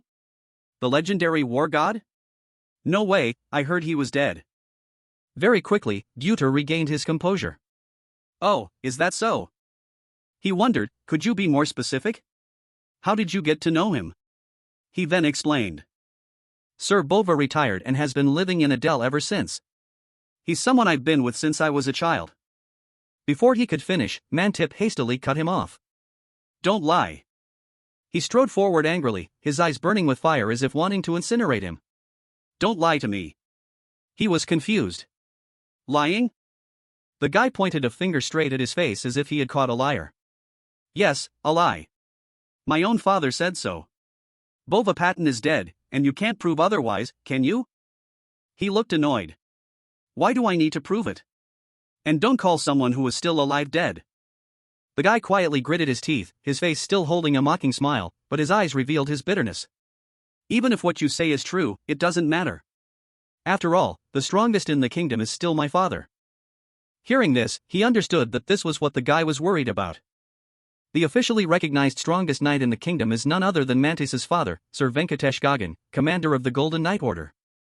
But if the legendary knight Bova Patton is still alive, the official hierarchy might be overturned. He lazily replied, fine. Think whatever you want. He looked fierce. What? His gaze was sharp, his tone unwavering as he stated his opinion. Go ahead and believe in those strongest in the kingdom titles or whatever you want. Sir Bova doesn't care about such trivial rankings. Hearing that, he was so angry he gritted his teeth. Trivial? Did you just say trivial? He immediately drew his sharp sword. How dare you insult my father? Now, he looked like a madman who could kill anyone he saw. Louis Adel, I challenge you. Bring a real sword, right now. While he was screaming crazily, come on, fight me right now, he received a sharp knock on the head from Guter. His eyes crossed like a cartoon character. He hit the guy to stop him from doing anything stupid while out of control. What the hell is this? A challenge? So you really want to fight Luina? The guy sat there like a puppy, holding his head. Yes? Finally, he announced, alright, then the first match in tomorrow's group spar will be Luin's group against Mantis's group. Any objections? The two of them spoke in unison. No. Time flew, and the next day arrived. His powerful voice echoed across the field. All right. Is everyone ready? As I said yesterday, the first sparring match will be Louis's group against Mantis's group. The two groups stood opposite each other under the curious gazes of everyone. Suddenly, Zakin stepped forward, calling his name. Louis. His face showed no sign of worry, on the contrary, he was very relaxed. Are you well prepared? Lewin immediately went on alert. What's this? Why are you suddenly asking that? He gave a wicked smile. Ah, never mind. Try to fight well in this match. Hearing that, Guter gave the signal. All right then, get ready, begin. As if waiting for just that, he shot forward with astonishing speed, leaving him bewildered. Fortunately, he reacted in time. If he had been even a little slower, he would have been caught. He wondered, what kind of speed is this? What's happening? No one can be this fast. Suddenly, he noticed the status window above his head, and a look of contempt appeared in his eyes. How ridiculous. How desperate is he to win? He's carrying 6 artifacts? The night before, at the mansion, a polite greeting was heard. Well, who is this? Sir Vangeras. It's been a long time, Commissioner George. The commander of the Golden Knights, Venkatesh Gagan, continued. I heard about Jekan. He was invited to give a special lecture at the academy as a representative of the alumni, right? So what now? George Gary Hill, a high-ranking commissioner of the Royal Tower Council of Lydian, replied humbly, it was a surprise that Headmaster Tyrion Ignis Dixon invited the boy. Is Mantip still okay? He was helpless. His face clearly showed his frustration. Yes, but he causes too much trouble. It's so annoying. So I sent him to Sir Guter to be properly disciplined. He should be at the academy by now. The old man sighed, his eyes closed as if he had been troubled by this issue for a long time. Actually, I came here because of that academy representative. He paused thoughtfully. If it's the representative, you mean Louis Adele? Then, he thought about the information he had heard before. The rumors have spread so far that even I remember that name. I heard he won the grand tournament and even caught the Empire's attention. But right after, his tone immediately changed. A country bumpkin from Adele shouldn't have such a smooth path. As if waiting for that, the old man agreed. Exactly. We must stop someone like that from influencing the princes, right? As loyal subjects who truly care for the kingdom? Of course. He wondered, do you have a plan? As if waiting for that, the guy replied, this time. My son and Mantip are on the same team, and they will be fighting Lou and Adele. So I was thinking. Why not give Mantip an artifact? There's no reason not to. Not expecting the old man to be so bold, his eyes widened in astonishment, his breath catching. What? The old man assured him, if you leave that necklace, I will make sure Mantip receives it. He stammered, are you suggesting we cheat? The guy placed a hand on his opponent's shoulder. That's not important right now. If we want to crush that brat before he becomes a bigger nuisance, we must do whatever it takes. I've already given an artifact to my own son. However, he still hesitated. But even so, seeing this, the guy played his final card. Bova Patton. Does that name sound familiar? His face immediately changed. He stammered, why are you suddenly mentioning that name? The guy's face darkened. I heard he's still alive, and it seems he taught Lewin swordsmanship and Adele. The old man continued, Louis Adele, who has been favored by the princes, learned swordsmanship from Bova Patton. The Radiant Knight, if he defeats our sons in the upcoming match, our positions will be finished. After hearing the guy's words, he quickly removed the artifact from his coat. He handed the necklace to the old man. All right, I hope this will bring good results. The old man gave a calculating smirk. Of course it will. Finally, the two of them shook hands firmly. All of this is for our kingdom. Back in the present, Zekin laughed triumphantly. So, how about it, Lou and Adele? He cast a spell, creating vines that wrapped tightly around Lewin's group. You're that confident with just that mediocre skill? How disappointing. The magical vines tightened like chains, causing them to writhe in pain. Louis's face darkened, a mix of anger and contempt. He had expected them to pull a trick, but he hadn't expected them to be this despicable. He stood there, constantly provoking. What are you still standing there for, Lewin? Show me your incredible power, or else Mantip will beat you to a pulp. As soon as he finished speaking, the guy charged from the side, holding a wooden sword. Jason shouted in alarm. Lewin, get out of the way. He quickly broke free from the vines. A brilliant golden light tore through the ground, erupting with a fierce explosion. Fortunately, he managed to dodge it. He was astonished. What? How can a wooden sword be that durable?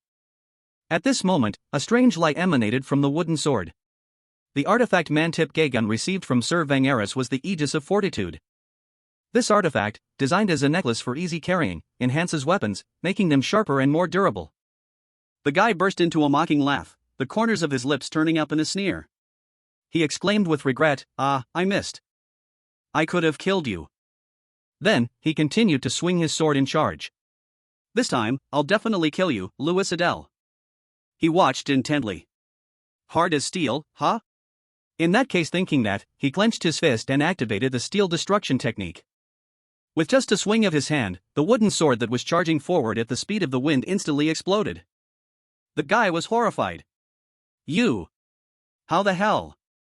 Not giving his opponent a chance to recover, he lunged forward like a lightning bolt. A thunderous punch landed, the impact so strong it sent the guy flying backward. Looking at the guy sitting on the ground in pain, his eyes trembling as if he couldn't believe what had just happened. His voice was hoarse as he called out in astonishment, Mantip. His face was contorted from the pain spreading through his body. How can this be? Even though we're all wearing artifacts, he wasn't pushed back at all. Luan slowly put on his iron gauntlets. I was going to go easy on you if possible, but it's clear that won't work. Since things have come to this, I'll fight seriously to settle everything. After speaking, the will of the ruler on his hand was immediately released.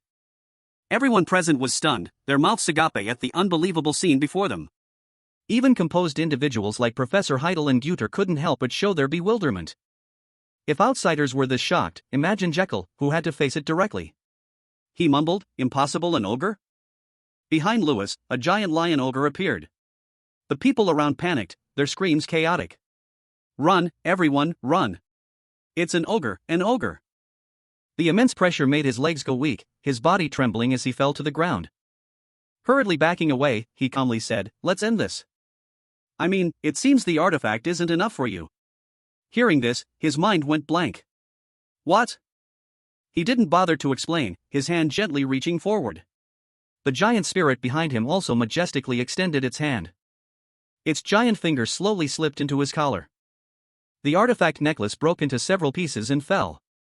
The atmosphere immediately boiled over, and whispers spread everywhere. What? Is he serious? Did Senior Jekyll really use an artifact? Using an artifact against a junior? Unable to bear the whispers about him, his face contorted with anger. You bastard! How long do you think you can last? Gary Hughes won't let this rest. He cut him off in annoyance. You say Gary Hill won't let me be? First Miko, then the eldest son, Jekin Garahill. Who's next? Could it be Sir Josh Gary Hill himself? As soon as he heard his father's name, he immediately charged forward like a moth to a flame. What did you just say, you dog?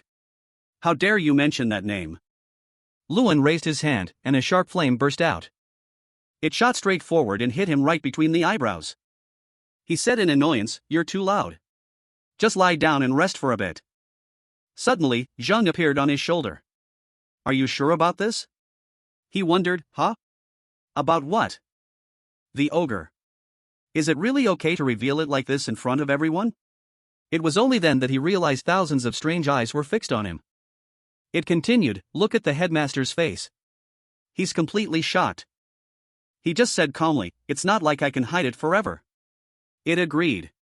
That's true. Then, his expression changed, and he gradually fell into thought. Anyway.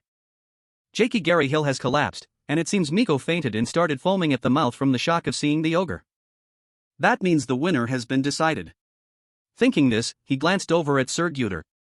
Catching his gaze, he cleared his throat a few times and clearly declared, and so, the winner is suddenly, a loud shout cut him off. Wait! Everyone was surprised by the sound and turned their heads in its direction. They saw Han approaching with two wooden swords. The match isn't over yet. He stopped in front of Mantip and threw a sword towards him. Your sword just broke, right? Then use this. Pick up the sword, Mantip. The atmosphere immediately tensed up. All eyes turned to him, as if no one expected him to act this way. And of course, the guy immediately went crazy, the veins on his forehead bulging. Are you really insane? You filthy commoner, how dare you? His voice grew stronger, but he suddenly froze as his eyes darted down. He noticed the sword now resting in his hand. That was Perito's sword, a weapon now enveloped in a fierce blue lightning. The Burrito sword, a knight of 4-star level or higher, meaning one who has mastered aura manipulation. Traditionally, a 4-star knight has a blue aura. A 5-star knight has a red aura. From 6-star and above, the aura gradually turns purple, and beyond that level. The aura is no longer bound by a specific color but will manifest according to the individual knight's unique characteristics. The average skill level of knight apprentices is around 3-star. The boys still couldn't believe the situation. Mantip was silent, speechless. Behind him, someone whispered, no way. Many eyes turned towards Han, and whispers spread. How can a weakling like Han? I haven't even mastered aura yet. In other words, even among official knights. Many still haven't reached 4-star level. Zhang, sitting on Luan's shoulder, whispered, Luan, you're not going to stop this? The match is already over, anyway. His eyes were full of determination as he replied, no, let's watch a little longer. He thought to himself in admiration, it's finally back, Han's determined look. Luan's eyes were fixed on Han's serious face and furrowed brows. Mantip reached for the wooden sword on the ground and said, I don't accept this. He charged towards Han, shouting, I will never accept this. The sword in Mantip's hand swung up and then down towards Han's head. He growled, you're just a lowly commoner. And now you dare say you can use aura? Han also used his strength to hold up his sword and block this critical blow. He gritted his teeth and struggled to block, while Mantip's voice rang in his ears. Impossible. The guy increased the force in his hand, his face close to Han's in contempt. There's no way a weakling like you can be on par with me. Mantip swung his sword sideways, shouting, get down on the ground where you belong. Han also swept his sword in a counterattack. Han laughed coldly. Still clinging to that commoner excuse? Mantip, not expecting him to fight back, fiercely asked back, what? Han shouted at the top of his lungs, you're just a lucky guy born into a good family, a selfish, narcissistic good-for-nothing. Veins popped on Mantip's face. He gave a strange smile. Are you crazy? Mantip stomped his foot hard on the ground, creating a loud noise. He said in a deep voice, all right, Han. Mantip channeled his power into the weapon in his hand, and a blue light enveloped the entire sword. He said as if granting a favor, if you want to die, I'll help you achieve it. Mantip stomped his foot for momentum, jumped high, and brought his sword down on Han, shouting, die. You bastard. Seeing the critical situation, Luan ran as fast as he could, shouting, Han, be careful. Draer also ran towards the arena. He cursed under his breath as he ran. That bastard Mantip. Behind him, Hato was also running hurriedly. A loud bang echoed from the center of the field, and a blue light like spreading ink radiated outwards. Lewis's pupils contracted in astonishment. He stood frozen, staring at the scene before him. Before the crowd, Han still held his sword in a counterattacking stance, not missing a beat. But the sword in Mantip's hand had been knocked away, and his whole body was thrown backward. Mantip shouted in anger, unwilling to accept defeat. You bastard! Han was unfazed by the curse, his entire demeanor exuded seriousness. Seeing Mantip lying motionless on the field, the boys ran to his side and called out, Mantip, calm down. Damn it, is he unconscious? Then whispers began to spread. What just happened? So fast. Han defeated Mantip? Han was still standing there as if petrified. Luan, before he even reached him, quickly asked, Han, are you okay? Han turned his head to look at him and called out, Luan. Lewis stopped short, staring at him in astonishment, then let out a sound. He pointed at Han's hand and said, Han, look at your wooden sword. He looked down at his hand and asked doubtfully, my sword? At this moment, a brilliant golden light emanated from the sword. Han mumbled, an aura, it's red. The scene changes to another place. A voice echoes from within the castle. As expected, you're amazing, Luan. Tyrion Ignis and Luan walked and talked. He exclaimed, I had a feeling, but I didn't think you'd defeat a senior graduate. He clenched his fist and asked back, you only had a feeling? A feeling? Luan turned and said with certainty, you, headmaster, were the one who called Jekyll Garyhill here in the first place. Didn't you anticipate this result from the very beginning? Tyrion Ignis chuckled. Oh my. So I've been found out. He looked at the paintings on the wall and said, I wanted to take this opportunity to teach Garyhill a lesson in humility. But instead, it seems I've only deepened his resentment. Luan asked doubtfully, resentment? Go on. Tyrion Ignis explained, the rumors about this match have already spread to the capital. Because you defeated the eldest son of the Garyhill family, the nobles are speculating that this could be the downfall of that family.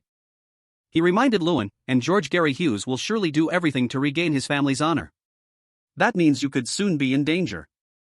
Tyrion Ignis's voice deepened. As the headmaster, I cannot let my student be in danger.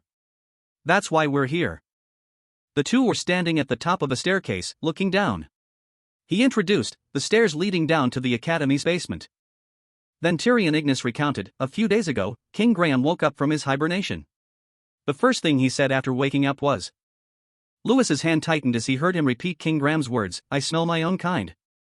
Tyrion Ignis looked mysterious. Now, we just need to go down. King Graham is waiting with a gift. Seeing Lewis's lack of reaction, he asked, why don't you ask about it? He asked back in confusion. Ask about what? Luan said half-jokingly, I suddenly appeared with an ogre on my back. There's no such magic in this world. Aren't you curious at all? Tyrion Ignis looked at him with trusting eyes. Whether you appear with an ogre on your back or carrying the head of a goblin.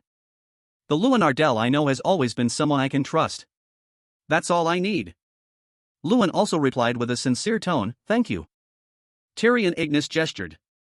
Now then, go down. King Graham has been waiting for you for a long time.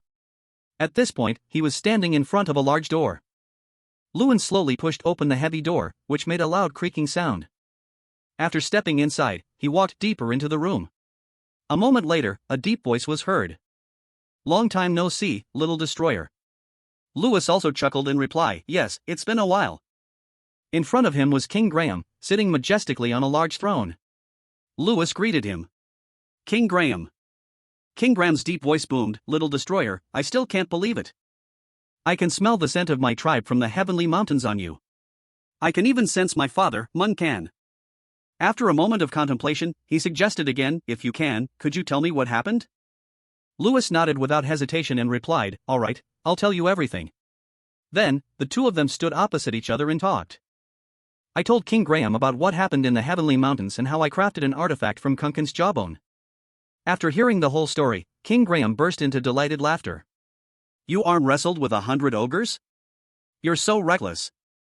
Luan added, not only that, I won all the matches. He nodded. That's your style. My tribe must have had a very good time. King Graham covered his face, his voice slightly choked. I thought I would be trapped in this artifact forever and then disappear, but I never expected to hear news of my homeland again. Then he looked at Lewis with gratitude. Little destroyer, thank you, my benefactor. He comfortably accepted the thanks, replying, it's my honor. The system screen suddenly lit up in front of Luan with a notification, artifact unlocked. He wondered to himself, this is. A sparkling screen appeared with the text, title, Friend of Ogres has been upgraded to Lord of Ogres. Thanks to the passive effect of Lord of Ogres, strength has increased by 1000. Incarnation of Strength, Zhang has reached 5 stars. Human form is now usable. Thanks to the special skill, Companion, strength has permanently increased by 500. King Graham spoke, you are the incarnation of Drakkar and my benefactor, and the only human trusted by the ogre tribe of the Heavenly Mountains. This is my gift to you. Luan was utterly astonished, seemingly unable to believe his eyes. Strength increased to 7,000 instantly, and Zhang reached 5 stars? Zhang stood with hands on hips and exclaimed clearly, what a wonderful meal. I've reached 5 stars much faster than expected. Then it jumped from Lewis's shoulder to the ground and cried out. I've been stuck in this useless child form for too long. Zhang's body grew larger and began to glow. It frowned and clenched its fists, asking, do you know how boring it was? A blinding yellow light appeared, forcing Luan to shield his face with his hand. He stammered, what the hell is this? Long brown hair swayed gently, and a soft laugh was heard. How is it? A girl appeared, but her voice was very familiar as she asked, amazing, right, Luan? The person tossed their hair and said with a smug look, this is what I've longed for, Zhang's human form. A while later, Lewis returned to the top of the stairs from his meeting with King Graham. I've received 2 more gifts. The authority of a leader allows me to command ogres as a lord. Ogre summoning. Next is the second gift and a special privilege to summon King Graham, who is bound to the academy for life, to my location just once. Luan recalled, before we parted, he told me to only summon him if I was truly in mortal danger. A laugh echoed in his ear, and he thought with some annoyance, forget about that. Zhang jumped up and down with joy. That's right, turning into human form is the best. Meanwhile, Tyrion Ignis asked doubtfully, Luan, who is that young lady? He thought, the moment Zhang transformed, others could see her. At that time, Lewis himself had to ask for confirmation. Ah, are you really a girl? Zhang stood with hands on hips, annoyed. How many times have I told you? His voice dropped to a mumble. I thought you were lying. Tyrion Ignis's voice rang out again. Only one person went down to the basement, yet 2 came out. Can you explain this? Luan closed his eyes and sighed. Ah, I see. In the quiet space, he cleared his throat and began, so. Tyrion Ignis stroked his long beard and inquired, with my limited understanding, I can only guess that you are a spirit. Is that correct? Zhang replied with her hands on her hips, close enough. To be precise, I'm an incarnation. Luan thought with some confusion. Will this explanation actually work? Zhang looked around and continued, he and I have a symbiotic relationship, so we can't be separated. He felt a bit embarrassed and called out, hey, Are you just going to talk to the headmaster so informally? Zhang snorted coldly. I've lived dozens of times longer than him. Louis was a bit stumped. That may be true, but... Tyrion Ignis's voice cut him off. Since you came here through King Graham, noble incarnation of Lewin, I will arrange for you to stay at the academy. Zhang seemed quite interested and asked, oh, do you have a plan? He nodded slightly as a confirmation and replied, of course. The scene changes to another place, an astonished voice is heard from inside the academy. Wait, what is this? Everyone stared at Zhang in astonishment and stammered, so you're saying, Lewin, you... Then another male student shouted in surprise, you have a cousin like this? And she just enrolled today? Strang stood with her hands on her hips, laughing loudly as she introduced herself, I'm Strang Adele.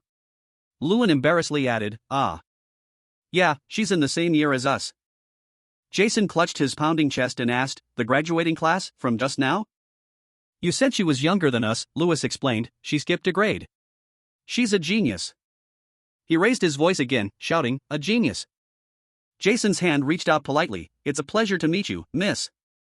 Jason knelt on one knee. He introduced himself.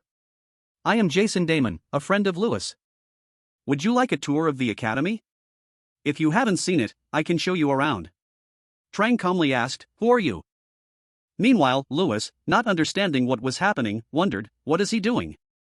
Jason suggested, would you like to go to the cafeteria? The baguettes there are delicious. Trang bluntly refused. I don't like bread. Go away. He tried another approach. Do you like the sea? It's magnificent. Forget bread. Louis closed his eyes and sighed, well, as long as things go smoothly, it should be fine. Suddenly, someone approached and called out to him, Louis. Seeing the person, Louis greeted him. Han. That's right, today's the day you leave. Han smiled in response. Yes, I came to say goodbye. Louis lamented, it's a shame we have to part ways again. I'll visit you in foreign someday. Han replied, I'd really look forward to that. You're always welcome. After a moment of hesitation, Han asked, Louis, after I graduate from the training center, can I come to Adele? Louis replied enthusiastically, Adele? Of course. Come whenever you want. He said with determination, no, I don't just want to visit. I want to become a knight of Adele. Hearing these words, Louis was completely astonished and asked, are you serious? Han nodded firmly. Yes. I want to do something meaningful, like protecting Adele, the place you will lead. So, please give me a chance. Louis replied to him with a smile, of course. Thank you, Han. Suddenly, a voice cut in, are you two planning on keeping this to yourselves again? Jason jumped on Louis's back, exclaiming, I want to go to Adele too. I'll help with the dishes and cleaning. But I'll be staying with Lady Trang. Louis threw cold water on his idea, replying, I never said you were allowed. Jason, dejected, tightened his grip on Louis's neck and shouted angrily, hey, that's just mean. I know you're kidding. Louis was incredibly happy, thinking to himself, my friend's moving to Adele after graduation, this is really a great idea, isn't it? The scene changes to the capital of the Rydian dukedom, Zyridian. A man shouted in anger, it's over. Everything has collapsed. Do you have any idea how much money I invested in this, Sir Vangeras? And yet a knight in training defeated the Mantis. He grew angrier as he spoke. The same thing happened with the Gary Hill family. Even Jekyll Gary Hill, their eldest son, was defeated by Louis Adele. The era of Gary Hill is over. Since ancient times, the Gary Hill family has maintained its reputation as the family of mages. And Vangeras Gigan has been hailed as the kingdom's strongest knight because they had the backing of the nobility. That continues, but what if that support vanishes? He strained his voice and yelled, for now, you may still be the strongest, but when our children become the pillars of the nation, your descendants won't stand a chance. Another person added, the solution is obvious. We should switch sides. The voices grew louder and more resolute, we must switch sides immediately. To Adele. Then, someone spoke up hesitantly, but the head of Adele, Deline Adele, doesn't accept bribes. Another person laughed mockingly, oh, please. Who in this world doesn't like money? Just look at Gary Hill. Suddenly, someone walked toward the crowd and asked, are you talking about me? Everyone gasped in astonishment. Commissioner George. The old man growled, having a pleasant chat, are we? So, whose side are you planning to take? The man forced a laugh and made an excuse. Ah, it was a slip of the tongue. I didn't know you were listening. George showed him no courtesy, questioning, a slip of the tongue? If I weren't here, you all would be spouting this nonsense all night. His voice dropped. Listen closely, all of you. Since the dukedom of Ridian was founded, the Gary Hills have always held power. History never lies, so your worries will never come true. One man replied with a forced laugh, yes, we'll keep that in mind.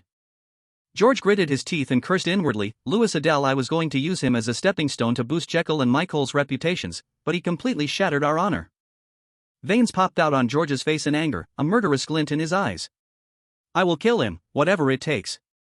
Another important class in the second semester was a visit to the capital. On the train, voices buzzed with excitement. We're going to the Mage Tower. The Royal Mages. Sounds amazing. Louis observed everyone while thinking to himself, it's a great class, getting to visit the Mage Tower and the Royal Palace directly. A place where we can observe and learn from current mages. He was a bit troubled. But, then again, the purpose of the class is great, but Trang suddenly spoke up. George Gary Hill, does that mean we'll finally get to see his face? Louis didn't deny it. Probably. He knew very well, lately, the head of the Gary Hill family must be filled with resentment towards me. Going to the capital is like stepping into enemy territory. A place where he can easily manipulate the royal mages. In that situation, there are countless opportunities for him to target me. Trang voiced her question, is George Gary Hill strong? Louis quickly replied, according to rumors, he's a 7th-tier mage, just like the headmaster. Hearing this, she exclaimed in surprise, 7th tier? If I were still in my old state, I could have easily taken him down with a single finger. He also wondered curiously, I'm not sure how strong Trang was back then, but a 7th-tier mage is not something to be taken lightly. Louis looked towards Tyrion Ignis up ahead. His system panel only displayed, unable to view information at this time. From that, he understood one thing, the headmaster, someone at that level. I can't confirm any information through the player's eyes. Louis told himself, I can't let my guard down for even a second while in the capital. A moment later, an announcement rang out, next destination is Zyridian, the capital of the Ridian Kingdom. Everyone cheered with delight, we're here. Finally. They said excitedly to each other, as expected, the capital is different. It's so magnificent, isn't it? Truly the best. Louis was also a little impressed. Yeah, the capital is still the capital. But what's the catch? He remained extremely wary. It's just a glamorous shell, unworthy of such a small kingdom. Just then, someone approached and greeted Tyrion Ignis, Headmaster, it's been a while. He asked suspiciously, did you come all this way in person for something? Tyrion Ignis called out his name, Chairman George. George approached, speaking as he walked, asking why I'm here seems a bit cruel, don't you think? When the future buds of the kingdom visit the capital. As the guardian of this country, the least I could do is come out to greet them. Then he added with sinister emphasis, but there's another reason. George looked directly at Louis and said, I want to see how much those buds have grown and confirm how he crushed our sons. The old man's eyes narrowed threateningly. So, you're Louis Adele? He felt a bit uncomfortable under that gaze. It feels like a snake is coiling around my body. But something's not right. The George Gary Hill I know is a 7th-tier mage. But the system panel displayed, George Gary Hill, 6th-tier mage. After reading it, Louis was extremely confused. The player's eyes say he's only a 6th-tier mage.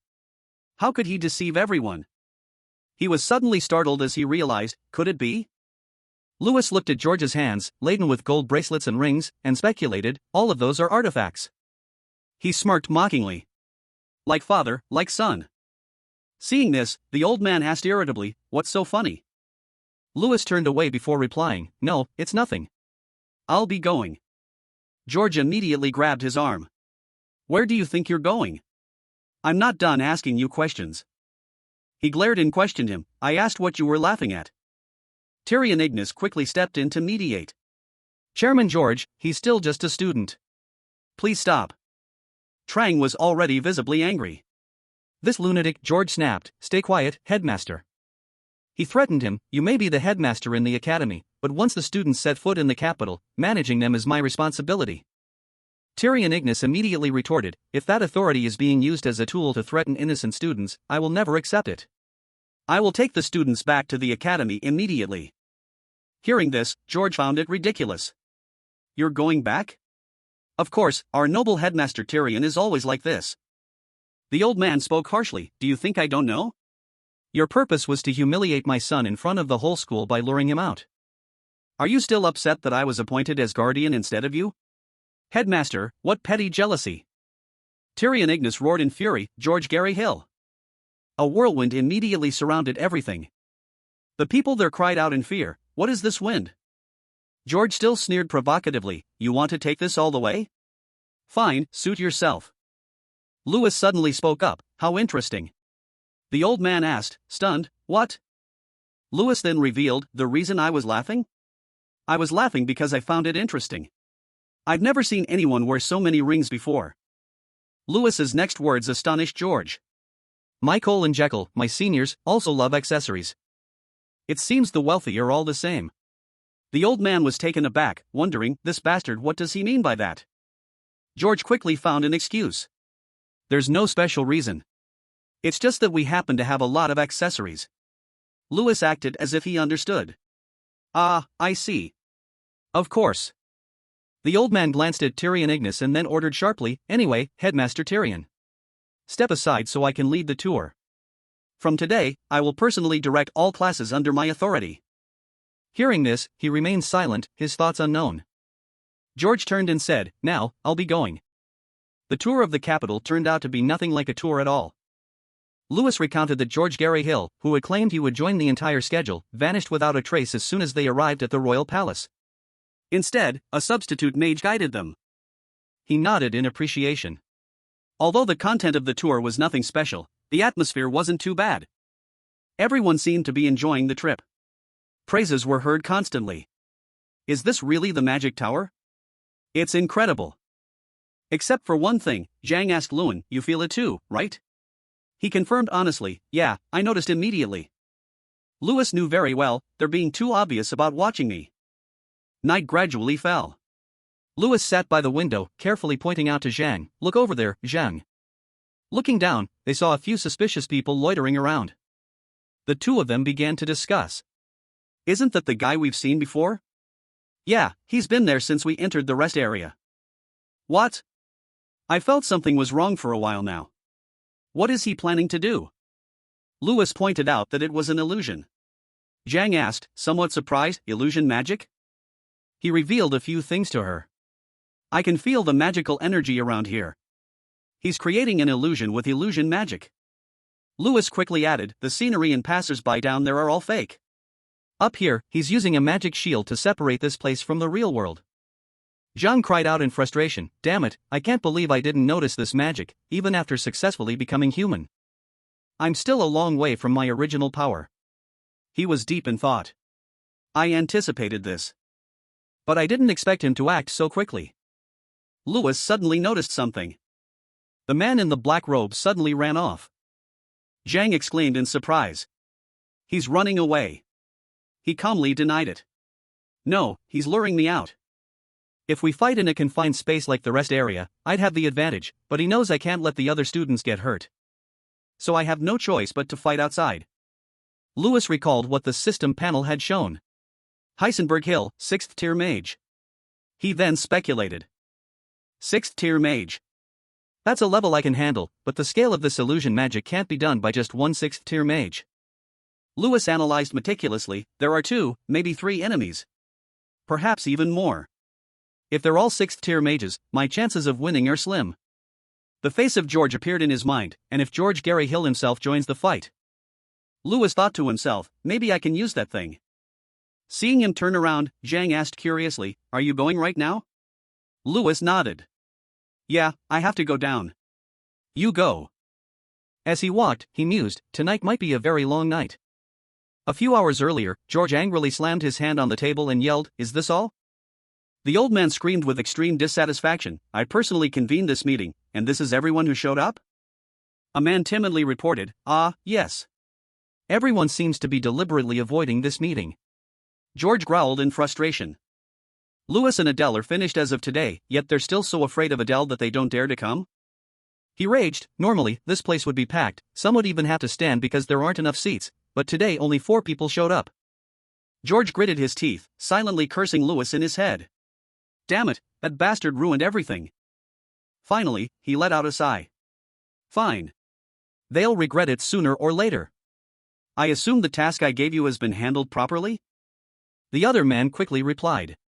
Yes, the night watch in the capital is now entirely our people. So no matter what happens, there won't be any problems. George turned to ask Vangeris, and what about the task I assigned to the captain? He replied flatly, last night, we received confirmation that the assassins have arrived in Adele. Vangeris continued to talk about the plan. After midnight, they will sneak into the manor and take Deline Adele's head. Hearing this, George remarked with satisfaction, at least the father and son won't be alone in death, since they'll die on the same night. He also added, not just the father and son. Deline Adele also has a young daughter. Vangeris also emphasized, and Bova Peyton must disappear as well.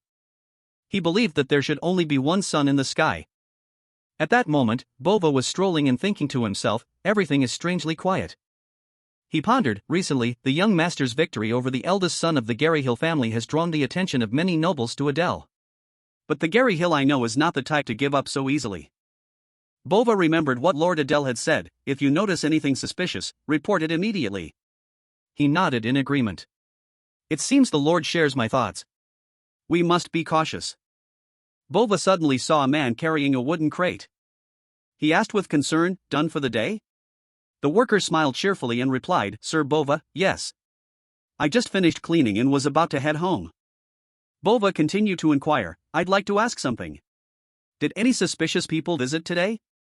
He thought for a moment, suspicious people? The worker quickly remembered, there were 5 merchants, but I'd never seen them sell anything, nor did I see them leave. Bova finally came to a conclusion. Assassins often disguise themselves as merchants. Now they've completely vanished after entering the territory. The worker suddenly cried out, and they were carrying swords.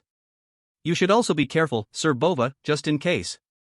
He suddenly ran swiftly in the opposite direction. Seeing this, the man felt a bit relieved. Maybe there's no need to worry so much. The manor was strangely quiet. The assassins were lurking inside. As they moved, they whispered to each other. That Adele Lord. Could he have realized something? He hasn't returned to the manor yet. You saw the atmosphere in town. No one noticed anything. He'll be back soon. We just need to wait for the right moment. He also nodded. Yes, there's still time.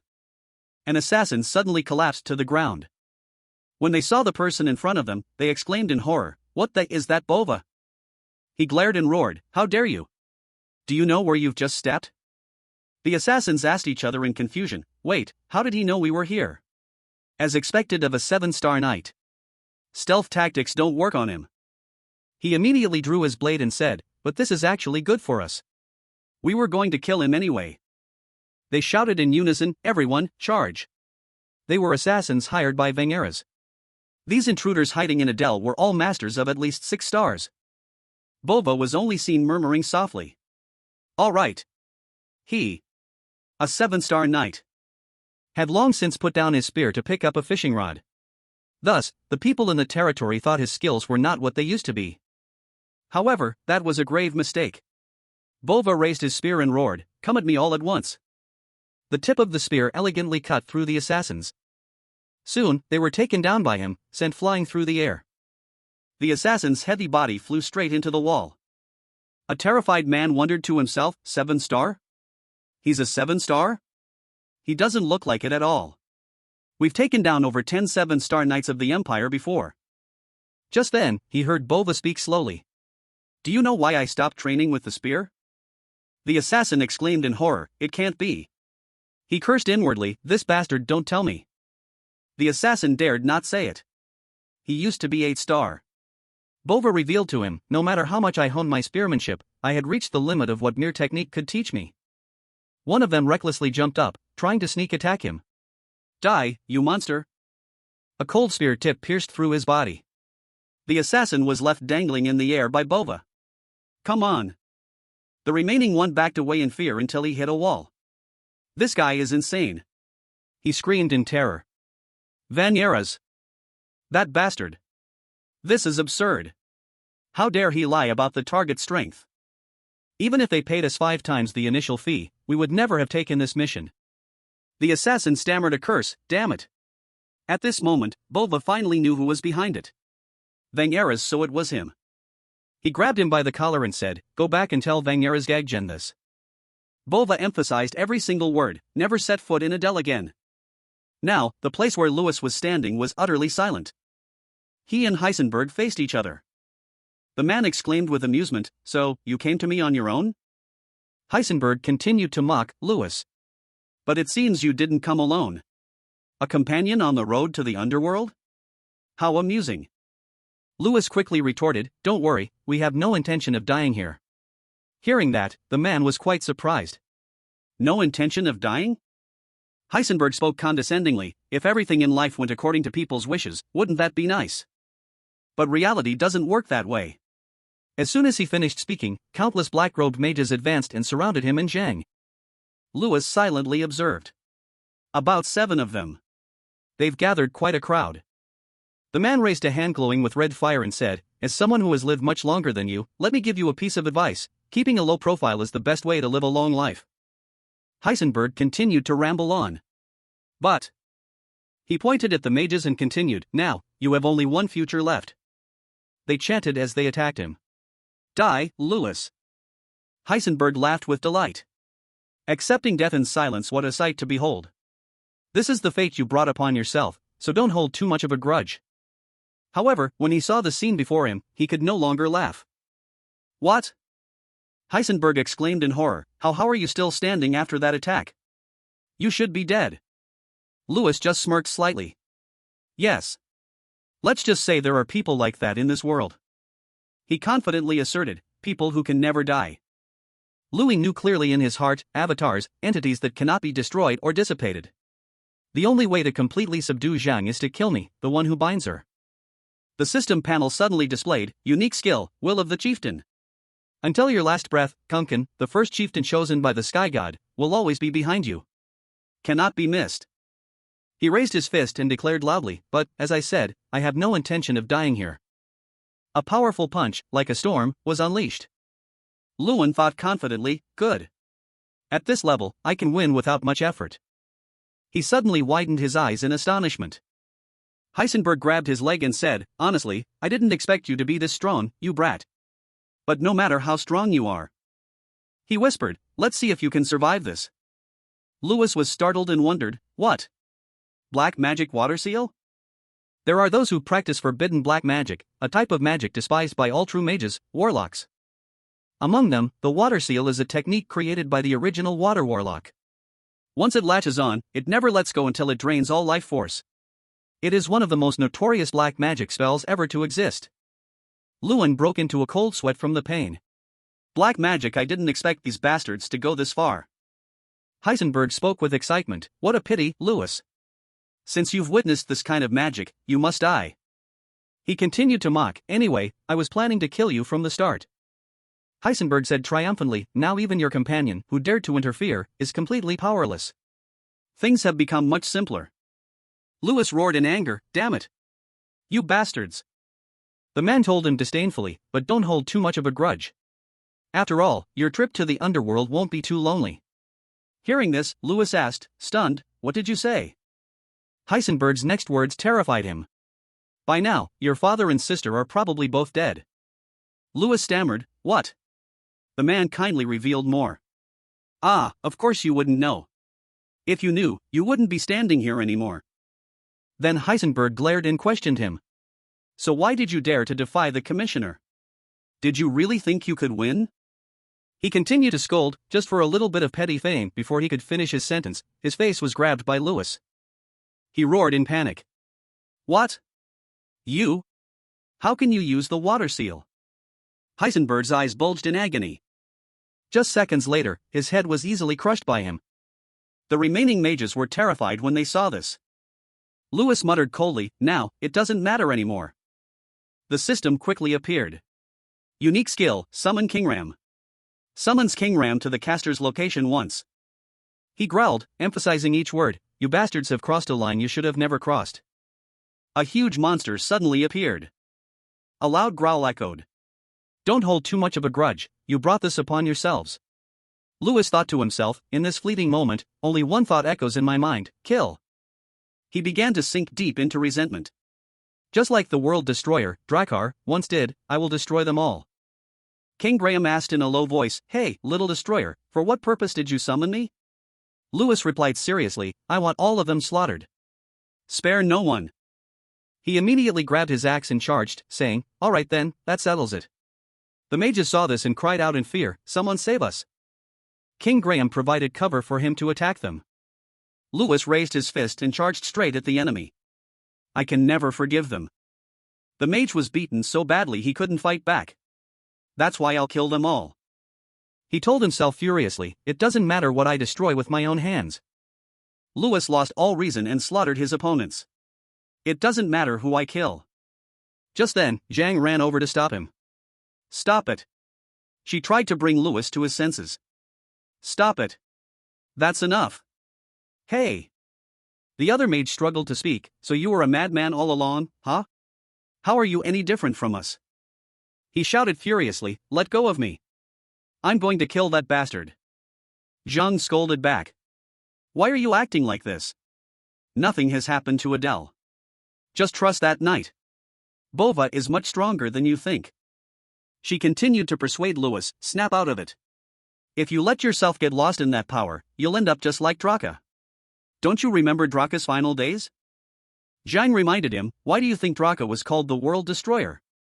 He went mad with infinite power and ended up destroying the entire world. She grabbed Lewis's shoulder and said, but you're not Dracar. If you end up like him. He finally calmed down. All right. Sorry for worrying you, Zhang. Lewis went to the surviving mage and interrogated him. You there. Tell me everything you know. What's happening in Adele? The man struggled to speak. You'll regret hearing it. The mage excitedly recounted, have you ever heard of the Myandan? It's an elite assassination group, consisting only of 6-star warriors and above. 5 of their assassins have already arrived in Adele. He burst into crazed laughter. By now, your father and sister are probably dead. Suddenly, a sharp spear pierced through his chest. George clicked his tongue. I only came as a precaution, and look at this mess. The old man scolded angrily, pathetic fools. To think the elite of Gary Hill couldn't even handle a brat like this. Lewis exclaimed in shock, George Gary Hill. How dare you touch my family? A terrifying force suddenly descended upon him. George threatened in a low voice, you should have just kept your head down and studied quietly at the academy. Why did you have to provoke us? Both Lewis and Zhang were pressed down. They quickly realized what it was. Black magic. He angrily questioned, you're a warlock too? If this gets out, you'll at least end up in prison. George just smirked.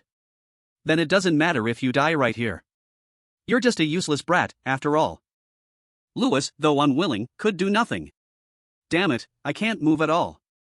The summoning time for King Graham is over. He's gone too. He heard the old man speak.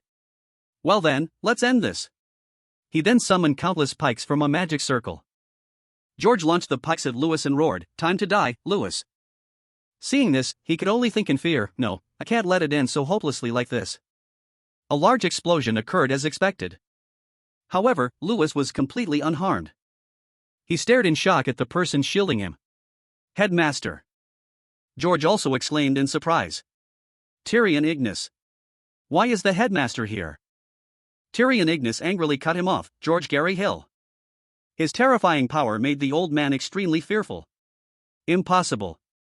This illusory world, this simulated world, was created by 6th-tier mages under George Gary Hill, ensuring that no one outside could perceive what was happening inside. However, that only applied to ordinary people. A mage of Tyrion Ignis's caliber could quickly detect the presence of unusual mana. Moreover, the fatal weakness of this magic is that if a higher-level spell is cast by someone stronger than the illusion's creator, the illusion will be easily broken and destroyed. Just like that, George's illusionary field began to shatter. The old man, unwilling to give up, threatened Tyrion Ignis, Tyrion Ignis, are you planning to destroy the entire capital just to take me down? He immediately denied it. No. The only one getting hurt here is you. Tyrion Ignis then revealed, I've already set up a barrier to prevent any damage to the capital city. You not only dabbled in disgusting black magic, but you also dared to harm my student.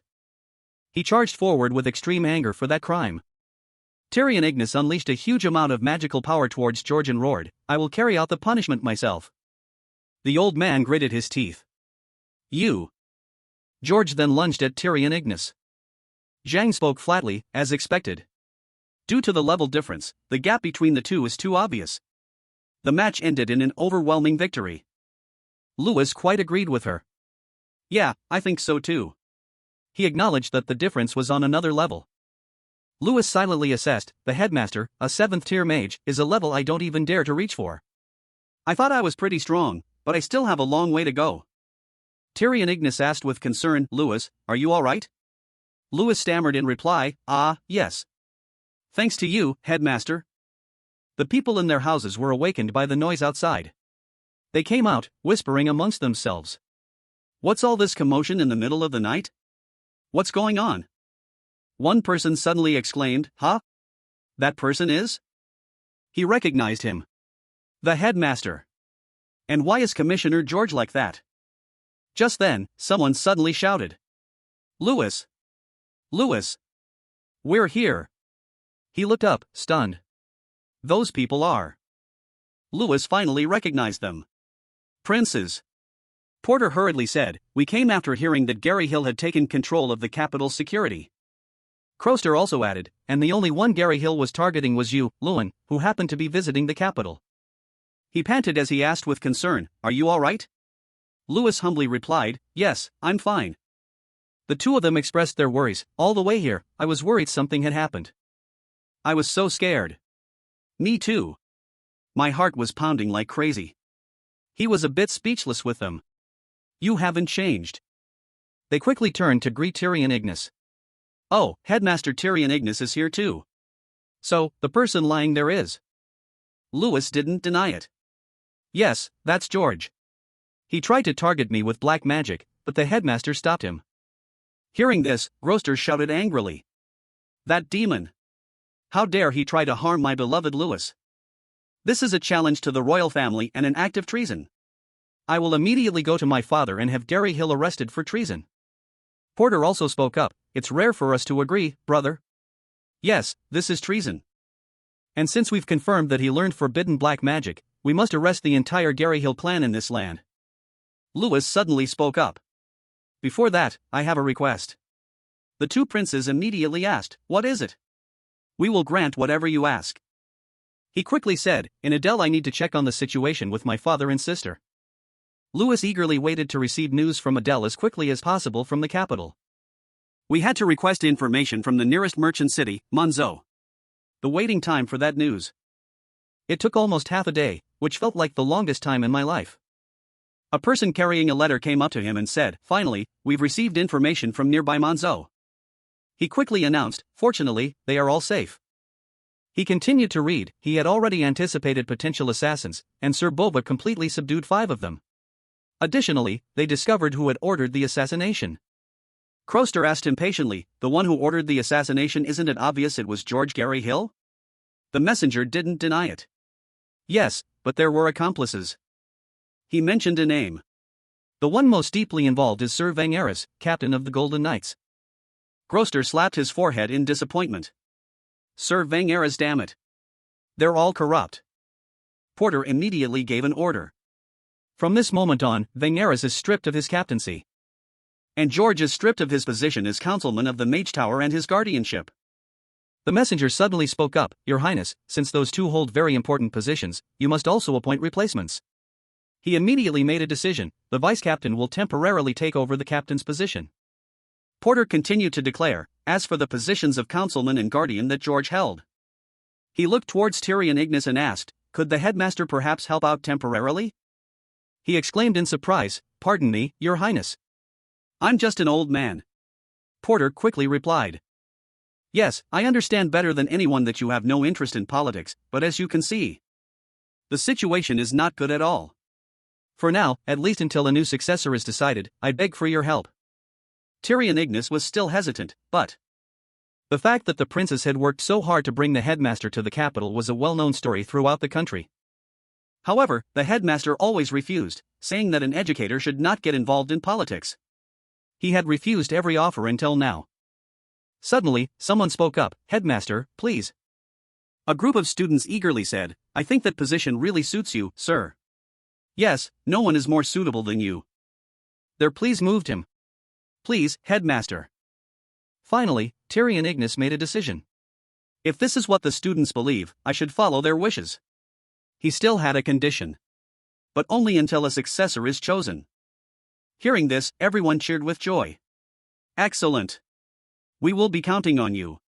Our kingdom will prosper even more. All right. Lewis had a feeling in his heart, I doubt a new successor will appear anytime soon. His mood began to relax. I'm glad everything ended well. When this capital tour ends, the graduation exams will soon begin. The long yet short time at the academy will soon be over. Lewis recounted, the capital tour was shaky from the start, facing rumors that the rest of the schedule might be cancelled. But in the end, it was decided that everything would proceed as planned. So, we stayed in the capital for a few more days. He heard someone gossiping, have you heard? Michael Garyhill from the Garyhill family is dropping out. Is that true? With so little time left until graduation, a rumor spread throughout the royal palace that Michael had dropped out of the academy. His father, George Garyhill, was imprisoned in a dark cell, and the Garyhill mages who followed him had all dispersed, so it made sense. The students added, they say Jekyll Garyhill has also disappeared. I heard he joined the Purta Rebellion. What's the truth? The name Garyhill has completely vanished. The fall of Garyhill, the victory of Adele banners with these words began to appear all over the capital. And the news spread not only among the nobility but throughout the entire kingdom. Meanwhile, in a certain castle, a shout echoed, hey, I already said no. Get out. Wait a minute, just a moment. Zekin tried to explain, I really just need a moment. Just then, someone approached and asked, what's all this noise? The guard quickly exclaimed, sorry. This man keeps trying to get inside. Jekyll immediately knelt before the newcomer. My apologies for coming so abruptly. I am Jekyll Garyhill, the eldest son of the Garyhill family. It is an honor to meet the Crown Prince. The person before him was Crown Prince Summonaton Dinach of the Dinach Empire. Zekin continued to make excuses, although I acted rudely, please understand that it was not intentional. Summonaton said flatly, that's enough. He then asked, so, why have you come all this way? Jekyll quickly replied, I came to seek asylum in the Empire. Myself, along with my siblings and the mages of our family, over 40 people in total, are requesting asylum in the Empire. Summonaton questioned, the reason? He pleaded, to offer my strength, however small, to you, great Crown Prince. And for the endless glory of the Empire's future. Summonaton glared and snapped, how troublesome. Did you come here just to flatter me? He questioned again. What crime did you commit? Jekyll was confused. Pardon me? Summonaton had a question. The Garyhill family, the strongest in that small kingdom. Why would you leave your country in shame to seek asylum in this empire? Jekyll stammered, well, attempted assassination. He spoke sternly, you went against the royal family for such a trivial matter? Don't tell me you tried to assassinate a member of the royal family. Jekyll stuttered for a while before saying, no, it wasn't like that. Summonaton then rejected him. No matter how small the Rydian kingdom is, harboring a criminal like Garyhill would go against my principles. In fact, handing you over would bring greater benefit to my reputation. His next words made Jekyll's eyes whiten in fear. I see no reason to grant you asylum. Summonaton turned to leave, not forgetting to add, go. I will not grant you asylum, but I will not detain you either. Jekyll suddenly said a name tremblingly, Lewis. He then revealed the truth. We tried to assassinate Louis Adele. Summonaton asked, startled, the Louis the First no? Jekyll nodded tremblingly. Yes, that's right. He suddenly approached and said, I want to hear more about that assassination attempt. Summonaton gave a very cunning smile. Let's have some tea. Although many incidents had occurred, they all seemed trivial. Time passed peacefully after the visit to the capital. 3 months later, the new year had arrived. And just like the heavy snow that fell that winter, many nobles came to the academy. The reason they came to the academy was simple. It was the graduation exam. This was a system where graduating students demonstrated their skills in front of others, creating an opportunity for them to be recruited by nobles. Today, that very exam was being held at the academy. Lewis thought deeply, graduation. When this exam is over, it'll be time to graduate. 6 years, both long and short, are finally coming to an end. Jason suddenly asked him, Lewis, what's with your face? Don't tell me you're nervous. Lewis quickly denied it, no, not at all. Have you prepared much for this exam? He chuckled and replied, the exam? That's not important to me. I'm going to a duel with you anyway. Lewis was a bit exasperated. I never said I was taking you. Hearing that, Jason shouted angrily. Hey, are you serious? Just then, a person approached. Brother! Upon seeing the little girl, Lewis's eyes widened in surprise. He thought with emotion, I heard you were safe, but still, seeing you in person puts my mind at ease. Now, Lewina stood before Lewis and greeted him. It's been a long time. Are you well? He quickly walked over to the girl and replied, thank you, everyone, for coming. Nothing has happened since that day, right? Lewis bowed his head in self-reproach. I'm sorry. In the end, you were in danger because of me, father. Lord Adele said, it's all right. You don't need to feel so bad about it. I'm actually proud that we didn't compromise and stood against them. He then turned to Bova. Thank you, father. And you too, Sir Bova. Thank you very much. The man laughed heartily and politely, it was nothing, young master. I just did what I had to do. Lewina suddenly spoke up, but Appa Lewis turned back, curious. The little girl pointed at Trang and questioned, who is this lady? He cursed silently in his heart, damn it, I can't even use the cousin excuse with my own family. Lewina asked suspiciously, don't tell me you got a new girlfriend just because Sister Irene isn't here. Bova stood to the side, silently assessing. The young master already possessed this quality. He's really grown up. Lewis hurriedly explained, she's just a friend, just a friend. Just then, someone came over to greet him. Long time no see, Lewis. At that moment, Jason came before Lord Adele and spoke. Hello, sir. I am Lewis's soulmate. Lewis was overjoyed to see the newcomer. Thankfully, the people who came to his graduation exam weren't just his family. Han, who had completed his oath and become an official knight. He exclaimed with excitement, Han. 2 more people came forward to greet him. How have you been? Lewis exclaimed in surprise. Seta. Miss Irene, you came too? The bonds formed during the grand tournament and as a reward. People suddenly started murmuring. Wait, those people. Croster and Porter also arrived, calling out, Lewin, we're here. Lewis was extremely happy. Even the strongest among my connections. The 2 of them complained, Lewis, you have no idea how hard we looked for you. Seta, standing behind, was extremely impressed. As expected, you're on a completely different level, Lewis. Just then, someone shouted loudly, in just a moment, the graduation exam for the final year students will begin. He continued to announce, seniors, please gather at the arena hall. Lewis quickly turned to his visitors and said, I'll see you all later. Lewina spoke on behalf of everyone, Appa, good luck. We'll be cheering for you. He told himself. The final exam I'll do my best because everyone is supporting me. As he entered, Lewis noticed 2 unfamiliar figures. He wondered cautiously, what's this? Lewis thought, confused, those 2 I've never seen their faces, but they feel familiar. He immediately turned to ask Zhang. Zhang, those 2 look suspicious, don't they? She revealed, you're only noticing now? You know who they are. Zhang spoke meticulously, the one on the left is the Fire King, Tyrol. She continued, the one on the right is the Crown Prince. Zhang added, as an avatar, no trivial magic can escape my sight. They may have changed their faces, but they can't hide that strange aura. Hearing this, Lewis was extremely bewildered. Why would the Fire King and the Crown Prince have to come all the way here in person? Even if they wanted to visit, they could have appeared openly. Countless questions raced through his mind. Don't tell me it's just because of me? Are they trying to test how strong I've become through this exam without being discovered? Thinking this, Lewis couldn't help but smirk. They're really thorough. He told himself that if they made the same offer as before, he would still reject it just as he did back then. Lewis smiled slyly. But since they went to the trouble of coming here, I should at least give them a good show. He looked intently at them, sending a message. So just watch closely. See how much I've grown. The graduation exam consisted of the following parts: isolation, glacier, and destruction. It was a timed exam where you had to quickly overcome all 3 challenges. The first challenge, isolation, required escaping from a room sealed with a lock. There were various ways to escape the room.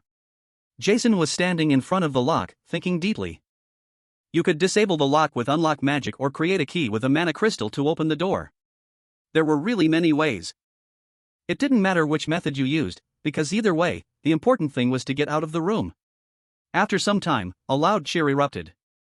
7 mages from Group 6 escaped the room almost simultaneously. Then someone exclaimed with regret, "What a pity.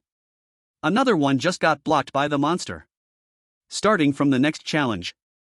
The difficulty ramped up insanely, from defeating 7 ice beasts in the frigid glacier region to using their most powerful magic to destroy a solid stone wall in the final challenge. One person who was stuck here yelled in frustration, "Why is this thing so tough? If you could get through it all, then finally, you would successfully complete the graduation exam." Jason shouted excitedly. "I'm first." The announcement gradually rang out. Jason Damon, 3 minutes and 55 seconds. He is the first to complete the challenge from Group 6. They continued to read the results.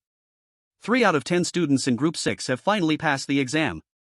The students who hadn't taken the test yet mumbled fearfully, "What should I do? I'm not confident." Lewis stood to the side, thinking calmly, "Jason, you acted all casual but you actually prepared a lot, didn't you?" Then he became serious again.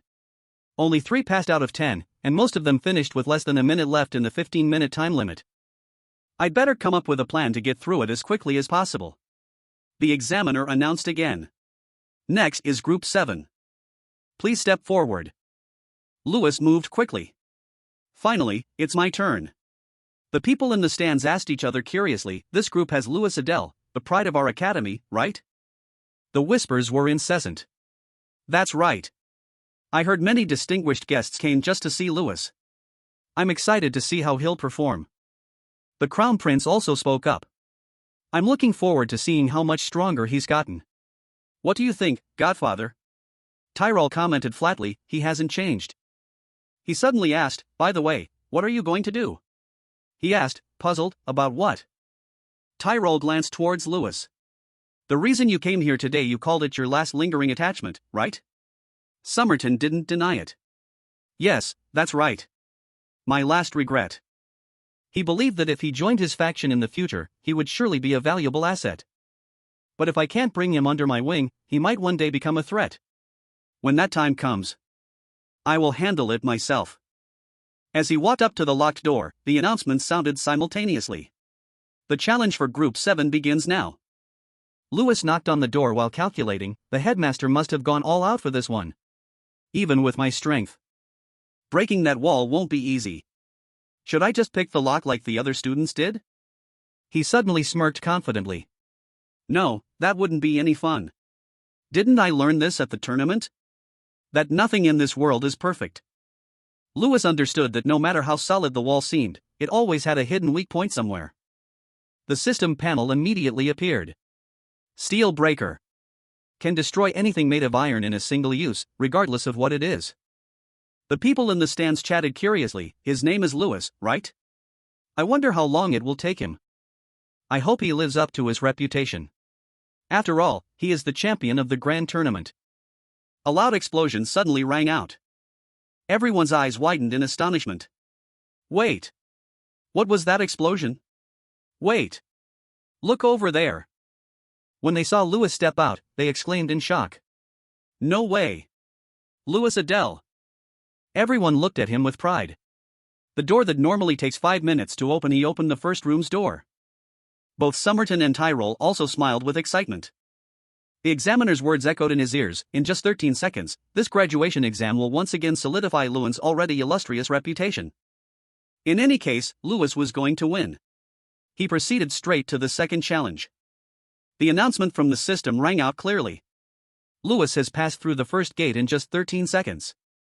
Now, we can't help but wonder how quickly he will break through the next gates."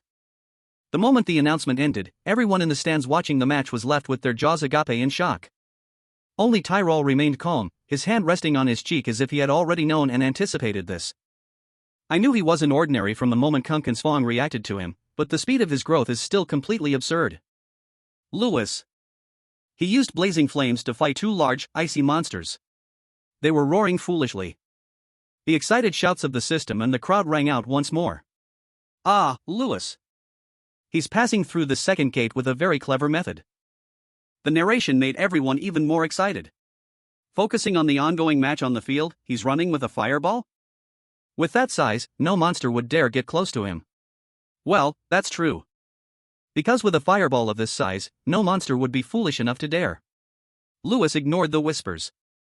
The more he fought, the more fired up he became, determined to fight these demons to the end. The blonde-haired man stood with his arms crossed, a wide smile on his face. What is this? He's truly a madman beyond all imagination. Taran stood beside him, having just jumped up.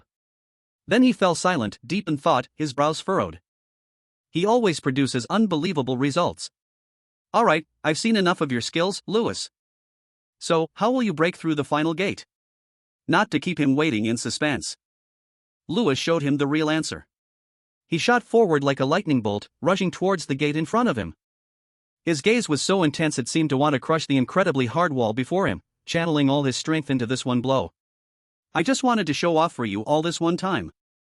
Instantly realizing what Lewis was doing, Taran's eyes widened in shock.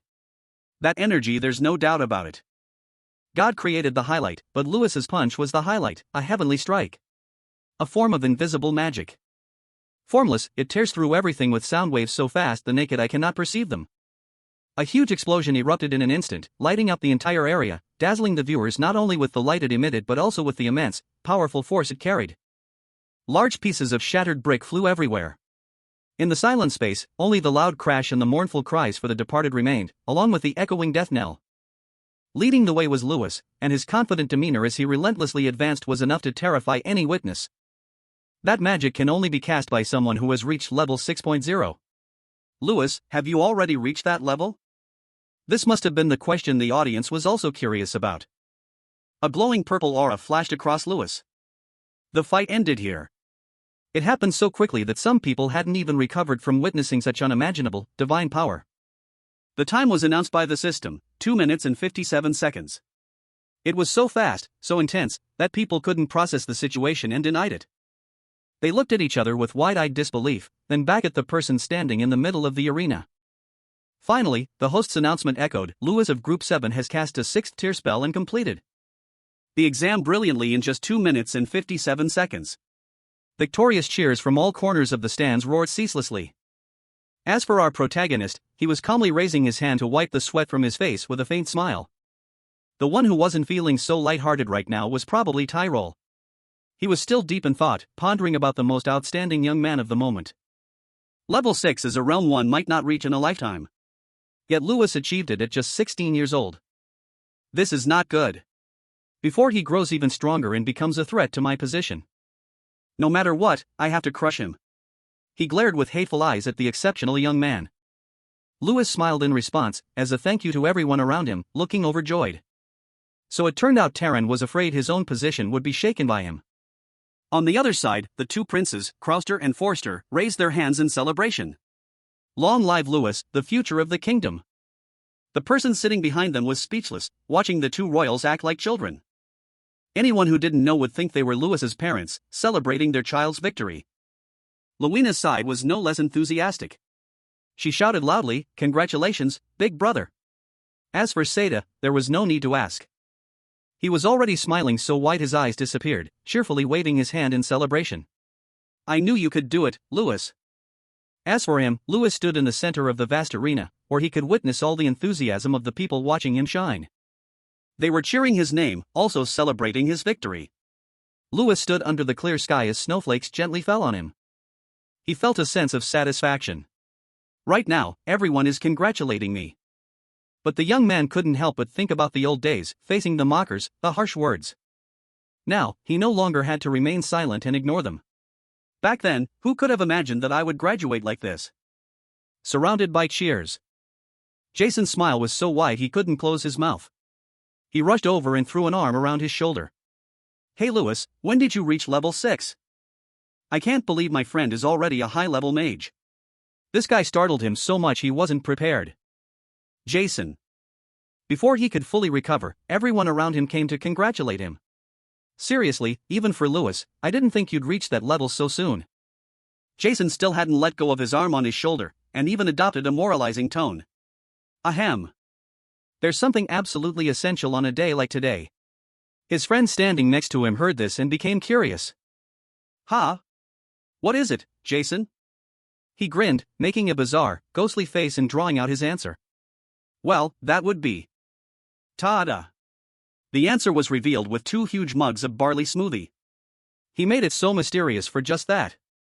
Everyone cheerfully raised their barley mugs, throwing their arms around each other as lively as a festival, happily cheering, excellent. Now that we're adults too, let's drink the night away. Wine, wine, let's have more. Cheers. Zhang came over. Lewis stood still, watching their determined, won't go home till we're drunk attitude and well. 30% helpless, 70% resigned. Just kidding, he was actually enjoying this precious, happy moment very much. This must be one of the most beautiful memories in Lewis's life. It's really starting to sink in. Tomorrow is the graduation ceremony. Since this is probably the last time we'll all gather like this, I'm sure everyone just wants to enjoy it to the fullest. While he wasn't paying attention, Zhang, completely limp and staggering with a face flushed from wine, came up behind him. Without a word, she suddenly threw an arm around his shoulder like a good brother, pointed to the sky, and said, "Another round." Lewis glanced at her, surprised by this unfamiliar sight. By the way, today I discovered that even Zhang can get drunk. 2 men walked this way. The old man with long white hair and a beard stepped forward first. Lewis, are you enjoying the party? Hearing his name called, he turned his head to look. Headmaster. Professor Hadel is here too.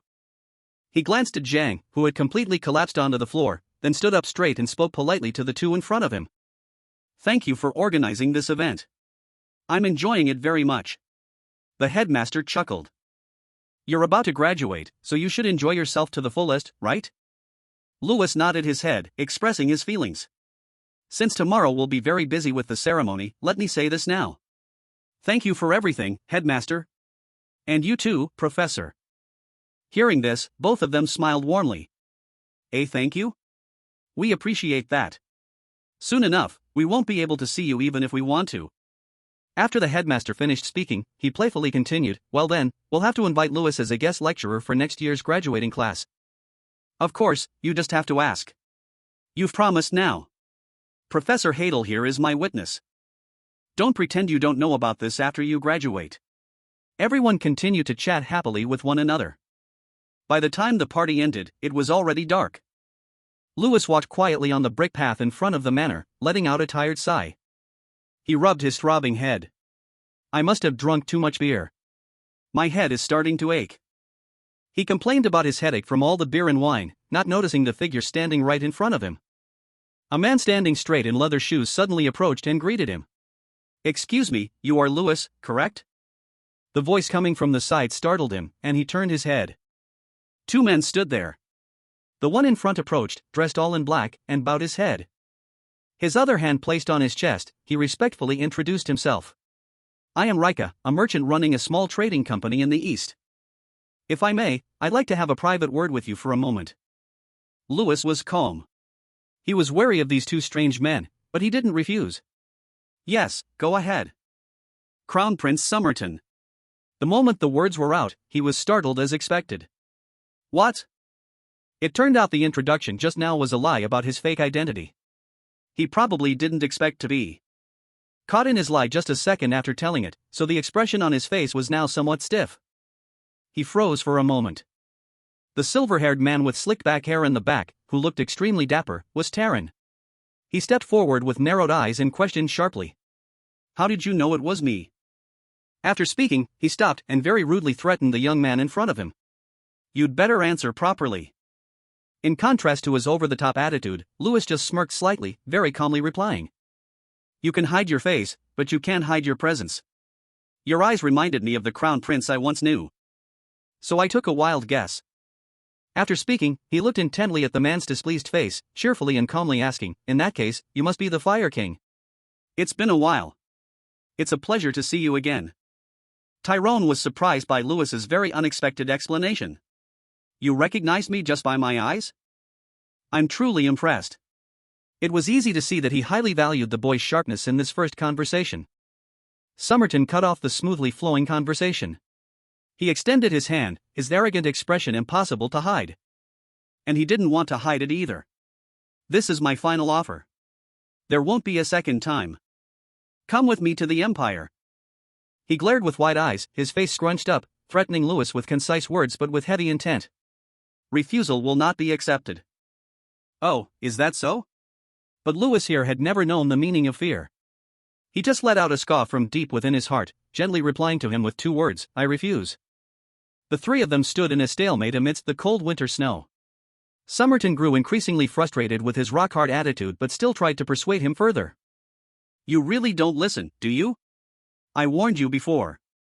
Any gem I cannot possess, I will destroy. What a hostile attitude. But Lewis just stood there indifferently. You can do that. That is true. But I don't think you will. This answer from him was something Somerton hadn't anticipated, but it had somewhat changed his mind. He asked again, what makes you so sure? Because the crown prince I once knew would never stoop so low as to sneak around under a false identity and order the assassination of an ordinary student. Lewis's words left him stunned and then furious in an instant. Somerton let out a strange laugh, his voice dripping with sarcasm. You're calling yourself an ordinary student? Lewis humbly replied with a nod. Yes. After all, our graduation is tomorrow. After hearing that, he pursed his lips into a very mysterious smile. I don't know if that's courage or intuition. After some hesitation, Somerton turned away with a very arrogant demeanor. He even arrogantly reminded him one last time, I will withdraw today. But look forward to our next meeting. Because next time, we will meet as enemies. Faced with his words, Lewis remained silent, not responding. With that, the 2 men with overwhelming presences, one in front and one behind, silently left in the opposite direction. Not long after they left, Lewis turned to look behind him and saw someone running towards him in a panic. It was Jason. He hadn't stopped partying yet. His face was flushed from drinking so much, and when drunk, his mouth wouldn't stop chattering. Lewis, what are you doing? Not drinking anymore? You have to be at the party. Without you, there's no point. Seeing his relentless invitations, Lewis happily went along. All right, I'm coming. But what you would never expect, at that time. I had no idea that because of this drinking party, a disaster far beyond anything I could imagine was about to befall me.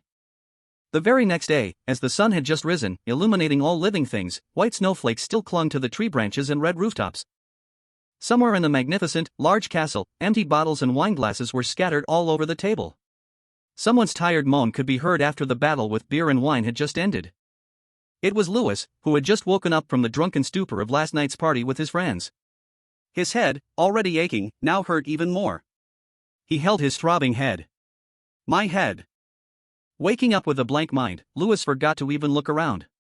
Suddenly, a gentle voice approached and said softly, You're awake? He looked up in surprise. Yes. Miss Irene. She ignored his curious gaze, which seemed to ask why she was here, and asked again, Are you feeling any better now? Lewis glanced around at the group of friends who were passed out drunk on the floor, still dreaming of beer and wine. He replied to Irene awkwardly. Ah, yes. I should have drunk in moderation. But it seems I had too much. She also saw the people lying on the cold floor and laughed. Well, it seems you're still better off than those guys. That's a relief. Then she covered her mouth and smiled until her eyes crinkled. Don't you remember anything? Huh? Lewis's eyes were wide with confusion. Less than a second later, he was horrified, his skin crawling as he shouted, that was Dragon's Kiss. Irene sat on the table, swirling a blue bottle of alcohol in her hand, then casually explained, Jason secretly mixed that into the beer you were about to drink. After that, you suddenly stood up and shouted that the whole group would go to Adele together. As she recounted it, he remembered yesterday's embarrassing scene. Lewis, Seda, and Jason with their arms around each other, acting like clowns in the middle of the pub for everyone to see. Remembering it makes my face turn red. That bastard Jason. Irene didn't let Lewis wallow in embarrassment for long and asked, So, should I go there too? He seemed to have just woken up, so his mind couldn't keep up, and he asked blankly, Huh? Go where? She gently brushed her hair, her face full of a smile she couldn't hide.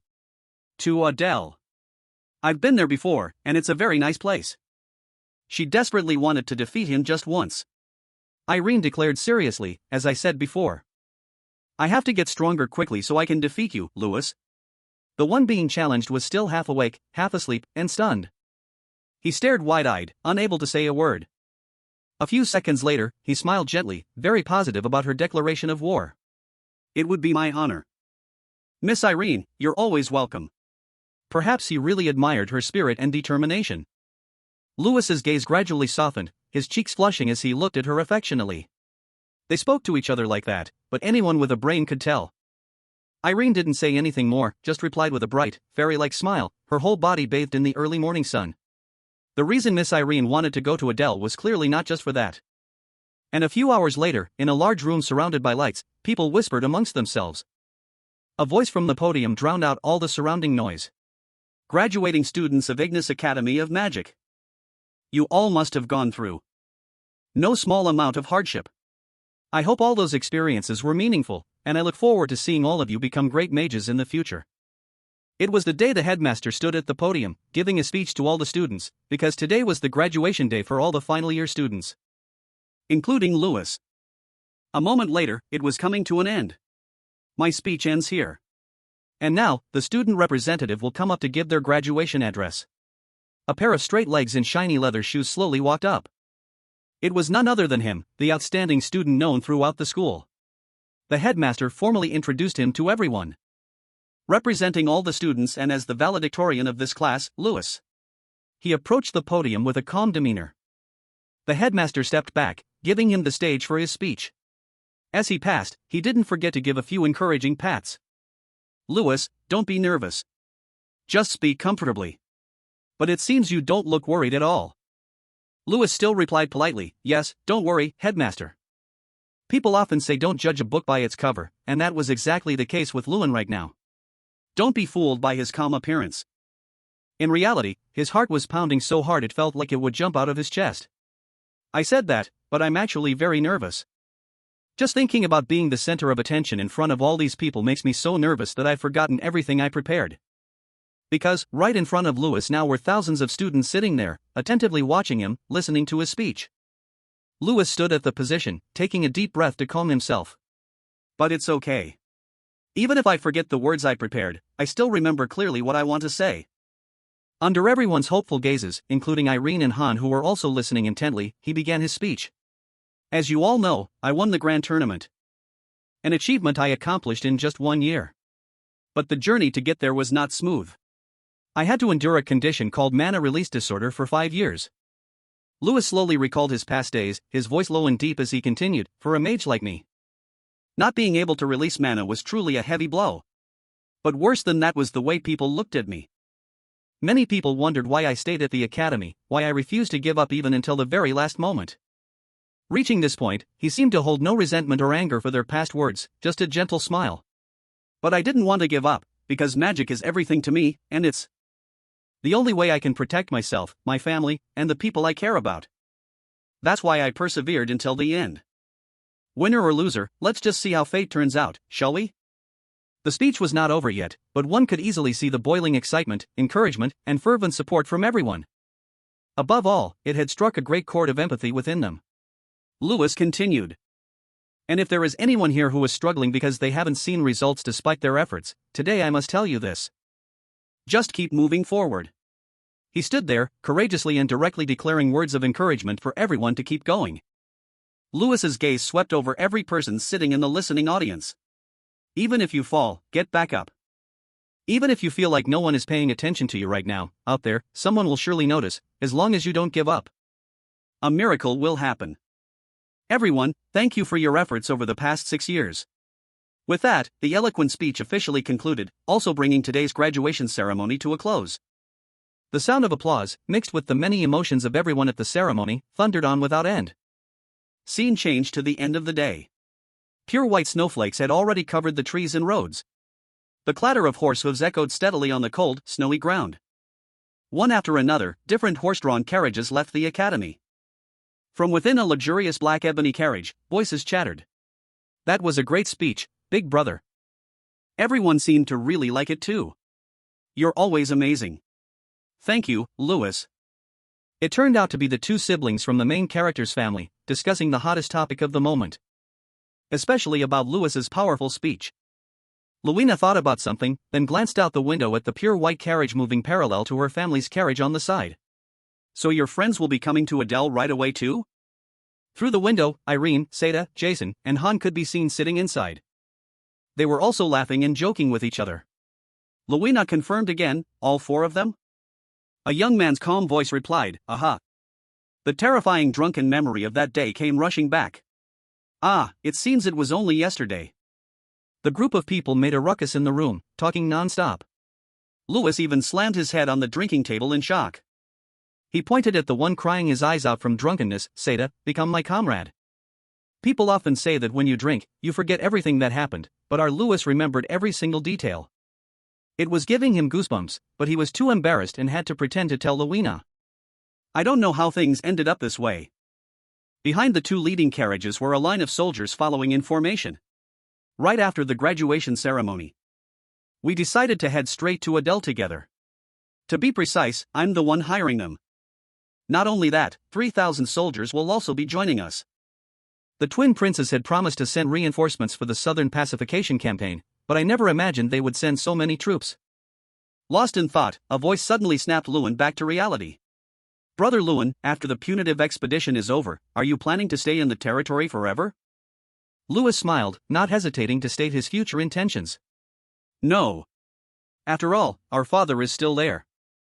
I think I might travel a bit after that, but I haven't made any concrete plans. For now, I should focus on the expedition first. Under the clear blue sky, snow continued to fall, and the sound of two people chatting back and forth could be heard. A short break, then we'll head straight to prepare for the punitive expedition, right? The other person replied immediately. Yes. I plan to start by surveying the terrain. Oh, it's our main character in Zhang standing in front of a map, laying out their next plan for this expedition. She asked again, have you come up with any strategic plans yet? I'm considering a few ideas. While the two were discussing, they heard a rustling sound from soldiers rushing to the other side. Louis and Zhang also looked up to see what they were making a fuss about. Two people passed by, chatting animatedly. We need to prepare well, huh? Louis walked towards the two of them to ask, excuse me, where is everyone going together? One of them turned to him and recognized him. Ah, you're the young master of Adele. We thought you already knew, since this concerns your friend. Louis had no idea what was going on, looking blankly. The person continued. One of our knights is going to duel with your knight apprentice friend.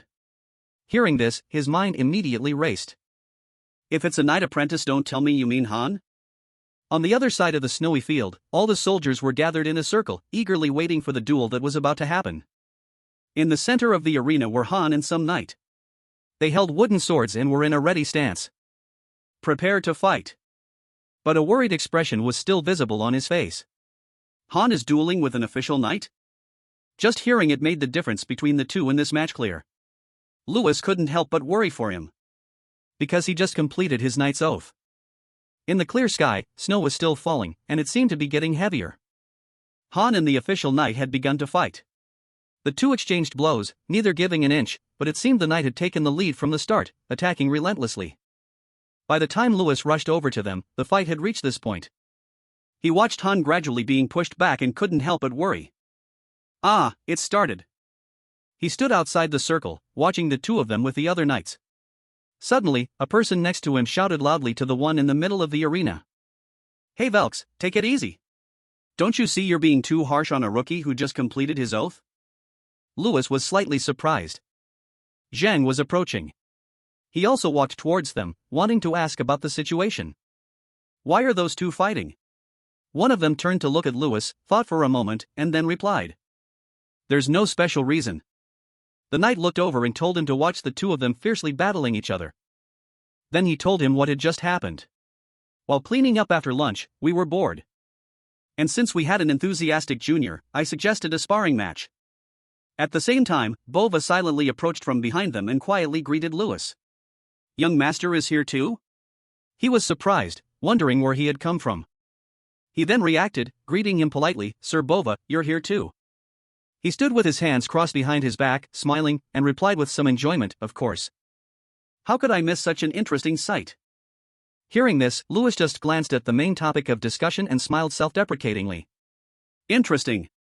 He glanced at the knights standing here. If the knights here recognized Sir Bova, their reactions would be just as interesting. Thinking that, Louis continued to watch the increasingly intense fight between the two. Suddenly, he turned to ask the man. What do you think of this match, Sir Bova? He didn't think much and immediately gave his assessment. Neither of them are bad. His attention fell on the young man with pale purple hair, his face filled with resilience. Without the hesitation that one should have at this age. Bova, who didn't know who he was, asked the young man beside him. And is that young knight a friend of the young master? Hearing him ask, Louis smiled. He was also very proud to introduce his best friend. Yes, his name is Han. Bova spoke slowly, more seriously than before, analyzing from his perspective. He's clearly being pushed back a bit. But just holding on this long against a golden knight is admirable. His words made Louis curious as well. Golden knight? He knew he was also curious and explained what he had just learned by chance. Yes, I happened to overhear during lunch. I heard he's considered the elite of the kingdom. I'm not entirely sure. At that very moment, a breakthrough occurred in the center of the arena. A shadow shot forward, attacking so quickly the opponent couldn't react. It was very fast, very swift. We don't need to be told to guess that the shadow was the knight with the power just mentioned. He only swung his sword once. Han's sword in front of him was knocked up and flew far behind him, causing him to cry out in surprise. Bova continued his analysis of the young man. Of course, that Han kid still has a long way to go to reach that level. After hearing this, Louis thoughtfully looked at him and marveled, as expected, Sir Bova can see through Han's talent. If that's the case, then he stepped forward and looked at him, with a serious expression as if he had just made an important decision he wanted to ask for a favor on. He said formally, Sir Bova. The man looked at him, suddenly curious. Yes, young master. Louis stood before him and pleaded, if you could you teach Han a move or two? Sir Bova didn't answer him right away, just gave a friendly smile as he usually did. To be taught by Sir Bova, even just one move if the legendary spear saint, Sir Bova Patton, would impart even a breath of his teaching, it would be a huge benefit to me. For Han, and even for all of Adel. Yes, just with the guidance of this legendary knight, even a little bit, one could imagine how much Han would improve. But the important thing now was to get his agreement to teach. A very decisive person, Bova just closed his eyes and let out a long sigh.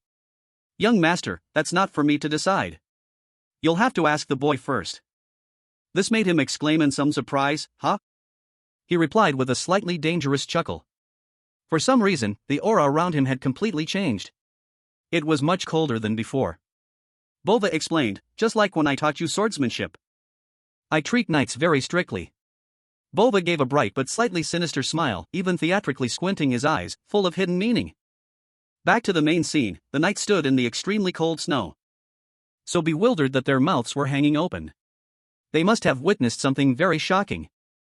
One of them couldn't help but blurt out, what the hell is that? They stood to one side, whispering. That's some rough training. Did he make him do that? I heard he's the commander of the Adel Knights. The person being talked about was smiling leisurely, seeming to be enjoying himself. He walked step by step behind Han, the unluckiest boy in the world, who was carrying a large rock heavier than himself. He was panting heavily. Sir Bova looked at the young man carrying the heavy load in the freezing snow, his teeth chattering from the cold. While he had already collapsed and was crawling, he dared to ask, is it hard? Han immediately turned and denied it. No, sir. I'm fine. Bova was just waiting for him to say that to start nagging. He immediately shot back, then don't be so slow. I made it clear you had to be ready. The knights stood there dumbfounded, completely fed up with this situation, watching the two of them perform like a comedy duo. Louis felt sorry for his best friend, but what could he do? He just let out a sigh, as if to encourage his friend. Then he silently pitied the fate of the poor soul. He said he would be strict, but I didn't think it would be to this extent. I'm starting to feel sorry for Han. I felt sorry, but then I remembered, just a few minutes ago, when Louis had just made the offer.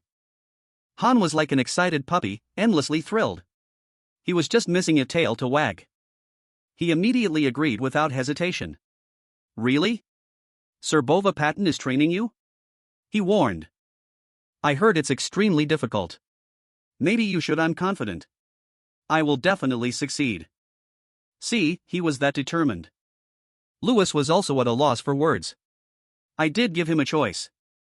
Lost in helpless thoughts about his friend, he was startled by a voice calling from behind. It was the knights from before. They approached, looking at Sir Bova with caution. Oh, it seems they've discovered something. The one in the lead spoke first, softly. Sir? May I be so bold as to ask your name? Sir Bova remained silent, his eyes closed, not answering, his thoughts unknown. He must have been racking his brain, wondering about them. Why didn't they notice from the beginning, but suddenly realize now? In his stead, the knights quickly looked at each other, worried by his motionless attitude. Why isn't he answering? There's a rumor that he once single-handedly defeated 5 assassins. Maybe I should ask about that. The other replied. Nah, it must be just a rumor. How could he single-handedly defeat 5 assassins? At that moment, life is unpredictable. The more you don't want something, the more it happens. Little fool Han quickly ran over, shouting loudly, Sir Bova. He was panting as if someone had stolen his air. Exhausted, he stood in the center of the discussion and reported, all 10 spears have been moved. Exhausted and having just caught his breath after gasping for air, the answer didn't come from the person he was waiting for. Instead, it was a question from the 2 knights standing there. What did you just say? Han didn't understand a thing. He just stared blankly. Both sides stared at each other. One side with a face full of question marks, looking naive. The other with wide eyes, unable to believe their own sight. I have to confirm this. I didn't mishear, did I? You just said this person is Bova? And the 2, Louis and Bova, standing in the middle, were probably the calmest ones here. Some time later, the group of people and knights set off again. The carriage and a line of people moved evenly through the blizzard-swept road. The white carriage led the way, while the Adele siblings were chilling in the second black carriage. Louis and Lowena sat in the same row. She turned her head to look into the distance and asked the person next to her with great curiosity. Brother! Is Sir Bova really that admired by the knights? He looked in the direction his sister was looking. He also replied, it seems so. Inside the carriage, the 2 chatted animatedly, in complete contrast to the weather outside. The breathless panting of the knights could be heard steadily. Because the result was what everyone had imagined, Han and the group of knights were being trained together by the beloved Sir Bova. Each of them struggled, covered in sweat, walking behind the carriage, carrying heavy bags on their backs. One of them complained loudly, does he have to be so harsh? This is a training method personally recommended by Sir Bova. Don't ask so many questions, just do it, another one scolded back. They kept complaining back and forth out there. The more they complained, the more tired they got. As for the person being talked about, he was relaxing in the carriage, his eyes closed, enjoying himself. Louis saw this situation and couldn't help but sigh helplessly. He called him softly, Sir Bova. Hearing him, his expression didn't change at all. He also lowered his voice like him. Yes, young master. About that training, is it really useful?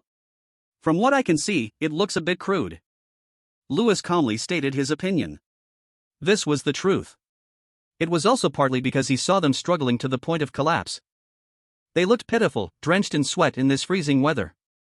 Bova understood his sentiment. He didn't criticize but gently explained to him, it's not exactly a good method. If your posture is wrong, you'll get chronic injuries first. Louis was confused. He didn't understand what he meant. He asked again, huh? Then why are you making them do it? Sir Bova smirked slyly, his tone half joking, half serious as he gave a nonchalant answer. Well, there's not much to do on the way down to Adele. I just wanted to whip some new disciples into shape after a long time. Louis and Lowena were silent for about 10 seconds. Hearing their miserable cries from outside, then looking at Bova, they were truly speechless. No wonder people called him the Tiger of Adele. A little later, their group had moved to this place, a barren land, colder than the regions they had just passed through. And the first place they set foot was here. The main character stood before countless small, humanoid monsters, drenched and filthy. The person next to him exclaimed, there are so many. Louis, dressed in dark colors, bundled up in a winter coat, couldn't help but shiver from the even colder air, despite being used to this place. That's right.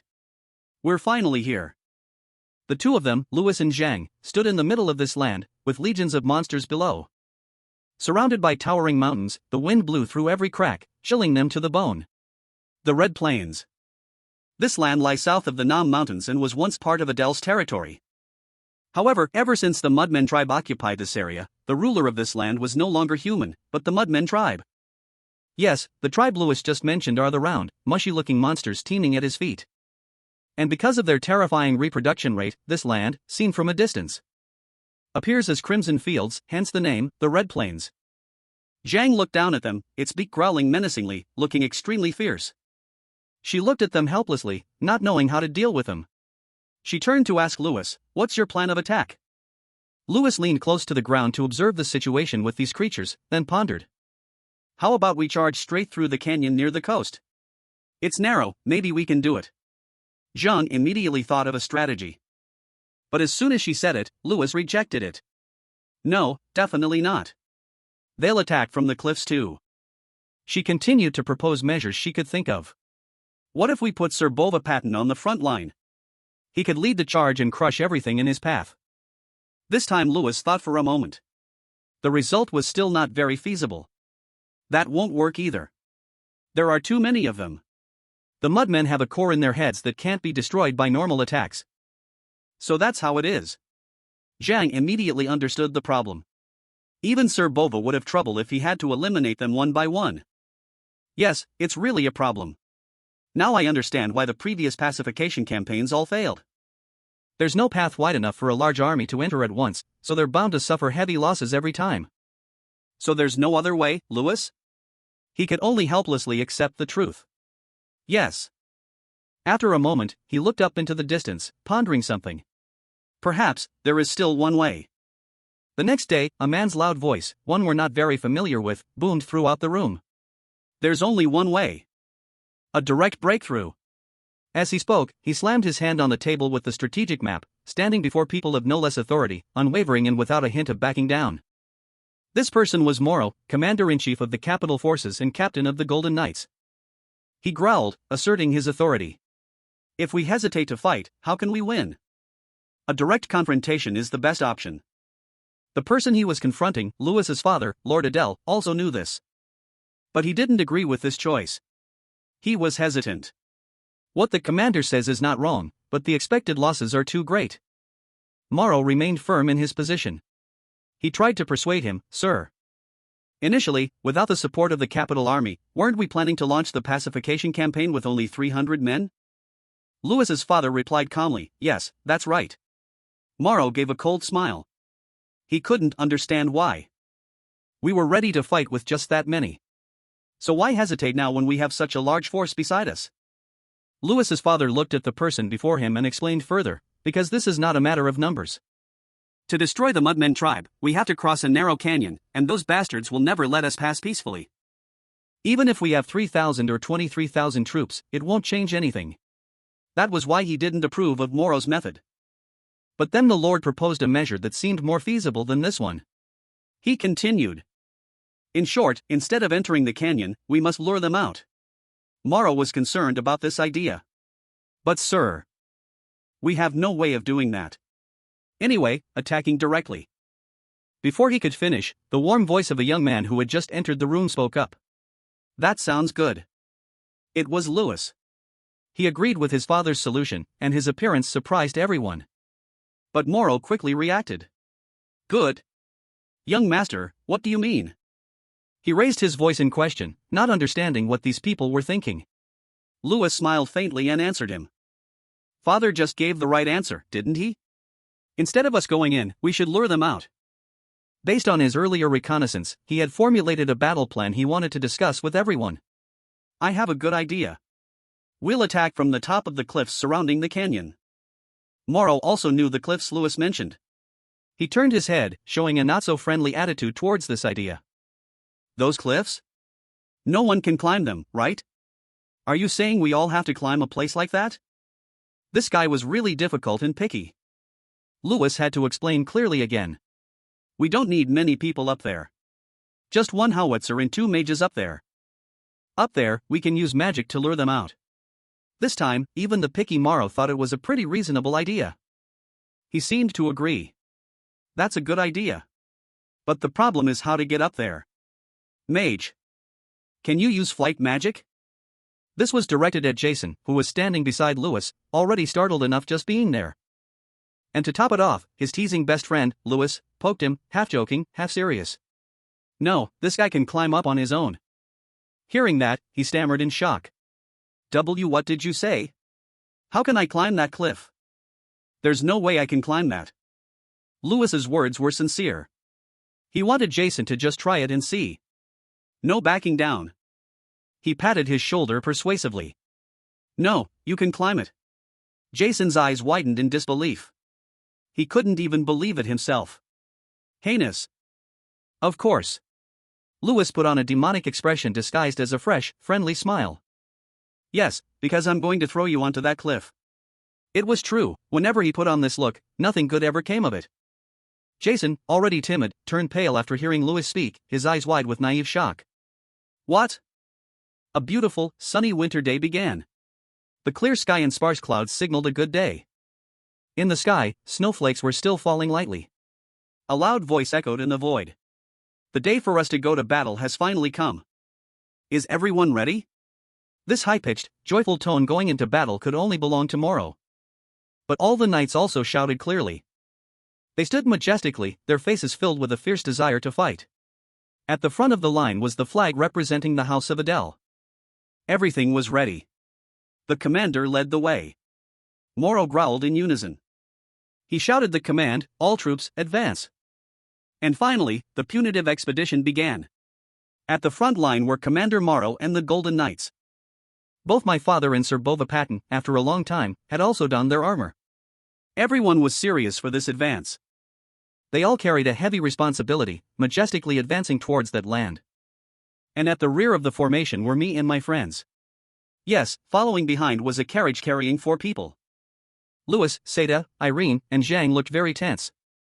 No one was certain about the outcome of this battle. They didn't know what awaited them, but above all, they were fighting together. The carriage was moving along when a command rang out. Halt! It was an order from Father. Everyone stopped one by one, dismounting near the forest.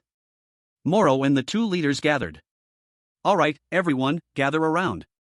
We will go over the plan one last time. So our young friends also went to gather. The main character hadn't even stopped walking when a timid, whispery voice called his name for some reason. Hey, Louis. He turned to look at where the voice came from. Oh, it was none other than Jason. But his appearance at this moment was a bit strange.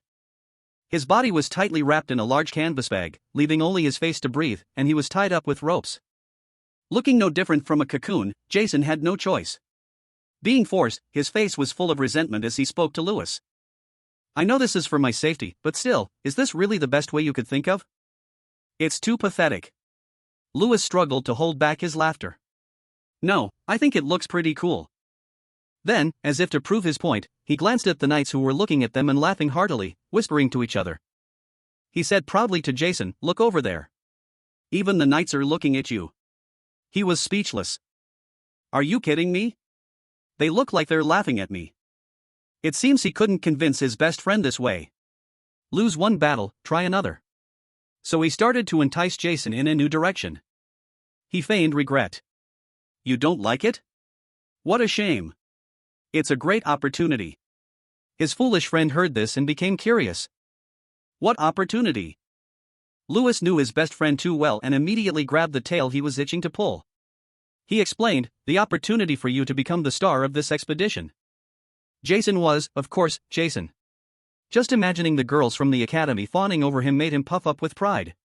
The star. And just as expected, a few seconds later, his eyes lit up as if he had found gold, his mouth agape with delight. He even put on a righteous act. Louis, just leave it to me. I'll handle everything perfectly. Louis smirked. What an innocent. Moro approached them and asked, young master, are you ready? Louis replied without a thought. Yes, no problem at all. After saying that, he didn't stop but threw this hot potato to the silly cocoon next to him. Right, Jason?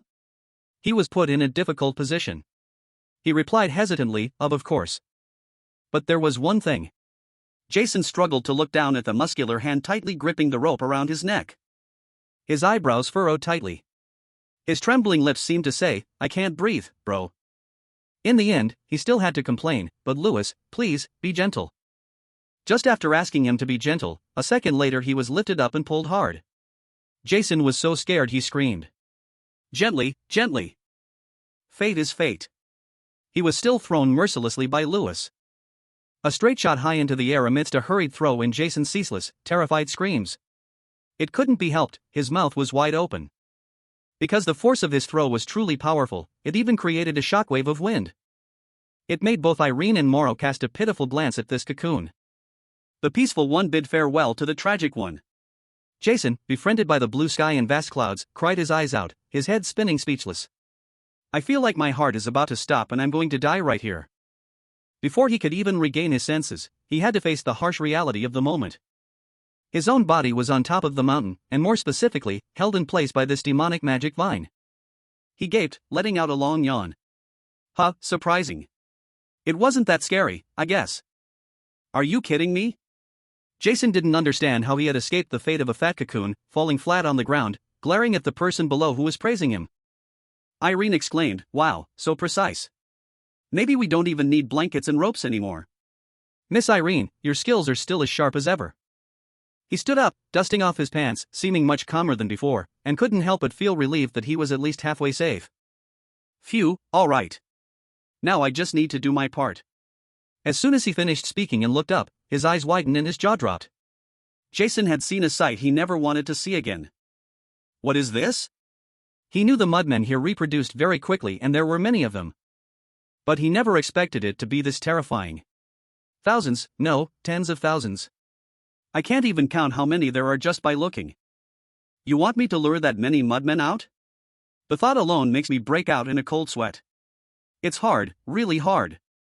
Jason was in extreme panic because of the challenge ahead. It seemed too difficult for him. I can't do it. How can I?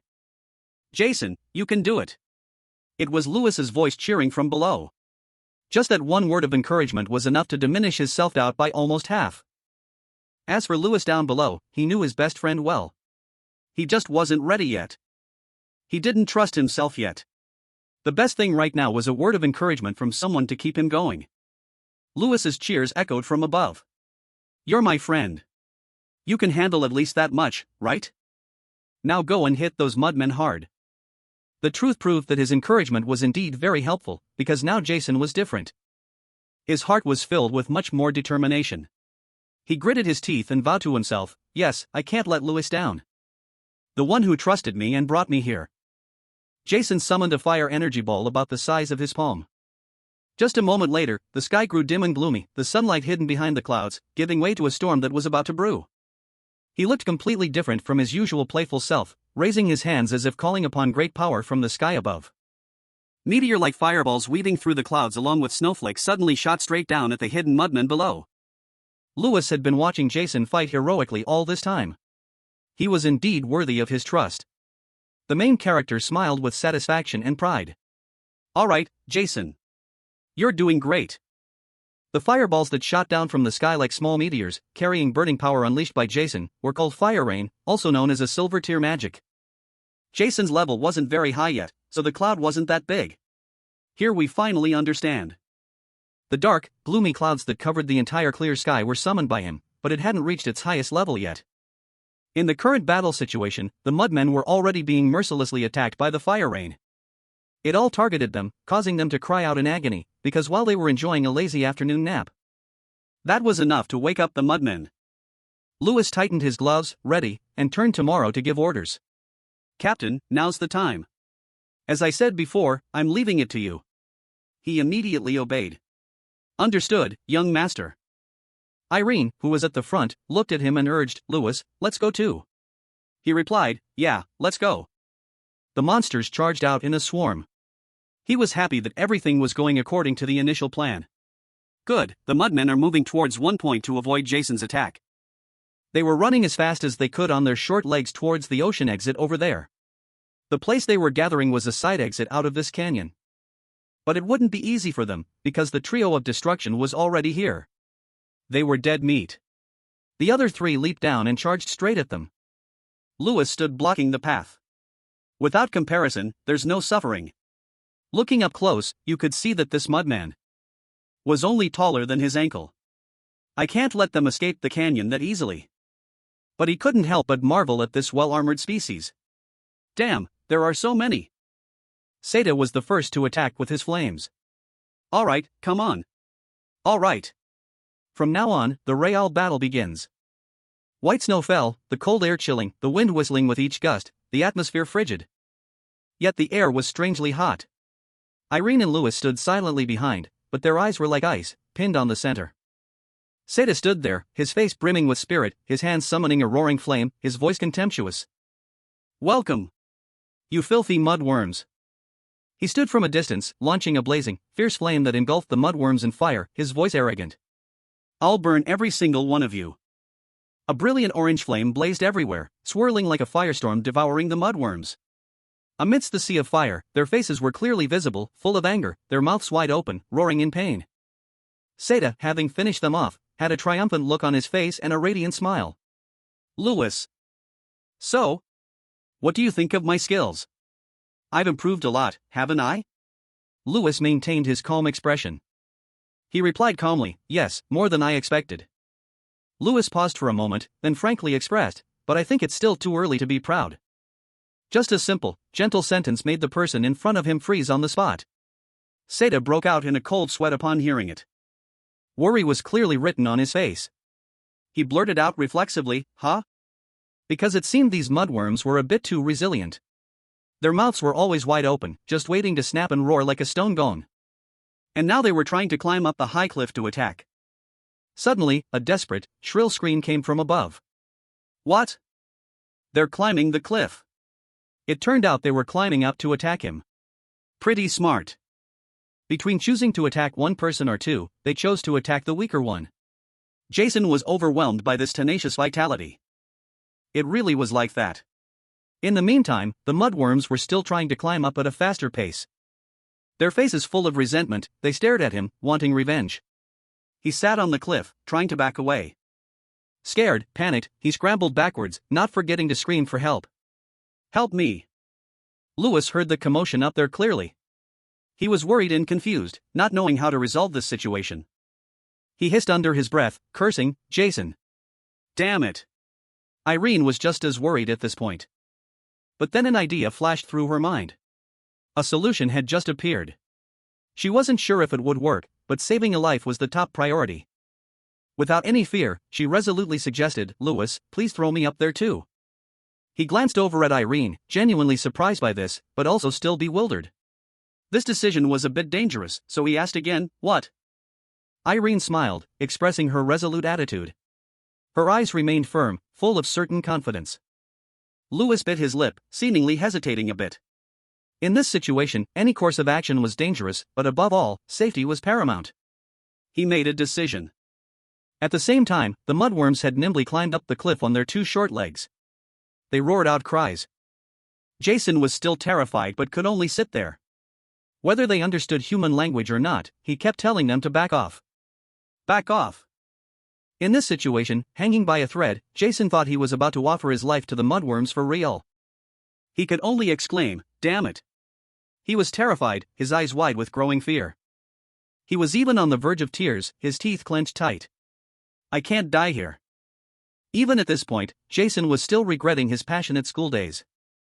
I've never even had a single romantic relationship. So that's why the young man with no love life was so regretful. Jason shouted in ultimate desperation, I haven't even had a girlfriend yet. Before the words had even finished, Irene suddenly appeared, somersaulting in the sky, preparing to fight the mud monsters. He must have been shaking with joy.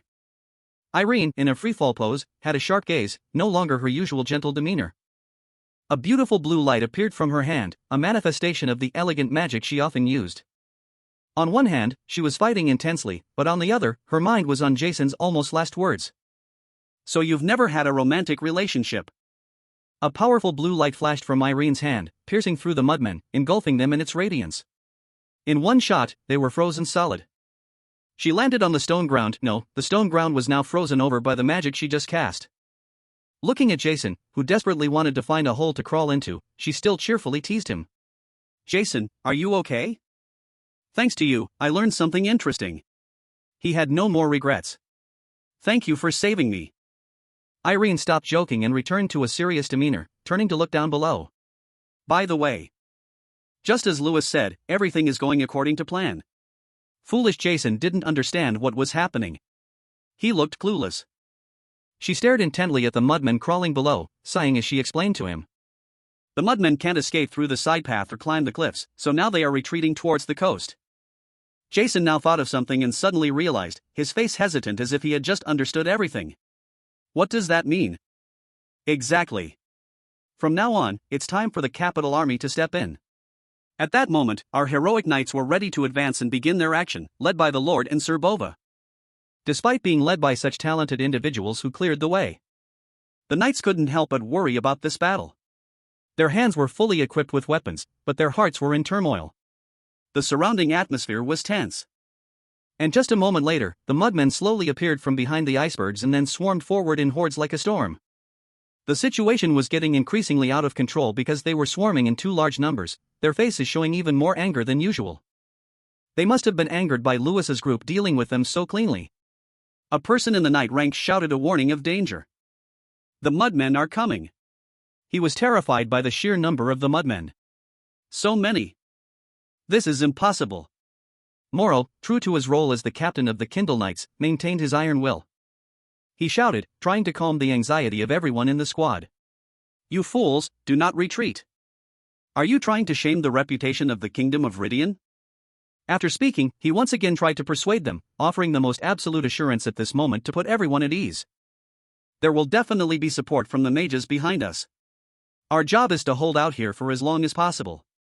Having gained a certain level of trust, the knights were no longer as hesitant as before. They raised their bows and swords one by one. The slogan to order the army to advance under the king's sword towards a glorious victory. While the leaders charged forward, the knights had their weapons ready, but they still stood there waiting. The knights were surprised by their leader's unwavering determination. They weren't like him. They didn't have that single-minded ideal to fight to the death. All the knights here, besides Fear, were also hesitant. The one who had just complained about being discouraged by the massive number of mudmen gritted his teeth. He felt he had to be like that too, not to give in to them. He immediately charged in pursuit. All the knights did the same. They advanced with the utmost bravery at this moment. Together they faced thousands of terrifying mud monsters under the king's sword, charging towards a glorious victory. On the other side, Seda and Lewis were also fiercely dealing with these creatures together. Back to guard against danger. They knew the army on the other side had also started. Seda turned and whispered. I hear fighting. It seems the capital army and the mudmen are engaged in battle. Lewis clenched his jaw, his mind racing as he thought of the next move. That means the number of mudmen on this side has decreased. It also means the rest have been pushed towards the beach. Considering the situation and seeing that the mudmen army on this side was no longer a major threat, while the other side was engaged in a more intense struggle, he immediately made a decision that surprised his friend. Seda, I'm leaving everything here to you. I think I should go and lend a hand. He couldn't let everyone be in danger. Seda just smirked. He knew Lewis trusted him. He was also completely confident in his own abilities. Yeah, I was waiting for you to say that. Just leave it to me and go. I can handle this. Just waiting for him to say that, Lewis vanished in a flash, not forgetting to leave a thank you. Thanks, Seda. He slipped past his back, twisted around, and then flew towards the mudmen. Weaving through them at extreme speed, making them dizzy, he broke through to the outside. Back on the other side, the soldiers relied on their enduring teamwork to relentlessly slash at these monsters. Spear after spear pierced through, without retreating, without fear. It was certain that the ones who should be afraid now were them. Their bodies were heavily ravaged under the sharp blades, torn in half, emitting a strange smell. Sir Bova and Captain Morrow looked much more relaxed than the other knights. They were still on horseback, their swords gracefully flying through the air, aimed straight at the enemy. It looked gentle, but the damage was extremely severe. As expected of the strong. The knights, hearing the sounds, couldn't help but glance over at the two of them with true admiration. Whoa! So skilled, so amazing. It dazzled their eyes, so much so that even they couldn't believe it. One of them couldn't hold back and had to exclaim, "Are they even human?" Suddenly, the knight with the goatee widened his eyes in shock. He was severely shaken. The others reacted one by one, hearing a loud noise from behind, and couldn't help but turn their heads in horror, their mouths agape. What was that? Where did that explosion come from? Could it be him? They were confused, not understanding what was happening anymore, unable to help but wonder. I'm not exactly sure what's happening out there, but one thing's for sure. Someone is wiping out the hordes. And of course, there was no need to guess who this person was other than Lewis. He appeared like a savior, helping everyone escape the dangerous situation with blazing fireballs. He continuously struck the mudmen hard, causing them to writhe and melt in an instant. Both the people and the mudmen were stunned by Lewis's sudden, unannounced appearance. The goatee knight and his companion were shocked, their hands still holding their blades stiffly. It took them a few seconds to gather their thoughts. He slowly came to his senses, his voice choked with both joy and excitement as he gritted out each trembling word. Sir Lewis has arrived. It's the Mage's support. The knight screamed with joy, announcing to everyone around him. Lewis, the most awaited person, quickly flew up and delivered a powerful flaming punch that pierced through the mudmen's bodies, shattering them and sending them flying in all directions. Sir Bova also saw this. He smiled and turned to watch him fight, his heart filled with undisguised pride. As expected of the young master, Moro, the omnipotent captain, didn't miss a single opportunity. He raised his sword and gave the order. Now is our chance. Everyone, advance. Destroy every last mudman. The tide of battle, with the continuous help of Lewis's legendary magic, was significantly swept. Horde after horde was cleanly pierced through, big or small. Lewis took the opportunity as their numbers dwindled to relax. At the same time, he couldn't help but remember the past. The horrifying disasters this land had endured when ravaged by these mud creatures. The beasts that act on instinct may not remember anything. But I remember every detail clearly. A dell was destroyed by them 10 years ago. Houses, streets. Even the huge trees couldn't escape the fate of being burned in the raging fires everywhere. Plumes of smoke rose, clearly showing the tragic fate of this place. My people were attacked by those monsters. They relentlessly chased the people here, regardless of who they were. And those innocent people had to run in chaos, suffering extreme hardship and getting injured. But above all, they had to face death, with devastation. And my mother, who lost her life because of them. The woman with a kind face and shiny chestnut hair, suffered to the end as her life slipped into their hands. The more he remembered those painful memories, the more Lewis's heart boiled with an unquenchable thirst for revenge. His eyes were firm with the determination to make them pay a price greater than anything they had done. With that, he exploded, radiating a murderous aura as he unleashed a violent flaming punch at the few remaining mud monsters. These beasts have no reason or thought, only instinct. I won't stop. Lewis said these words to bolster his own spirit and also to seek revenge for the past. With a defiant attitude, he continued to pound on them. In the blink of an eye, the sky had darkened. A bright, full moon high above was illuminating the thousands of things revolving on the earth. In a quiet, tree-shaded space, a man's whispering, shattering voice could be heard. So what I did next was, "You evil mudmen. I, Jason Damon the Mage, will destroy all of you right here and now." After shouting loudly, sure enough, the noisy chatter continued non-stop, even puffing out his chest to brag about his achievements. Who else could it be but him? Jason sat on a long wooden bench, boasting about himself to the two girls sitting in front of him. In the middle of his story, he suddenly stopped, his face frustrated and annoyed as he complained to the listening girl. "Wait a minute. Are you even listening to me?" She smiled shyly. "Sorry, I must have dozed off." "Well, that's fair." She had already tried her best to listen this long. At the same time, Lewis and Seda were leisurely walking towards them to eavesdrop. As soon as they arrived, they heard the complaining tone from some naive fool. "Please listen carefully this time. This will be the last time I tell it. You evil mudmen." Lewis couldn't help but chuckle at his best friend's storytelling. He secretly felt sorry for the two girls listening. At this moment, he was truly relaxed and satisfied. The conquest of the Jin Hung Plains is over. Over 1,500 were injured, but there were no fatalities after more than 2 hours of prolonged fighting, ending in our complete victory. Although he felt sorry for the dozens of injured knights, the final result was still a victory. It's truly worth celebrating. Even Morrow seemed satisfied, saying that the princes would be very pleased with this result. I'm glad he seems satisfied, but it seems it's not just an appearance. He even laughed heartily and cheerfully. Seda, walking beside him, suddenly called his name. "Hey, Lewis." He looked over and replied. He pointed at himself and proudly announced, "Tomorrow, I'm going back to Iota." You probably won't believe it, but the Saintess has been searching for me all this time. I'm actually a pretty promising mage in Iota. No wonder he had to go back and wasn't sad at all, even smiling brightly. Lewis also nodded in acknowledgement. Yeah, I know. You've gotten much stronger. These were words of genuine praise, because from the time they fought together until now, he had witnessed all of Sada's progress. He replied with a radiant smile, laughing loudly and joking, "You little brat, just you wait. One day, I'll pay you back for what you did to me." After that enjoyable conversation, everything gradually settled down. Lewis returned to his home. As soon as he stepped inside, he saw the butler standing in front of the room, waiting for him. From afar, he greeted, "Ah, young master." He immediately smiled. "Butler, where's my father?"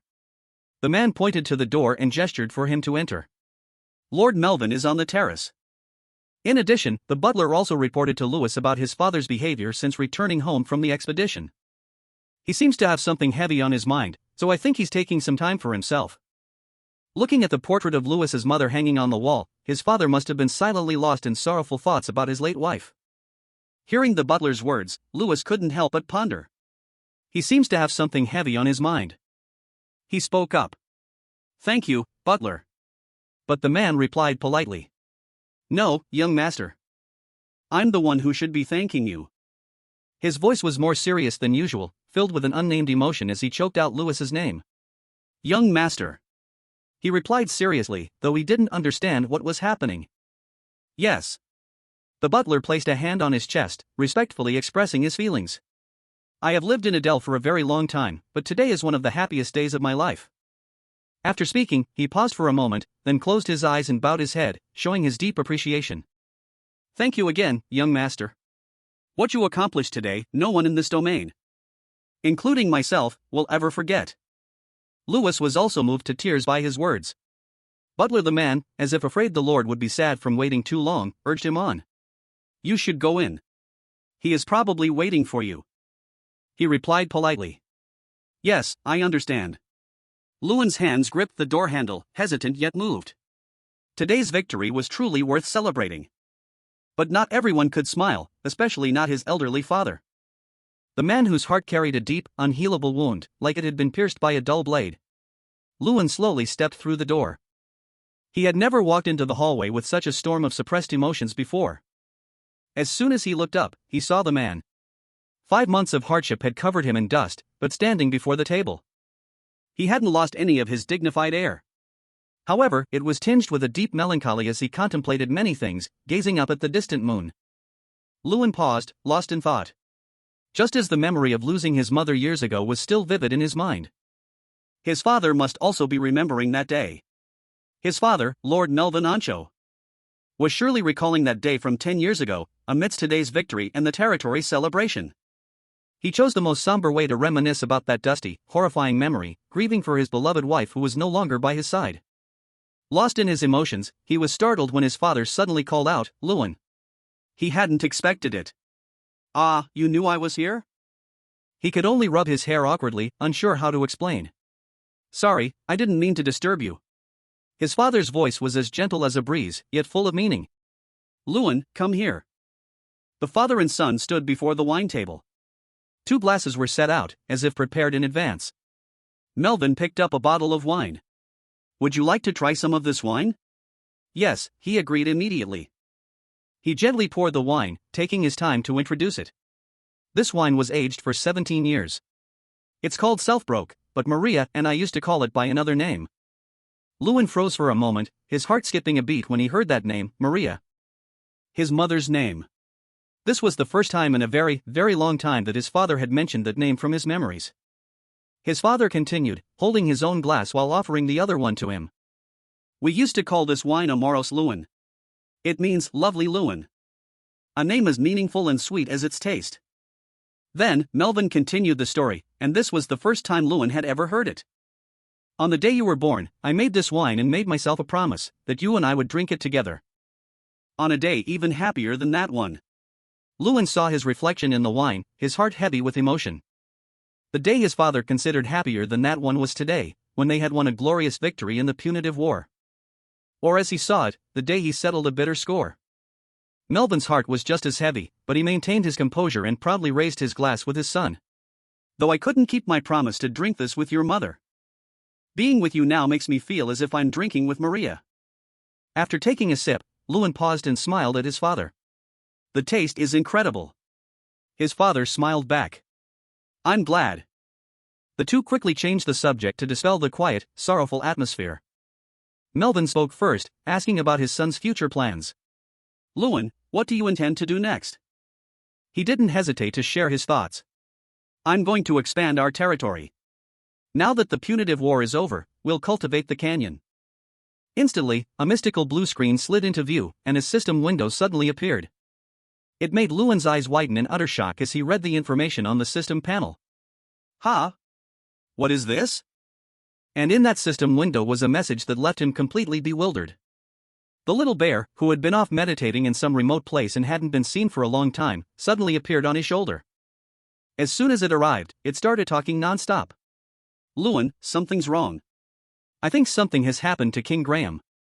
While Lewin had yet to react, blurting out instinctively. It spoke with an annoyed frown. I know today was supposed to be a good day, but we need to get to the academy, fast. But Lewin wasn't listening. After reading that message, his mind was in a complete panic. He was completely oblivious to what was happening. Zhang urged him again, snap out of it, Lewin. We have to go now. Only when the loud voice shouted in his face did he snap back to reality. Damn it. The notification message was finally revealed: defeat the approaching threat to the academy and save King Graham. No matter how many times Lewin read it, he still wondered about its hidden meaning. You want me to defeat a threat heading toward the academy? What happened to King Graham?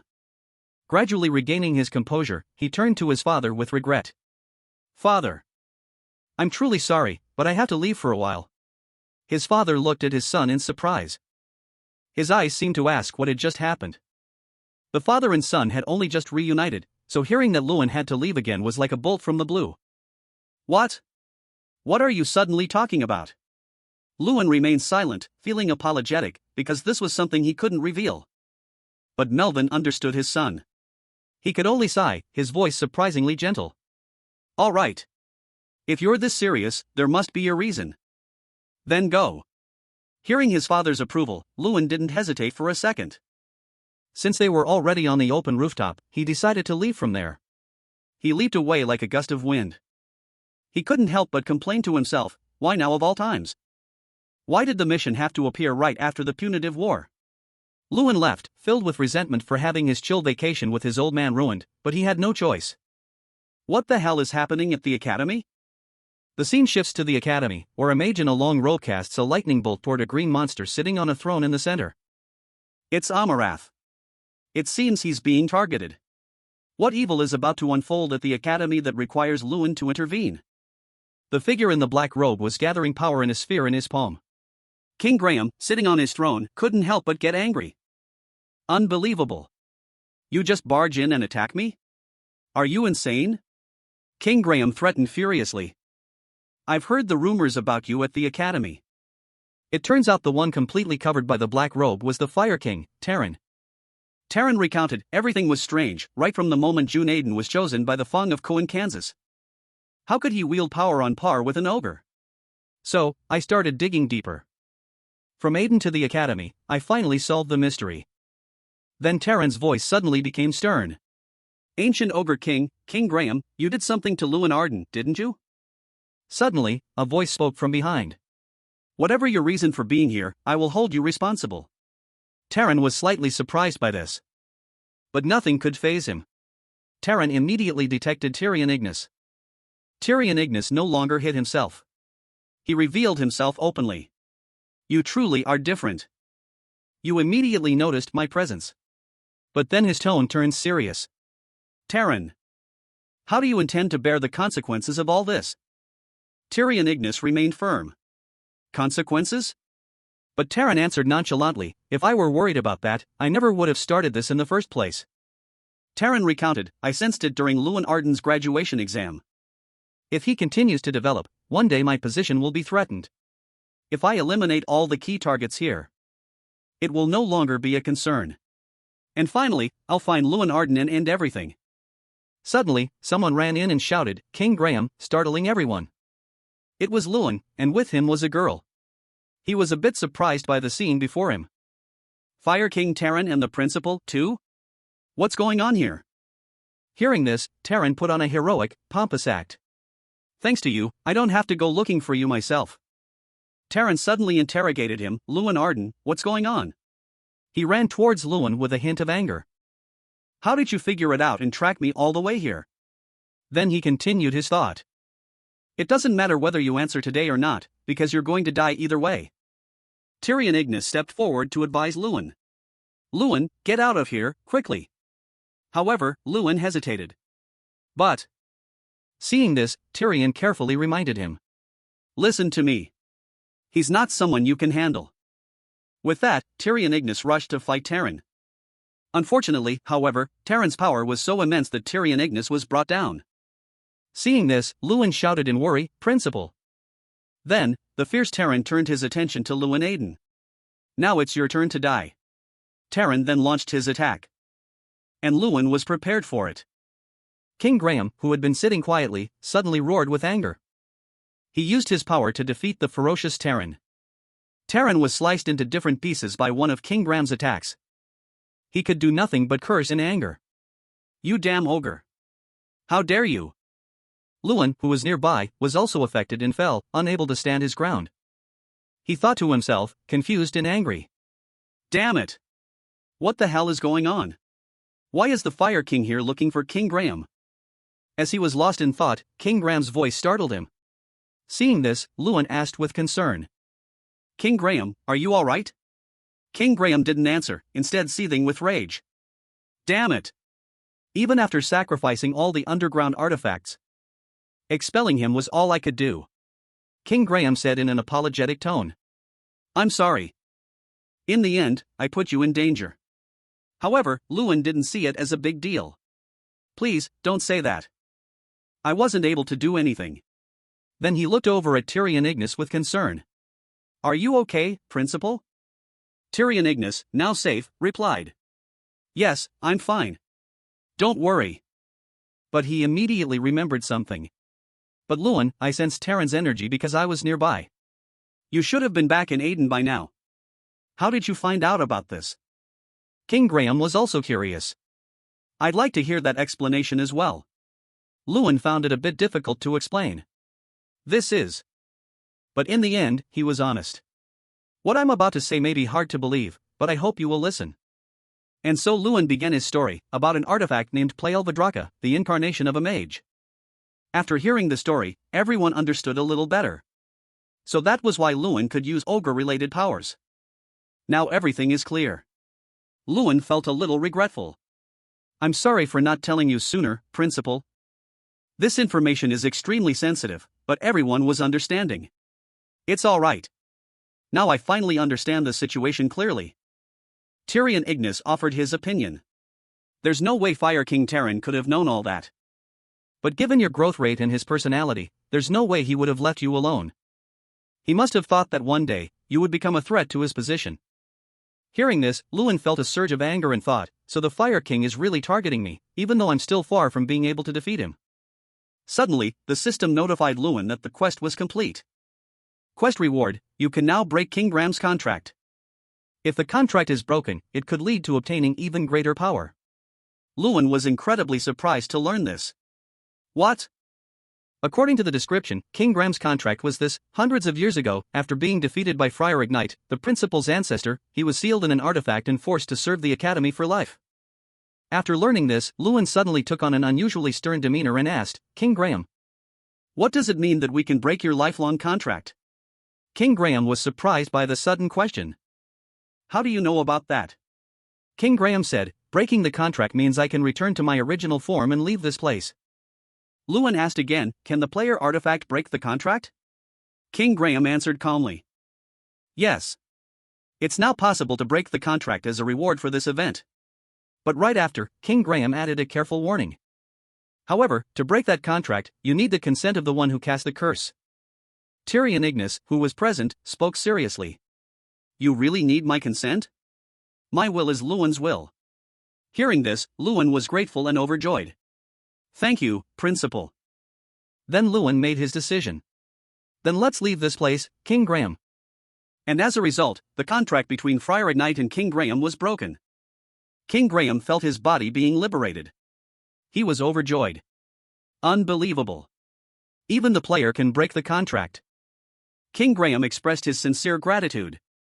Thank you, everyone. King Graham asked, it seems you're very concerned about the challenges ahead, aren't you? Lewin didn't hesitate to share, yes, I'm too weak to face Fire King Terran. King Graham then suggested, good. I've just thought of an excellent method for that. However, it comes with a condition, and this place is probably not suitable for it. Then he proposed, what do you think? Would you like to come with me to the Sky Mountains? Lewin was a bit surprised by the offer. A short while later, there was chaos. An urgent report. Urgent report. The underground prison has been attacked. Pursue the escaped prisoner. This caused a stir. Who on earth would attack a prison? Is there a description of the suspects? We don't know. They looked like mages. Damn it. Who dares to attack the capital's prison? What about the escaped prisoner? Have they been identified? Yes, so far only one prisoner has been confirmed. It was George Jerry Hill. George Jerry Hill, being rescued, wasn't afraid but rather proud. It's an honor that you came to rescue someone like me in person. The hooded figure calmly replied, don't misunderstand. It's not that I'm particularly fond of you. The other person had a dangerous air about him. Just a little amusement. It turned out to be the Crown Prince of the Empire, Somerton Runnan. The sky was clear, and a group of people resembling King Graham were chatting amongst themselves. Suddenly, someone called out loudly, Chief Amarath. The person announced, the great human warrior has returned to the Sky Mountains once again. With those words came the presence of Lewin and the orange-haired girl. Seeing them, Amarath wondered, and who is that behind him? Then both Amarath and Hakan were confused. Because they saw King Graham. The two said in unison, you finally returned? King Graham replied loudly. Yes, I have finally returned. Back to my homeland. Hakan observed the situation joyfully. Two great warriors appearing at the same time. We must have a celebratory feast. But immediately after, Amarath grew worried. But King Graham, your arm. Hearing this, King Graham was calm. Ah, I'll tell you about that later. It's a long story. Suddenly, he spoke. And Hakan, sorry for the sudden request, but there's something I really need to ask. Hakan cheerfully replied, it's no problem. Just say it. We'll listen to whatever it is. So King Graham comfortably shared, refined ogre tendon elixir. Hearing these words, Hakan's expression suddenly changed. But King Graham remained calm and explained, for our dear friend, Little Destroyer. Can you prepare that elixir? A coconut shell bowl contains some kind of liquid. This was the secret elixir of the Sky Mountain ogre tribe, considered so precious it was used to nurture young ogres as they matured. Lewin, now getting a look at this treasure, felt a strange emotion, but seeing it with his own eyes. He asked with some anxiety, King Graham, do I really have to drink this? King Graham didn't hesitate for a moment. You have to drink it. He explained, didn't you say you needed the power to defeat the Fire King? I have my reasons for giving it to you, so you must drink it.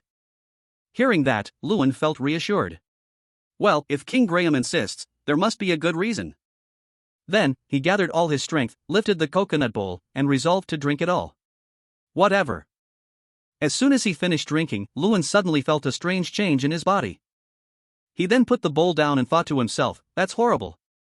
Seeing Lewin finish the drink, King Graham asked with concern, how is it, Little Destroyer? Lewin was honest. That's the worst thing I've ever tasted. But that wasn't what King Graham wanted to hear. You don't feel anything different? Hearing this, Lewin was startled. Huh? What do you mean? Then Lewin understood, but it was something he couldn't believe. What is this? Lewin wondered as his strength increased by 100. This was no lie, as the system had recorded it. You have consumed the special refined ogre tendon elixir. Strength increased by 100. Lewin was once again baffled. Just from drinking one bowl of the elixir? This left him utterly confused. King Graham, does this make any sense? Can the ogres here just get stronger like this? King Graham explained, no, that's not how it works. For an ogre, you drink it once, and that's it. It has no further effect. Luan had just one question. So what about me? If I keep drinking it, will my strength continue to increase? However, far from his expectations, King Graham didn't give an answer but changed the subject. Why do you think Draer stayed in the Sky Mountains for 100 years? It was all for this elixir. Then Luan suggested, don't tell me, is there no more left? I'll drink as much as you have. King Graham spoke seriously, the bowl you just had was the last one in our storage, and to make more, we need more ingredients. Hearing that, Luan sighed. However, right after, King Graham reassured him, but you don't have to worry about the ingredients anymore. Luan was a bit surprised to hear that. He suddenly saw a group carrying ingredients back. King Graham calmly explained, when I said we should help you. Everyone pitched in what they could gather, heartwood fruit, tendon grass, stone marrow, and many other things. They all wanted to bring the ingredients for you with their own hands, little destroyer. After finding this out, Luan was secretly overjoyed. Everyone went to this length for me. But right after, King Graham also pointed out a difficulty. But there's still one final ingredient they couldn't find. Ogre tendon is extremely hard to find, so that's understandable. Luan wanted to help. So what do we do now? King Graham consoled him, don't worry. As luck would have it, that bastard Fire King has already prepared it for us. With that, King Graham placed his other arm on the table, but Luan still didn't understand. What do you mean? King Graham explained, here, use this.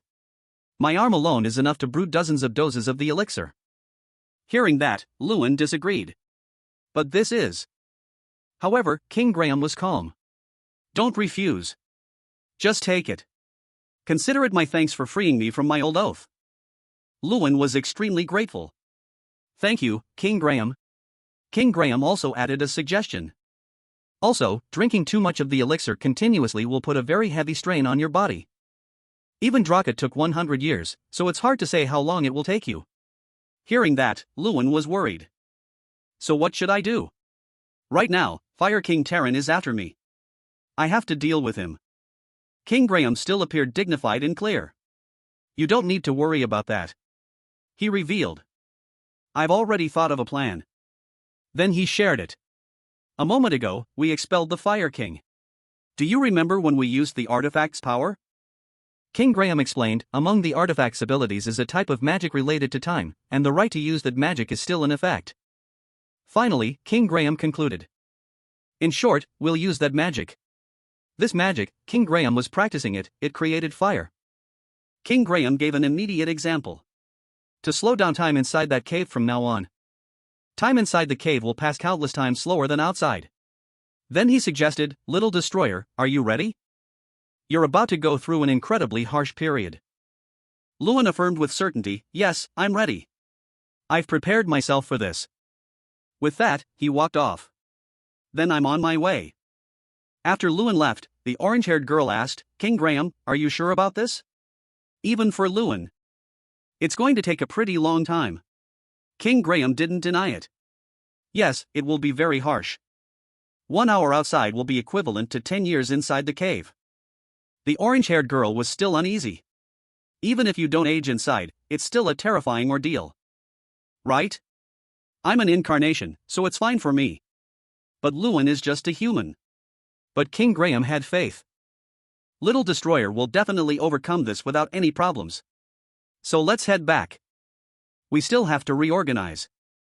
Someone asked curiously, King Graham, where are you planning to go? Everyone turned to where the voice came from. It was Luan. They didn't expect him to come out so quickly. Hey, little destroyer. King Graham wondered, did you really drink all of that? How much time passed in there, anyway? Luan recounted wearily, I'm not sure. I counted for about a week, then I stopped. Then Luan spoke with stern dignity, in any case, I've done what I wanted to do. King Graham was confused. What do you mean? What was it you wanted to do? Inside, Luan drank a ton of the elixir, empty bottles lying around, then he got up on his own. Luan recounted, every day in there, I promised myself that if I could walk out of here, this damn cave. Then he suddenly gathered his power. I swore I would destroy it. As a result, the cave was destroyed by Luan. Everyone there witnessed this glorious event. Only King Graham spoke up. Well now, he's gotten much better. After completing his task, Lewin suggested, well then, shall we go? At this time, according to the system, Lewin's strength had reached the 20,000 threshold. Lewin also felt more confident. Fire King Terran, I will destroy that bastard. At the royal castle, some superficial pleasantries were exchanged. I thank the crown prince once again. Somerton sat on the throne politely. I've already said there's no need for thanks. I just need you to look after Lewin Adele for me. George then asked, by the way, where is the Fire King? Wasn't he with you? Somerton shook his head. I'm not sure. He just wanders off without a word. Somerton then thought with some irritation, even if he is my adoptive father, walking off on his own like that is strange. I'll hold him responsible for this. Somerton turned to ask George, you said you would handle Lewin Adele, right? Do you have a good plan? George knelt respectfully. Yes, of course. The old man began to discuss his plan. The Grand Swordsmanship Tournament is being held in the Empire, correct? Somerton agreed. Yes, it's on the same scale as the Contention Festival. Hearing that, George felt reassured. Then, as a tournament on par with the Contention Festival, I hear Lewin Adele's sister will be participating. As the representative of the Adele family, and since that guy dotes on his sister, he will definitely come to watch the tournament. The old man continued to ramble on. At that time, the Dark Mages and I will ambush and eliminate him. If Tyrion Ignis hadn't intervened last time, we would have eliminated him. This time, we will definitely succeed. Somerton sat smugly on the throne, looking majestic and satisfied. Alright, I'll trust you this time. But the very next second, his face turned serious. Don't disappoint me. At the Grand Swordsmanship Tournament, according to the introduction, if the Contention Festival exists to honor mages, then the knights have their own Grand Swordsmanship Tournament. And this Grand Swordsmanship Tournament, just like the Contention Festival, is held for young knights from all over the continent to compete. The rule of this festival is that in the preliminary round, knights are selected to represent each region to enter the Grand Swordsmanship Tournament. To start things off, it was Lewin's older sister. Lewina had been chosen as the representative of the Adele family. When she walked in, the entire hall erupted in applause, cheering with great enthusiasm. However, it made her feel breathless. So nervous. The old butler standing beside her sadly announced, it seems something has happened to Lewin. So I think he won't be able to join us at the tournament this time. Hearing this, Lewina only thought for a moment. It would be nice if Abba could make it. She felt a bit sorry for herself. He promised to come and cheer for me. While lost in thought, someone suddenly called her. Lewina, you can do it. It was Irene. She was cheering Lewina on. Everyone and I are cheering for you. You have to win. Some gossiping spectators were there. Isn't that Irene, Bruce? Her connections are truly something. Irene, hearing these words, wasn't angry but smiled proudly. Thank you, everyone. Lewina, encouraged, became stronger. She made a resolution. I will definitely win. At this moment, the referee began to shout, all right then, you two, get ready. He then gave the signal.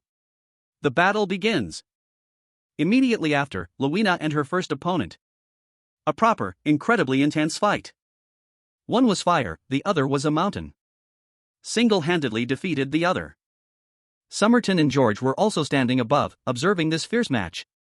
Somerton spoke first. What is it, Lord George? Somerton taunted, didn't you say this plan would lure him out? Even after searching the entire stadium, Lewin Adele is nowhere to be found. George was now sweating with anxiety. Impossible, something must have gone wrong. If we search a little more. However, unfortunately for the old man, Somerton was tense. I was wrong to trust you. The plan has gone off course. Then he spoke without mercy. In that case, I will withdraw. George looked apologetic. I'm sorry. Then we will also withdraw. However, Somerton then suggested, no, wait. If we eliminate his sister, will Lewin Adele come to me on his own? He then gave the order, proceed with the plan as it was. Down below, Lewina and her opponent were still fighting on equal footing. Suddenly, the whole stadium became strange. People scrambled to escape. What's that? An explosion. Run. The Adele family, seeing everyone running in chaos, just calmly observed. The person with Lewina was a bit puzzled. Wait. He shouted loudly, Luina! Luina! But at this moment, Bova managed to hold him back. Sir, it's dangerous. The old butler couldn't keep calm anymore.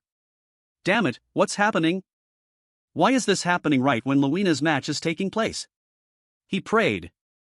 Please, survive. Luina. Down below, everyone was knocked down by the explosion, and Luina was no exception. Luckily, she was still conscious. She then turned to ask the other person, hey, are you okay? Luina's opponent replied politely, yes, I'm fine. At this point, Luina was a bit suspicious. Why did it suddenly explode?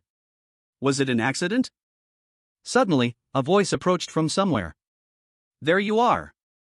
The man spoke sinisterly, it would have been perfect if Luin were here. The man's subordinate chimed in, no, wait, brother. Eliminating the sister and making him suffer in agony. What could be better, right? With Luin's personality, he'll surely blame himself for not protecting his sister. The ringleader laughed as if he'd hit the jackpot. Right? As expected of my little brother. Luina, hearing these words, was scared but still brave. Who are you?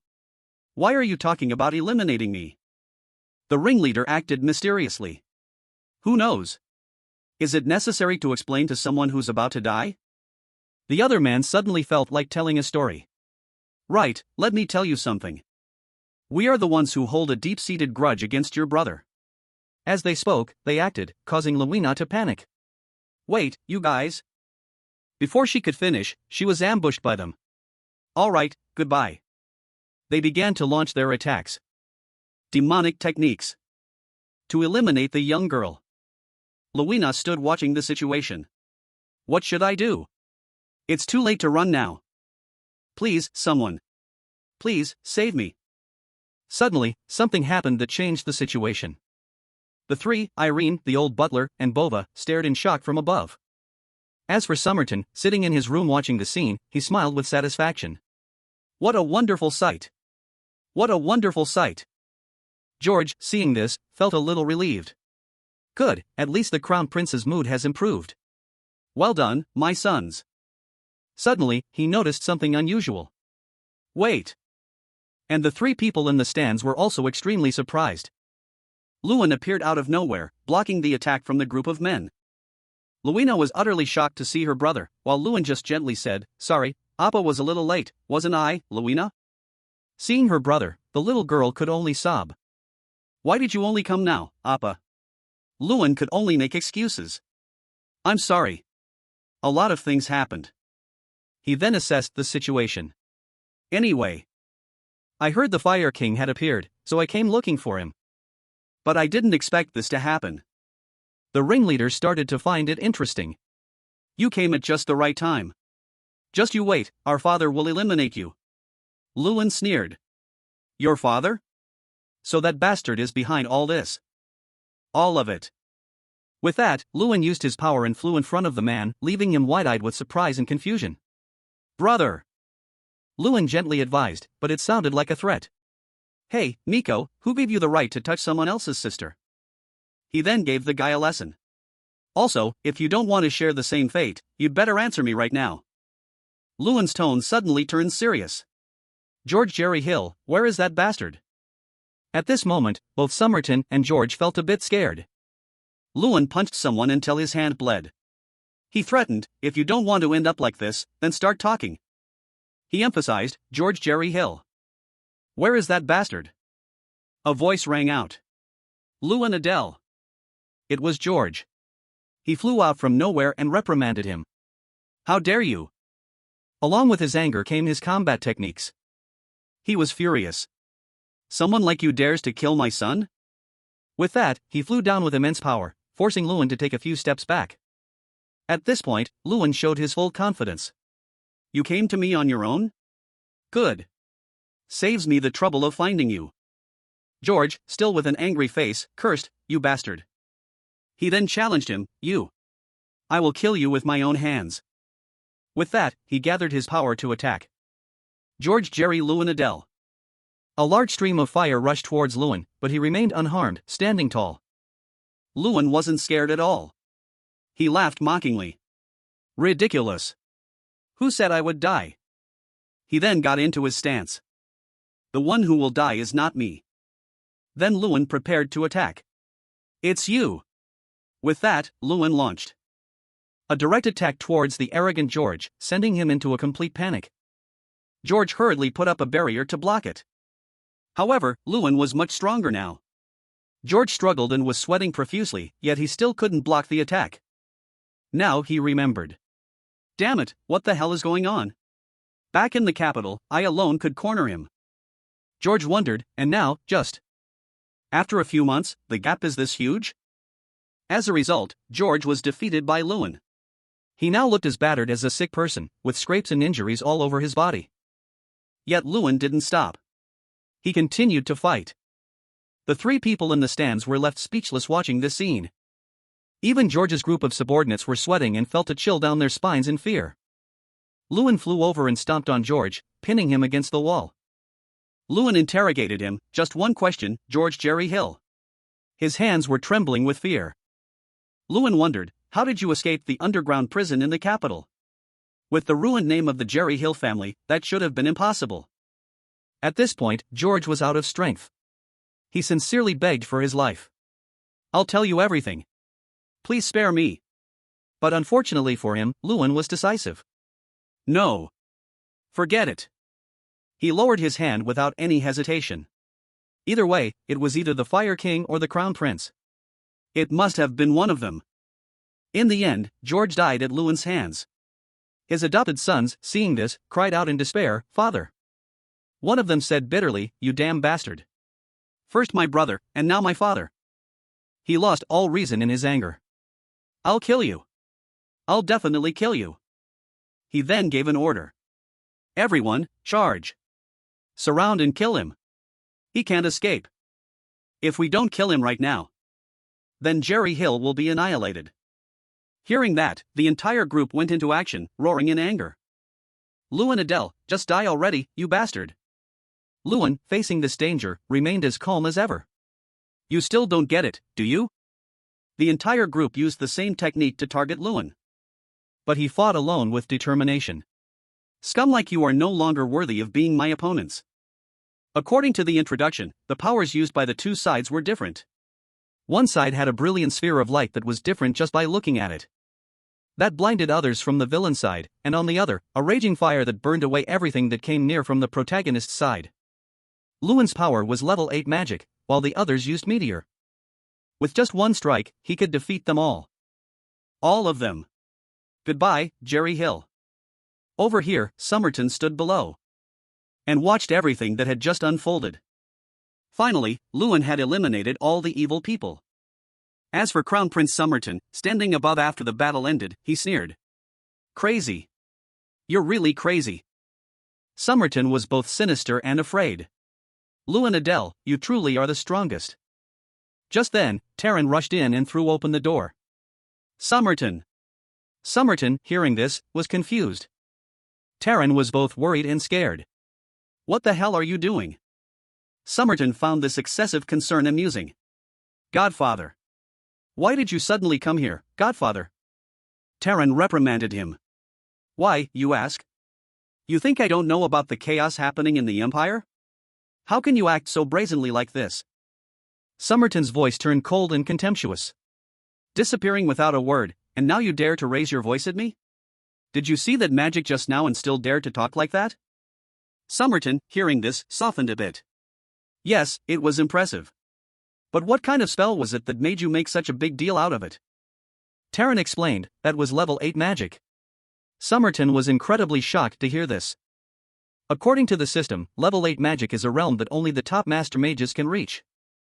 In other words, Lewin Adele was now on par with, or even surpassed, Fire King Taran. Taran worried once more. "Is this really the outcome Your Highness, the Crown Prince, desired? Sending some trash from a collapsing nation to provoke him?" Somerton, seeing his father's overreaction, was confused. "Why are you so angry? Please calm down and listen to me." But Taran was still extremely anxious. "You just saw it. He cast level 8 magic." Somerton wasn't scared, but rather intrigued. "Yes, I saw it very clearly. He's reached level 8. This kid still seems stubborn. Terran tried to wake him up. Somerton. At this moment, Terran was so angry he seemed like a different person. The Crown Prince has made a grave mistake. You must not underestimate him.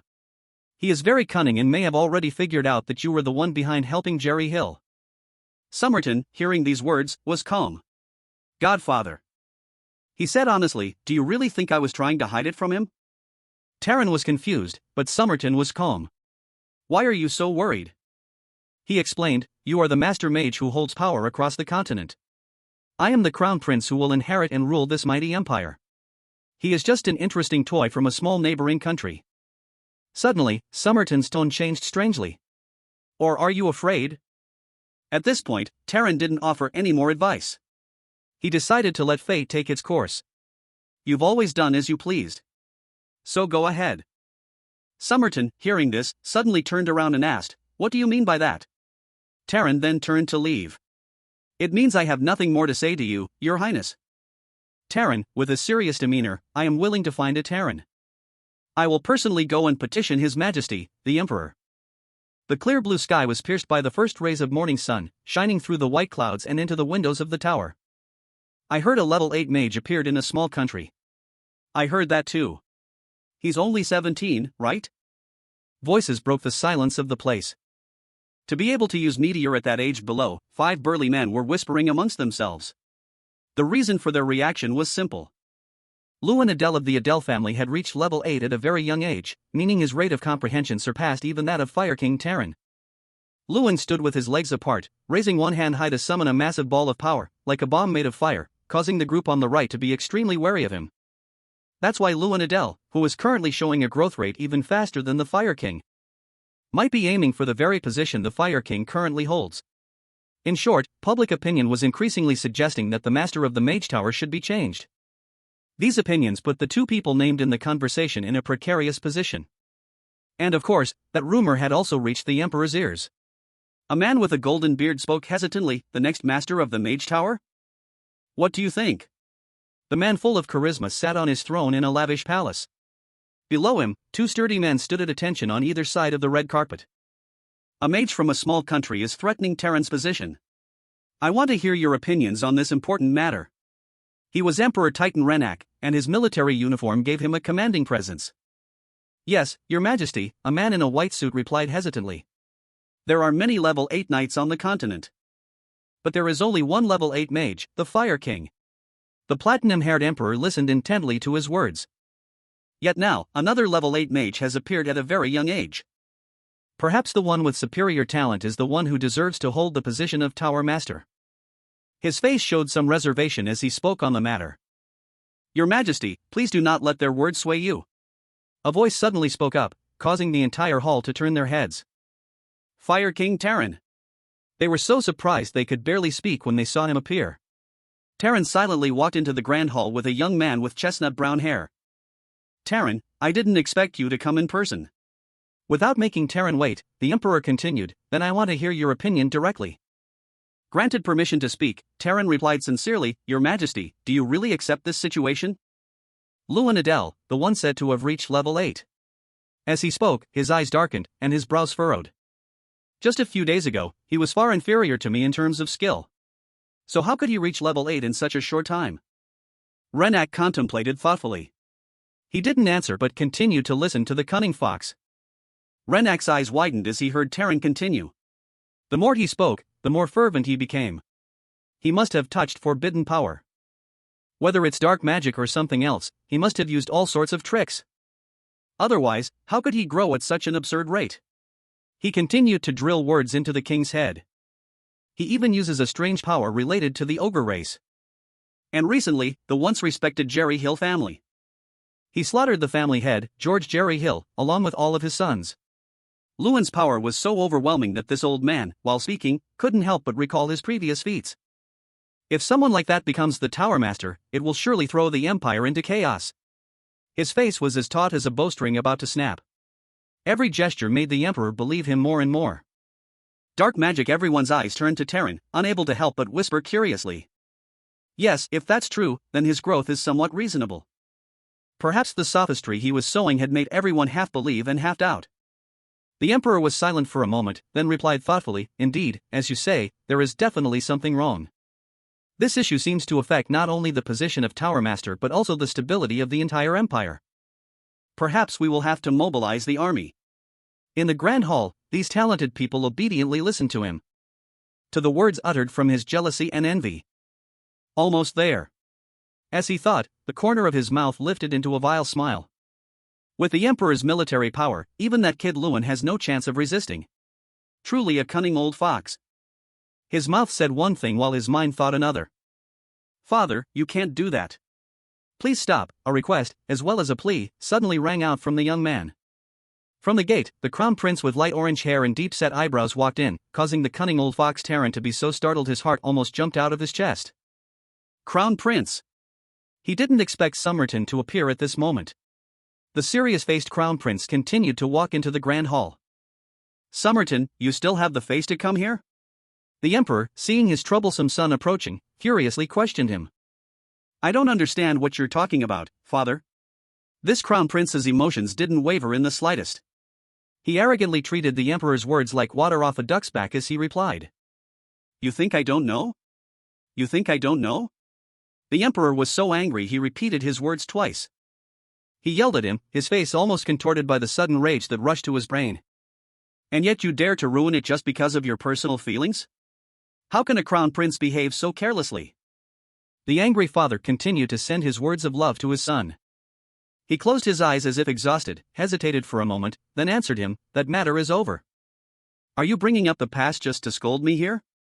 The handsome crown prince was now like a 3-year-old having a tantrum. For being scolded by his parent in a public place. The fact that you feel scolded shows that you at least still have some shame. With that, he turned his face away as if he had had enough of this troublemaking son of his. "Anyway, what do you mean by stop?" Putting the father-son issue aside, the emperor sternly asked his son about his earlier words. "Because I have decided to kill him myself," the crown prince uttered words as cold as ice to the bone. "Even if he has to die, it will be by my own hand." Somerton's purpose in coming here was to prevent the emperor from acting before him. One would think an angel had come to save Lewin, but that was just imagination.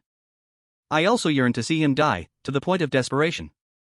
He continued to speak harsh words that made even the emperor grimace in disbelief. "What?" he asked again, as if he couldn't believe his son's words. He was about to continue speaking when he suddenly fell ill, his eyes almost losing focus. The emperor choked and coughed loudly a few times, startling his followers. "Your Majesty, are you all right?" "I know I've reached the limit of my endurance, Somerton." He tried to continue speaking.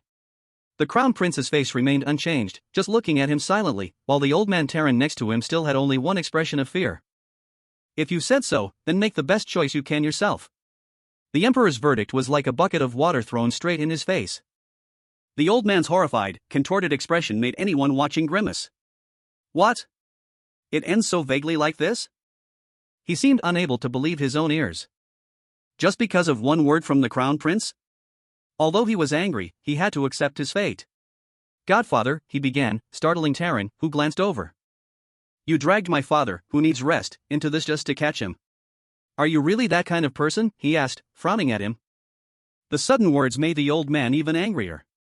His eyebrows were almost knit together as he stared at Somerton in frustration. "My father's illness is getting worse. Even the most famous royal physicians have given up," he said. "In other words, all the power you currently hold will belong to me in a few days." Another bucket of water poured on his head. Terran gritted his teeth and glared angrily but couldn't utter a word. "Well then, I'll be taking my leave, Godfather." With that, he turned and walked away as if nothing had happened, leaving him and Dumram standing there, furious. Since when did things turn out like this, he asked himself, as if unable to believe his fate. I was supposed to be the wings that support the crown prince, who will become the succeeding emperor. Terran clenched his fists, trembling with anger. But Lewin Adel, ever since he appeared, my wings have been crushed to pieces. His flawed thinking became delusional when he thought of Lewin's image. Absolutely not. The twisted, malicious thoughts of this old fox were written all over his face. Terran's whole face was about to explode with jealousy. I absolutely cannot forgive that. Perhaps he had chosen a different path for himself. In a flash, he and his favorite disciple had returned to their room. Terran sat with his head in his hands on a long chair, while Dumram stood with his hands behind his back like a subordinate waiting for his master's orders. Dumram, the old fox suddenly called his name. Yes, Tower Master, Dumram quickly replied like an obedient puppy. What if you had defeated Luan Adel in the swordsmanship tournament, he said vaguely. If I had helped you win, wouldn't history have taken a different turn, he continued. Every word was like honey poured into his ear. Dumram was silent, as if deep in thought. Right. There's no point in talking about it now. As he spoke, he curled his lips into a smile, as if hatching a dark plot. Soon, the Tower Master will change.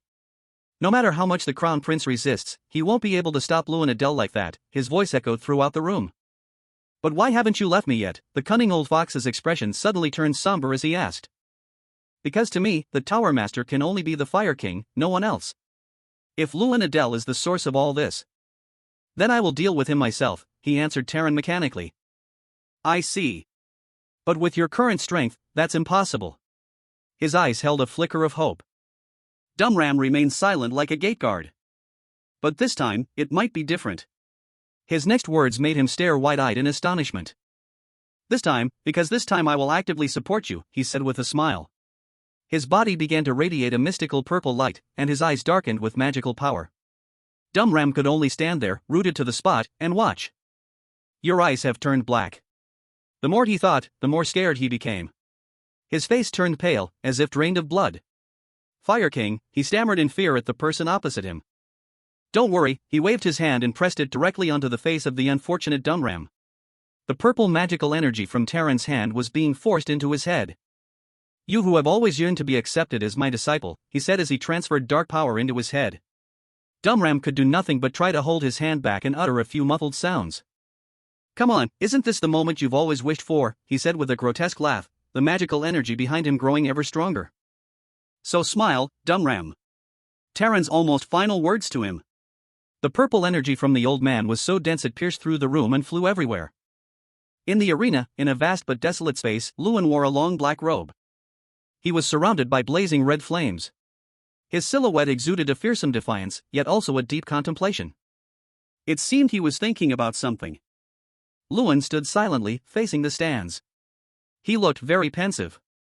Perhaps he was contemplating something, or the injustice in his heart left him unsure of what to say. His entire being radiated a terrifying aura. Messing with Luina wasn't enough. They even dragged innocent civilians into this. Luan's mind was in turmoil, and he began to form various speculations. The sinister images of Crown Prince Somerton and Fire King Terran appeared one after another in his thoughts. Who did this? The Crown Prince? Or the Fire King? After his grim and fearsome demeanor, Luan suddenly appeared unconcerned about who the culprit was. Well, it doesn't really matter. Suddenly, Luan exuded a terrifying killing intent. A deep red aura enveloped him, his eyes resolute. Filled with an undisguisable hatred, his brow furrowed, his voice grim. Though calm, it sent a chill down one's spine due to the horrific killing intent. I will crush them both. In the vast palace, along a corridor hung with flickering torches, the space was illuminated by a warm golden light. There were only two lonely figures. Irene, in a sophisticated and elegant black outfit, was hastily running after Luan's gradually disappearing back. Wait, Luan. Where are you going? Luan still maintained a cold, somber expression. He didn't turn his head and continued walking forward. Luan maintained his frighteningly cold demeanor, the killing intent not diminishing but still enveloping his entire body. His handsome face couldn't hide the growing anger. He frowned. His words were firm and incredibly certain, with an undercurrent of unbearable injustice. This was definitely the work of the Fire King or the Crown Prince. Both of them are now openly targeting me. Right behind him, Irene heard it like a shocking revelation, unable to believe her ears. She placed a hand on her chest as if to calm herself, but her face still clearly showed a worry and fear that was hard to conceal. Irene couldn't help but reflexively utter a questioning phrase, the Fire King? The atmosphere immediately became frighteningly serious. Luan's voice was deep as he confirmed Irene's suspicion. Yes. But now that things have come to this, the only way is to see it through to the end. Irene continued to follow Luan to clarify everything, her voice soft, hesitant and full of bewilderment, as she was still unsure of what Luan had said earlier. What do you mean by that all of a sudden? Luan didn't stop walking, nor did he look back, calmly replying to Irene. You saw it too, Lady Irene. They dared to openly attack in a place full of noble families and civilians. Lewin continued to present his thoughts to Irene. If we just let them run rampant, not only Adele but the entire empire will fall into chaos. Irene fell silent, beginning to think about what Lewin said. I can't believe the Fire King is targeting you, Lewin. But the overwhelming magical power you displayed in the arena earlier has definitely reached the level of a level 8 mage. Irene still stared at Lewin's back, thinking non-stop. Right now, you're probably the only mage strong enough to face the Fire King. But what do you intend to do? Lewin didn't turn his head. Please step aside, Lady Irene. Irene was puzzled. Huh? What are you talking about all of a sudden? Her footsteps suddenly halted. The space grew tense with the appearance of Dumram. He stood before the door, longsword in hand, facing Lewin and Irene. Irene remained silent. Lewin spoke, long time no see, Dumram. Did the Fire King send you to kill me? Dumbram's face darkened threateningly. Don't you dare mention his name with that filthy mouth of yours. Lewin's voice was full of mockery. No, along with the Fire King. Dumram gritted his teeth in anger. Arrogant bastard. Suddenly, Dumram launched a slash at Lewin. The slash had immense power, carrying with it sparks of fire. I, Dumram, will never let you get near the Fire King. Lewin raised his hands in front of him to block the attack. The sparks died out after the slash. Lewin looked up, full of contempt and disgust. Still the same, that attitude towards the Fire King. Suddenly, he became stunned, staring wide-eyed in disbelief. Huh? What? Dumram emanated a terrifying, dark purple killing intent, his brows furrowed and his eyes a deep, dark black. Full of hatred, he looked at Lewin, his hand still gripping his sword. Lewin was filled with suspicion and surprise. This guy, what's wrong with him? The space fell silent, as if in Dumbram's subconscious memory of the past. Terran's gentle voice echoed. Dumram, even if I grant you power, I know it's still not enough to face him. He stood before Dumram, who was kneeling respectfully before him, his hands clenched tightly. Suddenly, he let out an evil laugh. So you have only one mission. Buy time. That is your mission, Terran told Dumram. Back in reality, Dumram let out a terrifying roar. Dumram raised his sword, preparing to swing at Lewin once more, wanting to send him to meet his ancestors. Dumbram's entire body exuded a frightening killing intent. A powerful, decisive slash, carrying a shockwave of fire towards his opponent. Lewin reacted quickly, jumping into the air to dodge the slash. Irene also immediately retreated to avoid the impact of the attack. She looked at Dumram in astonishment, unable to believe it. Irene's eyes widened, her thoughts racing. Dumram was indeed one of the strongest among the 11 children. But now? He's on a completely different level. What the hell is going on? Irene assessed in shock. His face became terrifying, enraged, and stronger than ever. Dumram was in a ready stance, prepared to fight at any moment. Irene was too shocked to speak, still looking at Dumram, then she seemed to come to her senses. Suddenly jolted, not taking her eyes off Dumram, she warned Lewin in a hurried voice. Lewin! Be careful. His form reminds me of something I once read in a book. Dumram has undergone the process of demonization, Irene's voice rang out, leaving Lewin somewhat stunned. Demonization? Dumram shot towards Lewin like a flash while he was still thinking. There's no doubt about it. The one behind this is too obvious. How cowardly to the very end, Fire King. Dumram was no longer lucid. Perhaps due to the demonization, he had gone mad and lost all reason. Then I know what I have to do. Lewin fought while defending against Dumram. He was as aggressive as a wild beast. Relentlessly attacking Lewin. I'll subdue him and help him regain his sanity. Lewin was firm, looking fearlessly at the wild beast aiming for his life. Dumram grew more frantic, his eyes pitch black, screaming at Lewin. Let's end this, Lewin Adele. A slash of immense power, as if concentrating all of Dumbram's abilities, was unleashed, creating a massive pillar of light that seemed to tear space apart. Phew, I almost couldn't block that, Lewin said with relief. Dumram looked up, puzzled. What? Because you swung your sword so hard, I finally got a chance to use something I couldn't before. Until now, Lewin said calmly, stepping on Dumbram's sword. Steel break. I can unconditionally destroy anything made of steel, one time. Lewin raised his hand high in the air and began to cast a spell. Alright, let's end this. Lewin slammed his fist down on the sword blade, carrying a powerful light. Dumram jumped back, but it was too late. The sword was broken. My sword! Before he could react, another fist from Luan flew straight at his face. Sorry, Dumram, Luan said as he delivered a powerful punch that deformed his face. I'll try to knock you out without killing you. So try to endure it.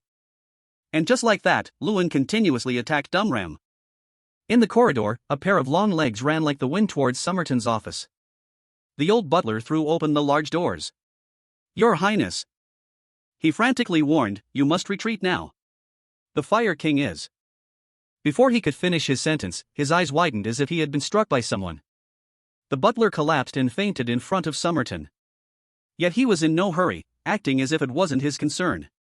He spoke with an annoyed tone, so, you still chose to play it this way in the end? Somerton sat at his desk, directly facing the Fire King. Godfather. The silence was suffocating. Behind Taran, 3 burly guards had all collapsed, lying flat on the floor. I apologize, Your Highness. In the end, I had no other choice, he said in a calm tone. Somerton suddenly sneered as if he had heard something ridiculous. How absurd. Then he became angry and rushed towards Taran. Why on earth did you do this? Do you think eliminating me will win you the position of Tower Master? No, I'm no longer satisfied with just that, Taran's cold words stunned Somerton. Taran continued to speak of his goal. Because my position as Tower Master is being threatened. So there's only one path left. To seize overwhelming power, crush Luanadel with absolute might, and become not just the Tower Master, but the ruler of this entire world. And that power comes from the latent energy within Your Highness. The successor to the throne. His eyes were revealed, pitch black and terrifying. His words were like a hand pushing Somerton into a pit of ice, leaving him speechless and stunned. Taran continued speaking to Somerton. Do you remember what I taught you when you were little? Never back down from your beliefs. A faint smile played on his lips. The atmosphere grew heavy as Taran began to cast a spell.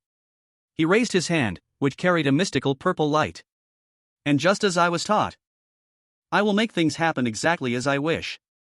Somerton stood silently, facing him, waiting to see what he would do next. Somerton's brow furrowed, and he suddenly lost his composure, roaring at Taran. You think just saying that will make me give up? Guards! Seize him! Immediately, 3 guards from the center of the air jumped down, pointing their swords at Taran. He turned around, his eyes wide, and cast his dark magic at the guards. Taran waved his hand, and immediately a purple light flashed past them, stunning the guards before they could react. Taran let out a contemptuous smile.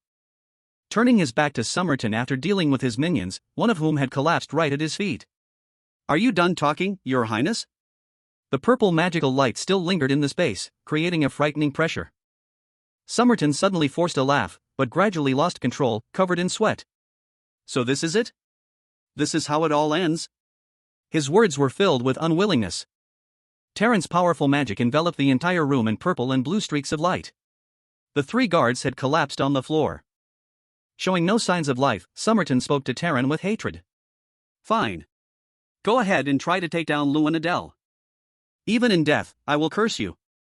Both of them helplessly frowned and looked down. She asked Luan with pity, will he be okay? He had been punched by Luan countless times. His bruised face was swollen and red on both cheeks. His eyes were rolled back, unconscious, left to his fate in the arena. He stood there with his hands in his pockets. Well, he's still alive, so he's probably fine. Getting punched is better than living as a demon, she replied hesitantly. That's true. But he remained motionless there. From a distance, a footstep slowly approached.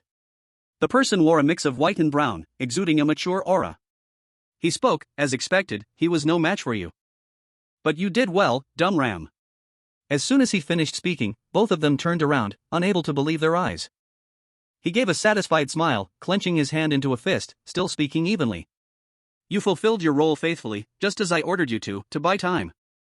Irene hesitantly spoke, Your Highness, Fire King. At that, Luan's face darkened, and he shouted, Fire King Taran, you finally decided to show your face. I will destroy you. Suddenly, his eyes widened completely. Something's not right. This power far exceeds the Fire King I once knew. An energy that is many times stronger. He stood there, enveloped in a deadly aura. Then he let out a grotesque laugh. Luanadel. You can never defeat me. With that, the powerful dark energy in his body erupted. Luan cried out in alarm. "Lady Irene, get back!" Then a loud explosion. In the arena, the aftershock from the blast sent rubble and dust flying everywhere. As soon as the explosion occurred, the people outside had no idea what was happening inside, leaving everyone wide-eyed and confused. Screams echoed from all over the arena, creating a tragic scene. One person asked, "What's going on now?" Everyone fell silent, looking inside. Then Luan's gaze fixed on something that made his jaw drop. "That's my brother and sister Irene." From inside, Luan, holding both Dumram and Irene in his arms, was blown out of the explosion. As he flew out, he yelled, "Run! This place is dangerous. Get the civilians out of here now." His sister's brow furrowed with worry for her brother's safety. He then landed safely, having saved the other two from the blast. Before he could even catch his breath, he angrily questioned him, "Fire King, what the hell are you doing?" In the midst of civilians, he slowly landed, still accumulating lightning magic in his hands. "Why are you even asking that anymore?" With that, he smirked contemptuously. "Just drop dead." Then, with purple lightning in his hands he rushed forward to strike him. Luan also used all his strength to counter his attack. With his hands still resisting that power, his face was not happy, and with some fear, he gritted his teeth and endured. "What the hell is going on? I thought I could finally face this bastard. But this power is beyond my limits." The more Terran fought, the more ferocious he became, laughing like a madman. "Yes. Give it your all, Luan Adel."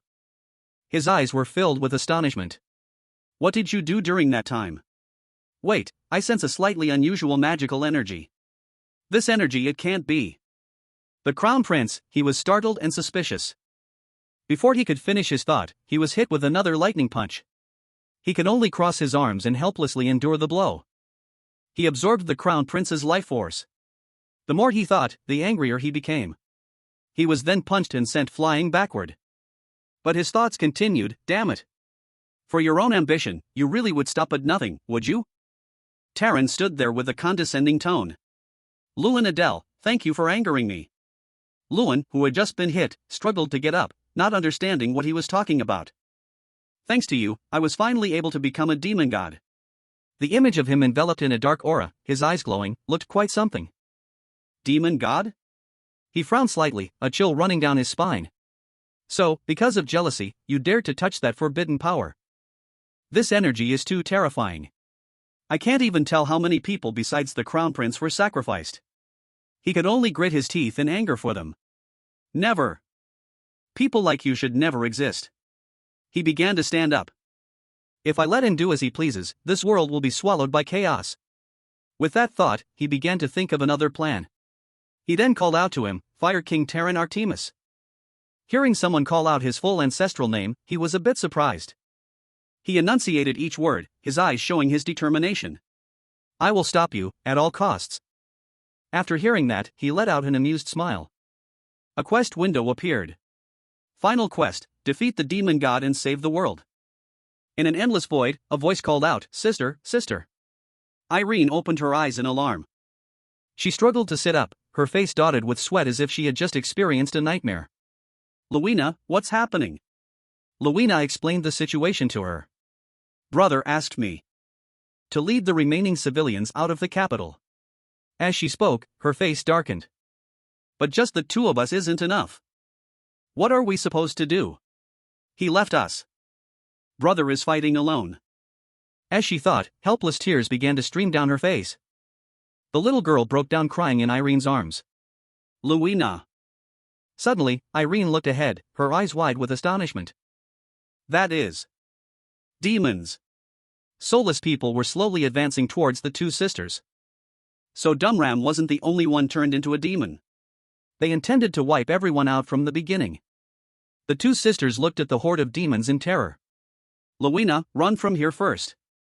Leave this to me." A voice came from behind. "Everyone, fall back. This will probably be the place where this old man meets his end." He closed his eyes, feeling a longsword in his hand. "Sir Bova, I will fight with you," she said with a determined tone, pleading with him.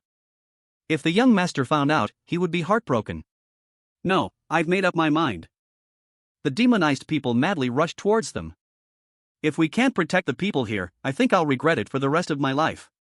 After saying that, they both took their stances, preparing for the fight. Before them was a sea of fire. Then both of their gazes stopped in surprise. Damn it! We're late. An old man with white hair apologized to everyone. Bringing everyone here, I didn't expect it to take so long. In front of the silver-haired old man, countless people in black clothes with weapons stood ready to help. Then we will fight alongside you. With that, the whole group charged into battle. Some punched, some kicked, some used swords. A mix of swords and magic. One of them shouted, "We have to take them down quickly. We need to finish this fast and go help Lewin." From afar, a loud explosion sent dust and smoke flying everywhere. Lewin!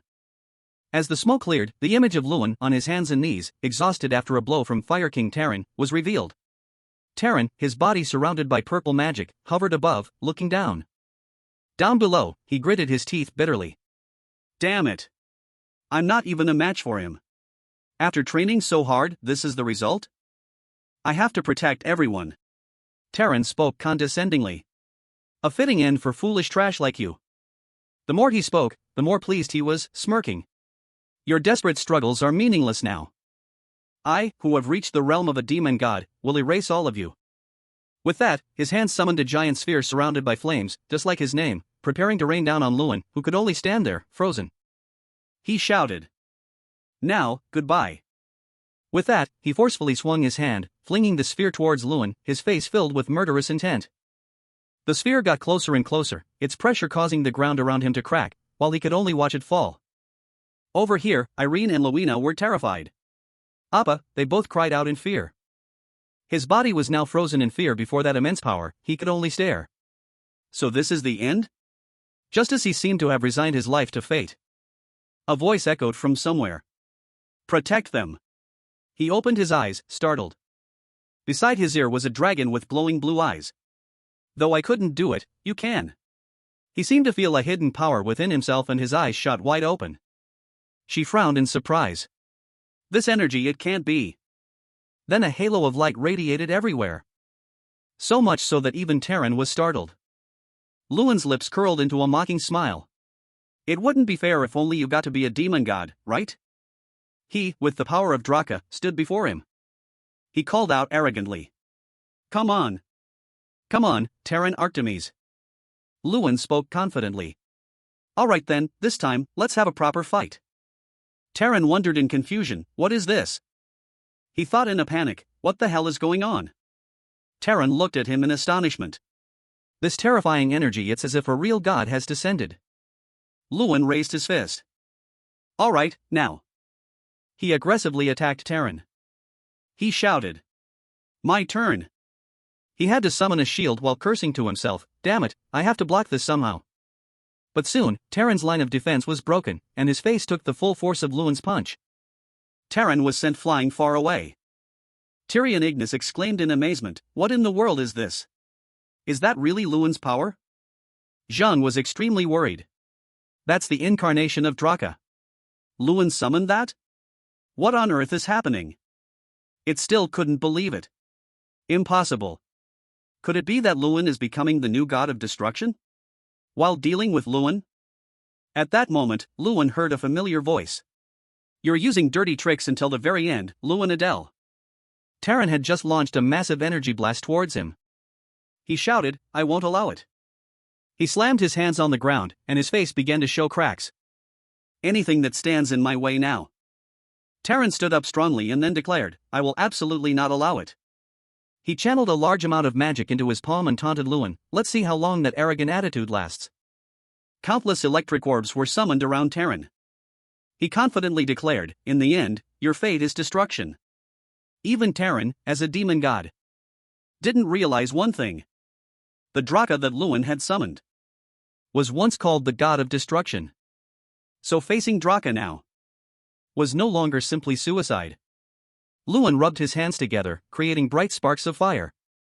Before Terran was only a whistling wind. He asked in terror, what? What kind of nonsense is this? Lewin suddenly spoke. Is it my turn again? He got ready. The terrifying power of Draka approached Terran. He was beaten again. Lewin followed up with another punch to Terran. This blow caused him immense pain. Terran was sent flying far away. Everyone who witnessed the scene was extremely astonished. Despite his injuries, Terran continued to ramble, "I admit it, Lewin Adele." He declared his defeat and flew high into the air. Terran, while raising his hand to create a magic sphere, said, "Even if I use every trick I have, I can't defeat you." His voice grew heavy. "But if I can't win against you," Terran threatened loudly, "then I will drag you into this cursed world with me, and destroy everything with all my power." Hearing that, Lewin's eyes widened and he shouted, "What? What the hell are you talking about?" He used all his strength to send the blow towards him. "Everything ends now." Lewin cursed angrily, "Damn it. You're insane to the very end." Terran wanted to destroy the entire world just because of his jealousy. He said with determination, "Looks like I have to stop this attack too. I'll have to put all my strength into it." Lewin raised his fist again and began. "All right then, for this last time." His eyes were filled with determination. "Let's do this together, Draer." Lewin and Draer simultaneously raised their hands to meet Terran's attack. He let out a furious roar. He still deluded himself, shouting, "In the end, you are nothing before a demon god. I will wipe you out along with those other fools." The people below all looked up in anticipation. Lewin quickly denied it. "No, the one who can't do anything." He pushed the explosive power back towards Terran and affirmed, "Is you." He was stunned and wondered, "Is it over? Is this really how it ends?" Terran cursed under his breath, unwilling to accept it. "Damn it. This is damn it." Before he died, he screamed in hatred, "Even in death, I will curse you, Lewin Adele." A blinding light enveloped the entire space. As the battle ended, Draer's power began to fade. Lewina ran over worriedly, calling out, "Appa." She asked with concern, "After all those battles, are you still okay?" Lewin quickly replied, "Yeah, I'm fine. I'm safe." His face suddenly turned pale. Lewin clutched his head in panic. "What is this? My head feels like it's going to explode. What is this unbearable pain?" He let out a painful roar. Finally, Lewin couldn't hold on any longer and collapsed to the ground. Lewina cried out in panic, "Appa." She immediately tried to reassure him. "Are you okay?" "Appa, wait, I'm coming." Lewin hurriedly shouted, "Don't come." He tried to stop Lewina. "Don't come here. You absolutely must not come any closer." Jean gradually realized, "I was too sure of myself." Lewin stared at the being before him, stunned. As expected of the dragon known as the most perfect creature, and at the same time, the destroyer of the world, Draer.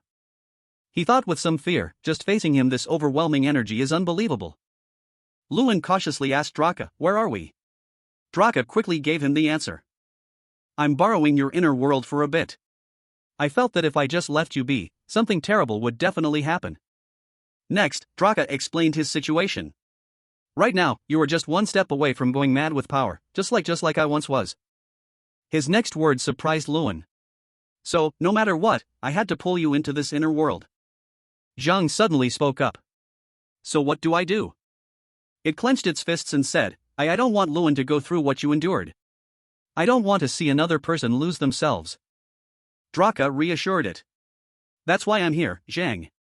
He explained, "The player artifact connects us between me and the little destroyer. Since there is a connection, it can also be severed." Draer bowed his head slightly. "So if I pour all my power into destroying it, then nothing will be able to harm the little destroyer anymore." Hearing that, Zhang hurriedly asked, "Then you using all your power means you'll disappear?"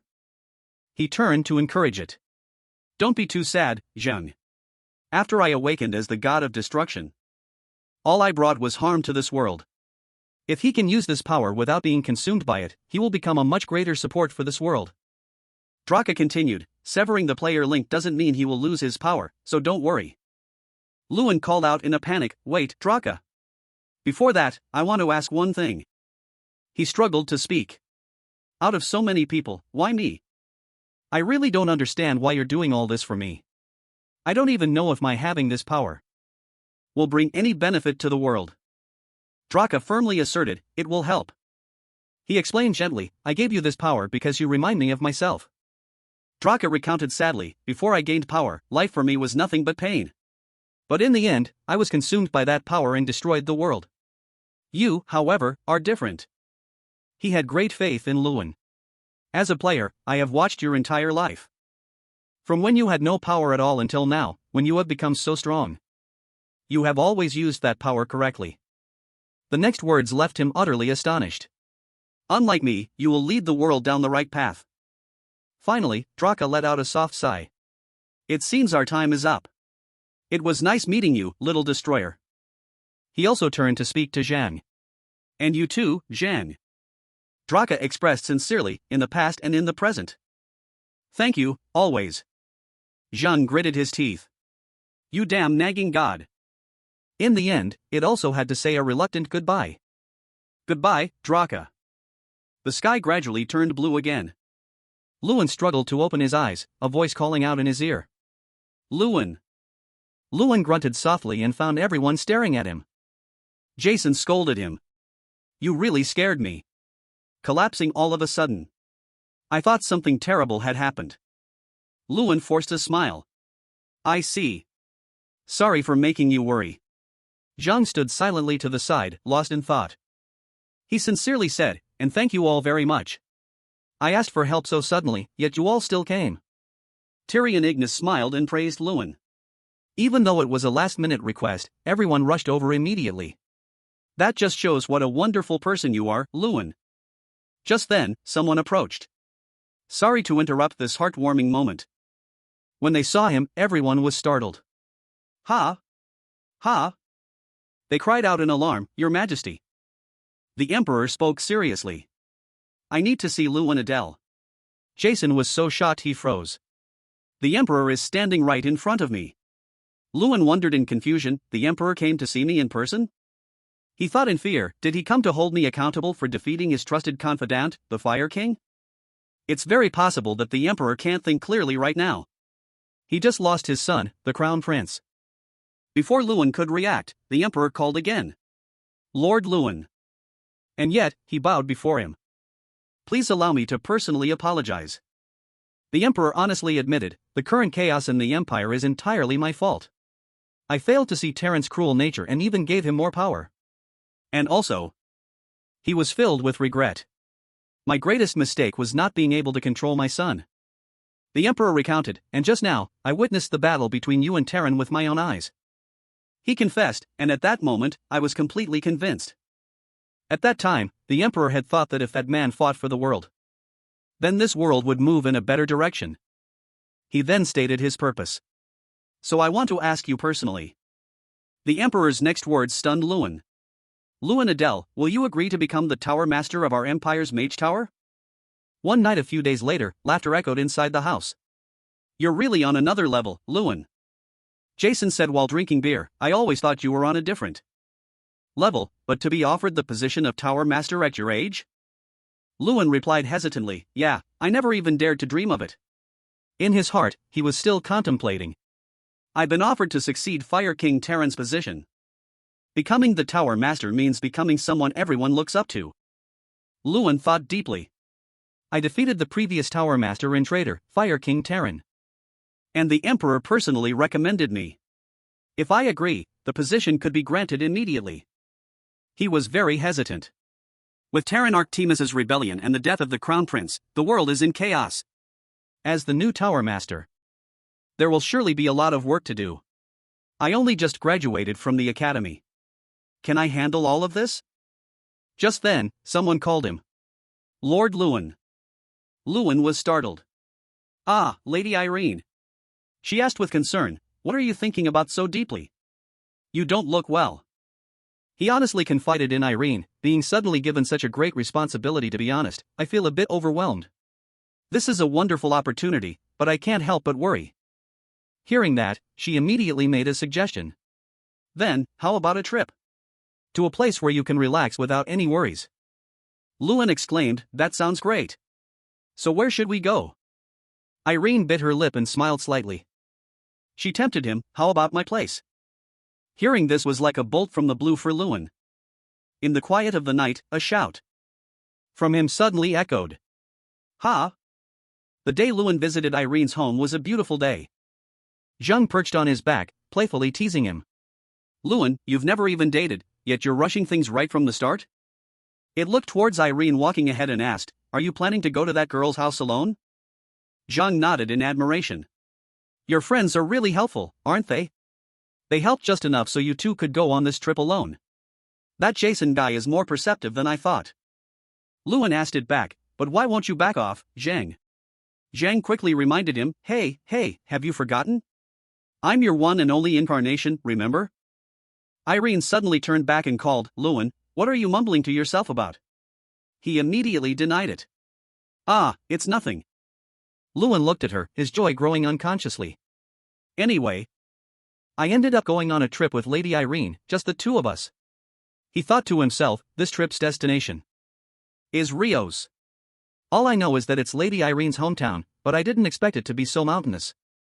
Even so, there's nothing around here. Suddenly, a black shadow rushed forward. Lewin was startled and looked over. He nimbly dodged a kick from the newcomer.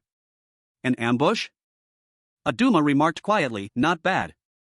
You dodged my kick. Lewin questioned him irritably. Who the hell are you? What's with attacking me out of nowhere? He asked back arrogantly, who am I? You punk! Are you tired of living? Who the hell are you? Lewin exclaimed in confusion. What? Irene bowed her head helplessly. Lewin, on his behalf, I apologize. Lewin was astonished. Huh? What are you talking about? She now revealed who he was. My brother, Irene introduced. Hearing that, Lewin was extremely surprised. Huh? Your brother? Then why did he attack me? Aduma suddenly cut him off. You dodged my ambush. That proves you're not some ordinary weakling. He stepped closer to Lewin. But seeing you wandering around with Irene, don't tell me you're her boyfriend? Without waiting for an answer, Aduma grabbed his shirt. He threatened in a low voice, then let me punch you once before we talk. Lewin hurriedly said, I don't understand what you're talking about, but can you let me go? When he saw what was in front of him, he was extremely surprised. Ha! The system panel displayed 8-star martial artist Aduma Prius. Lewin wondered in shock, wait, an 8-star martial artist? Why would someone that strong appear here? Aduma, seeing him just standing there, got angry and scolded him. What? Why aren't you answering? You think this is nothing? Irene was annoyed. Can you stop now? He quickly let Lewin go. Irene. She turned her face away and reprimanded him. Even if you are my brother, this is going too far. Aduma was heartbroken to hear that. Right in front of me, you're really taking his side? What's so special about that guy? Irene retorted loudly, I'm the one who saved you. She finally called Lewin to leave. Let's go, Lewin. What a stupid brother. He quickly replied, all right. Lewin worried to himself, the rest of the family should be fine, right? Behind him, Aduma's anger continued to boil. Lewin reassured himself, they must be. Just a few minutes later, he immediately met Akan, Irene's father. He slammed a table in front of him. What did you say? He muttered angrily, my precious, unbelievably lovely daughter, Irene, the apple of my eye, brought a man home? Akan's face turned red with rage. Bringing him all the way home means he's here to ask for her hand in marriage? I will never approve of this marriage. The system panel quickly mentioned 9-star martial artist Akan Brios. His shouting continued to echo. If you really want my daughter, then you'll have to defeat me first. Aduma chimed in. That's right. That's how it should be, father. Irene could only facepalm in exasperation. You too, Dad? Seriously. Lewin felt a bit regretful. I shouldn't have come here. I want to go home. Just then, someone came to intervene. Stop it. Seda scolded loudly, what do you two think you're doing? Irene finally brings a guest home, and you can't even welcome him properly? She bluntly demanded, apologize now. The two men, hearing this, were heartbroken and called out, my love, my lady. In the end, they still had to bow their heads to Lewin. Sorry. I'm sorry too. His mood improved significantly. Lady Irene definitely inherited her mother's temperament. How can someone be so gentle and noble? Luan looked at Seta's system panel. 8-star martial artist, Seta Prius. His smile froze. What kind of family is this, anyway?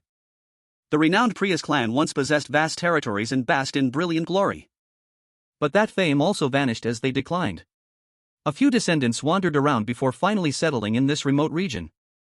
Their descendants lived in seclusion in the mountains and forests, focusing on hard training, practicing day and night without rest. But Lady Irene, who possessed brilliant magical talent, successfully became a mage and harbored the ambition to restore her family. After the conflict subsided, Seta, while setting the table, said to Luan, "I'm sorry. This is your first visit, and we were so rude, weren't we?" She continued, "The men in this house are just like that." The 2 men who were kicked out were repeatedly mentioned. Very emotional, acting without thinking, but they're not bad people at heart. Seta spoke gently, "They just love their daughter too much. I hope you can understand." Luan was also very understanding. "I understand. A precious daughter like Lady Irene bringing a man home would startle anyone a little." She tilted her head slightly, teasingly. "Really? I didn't feel startled at all."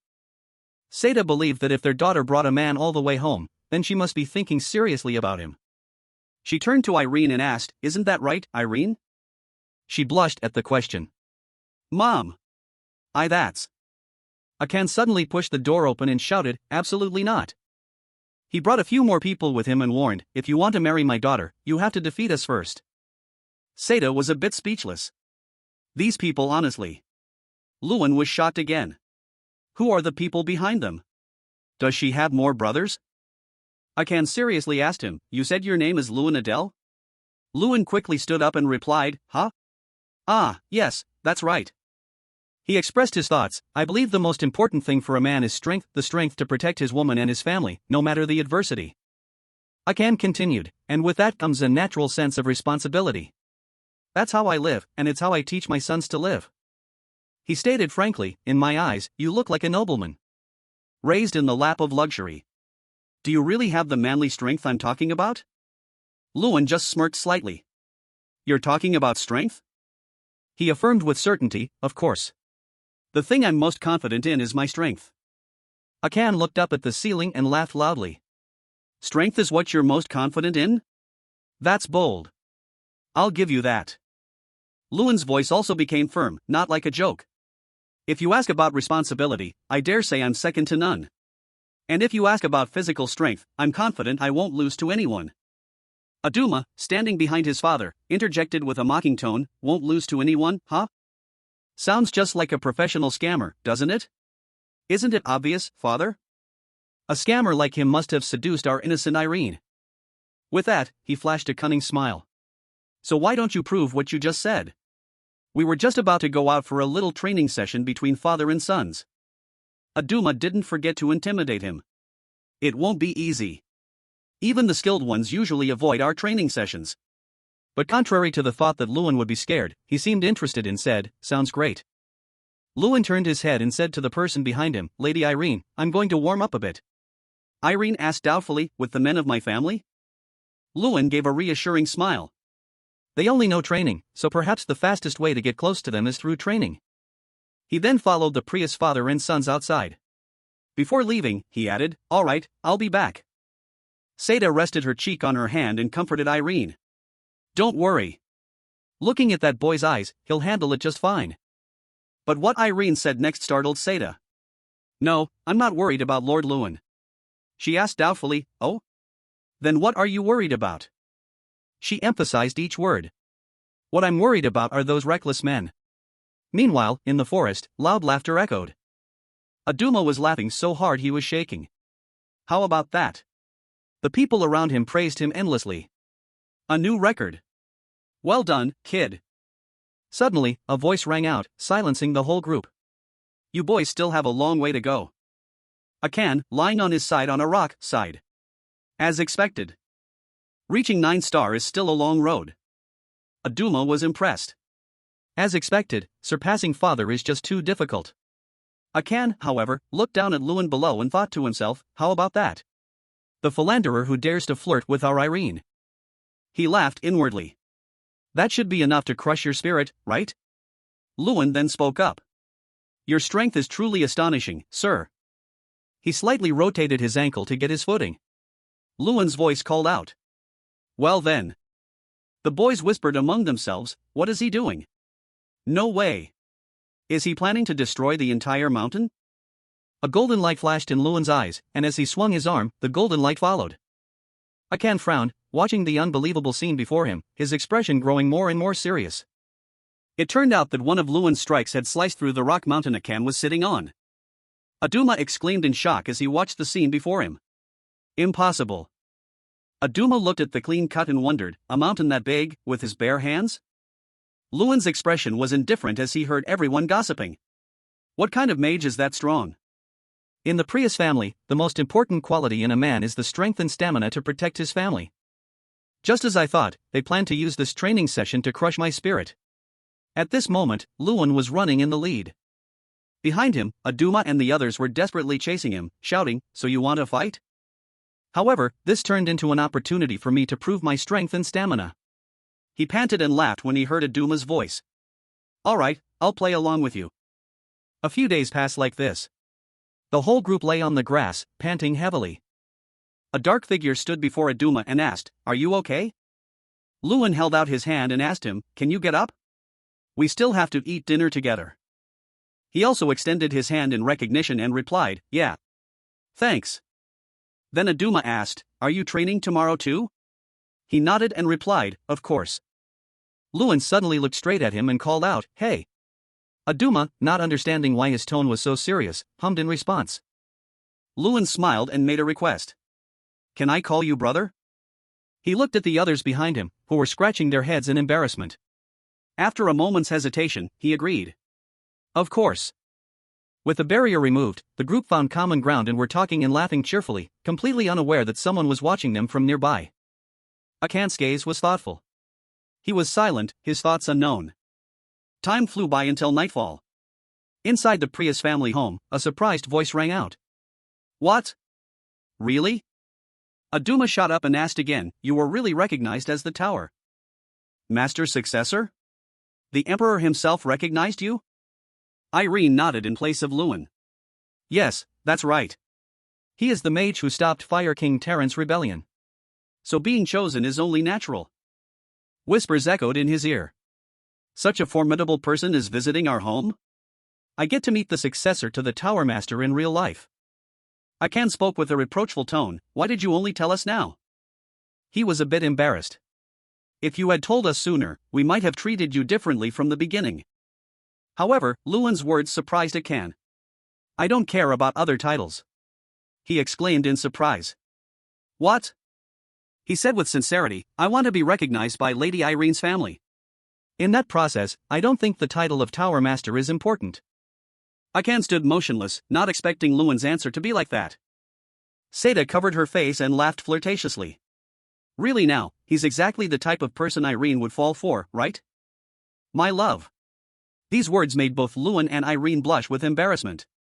She stammered, Mom. Akan fell silent again. Everything happened so suddenly that he was a bit stunned. Akan thought to himself, it seems so. It was now midnight. In the large bedroom, each person lay on their own bed. The sound of steady breathing echoed in the dark night. Luan was still awake. Suddenly, a voice called him. Hey! Seeing Akan standing before his bed, Luan was startled. He jumped up in fright, exclaiming, Huh? Sir! He gestured for him to follow. Before leaving the room, Akan turned his head and said, We need to talk. The two then moved outside. In the sky, a full, bright moon and millions of sparkling stars shone. As Luan followed Akan, he wondered, he said he wanted to talk to me. I wonder what about? He stopped and called out, Luan. Although he didn't understand what was happening, he still replied, Yes, sir. Akan spoke with a serious expression, as I've said many times, Irene is an incredibly precious daughter to me. He turned to face Luan and asked, Can you take responsibility for a girl like her? Without any hesitation, he replied.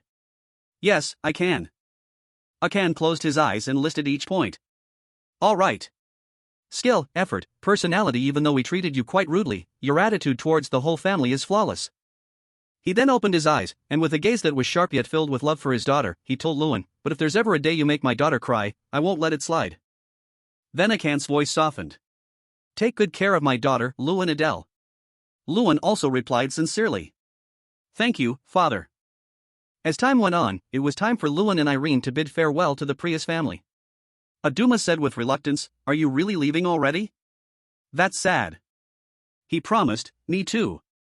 I'll visit again another time." He waved goodbye. "Oh my, no need. We'll come visit you ourselves." Aduma's next words made Lewin and Irene freeze in embarrassment. "We plan to hold a formal meeting at Adele, so just keep dating until then." She was so embarrassed she became angry and kicked her brother's leg hard in disgust. "What did you say? You stupid brother." While Aduma was crouched down, clutching his trembling leg, Irene called out, "Lewin! Let's go!" Lewin also hurriedly waved goodbye to everyone and replied to her, "Ha! Ah, yeah, take care." On the way, after a moment of silence, Irene spoke up. "But Lewin?" he asked, confused. "Yes?" Her expression was unnatural as she asked, "Now that both our families have approved and no one will stand in our way anymore." Irene looked at Lewin with a gentle gaze and asked, "So, what are we to each other?" Irene spoke up. "Now that both our families have given their blessing and there's no one left to stop us," she questioned. "What exactly are we to each other?" Hearing that, Lewin froze. His face turned bright red, and he stammered, "Lady Irene." Irene suggested, "Let's date, seriously." A faint smile touched her lips, her voice sweet as honey. "Please take good care of me, Lord Lewin." 5 years later at the Mage Tower, she recounted, "Just thinking seriously about that time feels crazy." "You confessed, Lewin. And I remember every single word. Let's date, Lady Irene." Irene let out a sigh. He wondered, "You talk a lot. It's been so many years, and you still remember that?" Lewin ordered, "If you want to help me, focus on your work. Stop reminiscing about the past. As things stand now, thanks to the Emperor's recommendation, I become the Tower Master." Irene replied dejectedly, Yeah, I know." On his side, since becoming Tower Master, he had led a busy life. Zhang took on the role of his assistant to help with his work. Adele had undergone many changes. Thanks to continuous development, Aden had become a stable and prosperous city. That was thanks to Hansen, who had become a knight of Adele, and with the help of Jason, who was in charge of administrative work. Of course, the one who did the most was still his father. A voice suddenly rang out. "Appa!" Lewin looked out in surprise. "Please subscribe to the Lala School channel so you don't miss any exciting videos. Isn't this our Grand Swordsmanship Tournament champion?" Luina brushed it off. "Come on, Appa. With my skills, that was a given." Besides that, Luina continued to pursue her dream of becoming a swordsman, and a few years later, she participated in the Grand Swordsmanship Tournament again and won. Now she stands beside the Emperor, who has recovered his health. He asked, "So what brings you here today?" She replied, "I came to check if our Tower Master is working hard. And to see how far along your preparations are." Lewin was surprised. "Preparations?" She raised an eyebrow. "Don't tell me you don't know what I'm talking about." He smiled. "Of course I know." Lewin assured her, "Don't worry, everything has been perfectly prepared. No one will have anything to complain about." Yes. A few days later in the Adel territory, the people in charge were there giving directions. All right, everyone, don't push. Please walk slowly." "Hey, I told you not to push." Lewin called out loudly, "Hansen! Sita!" Hearing someone call, they looked up. "Ha!" The two of them said in unison, "Oh, Lewin! One of tonight's stars has arrived." Murmurs of admiration came from the crowd. "Oh, that's the Tower Master. That's Lady Luina." He spoke politely, "Thank you for coming and helping so much." Sita laughed heartily. "Among friends, this is nothing." Lewin was curious. "Especially you, Sita. It's been a while. How have you been? I heard you became the head senator in OIOTA." He laughed and replied, "News travels fast, huh?" "Yeah, that's right." Sita asked, "So, how does it feel to be about to get married?" "I always thought with your talent you'd get ahead, but I didn't expect it to be this fast." He hesitated and smiled sheepishly. Then, suddenly, a loud cry rang out.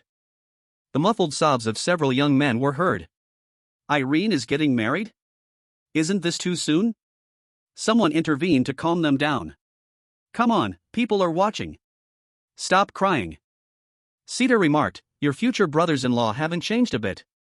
Lewin didn't know what to say other than to force a laugh. He spoke up.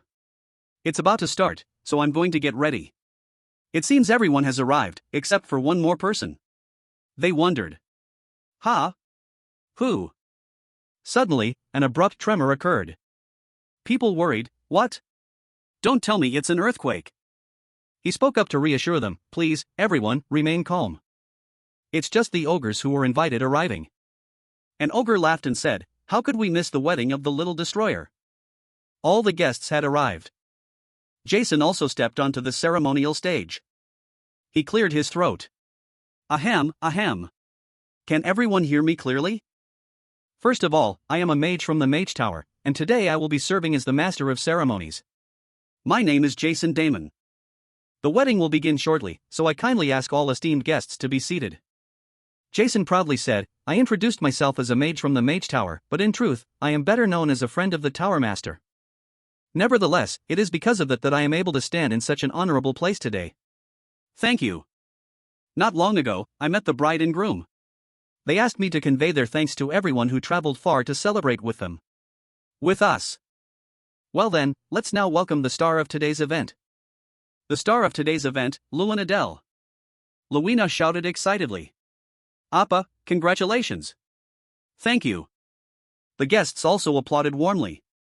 Lord Lewin, congratulations on your wedding. Jason was excited. Now, let's meet the bride. Irene Brios. Please enter. With her, he was momentarily shaken. Irene Brios. Thanks to her relentless efforts to restore her family, she has become a world-renowned mage, a name everyone has heard at least once. And now, she is about to become his wife. Lewin took her hands and looked at her lovingly. He vowed, I promise to be a good husband. Irene's father smiled. All right, I believe you, Lewin. Jason continued to lead. Next, it's time for us to welcome the officiant of the ceremony. Today's officiant is a master. The master of the Tower Master, and also my master, Principal Tyrion Ignis of the Academy. The principal spoke. First, as the officiant, I would like to extend my congratulations to you too. The people standing here today have overcome all hardships to be here and stand by each other. Even if similar challenges arise in the future, this couple, united in marriage, will overcome them again. Leaning on each other in times of difficulty and sorrow, that is the meaning of marriage. Now, let us listen to the vows of the newlyweds. Lewin recounted, I still remember the first day I saw her at an antique shop during the Grand Festival. The thought that I would marry someone who once seemed so cold and stubborn even now, I still find it a bit hard to believe. He turned to look at his wife. Looking back, I think I was captivated by her confidence and intelligence. He affirmed, I, Lewin Adele, will be my wife's closest friend. She also spoke, I, Irene Prius, will be my husband's loving companion. They said in unison, and finally, to all who are present at our wedding today, we sincerely thank you. The fireworks were also set off. Colorful streaks of light blossomed in the sky. Everyone cheerfully sent their wishes. Congratulations, Tower Master. Congratulations, my lady. Even now, he himself couldn't believe that someone as small as him could achieve all of this. It must be thanks to that help. Peace. I ran without stopping, faced countless dangers, but in the end, I completed it excellently. Lewin wished, I wish Draka could have witnessed this moment. A voice suddenly rang out, congratulations. He vaguely recognized it. This voice. He wondered, Zhang, did you not hear anything just now? It turned and asked, huh? What sound? I didn't hear anything. Lewin was stunned, not daring to believe it. But then he smiled. Never mind, I must have imagined it. He reminded himself, if one day in the distant future, someone asks me how I would remember myself today, I would reply like this, not even for a moment. This is an ending that I have fulfilled completely, without any regrets.